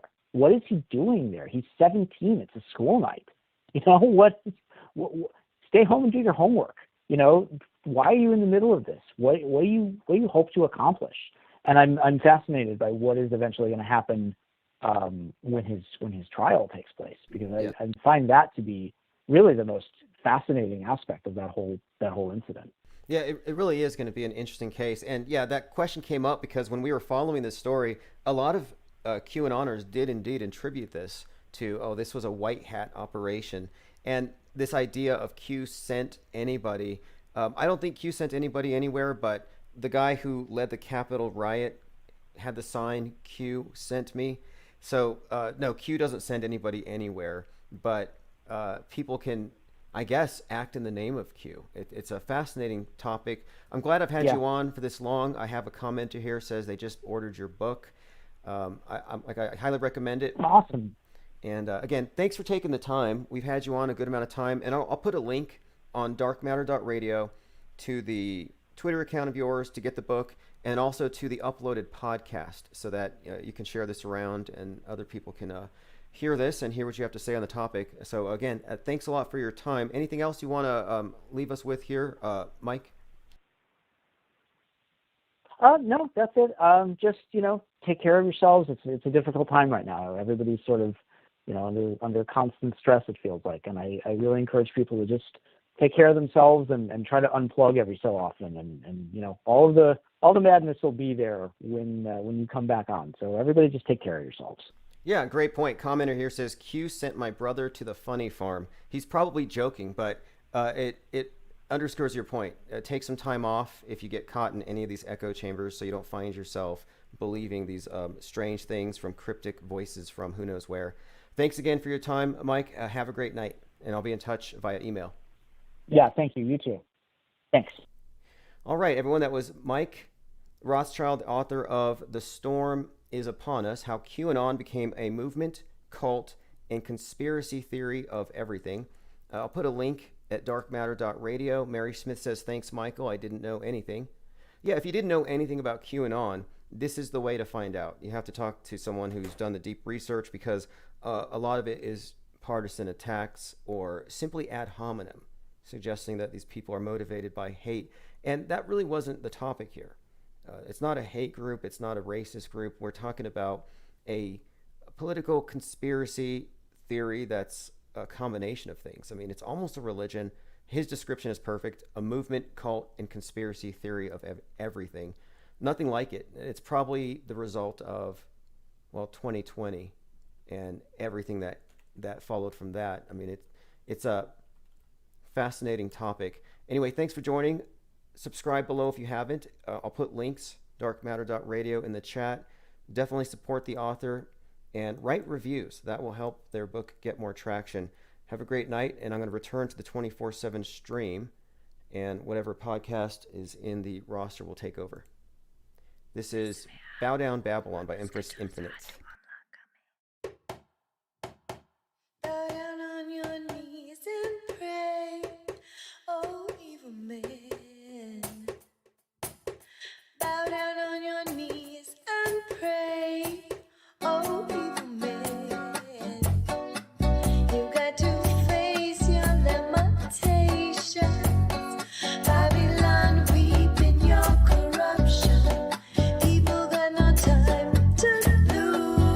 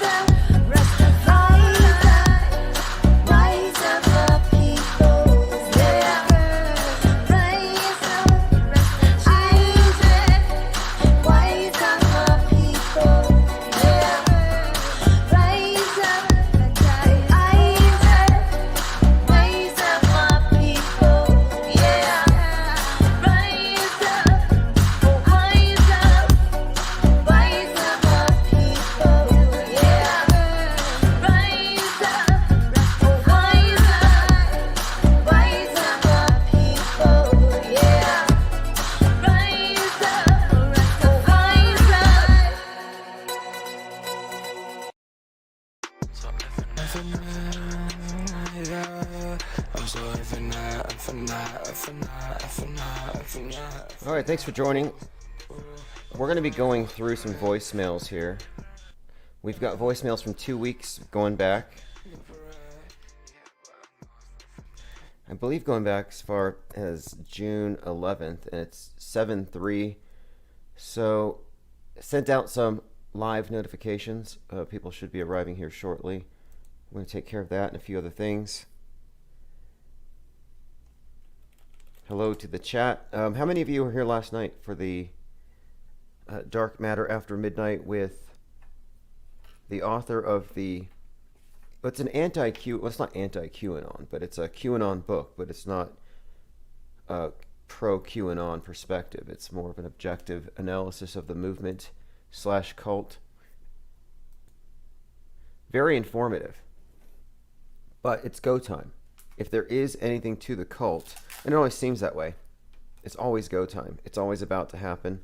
But right now, I think it's true. Right now, it's actually about to happen because Trump's out right now in Florida. He's stirring the pot, asking questions about Ashley Babbitt, and that's a very complex thing. I mean, think about it. Who killed Ashley Babbitt? That's what Trump tweets out. Well, not tweets, he puts out on his own platform. But those of you who are aware and appraised of the truth of this whole operation know that that was theater. Nobody died. So there's not only not a martyr, but there's no victims because there was no insurrection. But the truth doesn't really matter in this context, and I think we all understand that by this time. Here's the latest from Trump. He's going to be making an announcement in New Jersey on Wednesday, and he's going to talk about protecting the First Amendment. So we'll see what that is. I'm still waiting to see what happens in Florida today. There was an event out in Boston. Wakefield Reading residents asked to shelter in place as armed standoff closes I-95. I was looking at that to see if anything would happen, but nothing happened as far as there wasn't really any kind of gunfire. Nobody got killed. Nobody got shot. But there was something worth examining here, and I think it has to do with... And it'll probably have to do with guns. It says here, as you've heard, there are a number of guns, and we're working on identifying these individuals. But it's armed individuals. So it's a Second Amendment thing, we'll see. It has to do with possibly even the fact that the group had some sort of ideology behind them. I think it was... Here it is. The suspects are part of a group called Rise of the Moors. Now, I'm not very familiar with this group, but in my experience, most if not all of the groups that we see out there are led by feds. And when is that not true? It's true with the Proud Boys. And that's coming into play right now as Kyle Rittenhouse is being looked at very closely because of his relationship with the Proud Boys. So if you remember when he went to that bar and he did the AOK sign, well, the AOK sign's no longer okay, as you all know. Well, that's being held against him. And it turns out the people he was hanging out with there were part of the Proud Boy group. So the mass media is saying, oh no, he was associating with racists. But to me, it looks like, no, he's associating with feds, which kind of underscores the idea that Kyle has been controlled opposition all along, that it was never an authentic thing. And personally, I'm not going to believe the Kenosha events to be as televised and live streamed until I see evidence convincing enough to sway me away from the notion that this whole thing was just a psyop. There's so many holes in the story. In particular, I guess the only thing that would convince me would be the arm of Gage Grosskreutz. You know, if we see that bicep intact, we know it was a hoax. And to date, he has not emerged to show the scar. And supposedly 90% of his bicep was shot off. And I'm sure many of you saw the footage, and we hyper-analyzed it. because it could have been a squib. And if you're not familiar with squibs, a squib is basically a blood bag put beneath your clothes that pops on film. Tominoid says the word Babbitt entered the English language as a person, business, or professional who conforms unthinkingly to middle-class standards. Yet we were discussing this character yesterday, and not only that, but these characters, like this character at the riot, the Babbitt, was wrapped in an American flag, like quite literally. So yeah, they were definitely fighting for these prevailing middle-class standards. And I think that this also shows that the authors of the event of 1/6 were very well read. I mean, if you look at the iconography, the symbolism, when the guy with the Viking helmet and the animal skin cape and the other guy steal the podium, you look at the scene and it looks like the fall of Rome. It looks like they had highly literate references all throughout the event, plus the jokes. I still think it's a joke that the person with the Gadsden flag, "Don't tread on me," got trampled. I think that these are little inside jokes for the script writers. These names are all chosen very advisedly, and we've discussed this at length. Most of the names that we see, in particular, I like to point out Chauvin.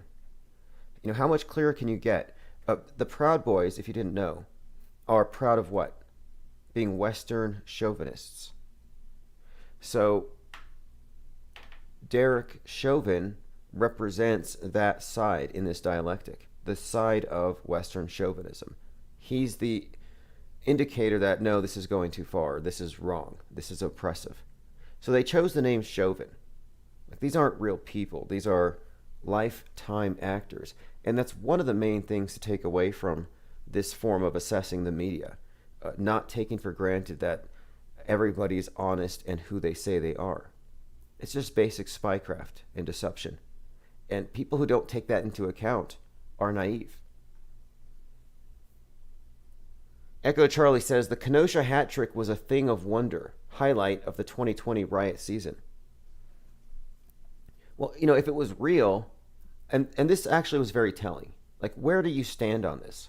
Whose side are you on, Kyle or the mob? Real or fake? Let's just take it as a thought experiment. Let's say Kenosha was fake.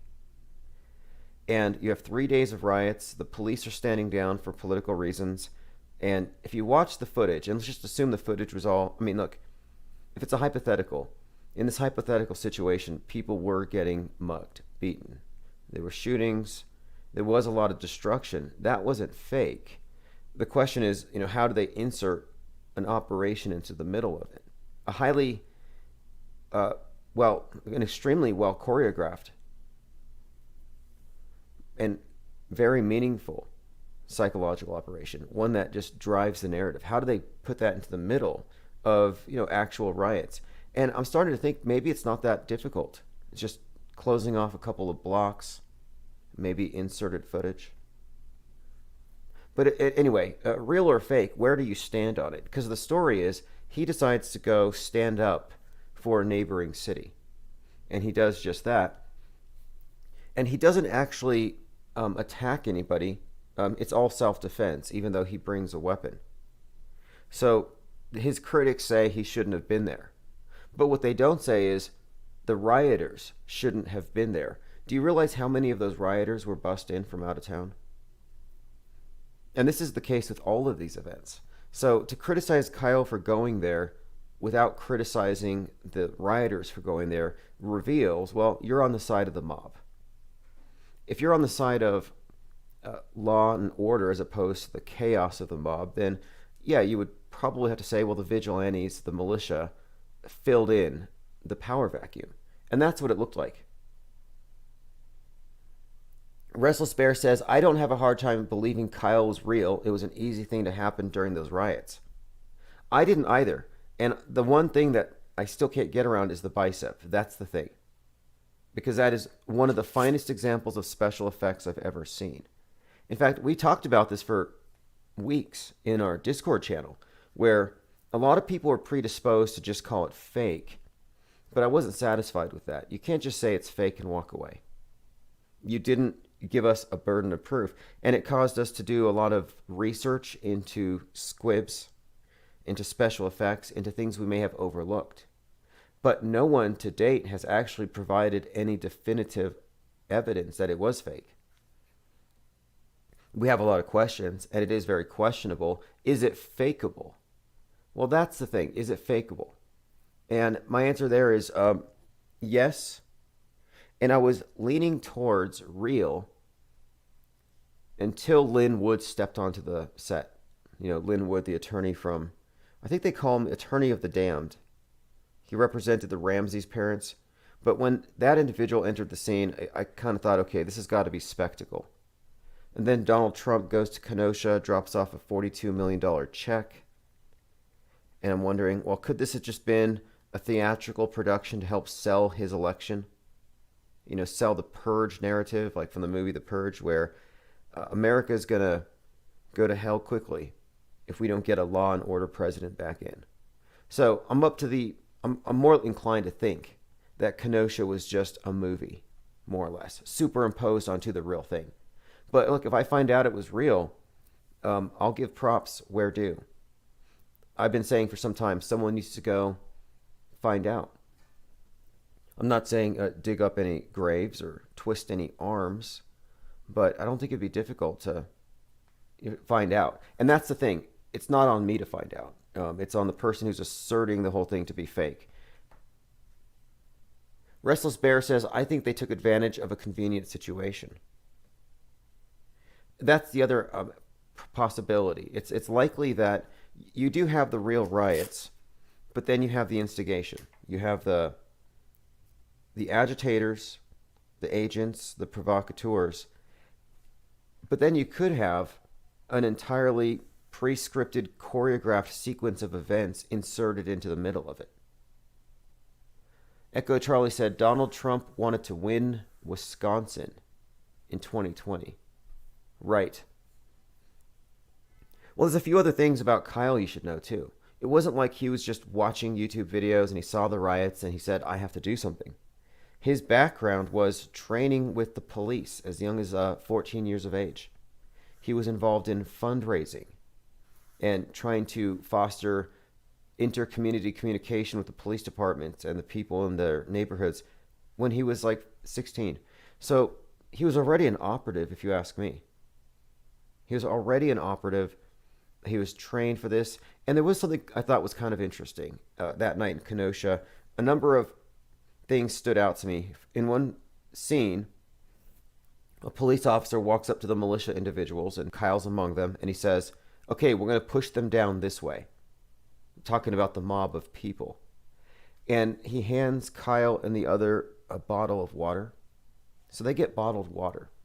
And I thought, well, you know, it could be something innocuous as giving them water, or it could be a sign to say, it's clear, scene is clear. We're going to go with the operation. We've closed off the set. The actors are going to come at you and you're going to do your thing.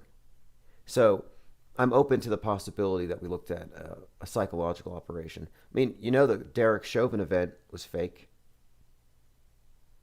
I mean, the name is not a coincidence, and the correlation to Proud Boys. And the way that these events are symbolically, and in many ways, it's not just symbolically, there's subtexts that are pretty much overt, where they're linked to other events. You know, the death of George Floyd and subsequent events has been linked symbolically to 9/11, to Rodney King and those riots. Well, Kyle's on trial, so that's going to be something to be following over the next few months. What happens with Kyle Rittenhouse? You know they're going to point out double standards. Like, how did he walk away from the scene holding a weapon, whereas anyone else holding a cell phone would have been shot? You know, they'll try to play it like it was some kind of an example of privilege. And there is the possibility that Kyle is an innocent patsy, more or less, caught in the middle of a bigger scheme. His mother, Wendy, would kind of suggest this, unless she's an actress. And I'm saying this because she's trying to suggest that Lin Wood manipulated the situation and exploited Kyle, kept him in jail longer to raise more money. And apparently, Kyle and his mom, in their defense, they're out tens of thousands of dollars. They're trying to find all kinds of money that was due them, but went to all these other individuals who suddenly got in front of him and his cause and made him into a bit of a hero for a little while. But that bar scene is very fascinating to me, because at the bar scene that I mentioned earlier, I think it was called Pugsley's. So he's at the bar doing the AOK symbol. His mom's there, which is why it was legal for him to be at a bar. And they play this song from the movie Aladdin, Proud of My Boy. And that's, I believe, the Proud Boy theme song. So, again, it's all looking to me like a Fed-run operation. And Kyle, innocent, caught in the middle, or an actor. Again, I'm leaning towards actor. The only thing that will ever change my mind, and if you want to change my mind, you're going to have to go out to Kenosha and twist a certain arm. I'm not going to say whose. A Trump supporter warns CNN reporter of, quote, civil war if former president is not reinstated soon. Now, this is from thehill.com, and it's also a CNN reporter, so there's no reason to assume the person they're speaking with is a real person. But if you look at social media, you can kind of see the vibes and how people do think this is a real thing. He didn't lose. I know he didn't lose, one woman told O'Sullivan, indicating she believes the claims that widespread voter fraud led to an unfair election that swung in Biden's favor. He's coming back soon, and you guys are going down, a Trump supporter identified as Ron said, sparking laughter from the others in his group. The military knows it was a fraud.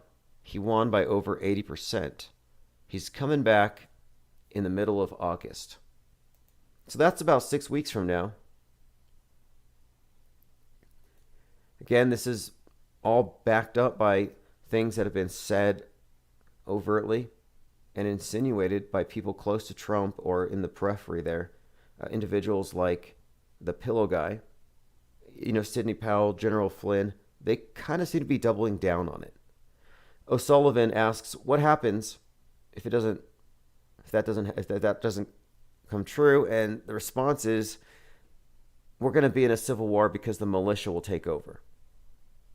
A self-described member of the Three Percenters who attended, now that's another one too. The Three Percenters is a group that was added to a terrorist list in Canada. So in Canada, Three Percenters are terrorists. Anyway, it says at least 6 members of Three Percenters have been charged with conspiring to attack the U.S. Capitol. One woman told O'Sullivan she believed that it was completely staged. And I believe that. In fact, I know that to be true. And until there's evidence to the contrary, I have no reason to not think that to be true. The so-called insurrection of 1/6 was a lot of cameramen, camera women or whatever, and theatrical photographs being taken, people being walked around, let in. It was not an insurrection. But you do have a lot of shady characters who showed up with weapons in their hotel rooms, and they're being arrested. And so they're painting this up to be, this was meant to be an insurrection. They were trying to take over. They wanted to hang Pence. But it all hinges on the testimony of a few very questionable characters. People like Jake Angeli, the guy with the Viking hat, who claims that Q sent him. And I talked to the lead Q investigator yesterday in that interview on Dark Matter. And, he said, Q doesn't send anybody anywhere. There is no Q sent me. But I want to point this out, though, because my thinking on this whole Q thing, and this is why I feel like it's a very important topic, is that everything we're experiencing now is part of a template. And I think that we're just reliving what happened after 9/11. So you have 9/11, and then you have the post 9/11 world. And the post 9/11 world was characterized by smaller attacks, the Patriot Act, civil liberties being curtailed. You had pro-war and anti-war. You know, this 19-year program based on eliminating this worldwide ubiquitous threat, which is gone now. So the new 9/11 for this next 19 years, I believe, was COVID, which kicked off on 3/11, the date the pandemic started. And since then, you can see how the narrative has changed to where now instead of radical Islamists that everybody's learning about, that we have to get educated on, the new threat. Like after 9/11, suddenly everyone had to become an expert on jihadis. Well, now the new threat is the QAnoners. And that's why I think it's interesting that the information about the group is being so, it's proliferating. You can't avoid it. And it's all obviously disinformation, but it's one of the dominant stories. You know, this QAnon story. And the reason why I believe is this is a massive public misinformation campaign. So the public will accept the existence of a new threat, and it's the white Al-Qaeda. This is the plan. And I think it's a template. And as I said, it's all templated. Like after 9/11, you had certain changes that we went through. Certain issues arose because of this new threat. And we're seeing the exact same thing.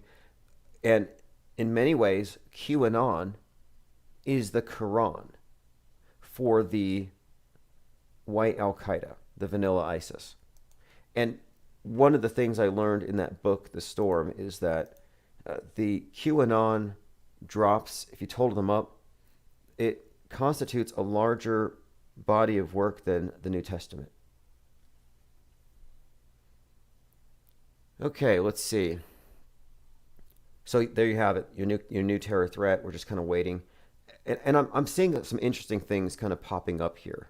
If you look at the Metascript perspective, you know, a lot of building collapses, some kind of collapse-epidemic. Like, what's that about? And also the way that the collapse in Miami looks, it certainly recalls the Oklahoma City bombing, to my mind, which is a callback to the Turner Diaries.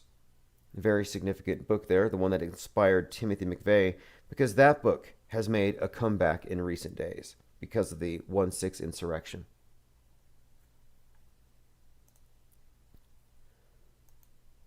I want to bring up something kind of random here. Someone had tried to suggest to me about a year ago that Steve Carell, the comedian, is actually playing the role of Alice Cooper. And so I have a picture comparing them. And so that's gone around for a while. That's not a new one. You've probably seen this. There's a number of reasons why it's not there. But anyway, then I have seen people making comparisons of Jill Biden and Alice Cooper. And I'm like, I'm sorry, but you got to draw a line somewhere. You can't say that Alice Cooper looks like Steve Carell and that Jill Biden looks like Alice Cooper. And then you put Alice Cooper, Jill Biden, and Steve Carell together, and you don't have a match all the way across. Because you couldn't say Steve Carell and Jill look anything alike. So it kind of debunks itself, but I just thought I'd put it out there. Not the same. Although I did find a picture, and I think it was posted by... Yeah, it was actually posted by Alice Cooper himself, where he held up a photo, or a meme rather. He framed the meme comparing himself to Steve Carell. I'll see if I can find that post. Oh, look. According to FEMA, the best way to prepare for hurricanes, get your vax. Can do to our communities and the importance of having an emergency plan and taking the steps to ready yourselves, your family, and your community. You can take simple steps to prepare for hurricanes, including getting a COVID-19 vaccine and building a ready kit with items and documents you need in case you need to evacuate. All right, get your vax and then pack your bags. Good advice. Right now, though, another one of the stories that we cover here quite often, or this ongoing development, is the attack on conspiracies, and that's the purpose of QAnon. I think the whole purpose of QAnon was to infiltrate not conspiracy, but alternative media and broad brush everybody. And I see that it's worked quite well because now they can set a precedent and say, hey, conspiracy theories used to be a laughing matter. You know, look at the flat earthers, look at the Bigfoot believers. But now conspiracy theories make you dangerous. Sort of like religion. Oh, religion's fine, but we can't have radical religions. You know, this argument, this slippery slope argument that is used against religion can be used against the free flow of information itself. And that's what I think the ultimate purpose here is. I think it's about thought control and about censorship. In fact, the COVID-19 pandemic, in my opinion, was a convenient excuse, just a cover, something to do in order to give them the opportunity to cure the infodemic. And the infodemic is the real thing. That's the information that contradicts the powers that be, the ones that control the media, and it's the real conspiracy stuff.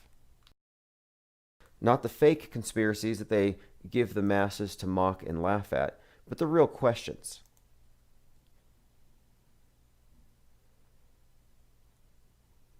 All right, let me go ahead and go through some voicemails. We have quite a few. Like I said, this probably goes back about 2 weeks. So let's just go through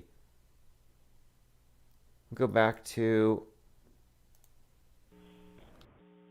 611.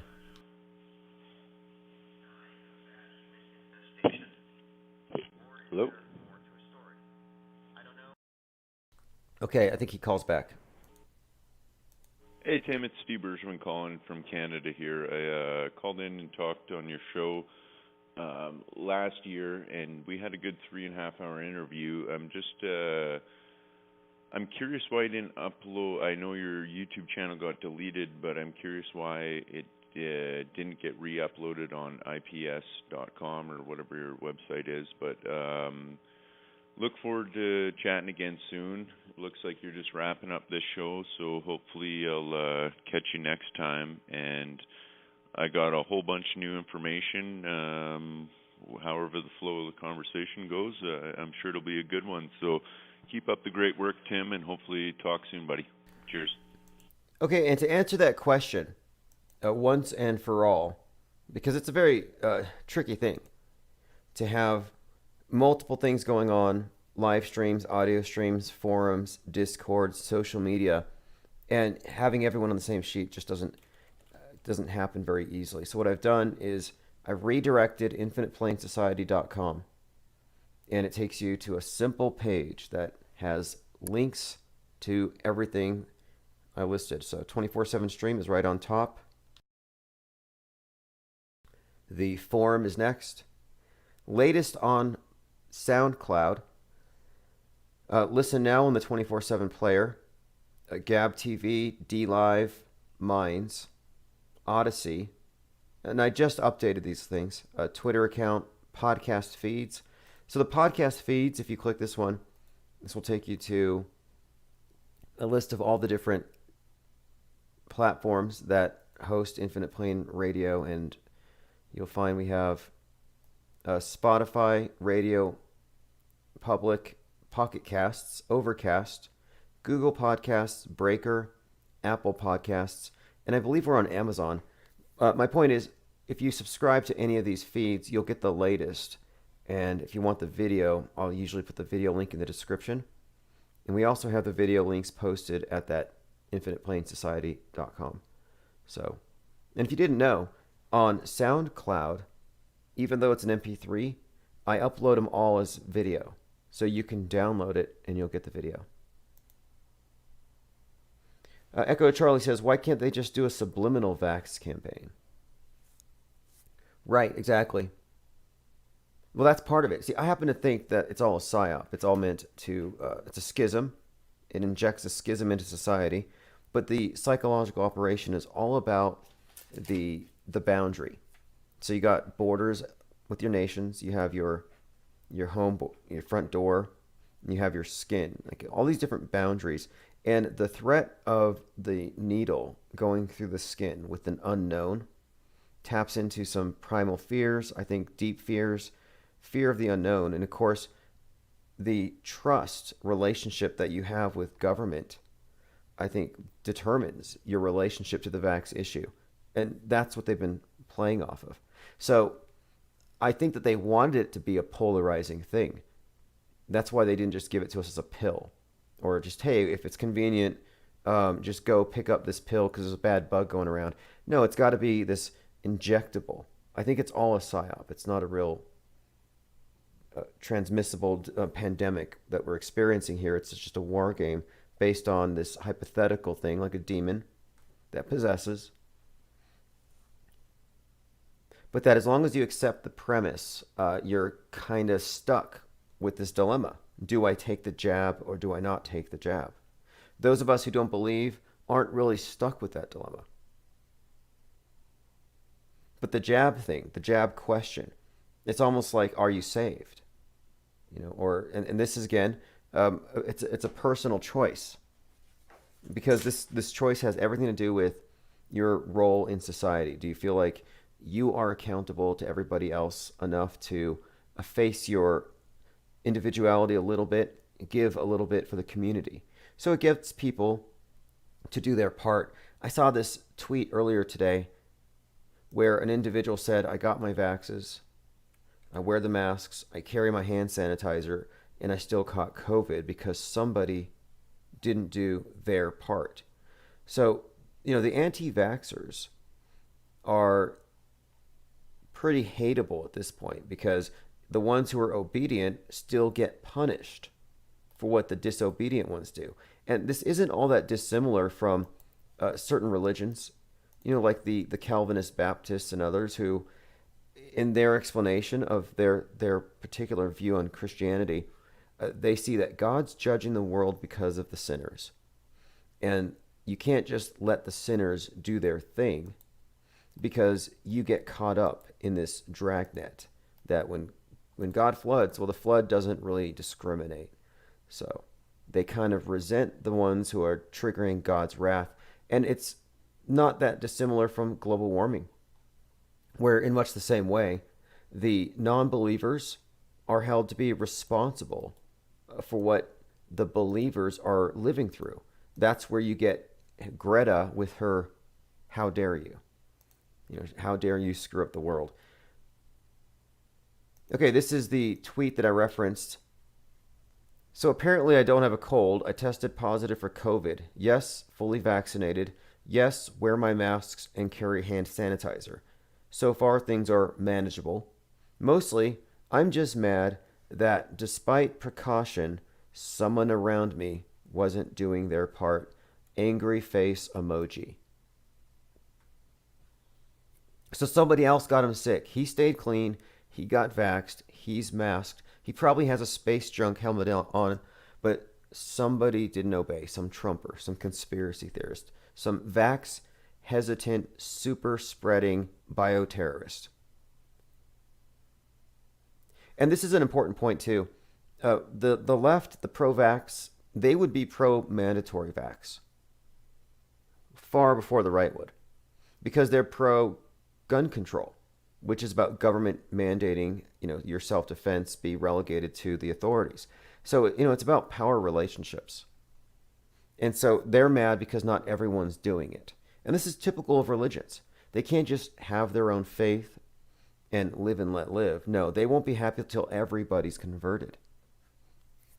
And this is one of the themes behind the last major PSYOP, 9/11, where the terrorist ideology, when you get into it, the idea is that you can't have your second coming, you can't have your paradise until you've killed all the non-believers, the infidels.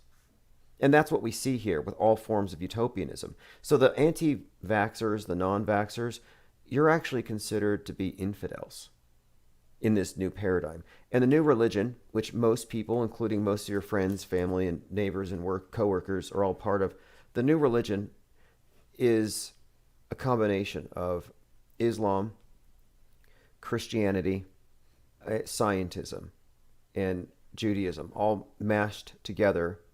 And the space program itself has given all of the faiths a new heaven. It's the new religion. The new Bible is essentially the smartphone. And here's the thing. Right now, we're living through, I believe, a mass curation process where now everybody has the Bible in hand. That is the authority. This is the authority on reality. You have the book that tells you everything you need to know about creation, your life, your role, what is forbidden, what is acceptable. The new Bible is the smartphone, but the problem is it has too many authors. See, in the Bible, you have one author, it's God. And you have a few spokesmen, men, and that gets the message out with the fewest amount of signal attenuation. It's a clear message. As clear as they could have gotten it, but you see it's not perfect. But the smartphone, the new Bible, this will be perfect. Once they curate it by eliminating all the heretical information, all of the conspiracy theories. And that's what they're working on right now. And I think that's where the Q story fits in, because they are giving the powers that be all the excuse that they need to take greater control over the content that we have access to. Now, if you look at the screen, this is from the NATO event, a big witches convention recently.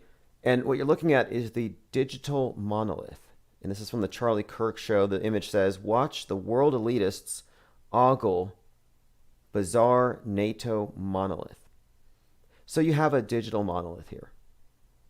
And we have discussed this at length. The symbol of the obelisk, the symbol of the monolith are synonymous. Only the monolith is also, I think, more about this monolithic worldview.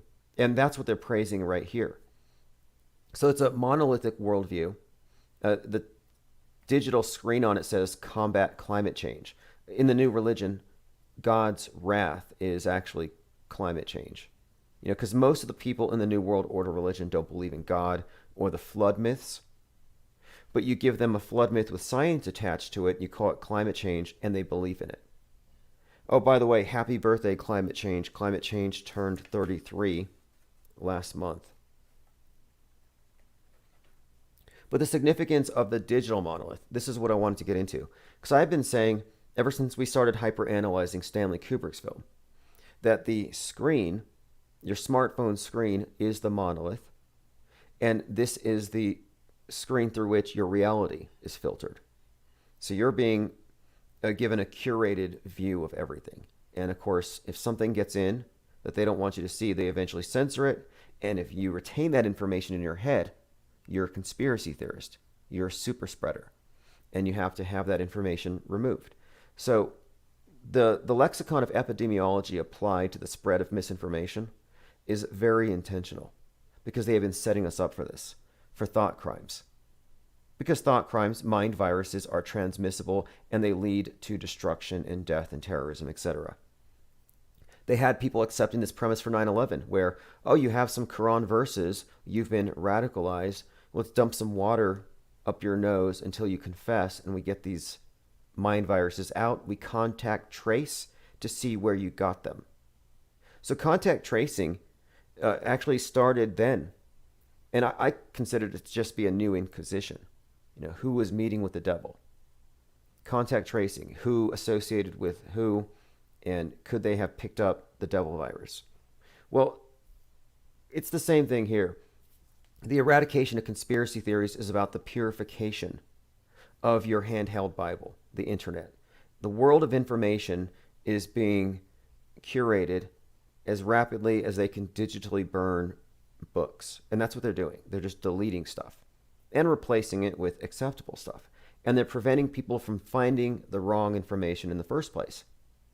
So it makes sense to me, though, that if we're going to take the monolith as a symbol for the curated worldview, that they would now be worshiping a digital monolith. Because it's no longer analog. They don't have to go send out their agents to go burn books or burn individuals. No, now you just delete the information and you censor and ghost and shadow ban the individuals. Problem solved. And I think that's the message here of the digital monolith.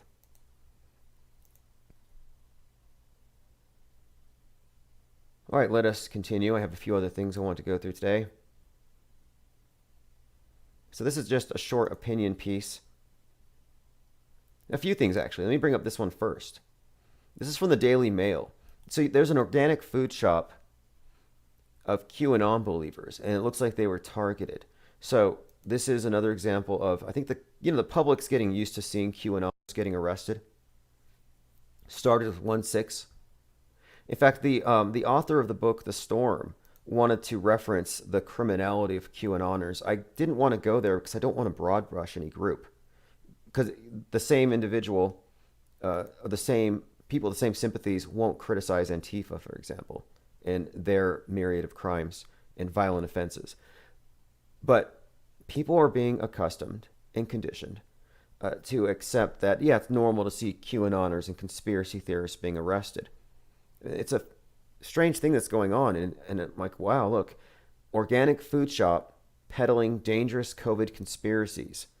Its store's owners are arrested after refusing to serve customers wearing masks. Do you remember a time when wearing a mask into a store might get you, I don't know, the cops called on you because only robbers wore masks? Well, now we're in the post-reset phase where, society has gone cannibalistic. It's self-looting. And it's appropriate that we're all wearing, or that they're asking us to wear masks. And here we have these store owners don't want masked individuals in their store, and for that they get arrested. But they're called dangerous. Well, you don't have to go in there. There are other stores. Nobody's forcing you to go into a store owned by people who have political opinions that are wildly different than yours. You don't have to.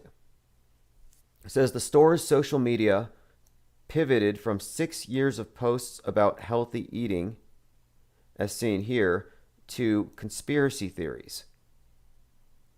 Right. And that's another thing too. Conspiracy theorists are said to be immersed in their own universe. These conspiracy theorists are dangerous because they are constantly immersed in their echo chambers. But nobody ever talks about mainstream media extremists, which is the norm. I mean, mainstream society has been totally conditioned to think that they have everything right and that their fears are legitimate, and acting on those fears is rational. But I'm like, nah, it's actually the case that the mainstream is in a cult. In fact, it's a doomsday cult. If you believe what you're supposed to believe, truly, you would be wearing a helmet right now for space junk.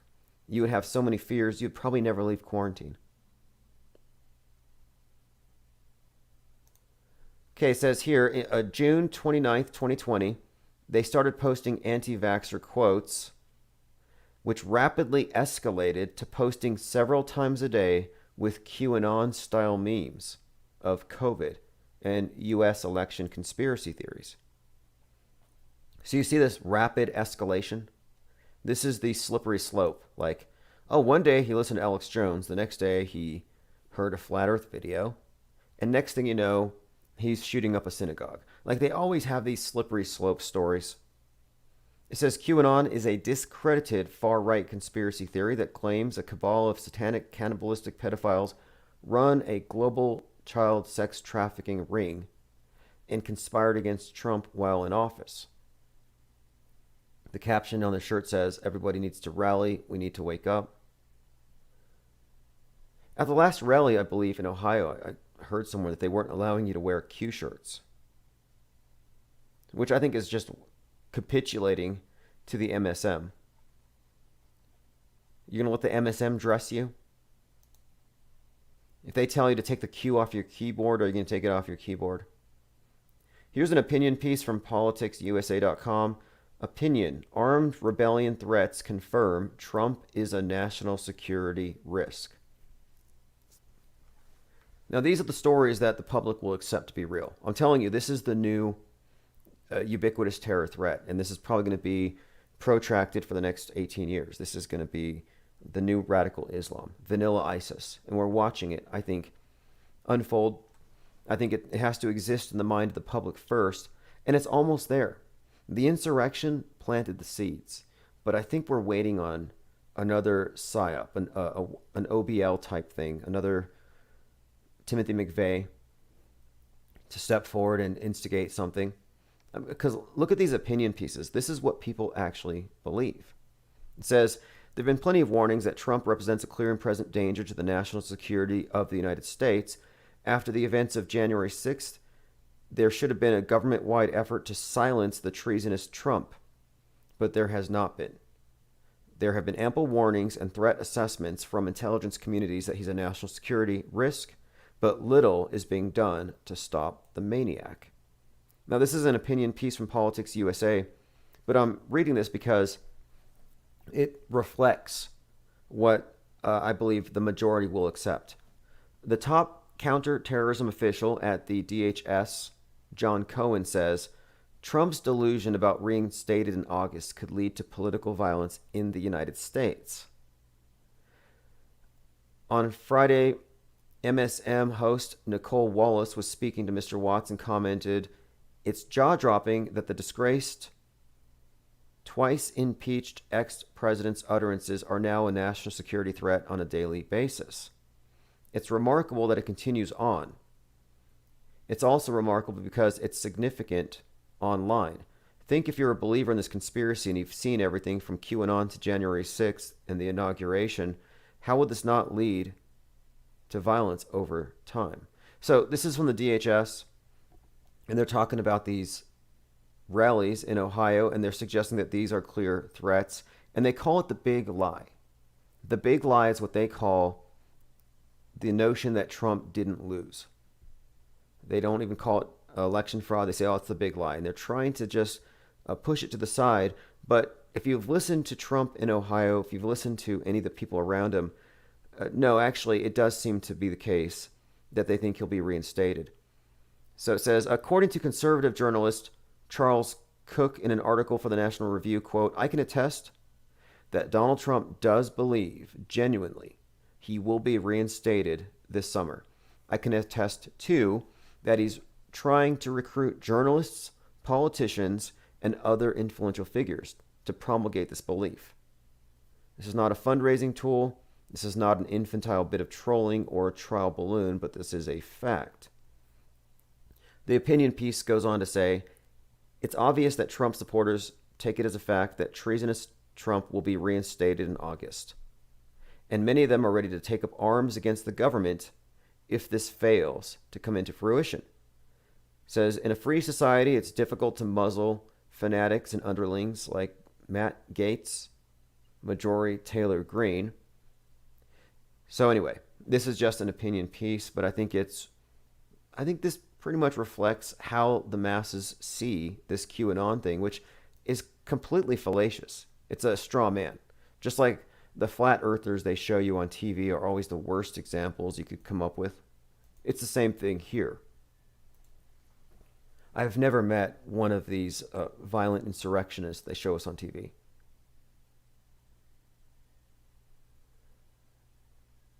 Echo Charlie says, healthy eating and yoga is the gateway. Yes, that's something that they've said too. Healthy eating and a belief that everything is connected. These are the things that define the yoga crowd, and the yoga crowd are said to be very susceptible to QAnon. The yoga crowd was called out last summer by the BBC for having a conspiracy problem. I think it's because they breathe too much. They're the ones who are just obsessed with the stuff, the air. Like, breathe in, get more of it. So, of course, the NWO, who's trying to cut down on our carbon footprints, would want to, clamp down on the breathers. All right, let's go through. I got some more voicemails.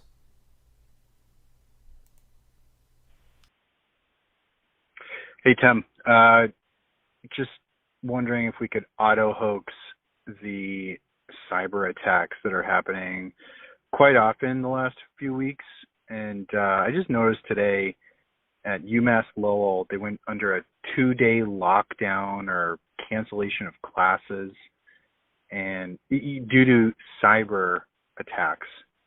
And I don't know. I just think my overall opinion of it all is that they are preparing us, like seeding the words and vocabulary into our diet of reading, so then when it actually happens, we know it. Just like in November and December, they talked about insurrection in the news, but in another way, and then they actually made it happen in January. So I don't know, food for thought. Good call, and appreciate the message there. And the cyber attack threat, EMP threat, these are all things that have been wargamed. And everything they wargame, they do in reality, or what we call reality, which is an alternate reality game, if you really look at it. Hi, my name is Alex from Ring Central Team of Experts, and this is a courtesy call to check whether you guys need assistance on your... Oh, no, actually, we're back online. Appreciate that. Hey, Tim, check this shit out. I just live in a little podunk town in Missouri, and they had their little Republican, I don't know, fundraiser yesterday. And who shows up? The McCloskeys. Oh, the McCloskeys. And the McCloskeys stepped out of the cover, out of the book, The Turner Diaries, right off the cover, into the world in 2020, 42 years from the publication of the book. The McCloskeys, the Turner Diaries, these are all very important figures right now in the zeitgeist.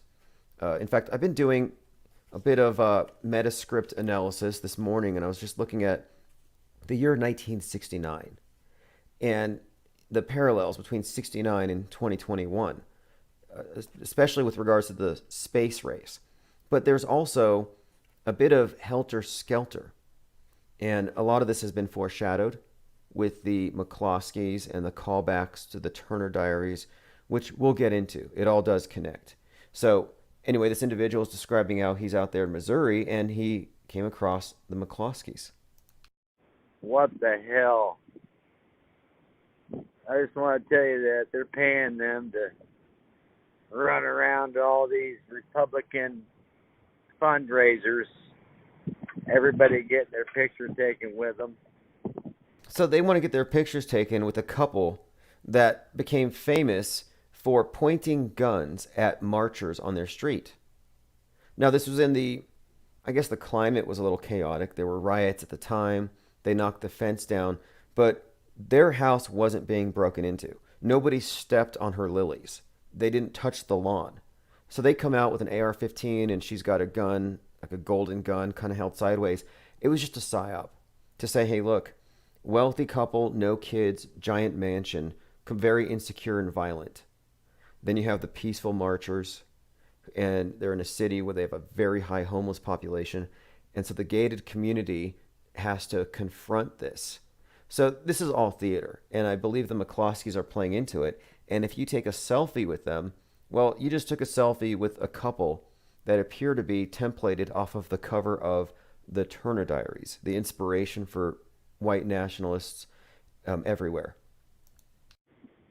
It just makes me laugh. Okay, another voicemail from the same individual. Oh, this should be good. This is the Pac-Man one, I think. That's all I got. Yeah, this is the one. Okay, so I wanted to talk about the Pac-Man world record because I saw that the highest score you could get for Pac-Man is 3,333,360. Then I started doing research on it. It was achieved by Billy Mitchell in 1999, and seeing that he faked the whole thing, and it was all certified by Twin Galaxies because he was a part owner in the company, and so they had a bunch of fake world records. The biggest one being Billy Mitchell with Pac-Man, and then he started trying to sue a bunch of people talking about it. And that's all I got. Okay, so let me take a look at that. Okay, so I wanted to... Yeah, it does seem to be. The game's maximum score, 3,330,360 points. The Ballad of Pac-Man King. Yes, I'll look into this. And as you know, the number code always tells you stuff. The video games have been an integral part of this PSYOP entertainment complex In fact, the most influential game of all time was Space Invaders, which was released 42 years before COVID. And the number 42, Outer Space Invaders, these things are always connected, but the video games have it all. I have a collection of video game covers, like one called Warp Speed. Like, think Operation Warp Speed. And the video game from decades ago is about driving around delivering vaxes at the end of the world. And the cover art has these meteors or something coming from the sky, space junk. And the space junk, and it all looks like COVIDs.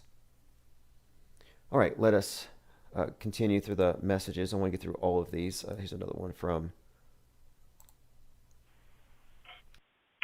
Hey, Tim. Can't wait till you're back. I got some real gravy here for you. If you could look up the U.S. Navy released footage of of course they're going to release footage of the 40,000-pound bomb explosion that triggered an M3.9 quake during a shock trial on the aircraft carrier USS Gerald R. Ford. So I don't know if you can see this video, but it's about 30 seconds showing the, whatever you're looking at. And I think it looks fake. I mean, I've never really started seeing things the way you do. And it's pretty funny. I actually think it looks like they just twisted some video game engine. And it's like I think they're trying to get us accustomed to seeing their new level of CGI. And that's messed up.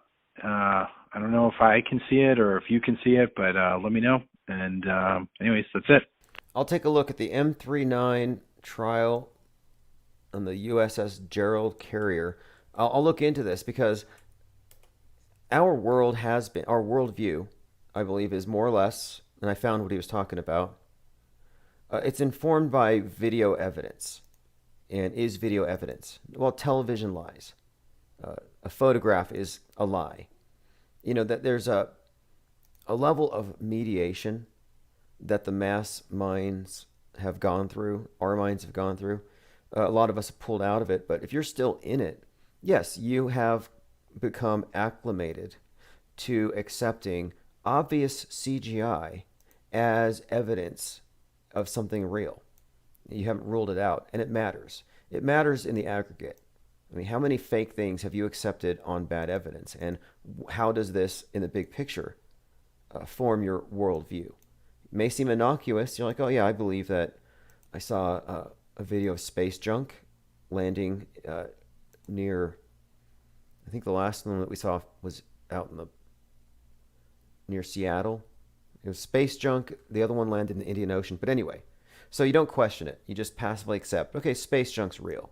Well, then when they amplify the psyop a little bit and they have space junk knocking down condos, well, you're not going to be in a position to say, no, they're just faking it to put us under space junk lockdowns. And a few years ago, you may not have believed that they could have done COVID lockdowns based on something like, with such a low kill rate. But I think space junk lockdowns, climate lockdowns, these are all things that they would like to have us go through, and they will accomplish this if people don't question the computer models and the simulations. So the caller brings up a good point that, yes, we have been conditioned to live in a simulation. Okay, I have a few other voicemails I want to get to. Okay, let's see what we have here. Canada.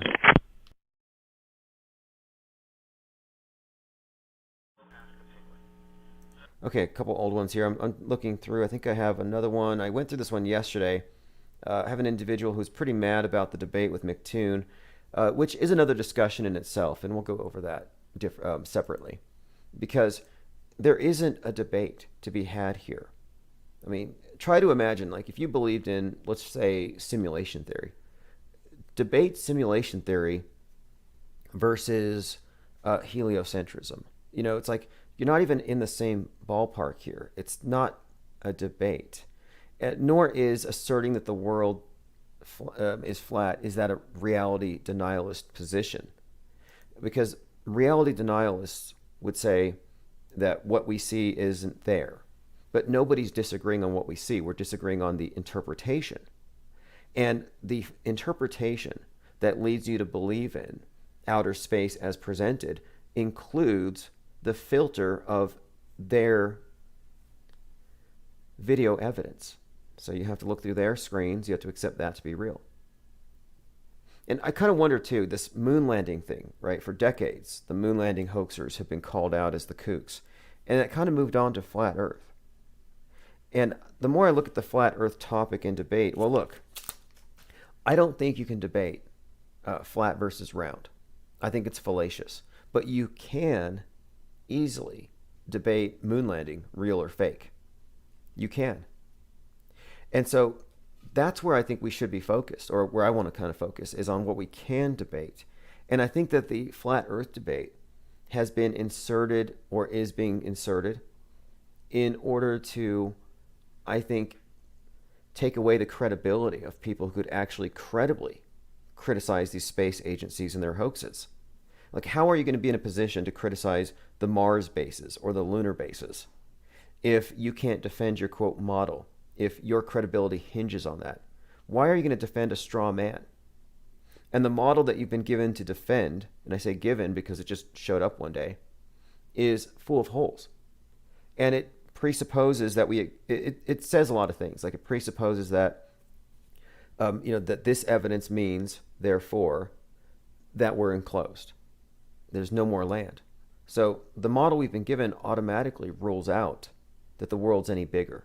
And I think that's a problem too. There's so many problems with the model we've been given. It's not defensible. And then also you have the biblical baggage attached to it. And you can't bring a Bible to a conversation about flat Earth any more than you can bring a Bible to a conversation about climate change. Now, let's talk about climate change. Well, let me get my Bible because I think God's doing it. Here's my verse. This one here says, oh, the sodomites make God mad and he will send the floods or turn you into a pillar of salt. It's like, no, I'm sorry, but that's not evidence. It's not evidence for climate change. You can't use the Bible for evidence about the shape of the world or the animals on it or anything. It's the source isn't admissible. And so no globe believer or even globe defender, none of these individuals debating would disagree with that. They would say, yeah, the Bible has no place because you can't trust it as an authority for a lot of reasons.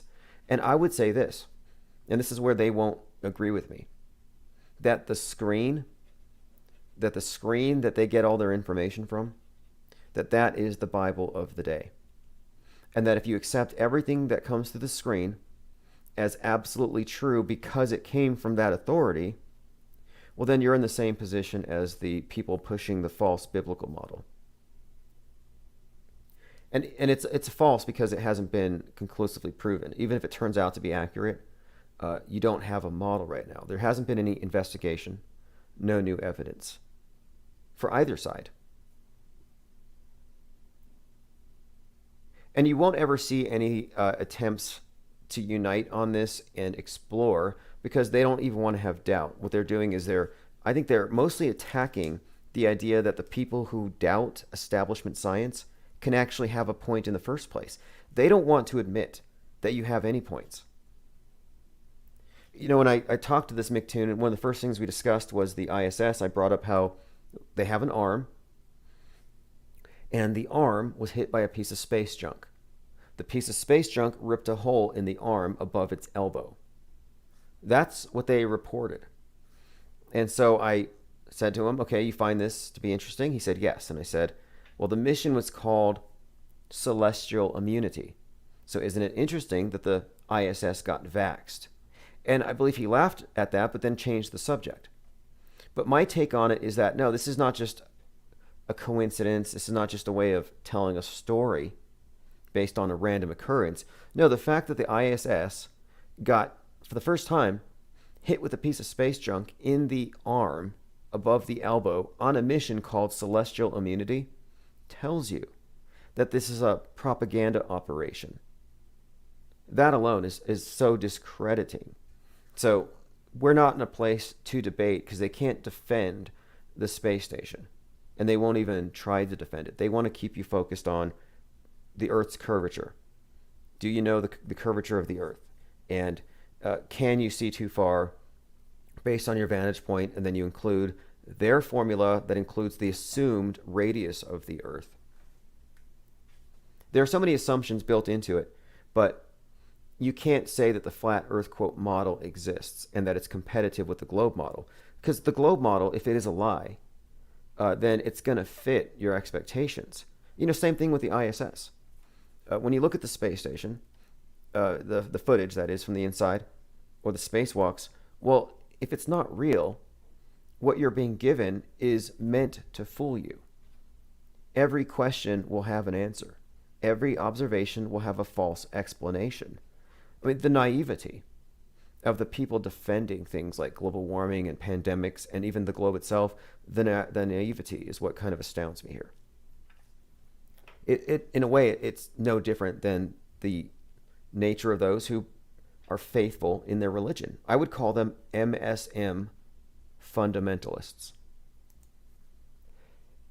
And the MSM, the mainstream, is what comes through the screen. And it's beyond simply the mainstream news. It includes entertainment. It includes all of your comic books, video games, really all media that gets published falls under this. And if it doesn't, it's usually getting censored or marginalized. I have a video here, Crisis Shakers. I've been seeing a lot of these show up, and when I see videos like this, I think we're looking at a psyop, the other side of the COVID psyop. So if you remember last year, people were dying of COVID everywhere, and you saw the actors on the screen. Well, now the anti-vaxxers have their victims. I'm Skelton, and I'm very real.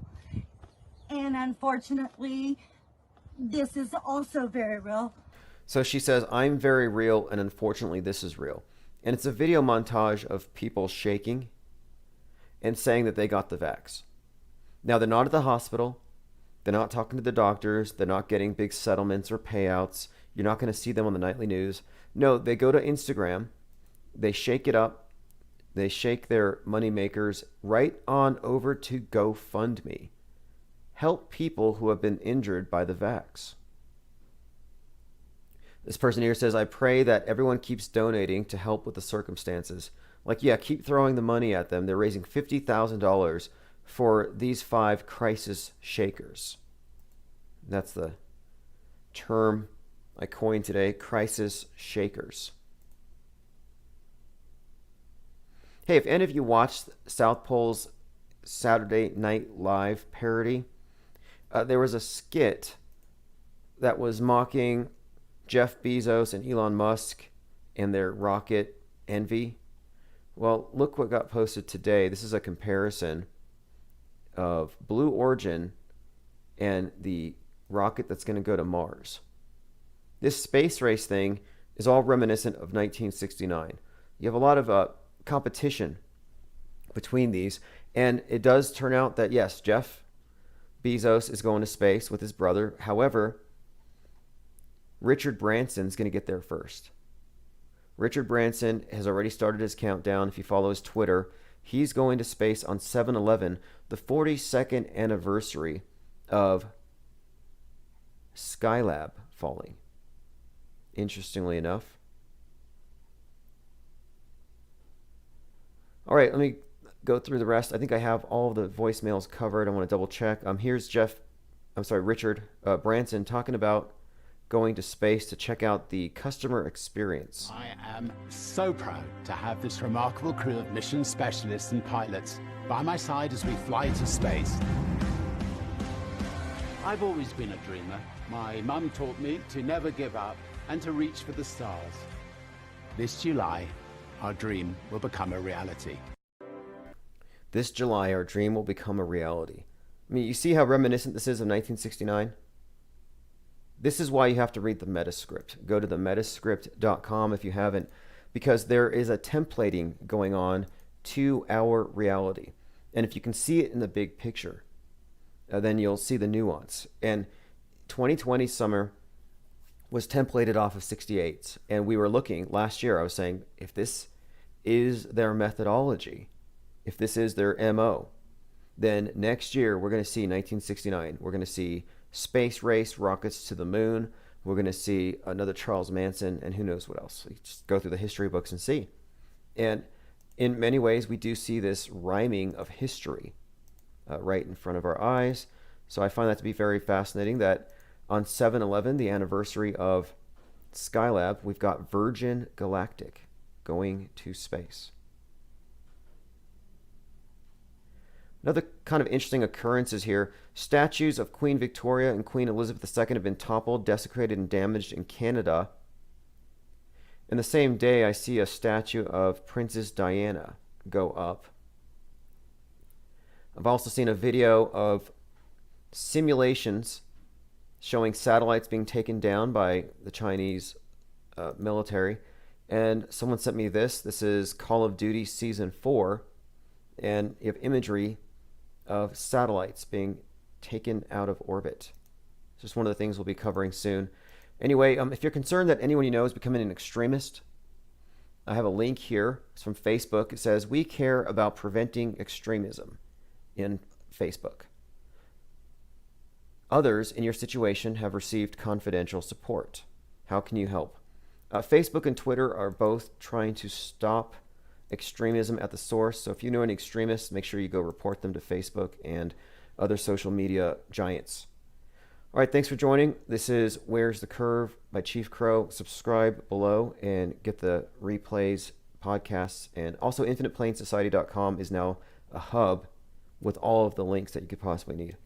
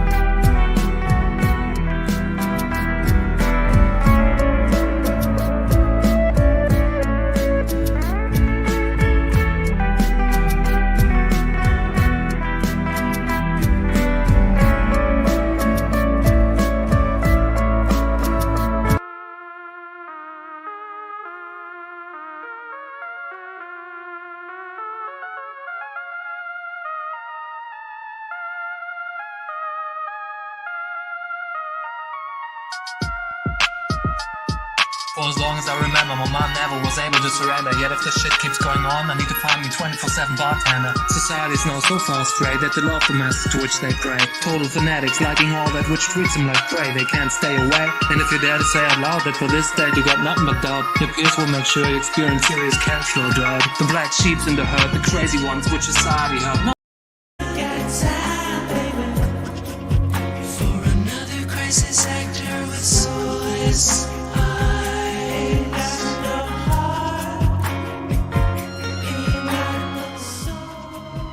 Hey, thanks for joining.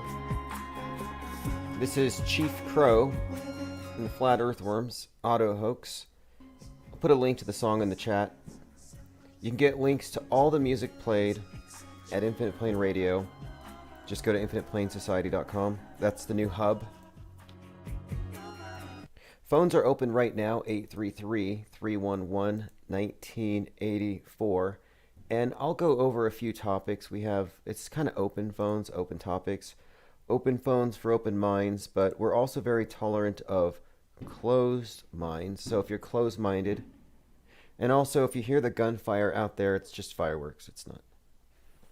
Sounds like a war zone. Okay, again, 833-311-1984. The people out there are celebrating their freedom. It's not as ironic this year since people aren't wearing masks, except for the ones who voluntarily wear them.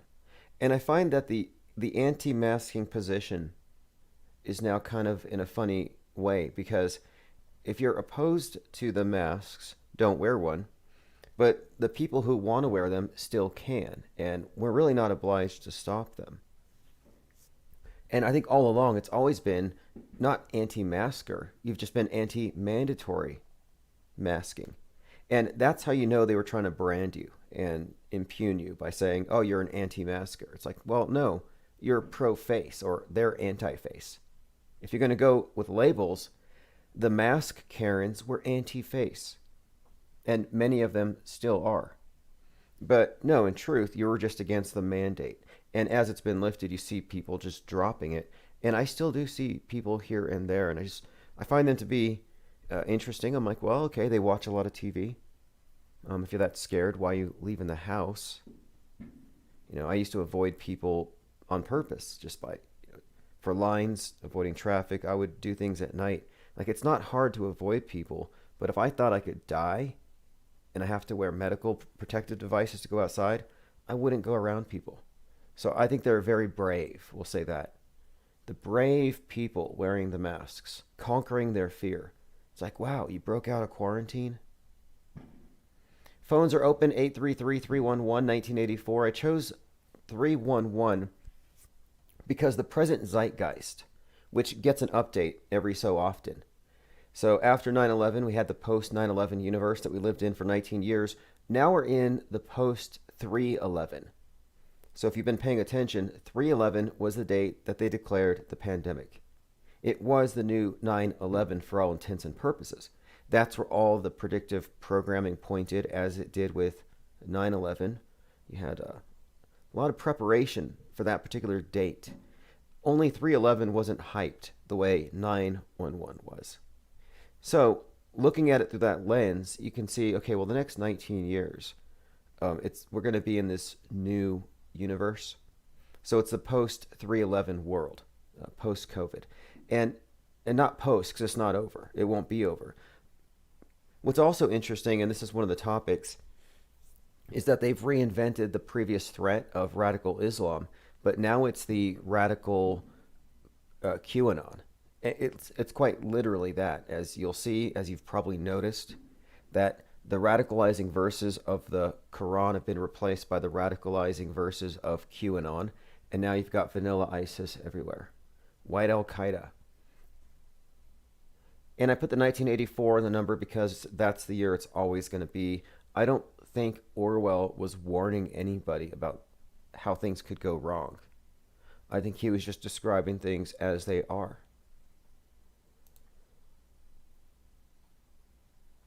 All right, here's a couple of the topics I wanted to get to tonight. One, I want to talk about this Metascript again. We're often talking about the zeitgeist that we're in, and how it's guided. That's the thesis of the book, The Metascript Decoded, is that there is guidance, that there is a bit of news bending, a projection of agendas decades into the future by framing the news, framing the entertainment, framing the movies, to lead the mass mind to specific conclusions, like drills in the mind. So anyway, last summer, and this is one of the things we talked about extensively, last summer, 2020, was templated off of 1968.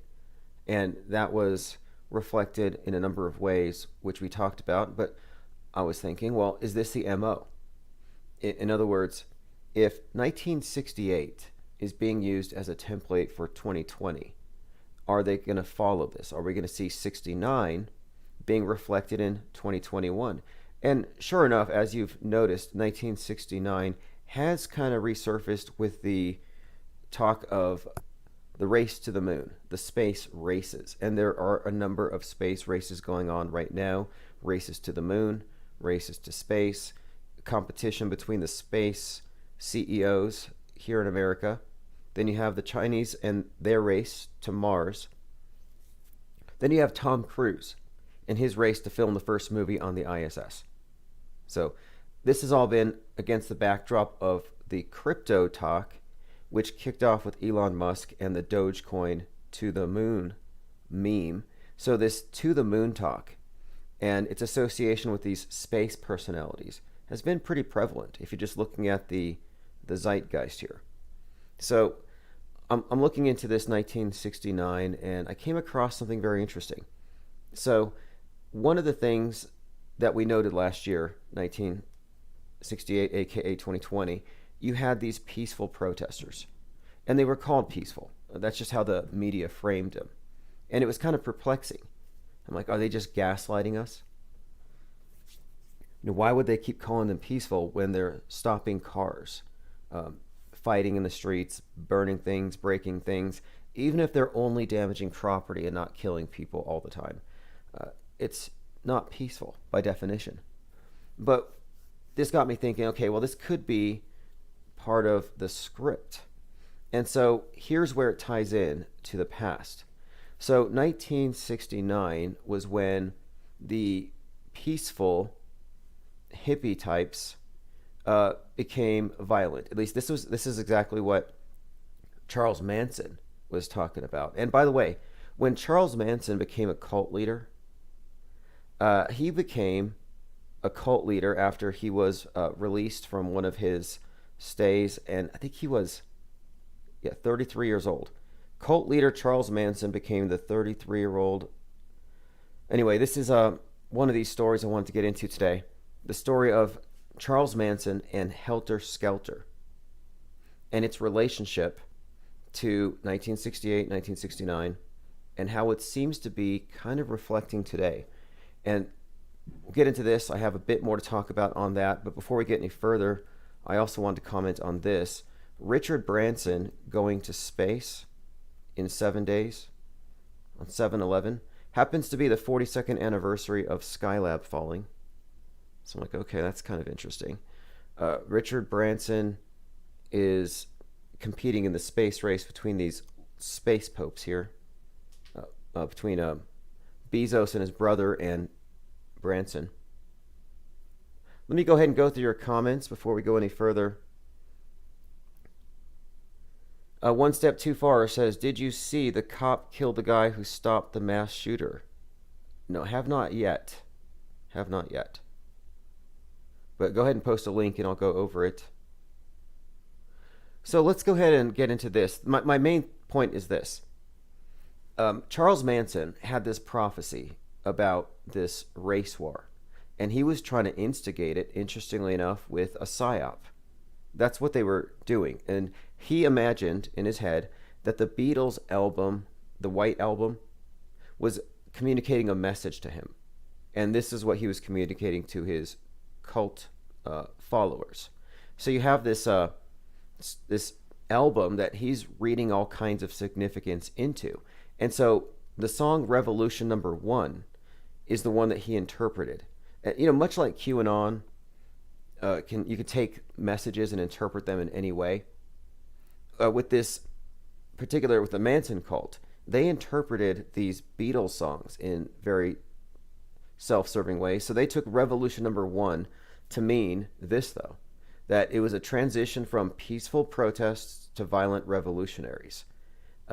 That this was basically what he was suggesting, that they had, that he was there to kick off this revolution, which he called Helter Skelter.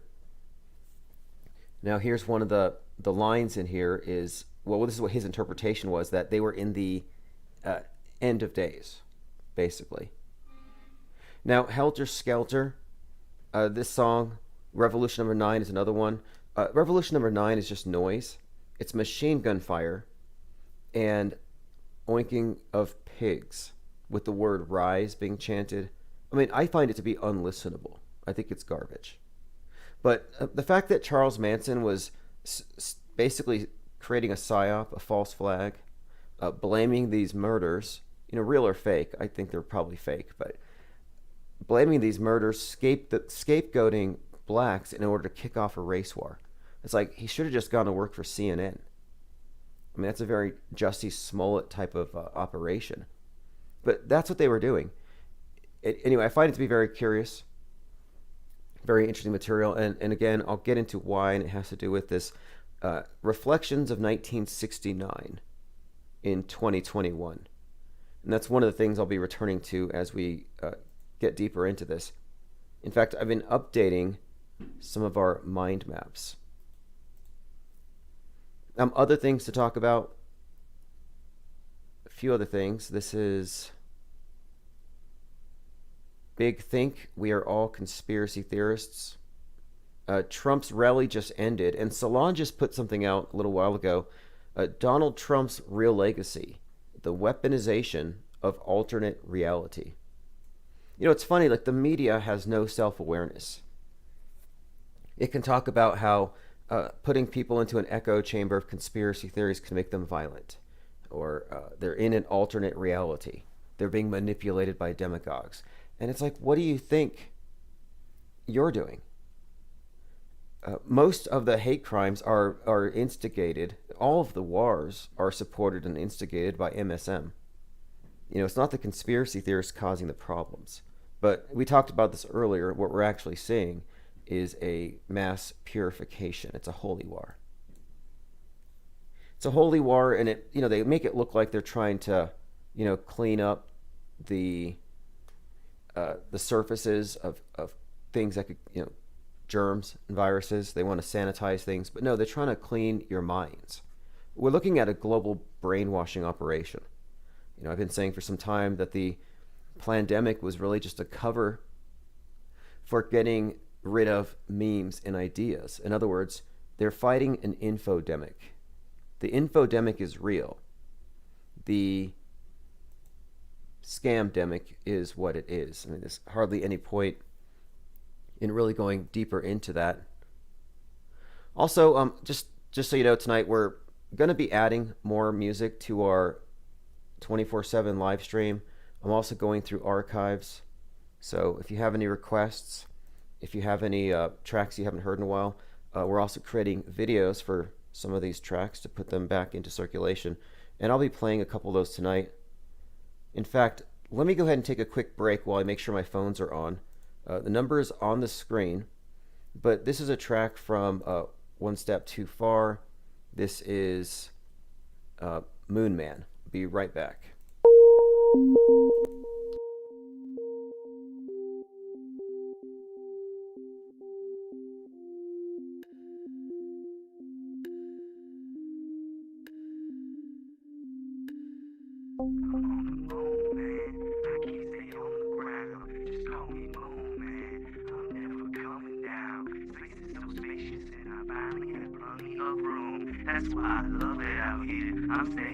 I roll a Ada in a book, they ask me what that took.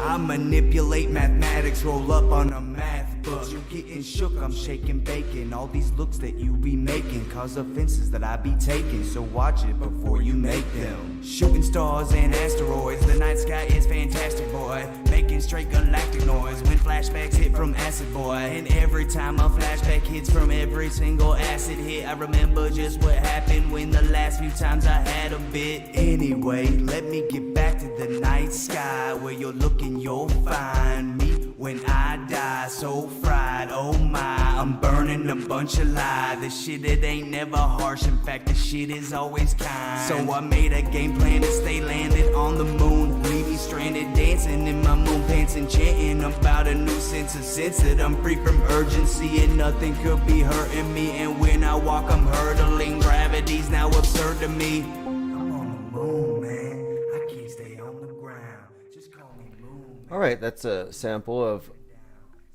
one of the new tracks, of a few others. And of course, I'm also going to make an effort here. And if you're listening, if you're one of the contributors to Infinite Plane Radio, I do want to have short interviews, maybe introductions to some of these tracks from some of our artists. So I'll have them call and we'll pre-record some interviews, etc. Maybe even take questions, which is one of the things we can do with this phone system. We can take third-party callers, fourth party. Not that I care to. You know how it devolves so quickly, especially when people are vehemently in disagreement with one another. Okay, so I have a few things here I want to go through as well. This is something that might give some hopium. Infinite Plane Radio. Hey, Tim, how's it going? I called a few weeks ago with the Sharp Power Economist magazine. Oh, yes. And I remember? Yes, the Sharp Power Economist magazine cover from December of 2017. And I talked about that a few times because it says the new sharp power of Chinese influence. And I'm like, new influence? That sounds like flu or influenza and then Chinese. And so, yeah, that was a great find. And you also pointed out some of the video games, the video game covers, like Warcraft. I have a few others for you if you're interested too. I just came across recently. And I was wondering too, if you ever looked into the, I think his name is Larry Salona, the guy who wrote the obituary on Kubrick. No, actually, I haven't looked into it, but I think somebody had mentioned something about the date of the obituary. Why don't you fill me in on that one? Because I think that was a really important point. Yeah, like when I called, it was just like off the top of my head. I didn't have the information available, but I went and looked it up after we talked. And so he worked for The Guardian, obviously, because I thought it was like The Times for some reason, but Kubrick was living in London at the time. So this guy named Larry Salona, he was like the main obituary writer for The Guardian, and he wrote Kubrick's obituary. And Kubrick also had this exact writer write the obituary for the woman who died in Eyes Wide Shut, and even says Larry Salona in the film. And then another interesting thing about that is Larry Salona is an anagram for Royal Lancer, so that's kind of an interesting point too. And if you want to look up like an interesting video about this, there's a channel called Collative Learning, and he has a video called The Plot Thickens, and it's about, this topic. Awesome. I'll look into it. And if you care to, infiniteplane.media is the forum, and I'm having people post links there, and we have a lot of people looking into it. And yeah, that's a pretty solid one there, because there are many indicators that Kubrick's death was faked.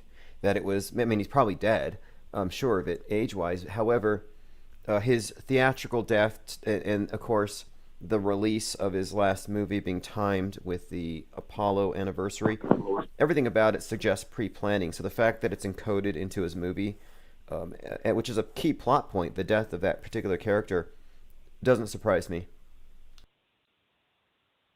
Right. If you wouldn't mind looking up something, there's a Time magazine cover that I think really plays into the whole, everything is scripted thing.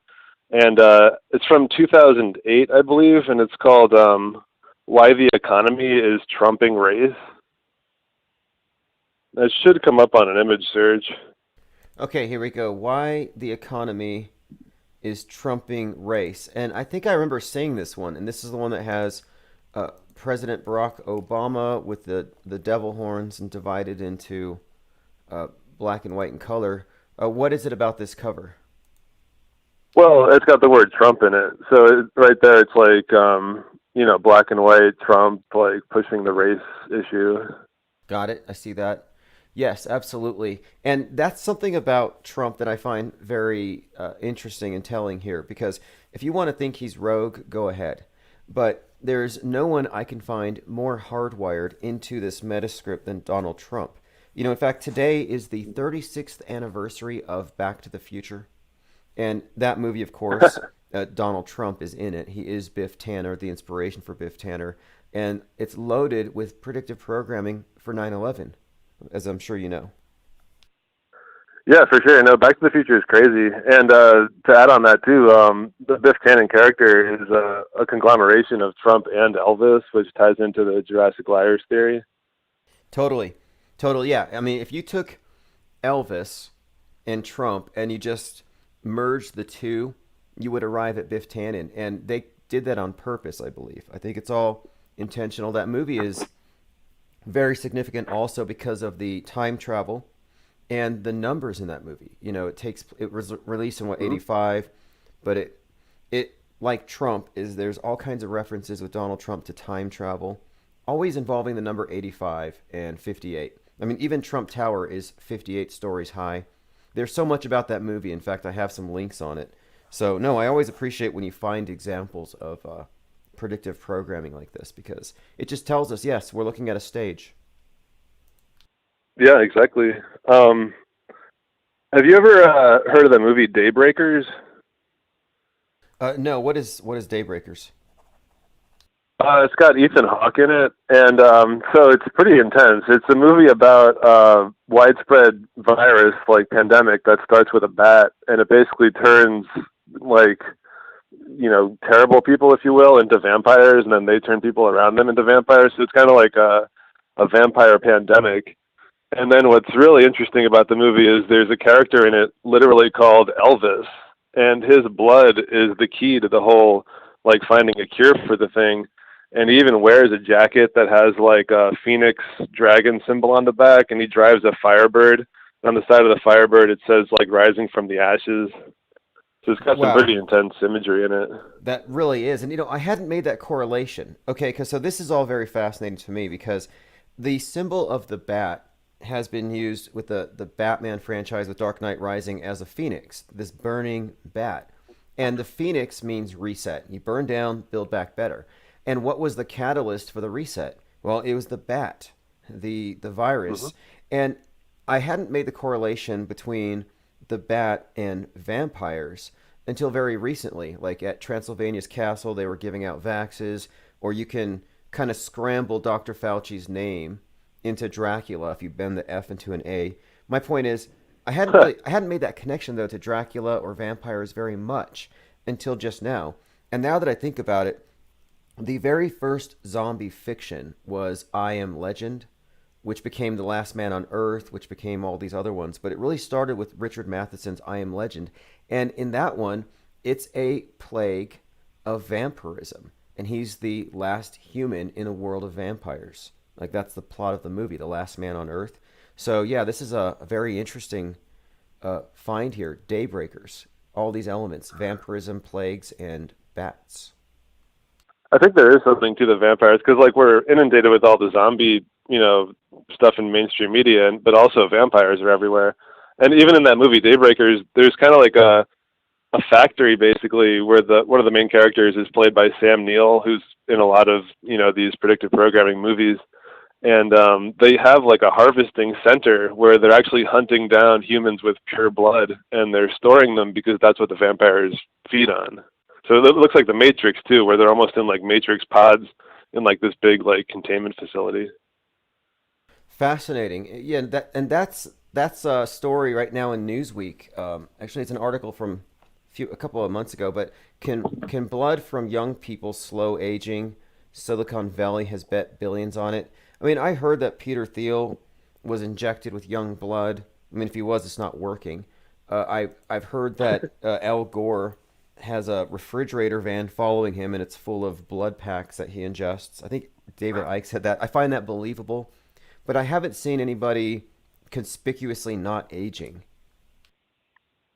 Yeah, I find that not credible too. Like I've heard people like Alex Jones say that they have like this anti-aging technology and all that, but I don't see that in effect. What I kind of think it is the people who don't get this, V, they're going to have like the pure blood that's going to be so desirable to these people. Now, what about this? Because I do think vampirism is a thing, but could it all just be a psychic? As in, like, if they feed off the fear in some way, could they be harvesting our energy? And is that all they need? Or do you think there is going to be some eventual culling, as so many think? Well, I think both are plausible. There's even a scene in Daybreakers where Sam Neill, he's kind of like the head vampire. He drinks someone's blood, and he's even like, this blood's even tastier than normal because it's full of your fear. So they do talk about that pretty often in these programming things. Unbelievable. See, that's what's so insane about this is that, like, I was talking to one of the biggest skeptics of this whole notion. He's an author who wrote a book really countering everything QAnon says. But you can't say they don't have a point when everything in the culture seems to constantly reference this predation, this intra-species predation, that the elite class are somehow involved in blood drinking or whatever. And it's all over. I mean, I'm always talking about the one where Lady Gaga has the piano shaped like a human brain, and she's got Freddy Krueger gloves while she's playing the music. And the song. Oh yeah, that's crazy. And the song's called Adrenachromatica. No, it's called Chromatica, but you think adrenochrome.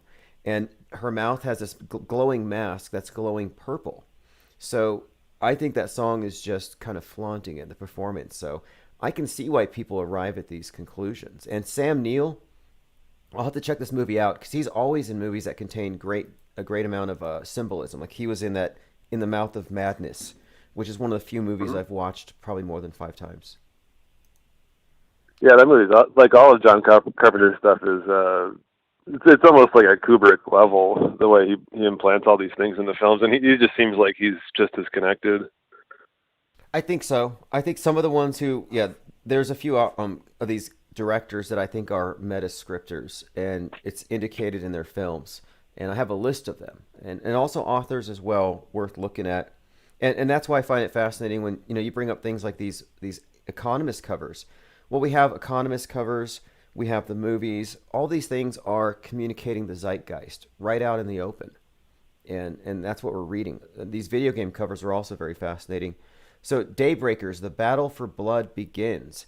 Even that is very suggestive of the Vax Wars, the battle for blood, and it's got the crossbow, like the penetrating device. Oh yeah, I didn't think about that. There's a lot of crossbows in the film. Fascinating. Yeah, I'll have to check it out. What else have you come across as of late? Well, speaking of John Carpenter, it's kind of interesting that there's an alternate cover for Escape from New York. If you look up Escape from New York Laserdisc, I think it's the Japanese version, but it's another really in-your-face 9/11 one that I haven't seen anyone reference before. Okay. But if you look at you can see like the helicopters, they're all facing the towers, and like all their lights are just like directly over the 2 towers. And then you have the one eye symbolism and all that. Right. Okay, I think I see the one that you're talking about. And this is I'm actually, I'm looking at the novel. Escape from New York, a novel by Mike McQuay, John Carpenter, and Nick Castle. And it has the burning towers. It says the high... Oh, wow, yeah, I haven't seen that. Yeah, so the book cover... He's facing burning towers. That's the fire's in front of the towers, but you can look at the way the picture's arranged. So that's an interesting example. And now I'm looking at the one you referenced. And this one, is this the one with the Statue of Liberty on the ground? No, that's the main cover. There's one where it's like a big, Kurt Russell's head is like the main focus of it with the one eye. And two towers are kind of in the background with a bunch of helicopters facing them. Okay, I'll come. You might have to add in, if you do like a Japanese Laserdisc, maybe. Yeah, exactly. And okay, I'm finding it here now. The Japanese version. And you're correct. I can see added layers of symbolism. The one eye symbolism is always prevalent on so many movies. That's fascinating. Yeah, another metascriptor, another author worth looking at, and even this novel might be worth looking into. For example, Tom Clancy's a novelist who's being credited with having predicted a number of things. And it's uncanny. Like, did you know Some of All Fears predicted 9/11, more or less? And on 9/11, an American astronaut was reading that book, and he claims that he... Oh, there, I see it on your screen. Yeah, he claims that he witnessed 9/11 while reading a book about it. I mean, so unbelievable. It's hard to interrupt, but I saw it flash on your screen there. It's not that one you have. There's a few, obviously, but it's the one where Kurt Russell's head is really big. Oh, okay. I see. The one where his head is... There's like the snake is back. There are so many here. I'm kind of inundated with covers, but notice, though, how conspicuous these things are. Between the Twin Towers and the Space Needle, that's where a lot of the focus seems to be. Do you think the Space Needle has had its comeuppance yet? I don't think so. I'm kind of... I know that Jurassic, his dates, haven't quite panned out yet exactly, but I kind of feel like it's going to happen maybe like, I don't know, within the next 3 years. Yeah, I've been following Jurassic's work, and I think you might be right. And oh, by the way, I did find your cover here. And yeah, it definitely has helicopters firing, and the bullets are going right through the towers. And Donald Trump claims that he saw the second plane from his one of his building. I wouldn't be surprised if he was like you probably know this, but his apartment was used in the movie The Devil's Advocate, and it probably did have a front row seat for that whole event. I think so too. I think they were laughing. I mean, I think that they really get a kick out of this stuff. The Dancing Nurses says it all. And did you know the date of the Freedom Tower, or rather the One World Trade Center tower, the one that replaced the Twin Towers? Do you know the date that thing was opened? I think it's 11/3. If that's correct, I learned it from you. yeah. As an 11/3, 13 years from the 33-year construction to destruction ritual. So they're built in 68, taken down in 2001. 13 years later, a Phoenix number, the new tower opens on 11/3, and it's 1776 feet tall. And I have found a number of references with that number that tie it to the Tower of Babel. Another topic, but nothing is coincidental, and you can see the integration between the real events and the fictional events. I mean, this is incredible. A great find here on Escape from New York. So this is kind of a weird one. I never heard of this movie before. I think it was a television movie, but if you look up The 10th Kingdom, and it would be like the VHS covers of it, it's got the New York skyline, and it's like a total like as above, so below, and it's even got like a big like devil on the top. But I mean, it's really an interesting one when you think about like this is like the inverted kingdom. Okay, this is interesting. Let me take a look, because now I see this. The 10th Kingdom. And there's two different versions of the cover. Okay, I'm going to go through a few, and I found the one that you talked about that has the devilish face on the top with the Twin Towers reflected on the bottom. And then they do the opposite too, where the towers are on top and the other like Fantasyland is on the bottom. It's like they're purposefully inverting it with their two versions. Someone sent me an image today, and I bet I can pull it up really quick. It was from an article about how the space station may need to be retired. They were talking about the death of the space station. And the cover had this appearance where it looked like the solar panels on the top were the towers, and the ones below were a reflection. Not that dissimilar. Here it actually is. The article is, "The ISS as we know it may be coming to an end." But take a look at the solar panels and tell me it doesn't look like the Twin Towers and then like a reflection, like they're mirrored. There's just kind of an... Oh, yeah, definitely. Kind of reminiscent of the cover we're looking at here. And I think that might even be the meaning, because I think we're looking here, I believe we're seeing the Tower of Babel. I think that's the main symbolism behind this thing. And it should be an interesting week, by the way. In 8 days, or 7 days now, Richard Branson is going to space.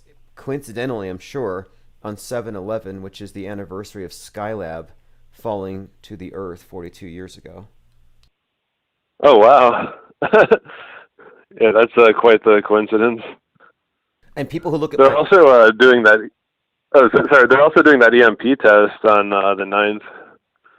Oh, the EMP test. And this is consistent. Anything they do in drills, it's not because they want to stop it from happening. I mean, this is so peculiar. You do fire drills so you don't get burned at school, but everything else they drill for happens to us. Oh, we drilled for terrorists. It happens. We drilled for COVID 19 years ago. It happens to us. So if they're drilling for space junk and it happens a year later, you can bet that these EMP drills they have been doing are putting key agents and assets in place. So they're going to do it. And whatever they do, I hope they don't kill the internet. Yeah, I'm not sure. I mean, if their predictive programming pans out with Blade Runner 2049, sometime around 2020s, they had like a full, solar flare or something, some major EMP event where all the digital data got wiped out. So I mean, I hope it doesn't go that far, but it might. Yeah, and commenter here says drills are rehearsals, and that's kind of how I look at it. And there's a number of video games that are showing satellites being shot down.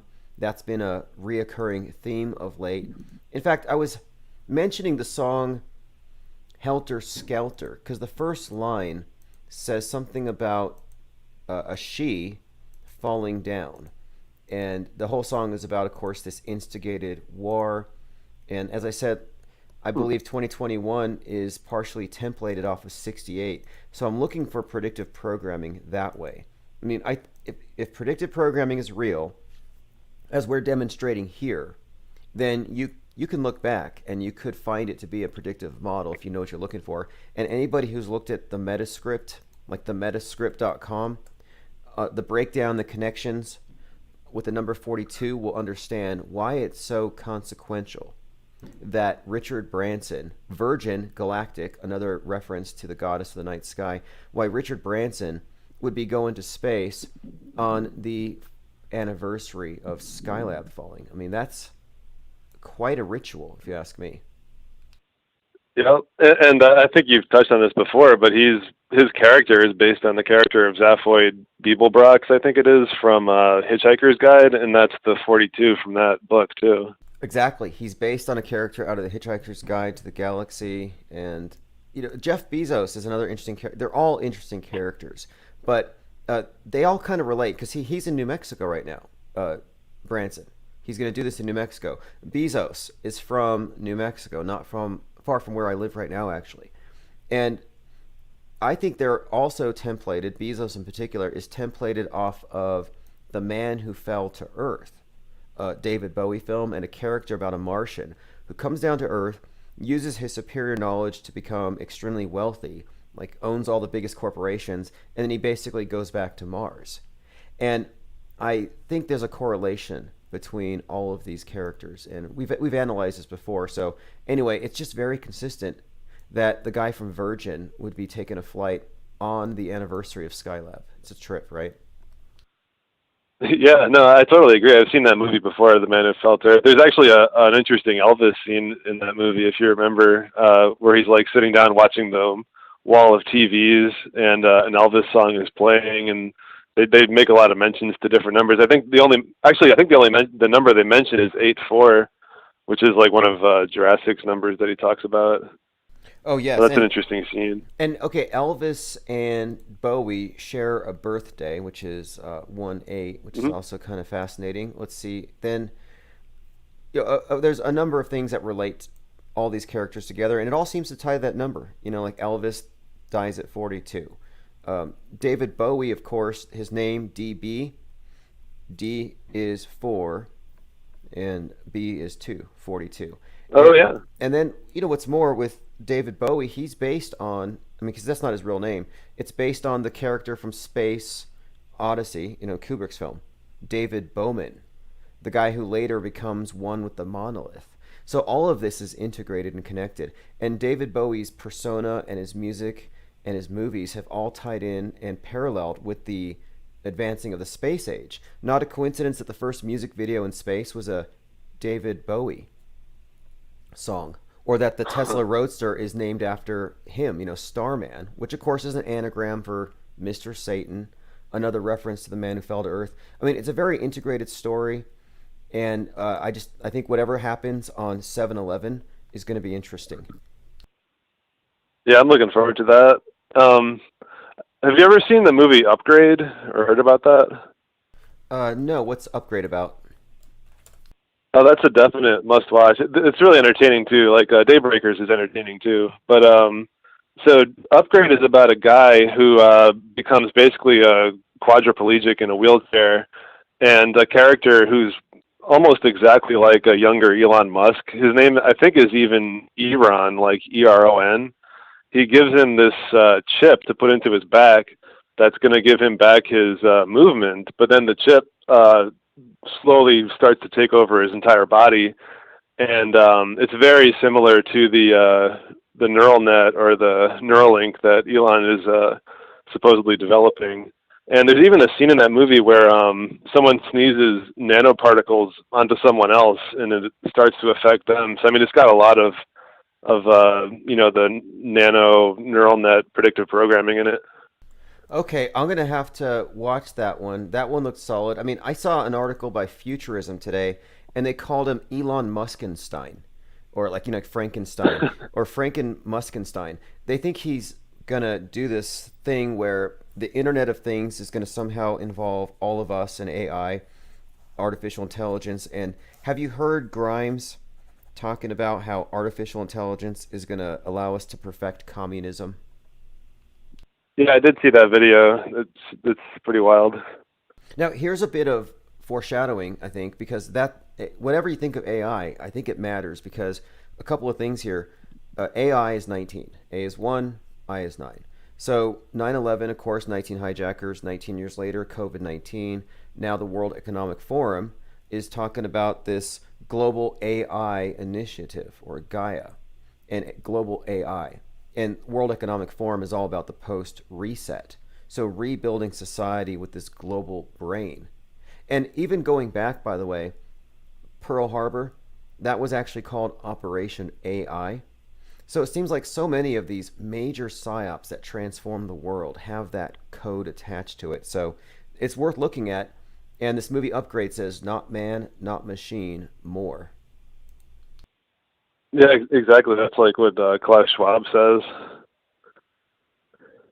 Precisely, exactly. Klaus Schwab, Klaus Vader, who is, at the head of this organization, which has the 666 in its logo, and Reset literally is just Phoenix. It's the same thing. It's their occult order, and it's presented in this way that's meant to be, I guess it's palatable to most people, this new religion, and people are going with it. Have you seen the digital monolith at NATO?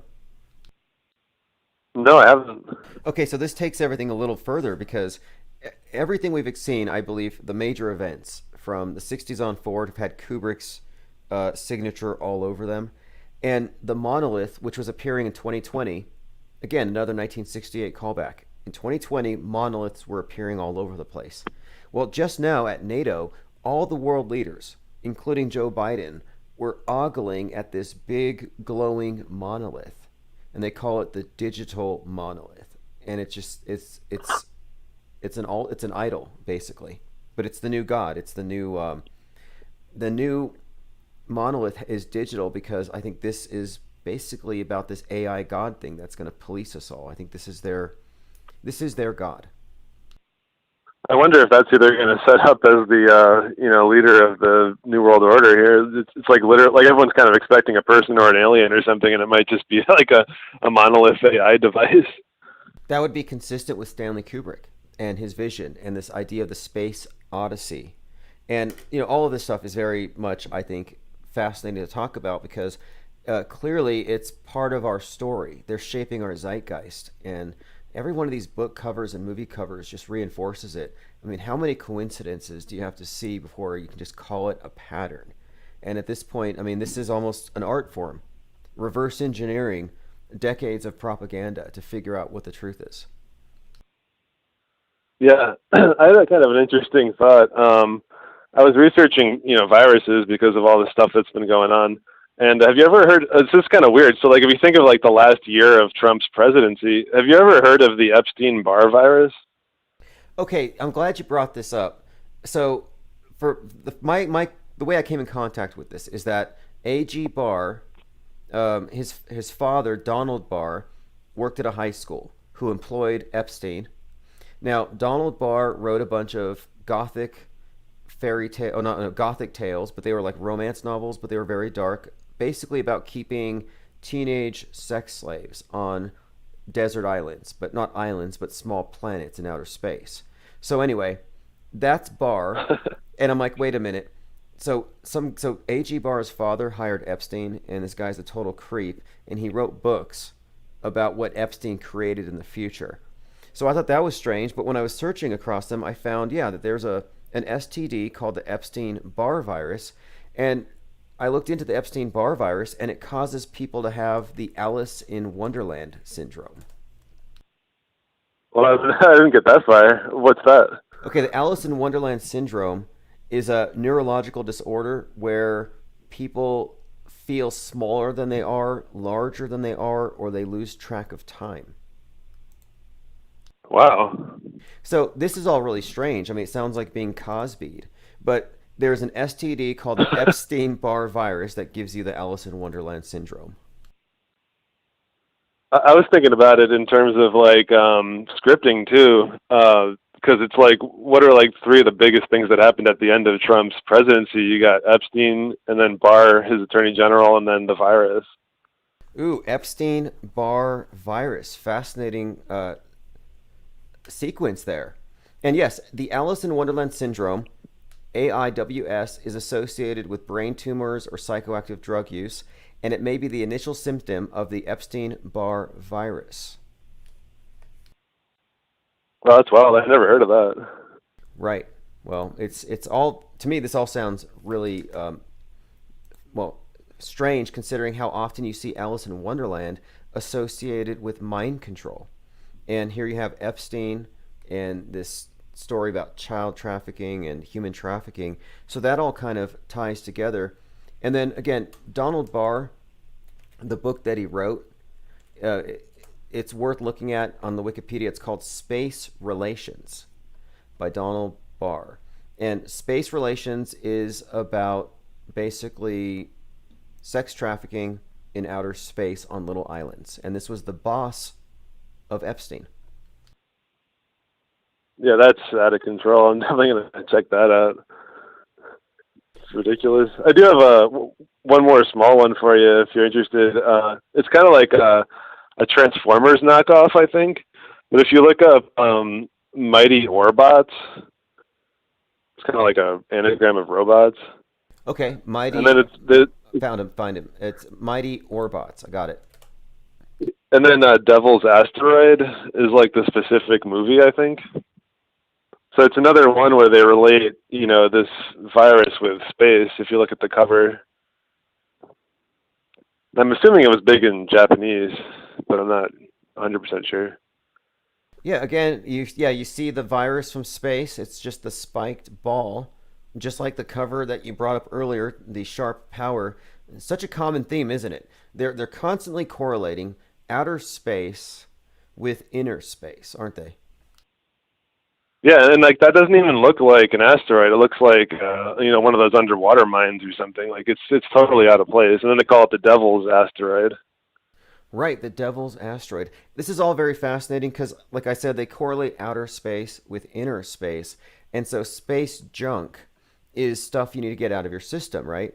Well, when the Celestial Immunity mission was going on a couple weeks ago at the ISS, the arm was hit by a piece of space junk right out, the arm's 32 feet long, and right past the elbow, it got a hole in it from a piece of space junk. First time it was ever hit by space junk in its 20-year plus history, and it happens to hit the arm on a Celestial Immunity mission. So they vaxxed the space station. I mean, this is fascinating. It's so silly. And like, you just made me think too. So the word junk probably means something that we haven't really thought of yet, because you have space junk, like you said, that's stuff we have to get rid of, and then also the junk DNA. So they're yes. combining. Yeah. Good point there. Junk DNA, and also, another thing, injected materials is often referred to as junk. And so, these correlations aren't unintentional. There's another cover by The Economist worth looking at. It's the one that's called The Aliens Among... No, I think it's called... Yes, The Aliens Among Us, How the Virus Shapes the World. And this cover is another one where they clearly make a correlation between outer space and inner space, where it looks like probes and satellites, but no, these are viruses and bacteria. Yeah, that looks like that Warp Speed game. Exactly. And then also the aliens among us. Well, who are the aliens among us? These, of course, would be the invaders, the ones who are carriers or super spreaders. So there's a subtext here, to this virus and the invasion story, and then the outer space story. And then also, if you look at the cover of Independence Day, it has the mothership descending upon I believe it's the Empire State Building, and it's like blasting it with. Now, the significance of that, it's the same basic symbol. If you ask me, it's the same symbol of the Space Needle, where you have the disc, and then you have the vertical shaft, or the tractor beam. The tractor beam is what you're seeing here.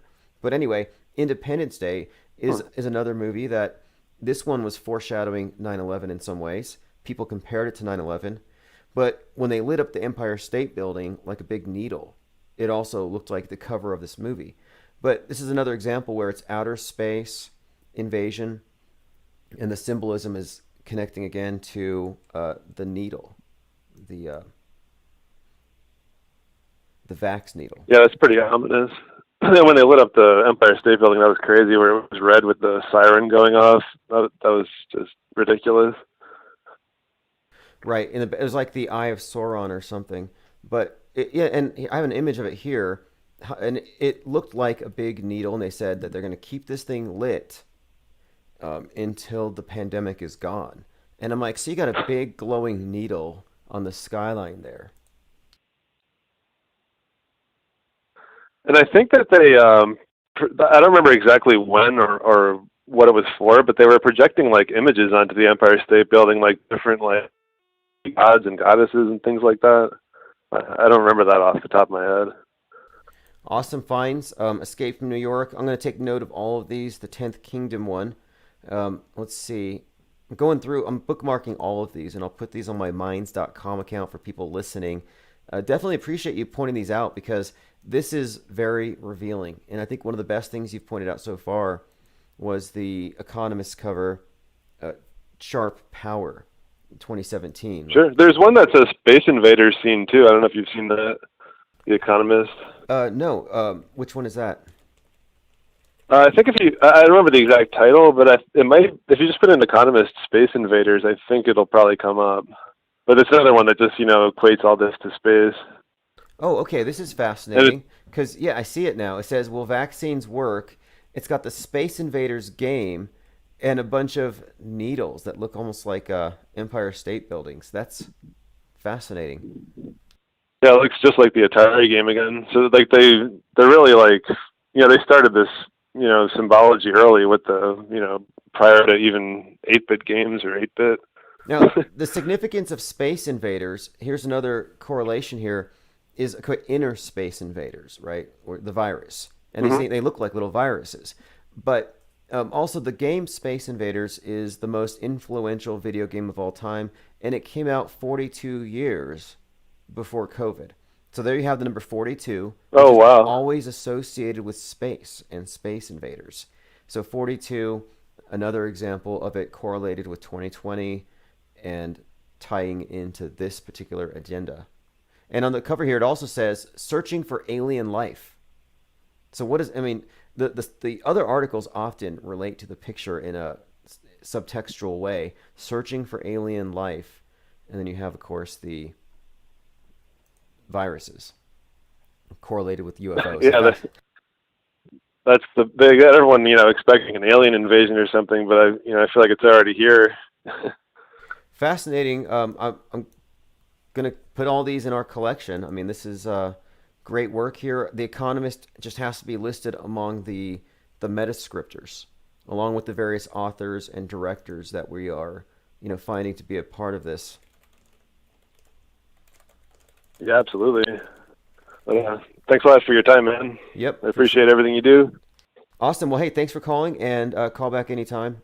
And again, everyone listening, the number's 833-311-1984. All right, have a great evening. I have a couple of other people trying to call in. You too. Thanks. And if I missed your call, just leave a voicemail. Let me get to your comments. I think somebody had a link here. One Step says, I posted the first TV spot for Spider-Man that includes a bank heist that ends with robbers escaping in a helicopter and getting caught between the Twin Towers. Okay, somebody asks, is there a 30-second skit of Giuliani in drag with Trump motorboating him? Really odd. Oh yeah, there is. In fact, I can probably find that for you. What about it? I'm sure there's a rational explanation. It was a roast. This was a press roast in 2000, and I don't think they foresaw YouTube, Instagram, TikTok. I don't think they ever imagined that this would come back to haunt them in any way. But yes, that is what happened. But whatever it is, I don't think it was like blackmailable material there. Yeah, great call. Appreciate that very much. We get all of our best tips from our listeners. All right, how did we get to a video of Giuliani smooching Donald Trump? Okay, let's get back on track. Phones are open, 833-311-1984. I think I had accidentally cut a call. Just go ahead and call back at your convenience. Evolvement posted this in Discord. I don't know if these are actually like on the market right now. Mask Kini, is that what that is? Okay, it looks like a couple of masks tied together, and then it looks like a swimsuit made out of masks. I don't think it's real. Although I have seen people swimming with masks on. And it's like, what do you do if one of them doesn't come back up? Like, do you rescue them? Okay, I'm going to go through a few other links. Oh, by the way, Donald Trump spoke in Florida today. I just heard a broken record. Let me know if you heard anything in that. I didn't catch anything. Got a shout out from Toto Cult. Says it's been a minute. A lot of people who have fallen away, who have lost touch with Infinite Plane Radio, are finding us again because some of our old channels that have been banned are coming back from the dead. They always come back. Sometimes it takes a little while, but they do come back.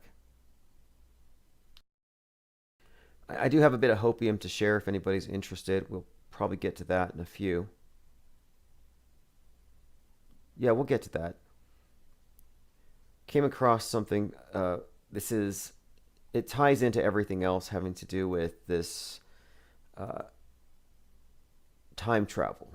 Donald Trump, Time Traveler, Baron Trump, and all these books that seem to suggest that, yes, we have a time traveling president and they're involved in some kind of, what would you call this?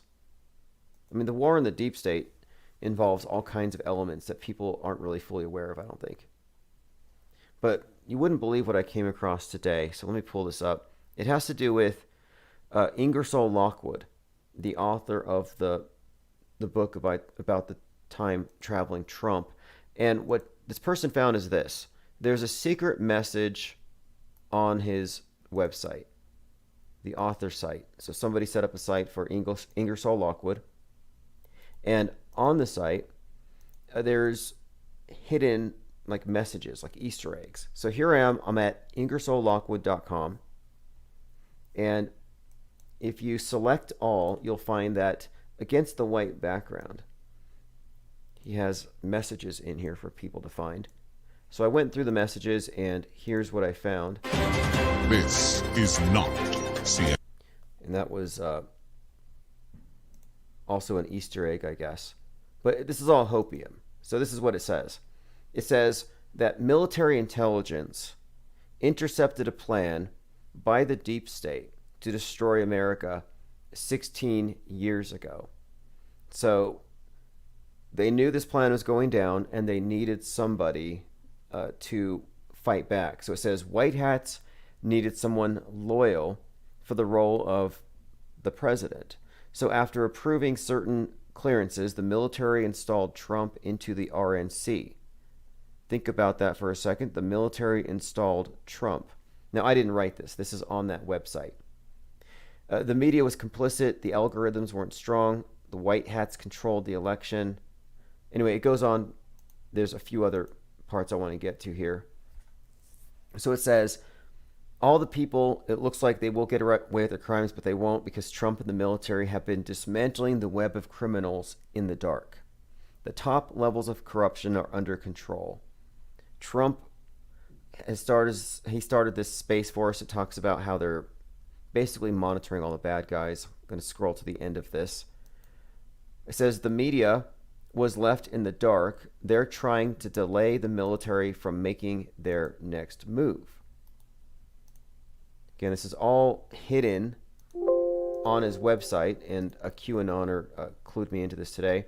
It says right now everything on TV and politics is fake and has no legal standing. So that's good to know.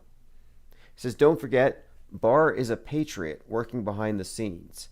Anything stating otherwise is false. I'm going to move on to see if there's anything else good here. To take down the establishment. There's more good than bad. Dark to light. Military operation. Trust the plan. So if you think that sounds delusional, you're probably right. But that's making its rounds. Now, you want to believe that Joe Biden doesn't eat babies, but what do you make of this? Biden munches on ice cream and cherries during his Michigan trip. Again, you can't say the QAnoners don't have a point. They're constantly throwing stuff out there to make us wonder, like, what are they really doing? Does anybody else find that to be very questionable? All right, a few other things I had to get to. Again, phones are open if you want to call in, 833-311-1984. I have a number of topics that I had on the Minds account here. Most of the stuff we went over earlier today. Okay, happy birthday, Tom Cruise. Interesting. Also, 36th anniversary of the timeless film.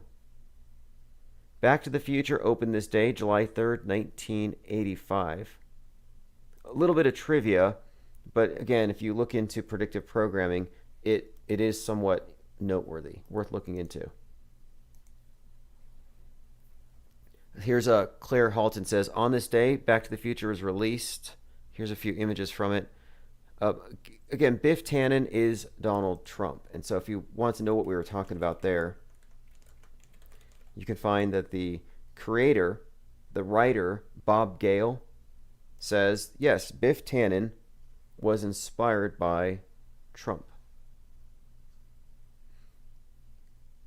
Says the character possesses aggressive and selfish personality traits, bullying those around to get what he wants. In a new interview, Gale explained how Trump inspired him. This admission came after the outlet pointed out the parallels between Biff and the president. And that's pretty interesting right there in itself, that they had noticed these connections before he even announced it. And I would say that these are not coincidental. Everything about that movie has to do with 1985, has to do with even 1858, if you look at the sequels, and everything. It's called the Trump 58 Matrix, something we may look into here very soon. In fact, we'll do a mind map on it because it's unbelievable. But when you see it, you'll know, okay, well, it's there. This is, again, why I suggest that maybe he's not rogue. Restless Bear says it's the 50th anniversary of Jim Morrison's death. Okay. Oh, by the way, Rush Limbaugh was on the air for 33 years. Doors fans remember Jim Morrison in Paris on the 50th anniversary of his death. Just another empty casket, no autopsy, very unusual. A sealed, no witnesses, all of this very unusual. He's probably there in the background somewhere.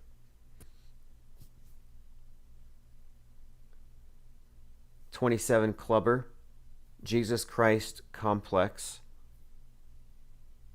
So the story is, and then of course his dad, military intelligence, Gulf of Tonkin.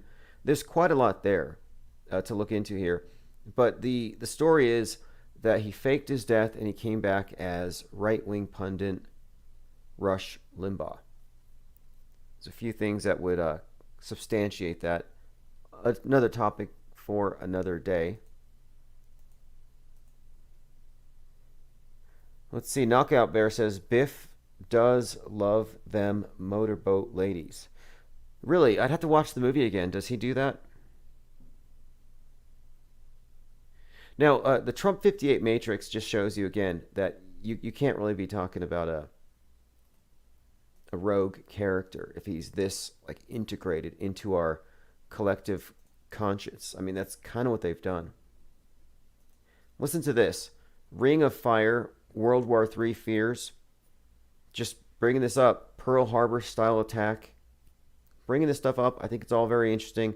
Also noteworthy that Michael Flynn, the QAnon leader, that his brother, now this is worth looking at. He controls the Pacific. Let me go ahead and bring this up. Yes, General Charles Flynn takes command of U.S. Army Pacific operations. That's kind of nice to know. Brother of QAnoner, who suggests that Trump could be reinstalled. 777 says, peed on breadcrumbs. You know, that's what has been said about QAnon from the beginning. But I talked to someone last night about this. We had an interview worth listening to if you want to know how wrong QAnon has been and how little it actually matters. And it doesn't matter because they say that the Q drops, and look, the Q drops in total have 60,000 more words than the New Testament. But they say that the Q drops pertain to the future. So you can find a Q drop from July 2018, and it probably pertains in some way to right now, today. But we did speak with Mike Rothschild, author of The Storm is Upon Us, How QAnon Became a Movement, a Cult, a Conspiracy of Everything. And what I'm convinced of is that QAnon is not a hoax. It's not a few people who arrived at something and it's just this runaway train. No, it's a movement. It's organized. And I think it was probably, it is just as scripted as everything else. It's a plot line. It's a narrative. It's gate-kept. It's guardrailed. And it's leading us on a predictable track. And I think what they're doing, and I alluded to this earlier, for this post-3/11 world, they've reinvented the universal terrorist threat. But instead of it being ISIS or Al-Qaeda, well, now you've got the vanilla ISIS, the QAnon radicals, the QAnon extremists. By the way, Matt Groening from The Simpsons is a Freemason. That is a picture of him with his Freemason regalia on. And I've seen him making the 666 sign with his hand. The AOK sign, which is not okay anymore. It's a hate crime now. But anyway, this might explain why The Simpsons are so often like integrated into this predictive programming all the time. And in case you want to hear it, I do have a couple of clips here. Have General Flynn talking about reinstalling Trump. Lawfare for those that don't know, but lawfare, which is part of the warfare that we were in, you have legions of lawyers that are out trying to block and tackle some of these different investigations that are ongoing in different states to try to discover the truth. I mean, it's just that plain and simple. It's an incredible level of deceit and dishonesty to say that anybody that wants to determine whether or not our elections were free and fair is a conspiracy theorist is just a real disgusting way of saying, we stole the election and we're going to get away with it, and we don't want anybody else to know what the truth is. And one thing I do know, and I'm a perfect example of it, is the truth will eventually come out on top. It'll eventually. So someone in the comments here says they can't believe anybody would still be following the QAnon thing. Well, he's massively popular.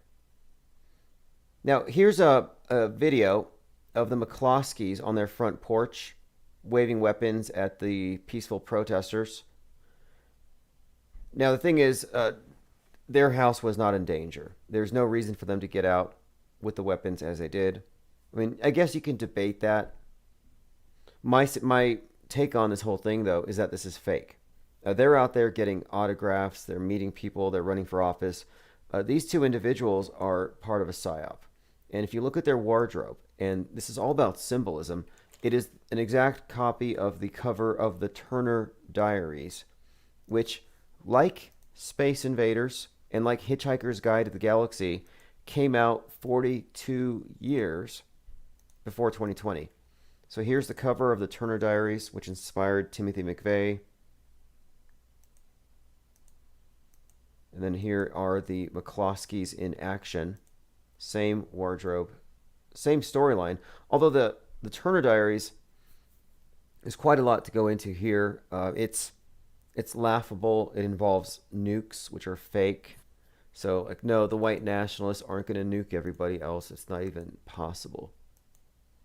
Totally unbelievable story, but the public will believe it, and they find it believable. Prince William and Prince Harry united to unveil a statue dedicated to Princess Diana. It looks nothing like her. In fact, somebody transvestigated it, and they pointed out that it has an Adam's apple.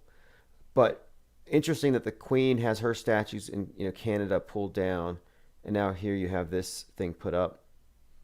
It's not as grotesque as the statue of Baphomet in Michigan, but it's pretty bad. And there's this statue of Elon Musk you got to see. I mean, you think they could 3D print or something, a mold, but this statue of Elon Musk looks nothing like him. I keep showing this to people. I'm like, hey, do you know who this is? And like, no, it kind of looks like my friend's dad. Like, nobody would associate this. This is not Elon Musk. I'm sorry. You can't gaslight me into it. It looks more like Mayor Bloomberg than Elon Musk. There's nothing even remotely Muskian about it. Like, how does this happen? How does this happen? Anyway, let's go ahead. Let me go ahead and address your comments. Again, phones are open if you want to call in, 833-311-1984. Let's see what we have. Lickety says Flynn calls him a betrayer. Oh, yes. She called it. Lynn called General Flynn a traitor. I didn't know what the big deal was. But now I can see. Because if you look at it closely, it looks to be the case that the QAnon is a massive provocation in order to ensnare the right entirely in this campaign to broad brush anybody who doesn't believe the mainstream news as extreme, and also to bring up this idea that mentally ill people can catch extremism like you can catch the flu. Oh, if you're mentally unwell, unstable, you're mentally ill, you can possibly catch a conspiracy theory that radicalizes you. So that's just another way they're figuring out how to demonize information. Like I said, this has all been about the infodemic they're trying to quell. Here's a note from Facebook. Are you concerned that someone you know is becoming an extremist? We care about preventing extremism on Facebook. Others in your situation have received confidential support. Snitch. Do you remember a year ago it was, oh, your neighbors are coughing, snitch, they might have COVID. Your neighbors are going outside, snitch, they're breaking lockdown. Well, now they're saying, oh, you know somebody who might be an extremist? I mean, how many people do you think have reported me? 100 YouTube channels taken down. I'm pretty sure they know me already.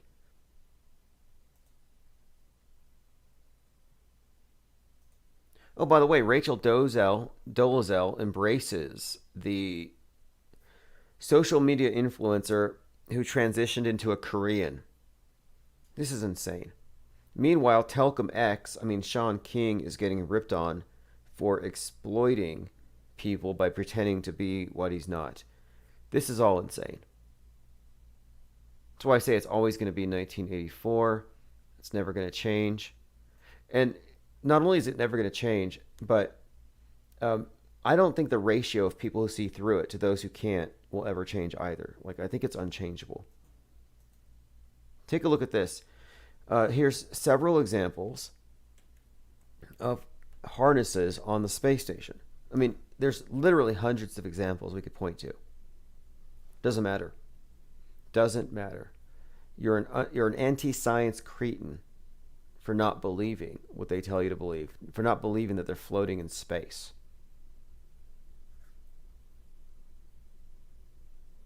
Elon Musk said his Starlink satellite network is on track to beam broadband internet everywhere in the world, except polar regions by August.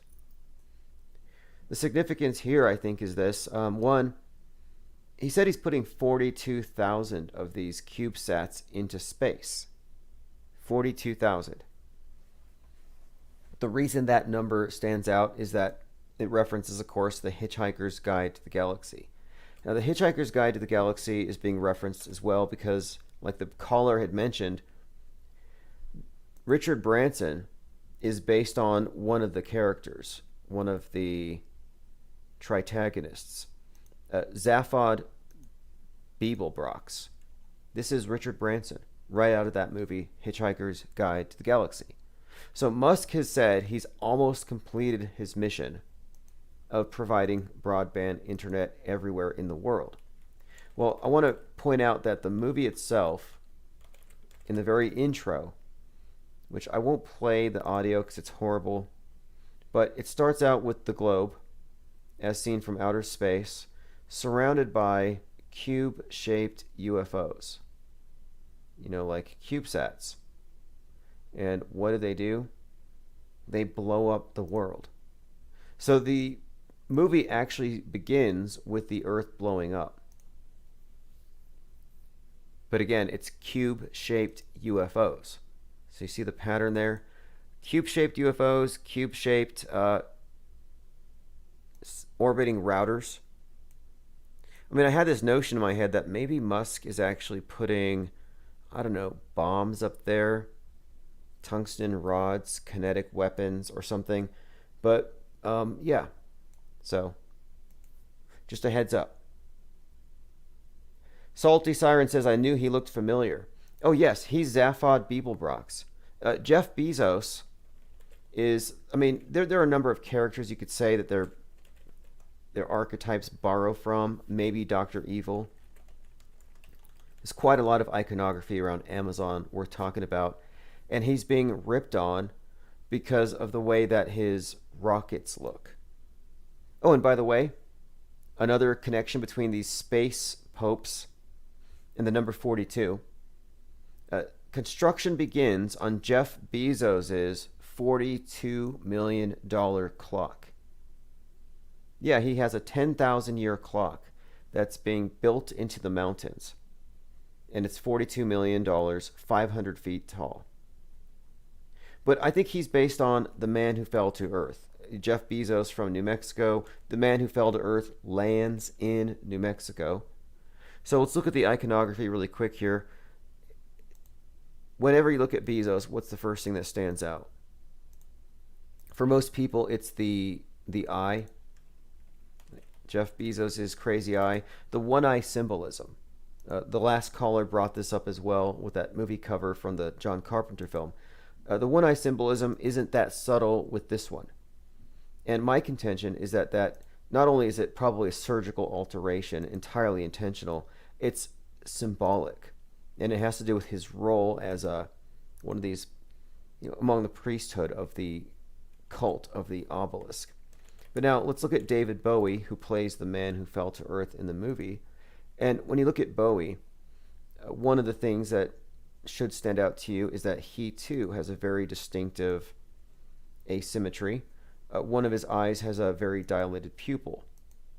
which is it's emphasized on all of his album covers. And then of course you often have this as well, the lightning bolt, Satan falling from the sky like lightning. And by the way, when the Tesla Roadster was sent to space, it was playing the song, a David Bowie song. The character in it is called Starman, which is an anagram for Mr. Satan, which I think could also be another reference to this idea, the man who fell to earth. But there he is up there. Another example, though, of how Bowie is all over this space odyssey. And Bowie, of course, David Bowie is based on, rather this character is a reference to David Bowman of Space Odyssey. So it's interconnected. Jordan says, watch G.I. Joe reruns on YouTube. It explains everything. I believe it. Now, the song Space Oddity is the one about Major Tom. And I'm wondering, could Major Tom actually be, I don't know, Tom Cruise, who's going to the space station here soon? We shall see. All right, let me go through the rest of the topics for the evening. For some reason, the nonners are looking after Britney Spears. This is from George News, a big QAnon channel. This is what they're saying. Britney Spears is a trafficking victim. The situation ties to Pizzagate. An exposure of what happened to her can expose the bigger epidemic of trafficking in Hollywood, Project Monarch, and much more.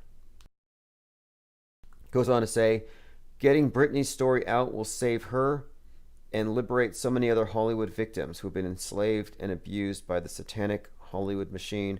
Pray for Britney. So, Britney, if you're listening, the QAnoners are out there praying for you. Knockout Bear says, leave Britney alone. Martyrs. They're looking for martyrs, I guess. Now, how do you catch a person who catches predators for a living? Have you seen this? The Chris Hansen from To Catch a Predator is being sought after because he skipped court. Apparently he was subpoenaed and he decided not to go. So now they're trying to catch Chris Hansen. Not sure how they do that. Zara says Rose McGowan spells it out nicely. Now, Rose McGowan, didn't she date Marilyn Manson?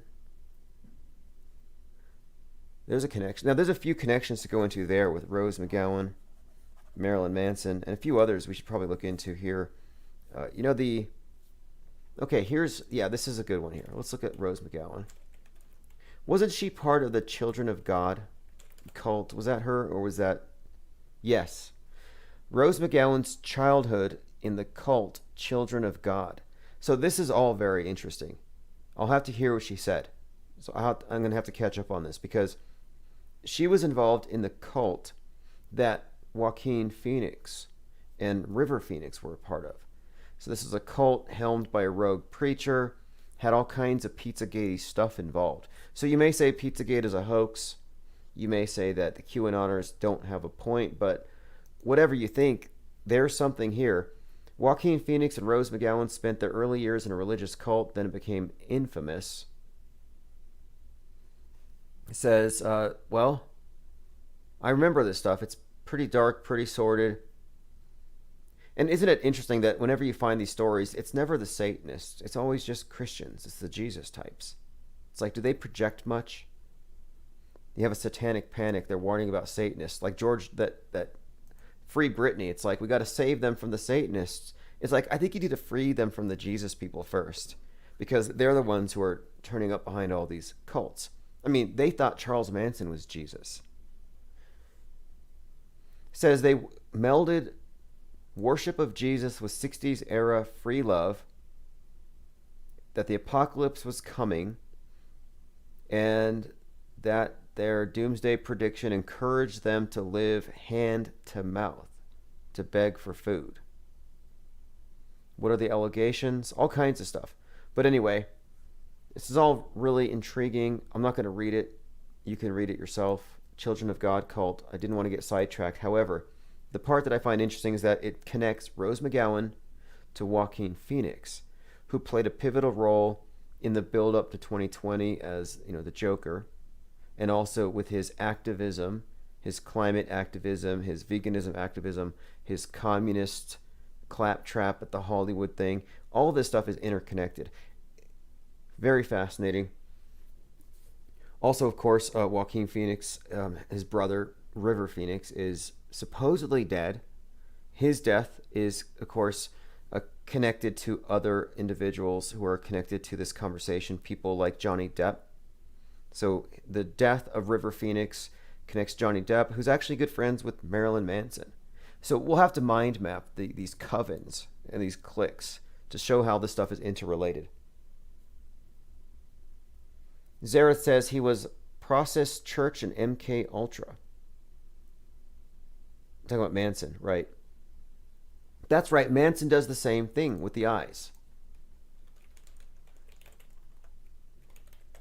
I was actually looking at some Marilyn Manson covers of the day. Look, 42 weird facts about Marilyn Manson. First article that pops up. And you're right. The emphasis here on the eye. And this is what I was pointing out with, of course, Jeff Bezos. Manson, of course, is very open about his musical influences, and Bowie is one of his influences. Now, there's something really strange too, we're finding out stuff now about Marilyn Manson and how much of it is real. His accuser's 33. Instead of going to the cops, she starts this story. It's like, are they tearing down an idol? He was accused of having Nazi knife sex, whatever that means. So I find it all to be very dubious, although there are some kind of strange things about Marilyn Manson, but is it all just shock value? That's what I would have to ask. I'm not going to do a deep dive now, because as far as I'm concerned, he has served the PSYOP entertainment complex. He's basically a crisis actor. He was there with Littleton, playing a role, certainly not calling anything fake, but helping to say, oh no, these shootings are a referendum on America. Zareth says they're all tied together. I agree.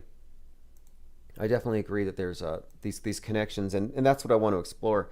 I also want to look at the Manson killings again. In fact, we'll do this tomorrow. Tomorrow, Sunday the 4th. Because again, I want to talk about this 1969 and its relation to 2021 with the space races, whatever's going on with society now. We're going to see a few things, I think, in the coming days or weeks because of the instigations with Trump. It's getting very interesting, if you ask me.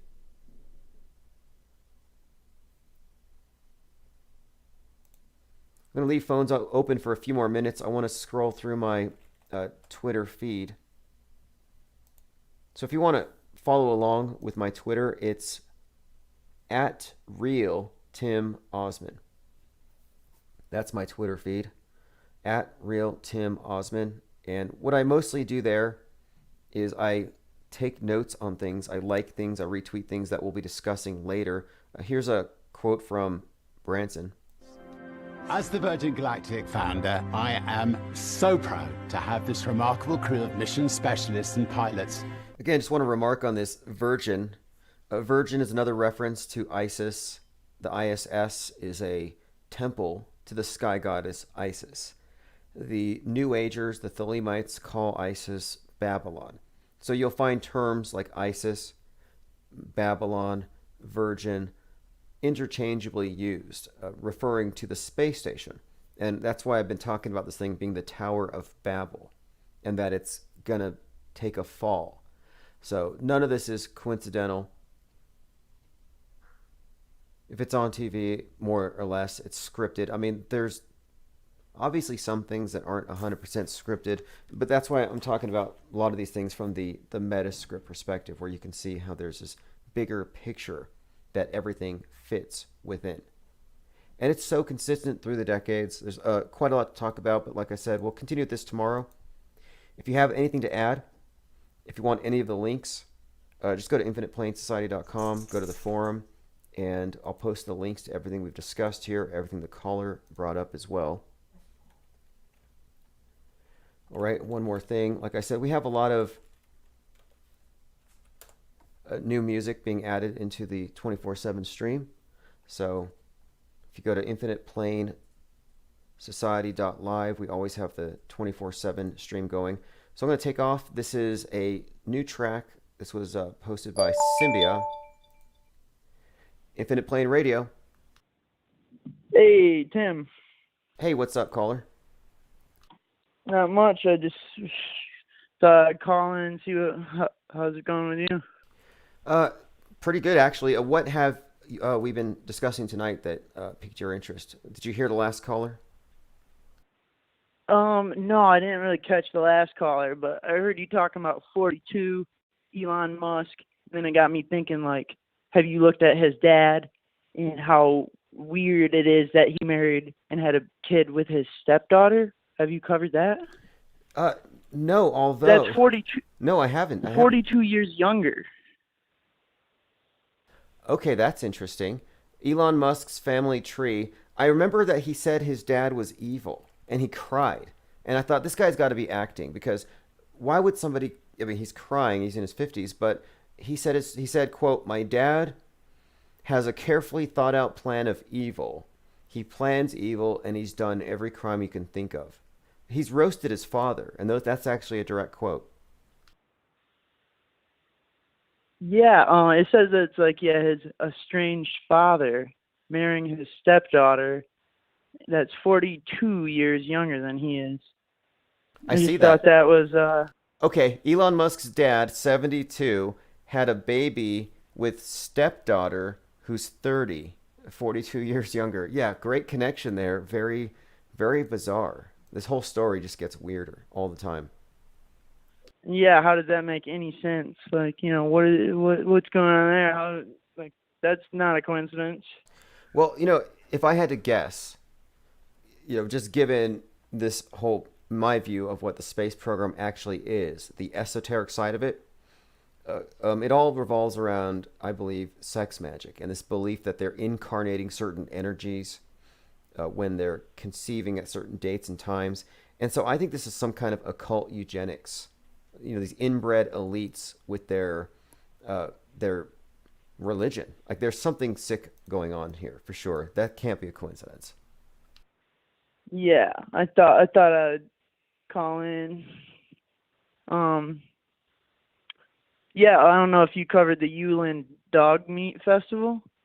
I haven't going covered on in China, where they're eating like a few thousand dogs. I don't know about your feelings about eating dogs, how that goes. I've heard about that. I've heard of rescue operations. It's insane what I've seen. I don't know how much is real, how much isn't real. We can get into that, but really quick on what you just said. Someone said Chalk Body Outline did a stream on Elon Musk's father. Interesting. I have no clue who they are. I'll take a look. Or what that is. I'll take a look. But yeah, of course, that's. Do you take up any issue with people eating dogs, or is it just like to each their own, or what's your opinion on that? I guess I would need more information. Can you send me a link or post a link at infiniteplane.media in the forum to any documentary on the topic, and I'll comment on it? Anything people post there, I'll go over, but I don't have... I just meant like domesticated house animal, canines. Like, do you take up issue if someone were to eat them? Yeah, I see what you're saying. And yes, I mean, I hope people aren't eating Fido. I get that. And I will look into this topic about what's going on in China. All I know is that from what I've seen, there are people who are involved in rescue attempts. I'm not sure. So I mean, who's saving the bats? If you have an issue with the people eating dogs, what's the big difference between a dog and a pig? Or a bat, for that matter. Who's going to save the bats? Yeah, or a bat, for that matter. Appreciate the call. Look, I'll look into this dog festival, and I'll comment on it because it sounds dark and satanic. So appreciate the call. Have a great night. Likewise. Thank you. InfinitePlane.media. Go to the forum, post whatever you want. We will talk about it. And I'll show you what I mean. This is why we have the forum too, because a lot of these discussions are ongoing. So if you have something that you want talked about, you will get views here, and I will share it, and we'll learn what we can. So let me see what we have in here. McToons and Fight the Flat Earth destroy Horatio Barron. I'll look at that one. John McAfee's Dead Man Switch. Another nothing burger. No surprise. Although, I'm going to dig in this one a little bit more tomorrow. The sister of the guy that was killed after McAfee's dogs were poisoned thinks that McAfee's still alive and that he faked his death and got away. Also, I may revisit my conversation, not debate, my conversation with McToons and offer, I don't know, some kind of commentary on it to see what it's worth. But, we're dealing with broken machines. They've given over their perception to the monolith. And I think that's actually what it means. And I put this in the book, The Metascript. The meaning of the monolith, the space age, the space odyssey, is about man merging with machine, man's consciousness merging. That the monolith is just a giant smartphone with a person's mind inside, and they can go across the universe. And that's kind of what I think we're seeing here, is that the more you're integrated into the surreality, the more that you're plugged into the matrix and the world stage, the more you're on the other side of the screen. You're in your smartphone, you're in the TV, you're in the monolith. And I think that's the bigger message, and I think that's where most people are. And if you're debating people who are in it like that, well, you're not even debating. You're coming from a different viewpoint. I mean, it's worth talking, it's worth discussing, but I think you have to know the limitations of each other's positions. I don't accept video footage from this particular agency as evidence, but I can understand why you would believe what you do if you do happen to take that as evidence. Zareth the Alchemist says, people taste like bacon, so I've heard. I saw this conspiracy theory that said that the cabal, the elite, that they have certain gene pools they pull from. So for example, and this, I don't know where I read this from. I think it was above Top Secret. But it said that there are human hybrids already, and that there are these hybrids that are human and pig. So you have these human-pig hybrids that are apparently making up a large number of the police forces out there. Now, this isn't a joke. I read this on above Top Secret, and I thought that's nonsense. I thought it's just totally unbelievable that you have groups of people who are like genetically connected to pigs. And then I thought about a certain person whose father was a cop, and I thought, well, looking at him, maybe. Yeah, it was from above Top Secret, so it's not any stranger than the reptilian thing. Anyway, Dead Man Switch. The Dead Man Switch was supposed to have gone off. It's been a week, right? How long after someone dies? I think it might have been 7 days. If he hasn't tweeted, it would go off, and we're supposed to get 31 terabytes of data. And this was not destroyed, as some had believed, in the collapsing condo. That actually didn't happen. I have to go through one more quick piece here, just because the title. Donald Trump's real legacy to America, the weaponization of an alternate reality. The weaponization of an alternate reality is what happens left and right. This is what happens when they insert something not real, like radical Islamic terrorists, like the invisible body-possessing demon that's now spreading across the land, and it's going through variants. They create an alternate reality, they weaponize it, they polarize groups, and if you ask me, the only thing in the vax is a schism.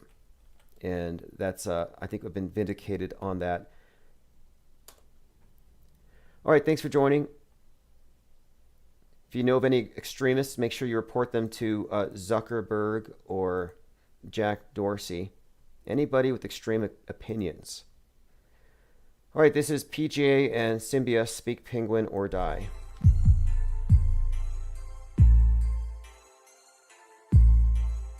They're afraid that the sky is falling. Speak Penguin or die. Time to hijack mass media narration, inject the real into all their creation. Go full red pill and don't exit. Auto hooks for life, it's the next shit. Keep your constant blackwash and mandoozle blah blah for your fucking self. We're here for science, bitches, don't make us wait. It's 3:12. Go full red pill and don't exit. Auto hooks for life, it's the next shit. It's time to speak Penguin or die. We don't want to discriminate, not against nations, orientations, religious groups or races. But if you want to fight us searching for truth, we'll rip the skin off your faces. We meant it well with you, but we're losing our patience. Go full rap and don't max it. All hooks for life, it's the next shit. It's time to speak Penguin or die. You fail to communicate on every level of cognition. Your streams lack the expressed need for exploration. With you, it's all just narration. You're entirely unable to represent us in mass media. You may think you're safe, but we see ya. Go for rap, pull and don't max it. All the hooks for life, it's the next shit. No speak Penguin or die. Speak Penguin or fucking die. Go die already. Go for rap, pull and don't max it. All the hooks for life, it's time to hijack mass media narrations, inject real into all their creations. Go full red pill and don't exit. All hooks for life, it's the next shit. Keep your constant blackwash and mandoozle blah blah for your fucking self.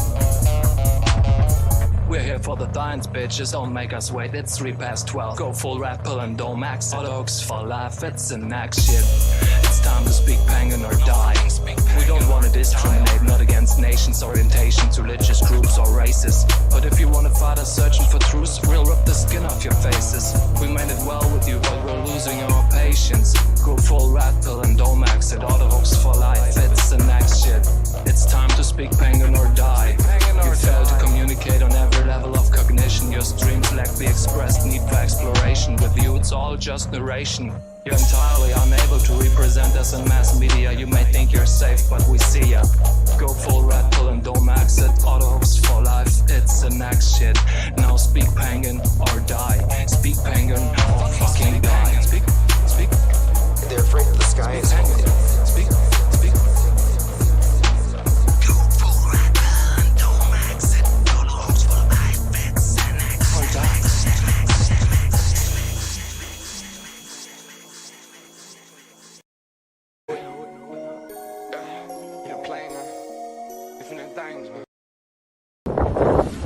What? There you have your sound. What?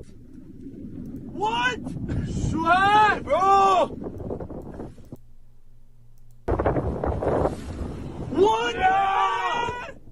What? Okay, let's go ahead and see what the official explanations are. Second video shows the explosion as seen from a rooftop in the Capitol. Okay, here's another explosion.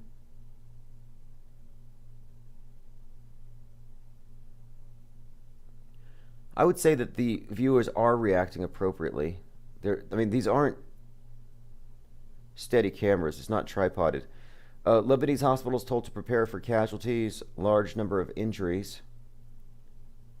Okay, now this is where, I have to ask questions. Like, this looks fake to me. And here's why. It's like, wait a minute, a couple of questions here, and I've seen so many things like this. So you saw that, you get hit by a bomb, right? Let's say you're walking by a fireworks factory and it blows up. You go to the hospital. They put a bandage on your head. They don't bother to clean the blood off your face. They give you a bandage on your head because you presumably have a wound there. They don't take the bloody shirt off you to check if you're injured, if there's any glass embedded in your body. If you were picked up, they would have ripped off the shirt, looked for other injuries. That bandage on the head would presume that he's been treated. This is someone who hasn't been treated. So I'm saying that this looks highly suspect. I would go so far as to say this is probably a mass casualty drill, and it's staged and it's fake, and this guy gives it away. You know, couldn't even get the blood out of his mustache, and he's got some kind of injury. His eye still looks injured. So, and look, oh, he just happened to walk in front of the cameras. Mr. Bigglesworth says, how did so many cameras just manage to be facing the explosion at the right time? Exactly. They say 2,500 injured so far. Linda Curtis says it'll probably be 2,997. Blop Jones says, dude, the hospital got taken out. He probably put that on by himself. Cool story, bro.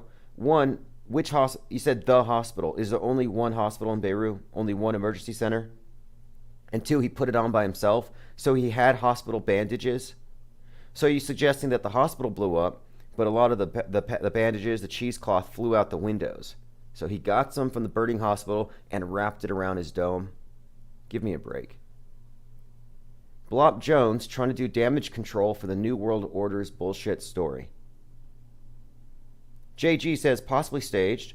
What exact injury would such a head bandage fix? An open skull? Exactly. It's like, no, the hospital's closed. Okay, well, just give me some cheesecloth to wrap around my head and I'll walk in front of CNN. Give me a break. No blood on the bandage. Blood all over his shirt. Look, if this guy if he walked up to an ambulance, not just a hospital, let's say there's some ambulances there, unless Blop Jones is certain that all the ambulances were blown up. You walk up to an ambulance, shirt would be removed, they would check you for wounds. He probably has shattered glass. I mean, what hit him in the head and caused him to bleed all over, but didn't hit anything else? Random Steve says, if it just happened, it would be soaked unless he's been changing it. It doesn't make sense. It looks fake. Blop Jones says there were 2 explosions. Okay, good. I believe that Blop Jones was actually there. So if you want to call in, I'll put my number on the screen. Commenter says that's sweet paprika on his shirt. Sweet paprika. It does kind of look like that. A little bit of a spice garnish like you put on deviled eggs. Kind of does. I really can't deny it. It looks like something they made in a special effects room. Crisis actors were obviously in place. So look, I don't give a benefit of the doubt to the lying mind control media. I don't give a benefit of the doubt to well-known, well-exposed, pathological liars. So when you say, well, maybe the hospital was closed, so he had to do that himself, you're giving the benefit of the doubt and you're giving excuses. You're making excuses for the mainstream media. It's like the story makes no sense, so we get some commenter, well, here's why it makes sense. Because this guy, and I know him, he had to just grab some cheesecloth and wrap his head up because the hospital got blown up. Like, how'd you know? You know, I mean, I'm surprised I haven't had someone call in and say, this is really offensive that you're calling it fake because my friends are there and they just got, blown up and they're still missing. Like, really? Random Steve says, if the bandage was soaked and dripping, that would be the picture the cameraman would get. Right. I'm still curious as to what kind of injury he has. And look how clean the bandage is compared to everything else. Abbas Ibrahim, chief of Lebanese General Security, says it might have been caused by high explosive material that was confiscated from a ship and stored at the port. Right. Again, that's their official story. If you ask me, it sounds unbelievable. Just spontaneously exploded. Give me a break. Makes more sense than a fireworks factory. Oh, it was a fireworks warehouse, and we didn't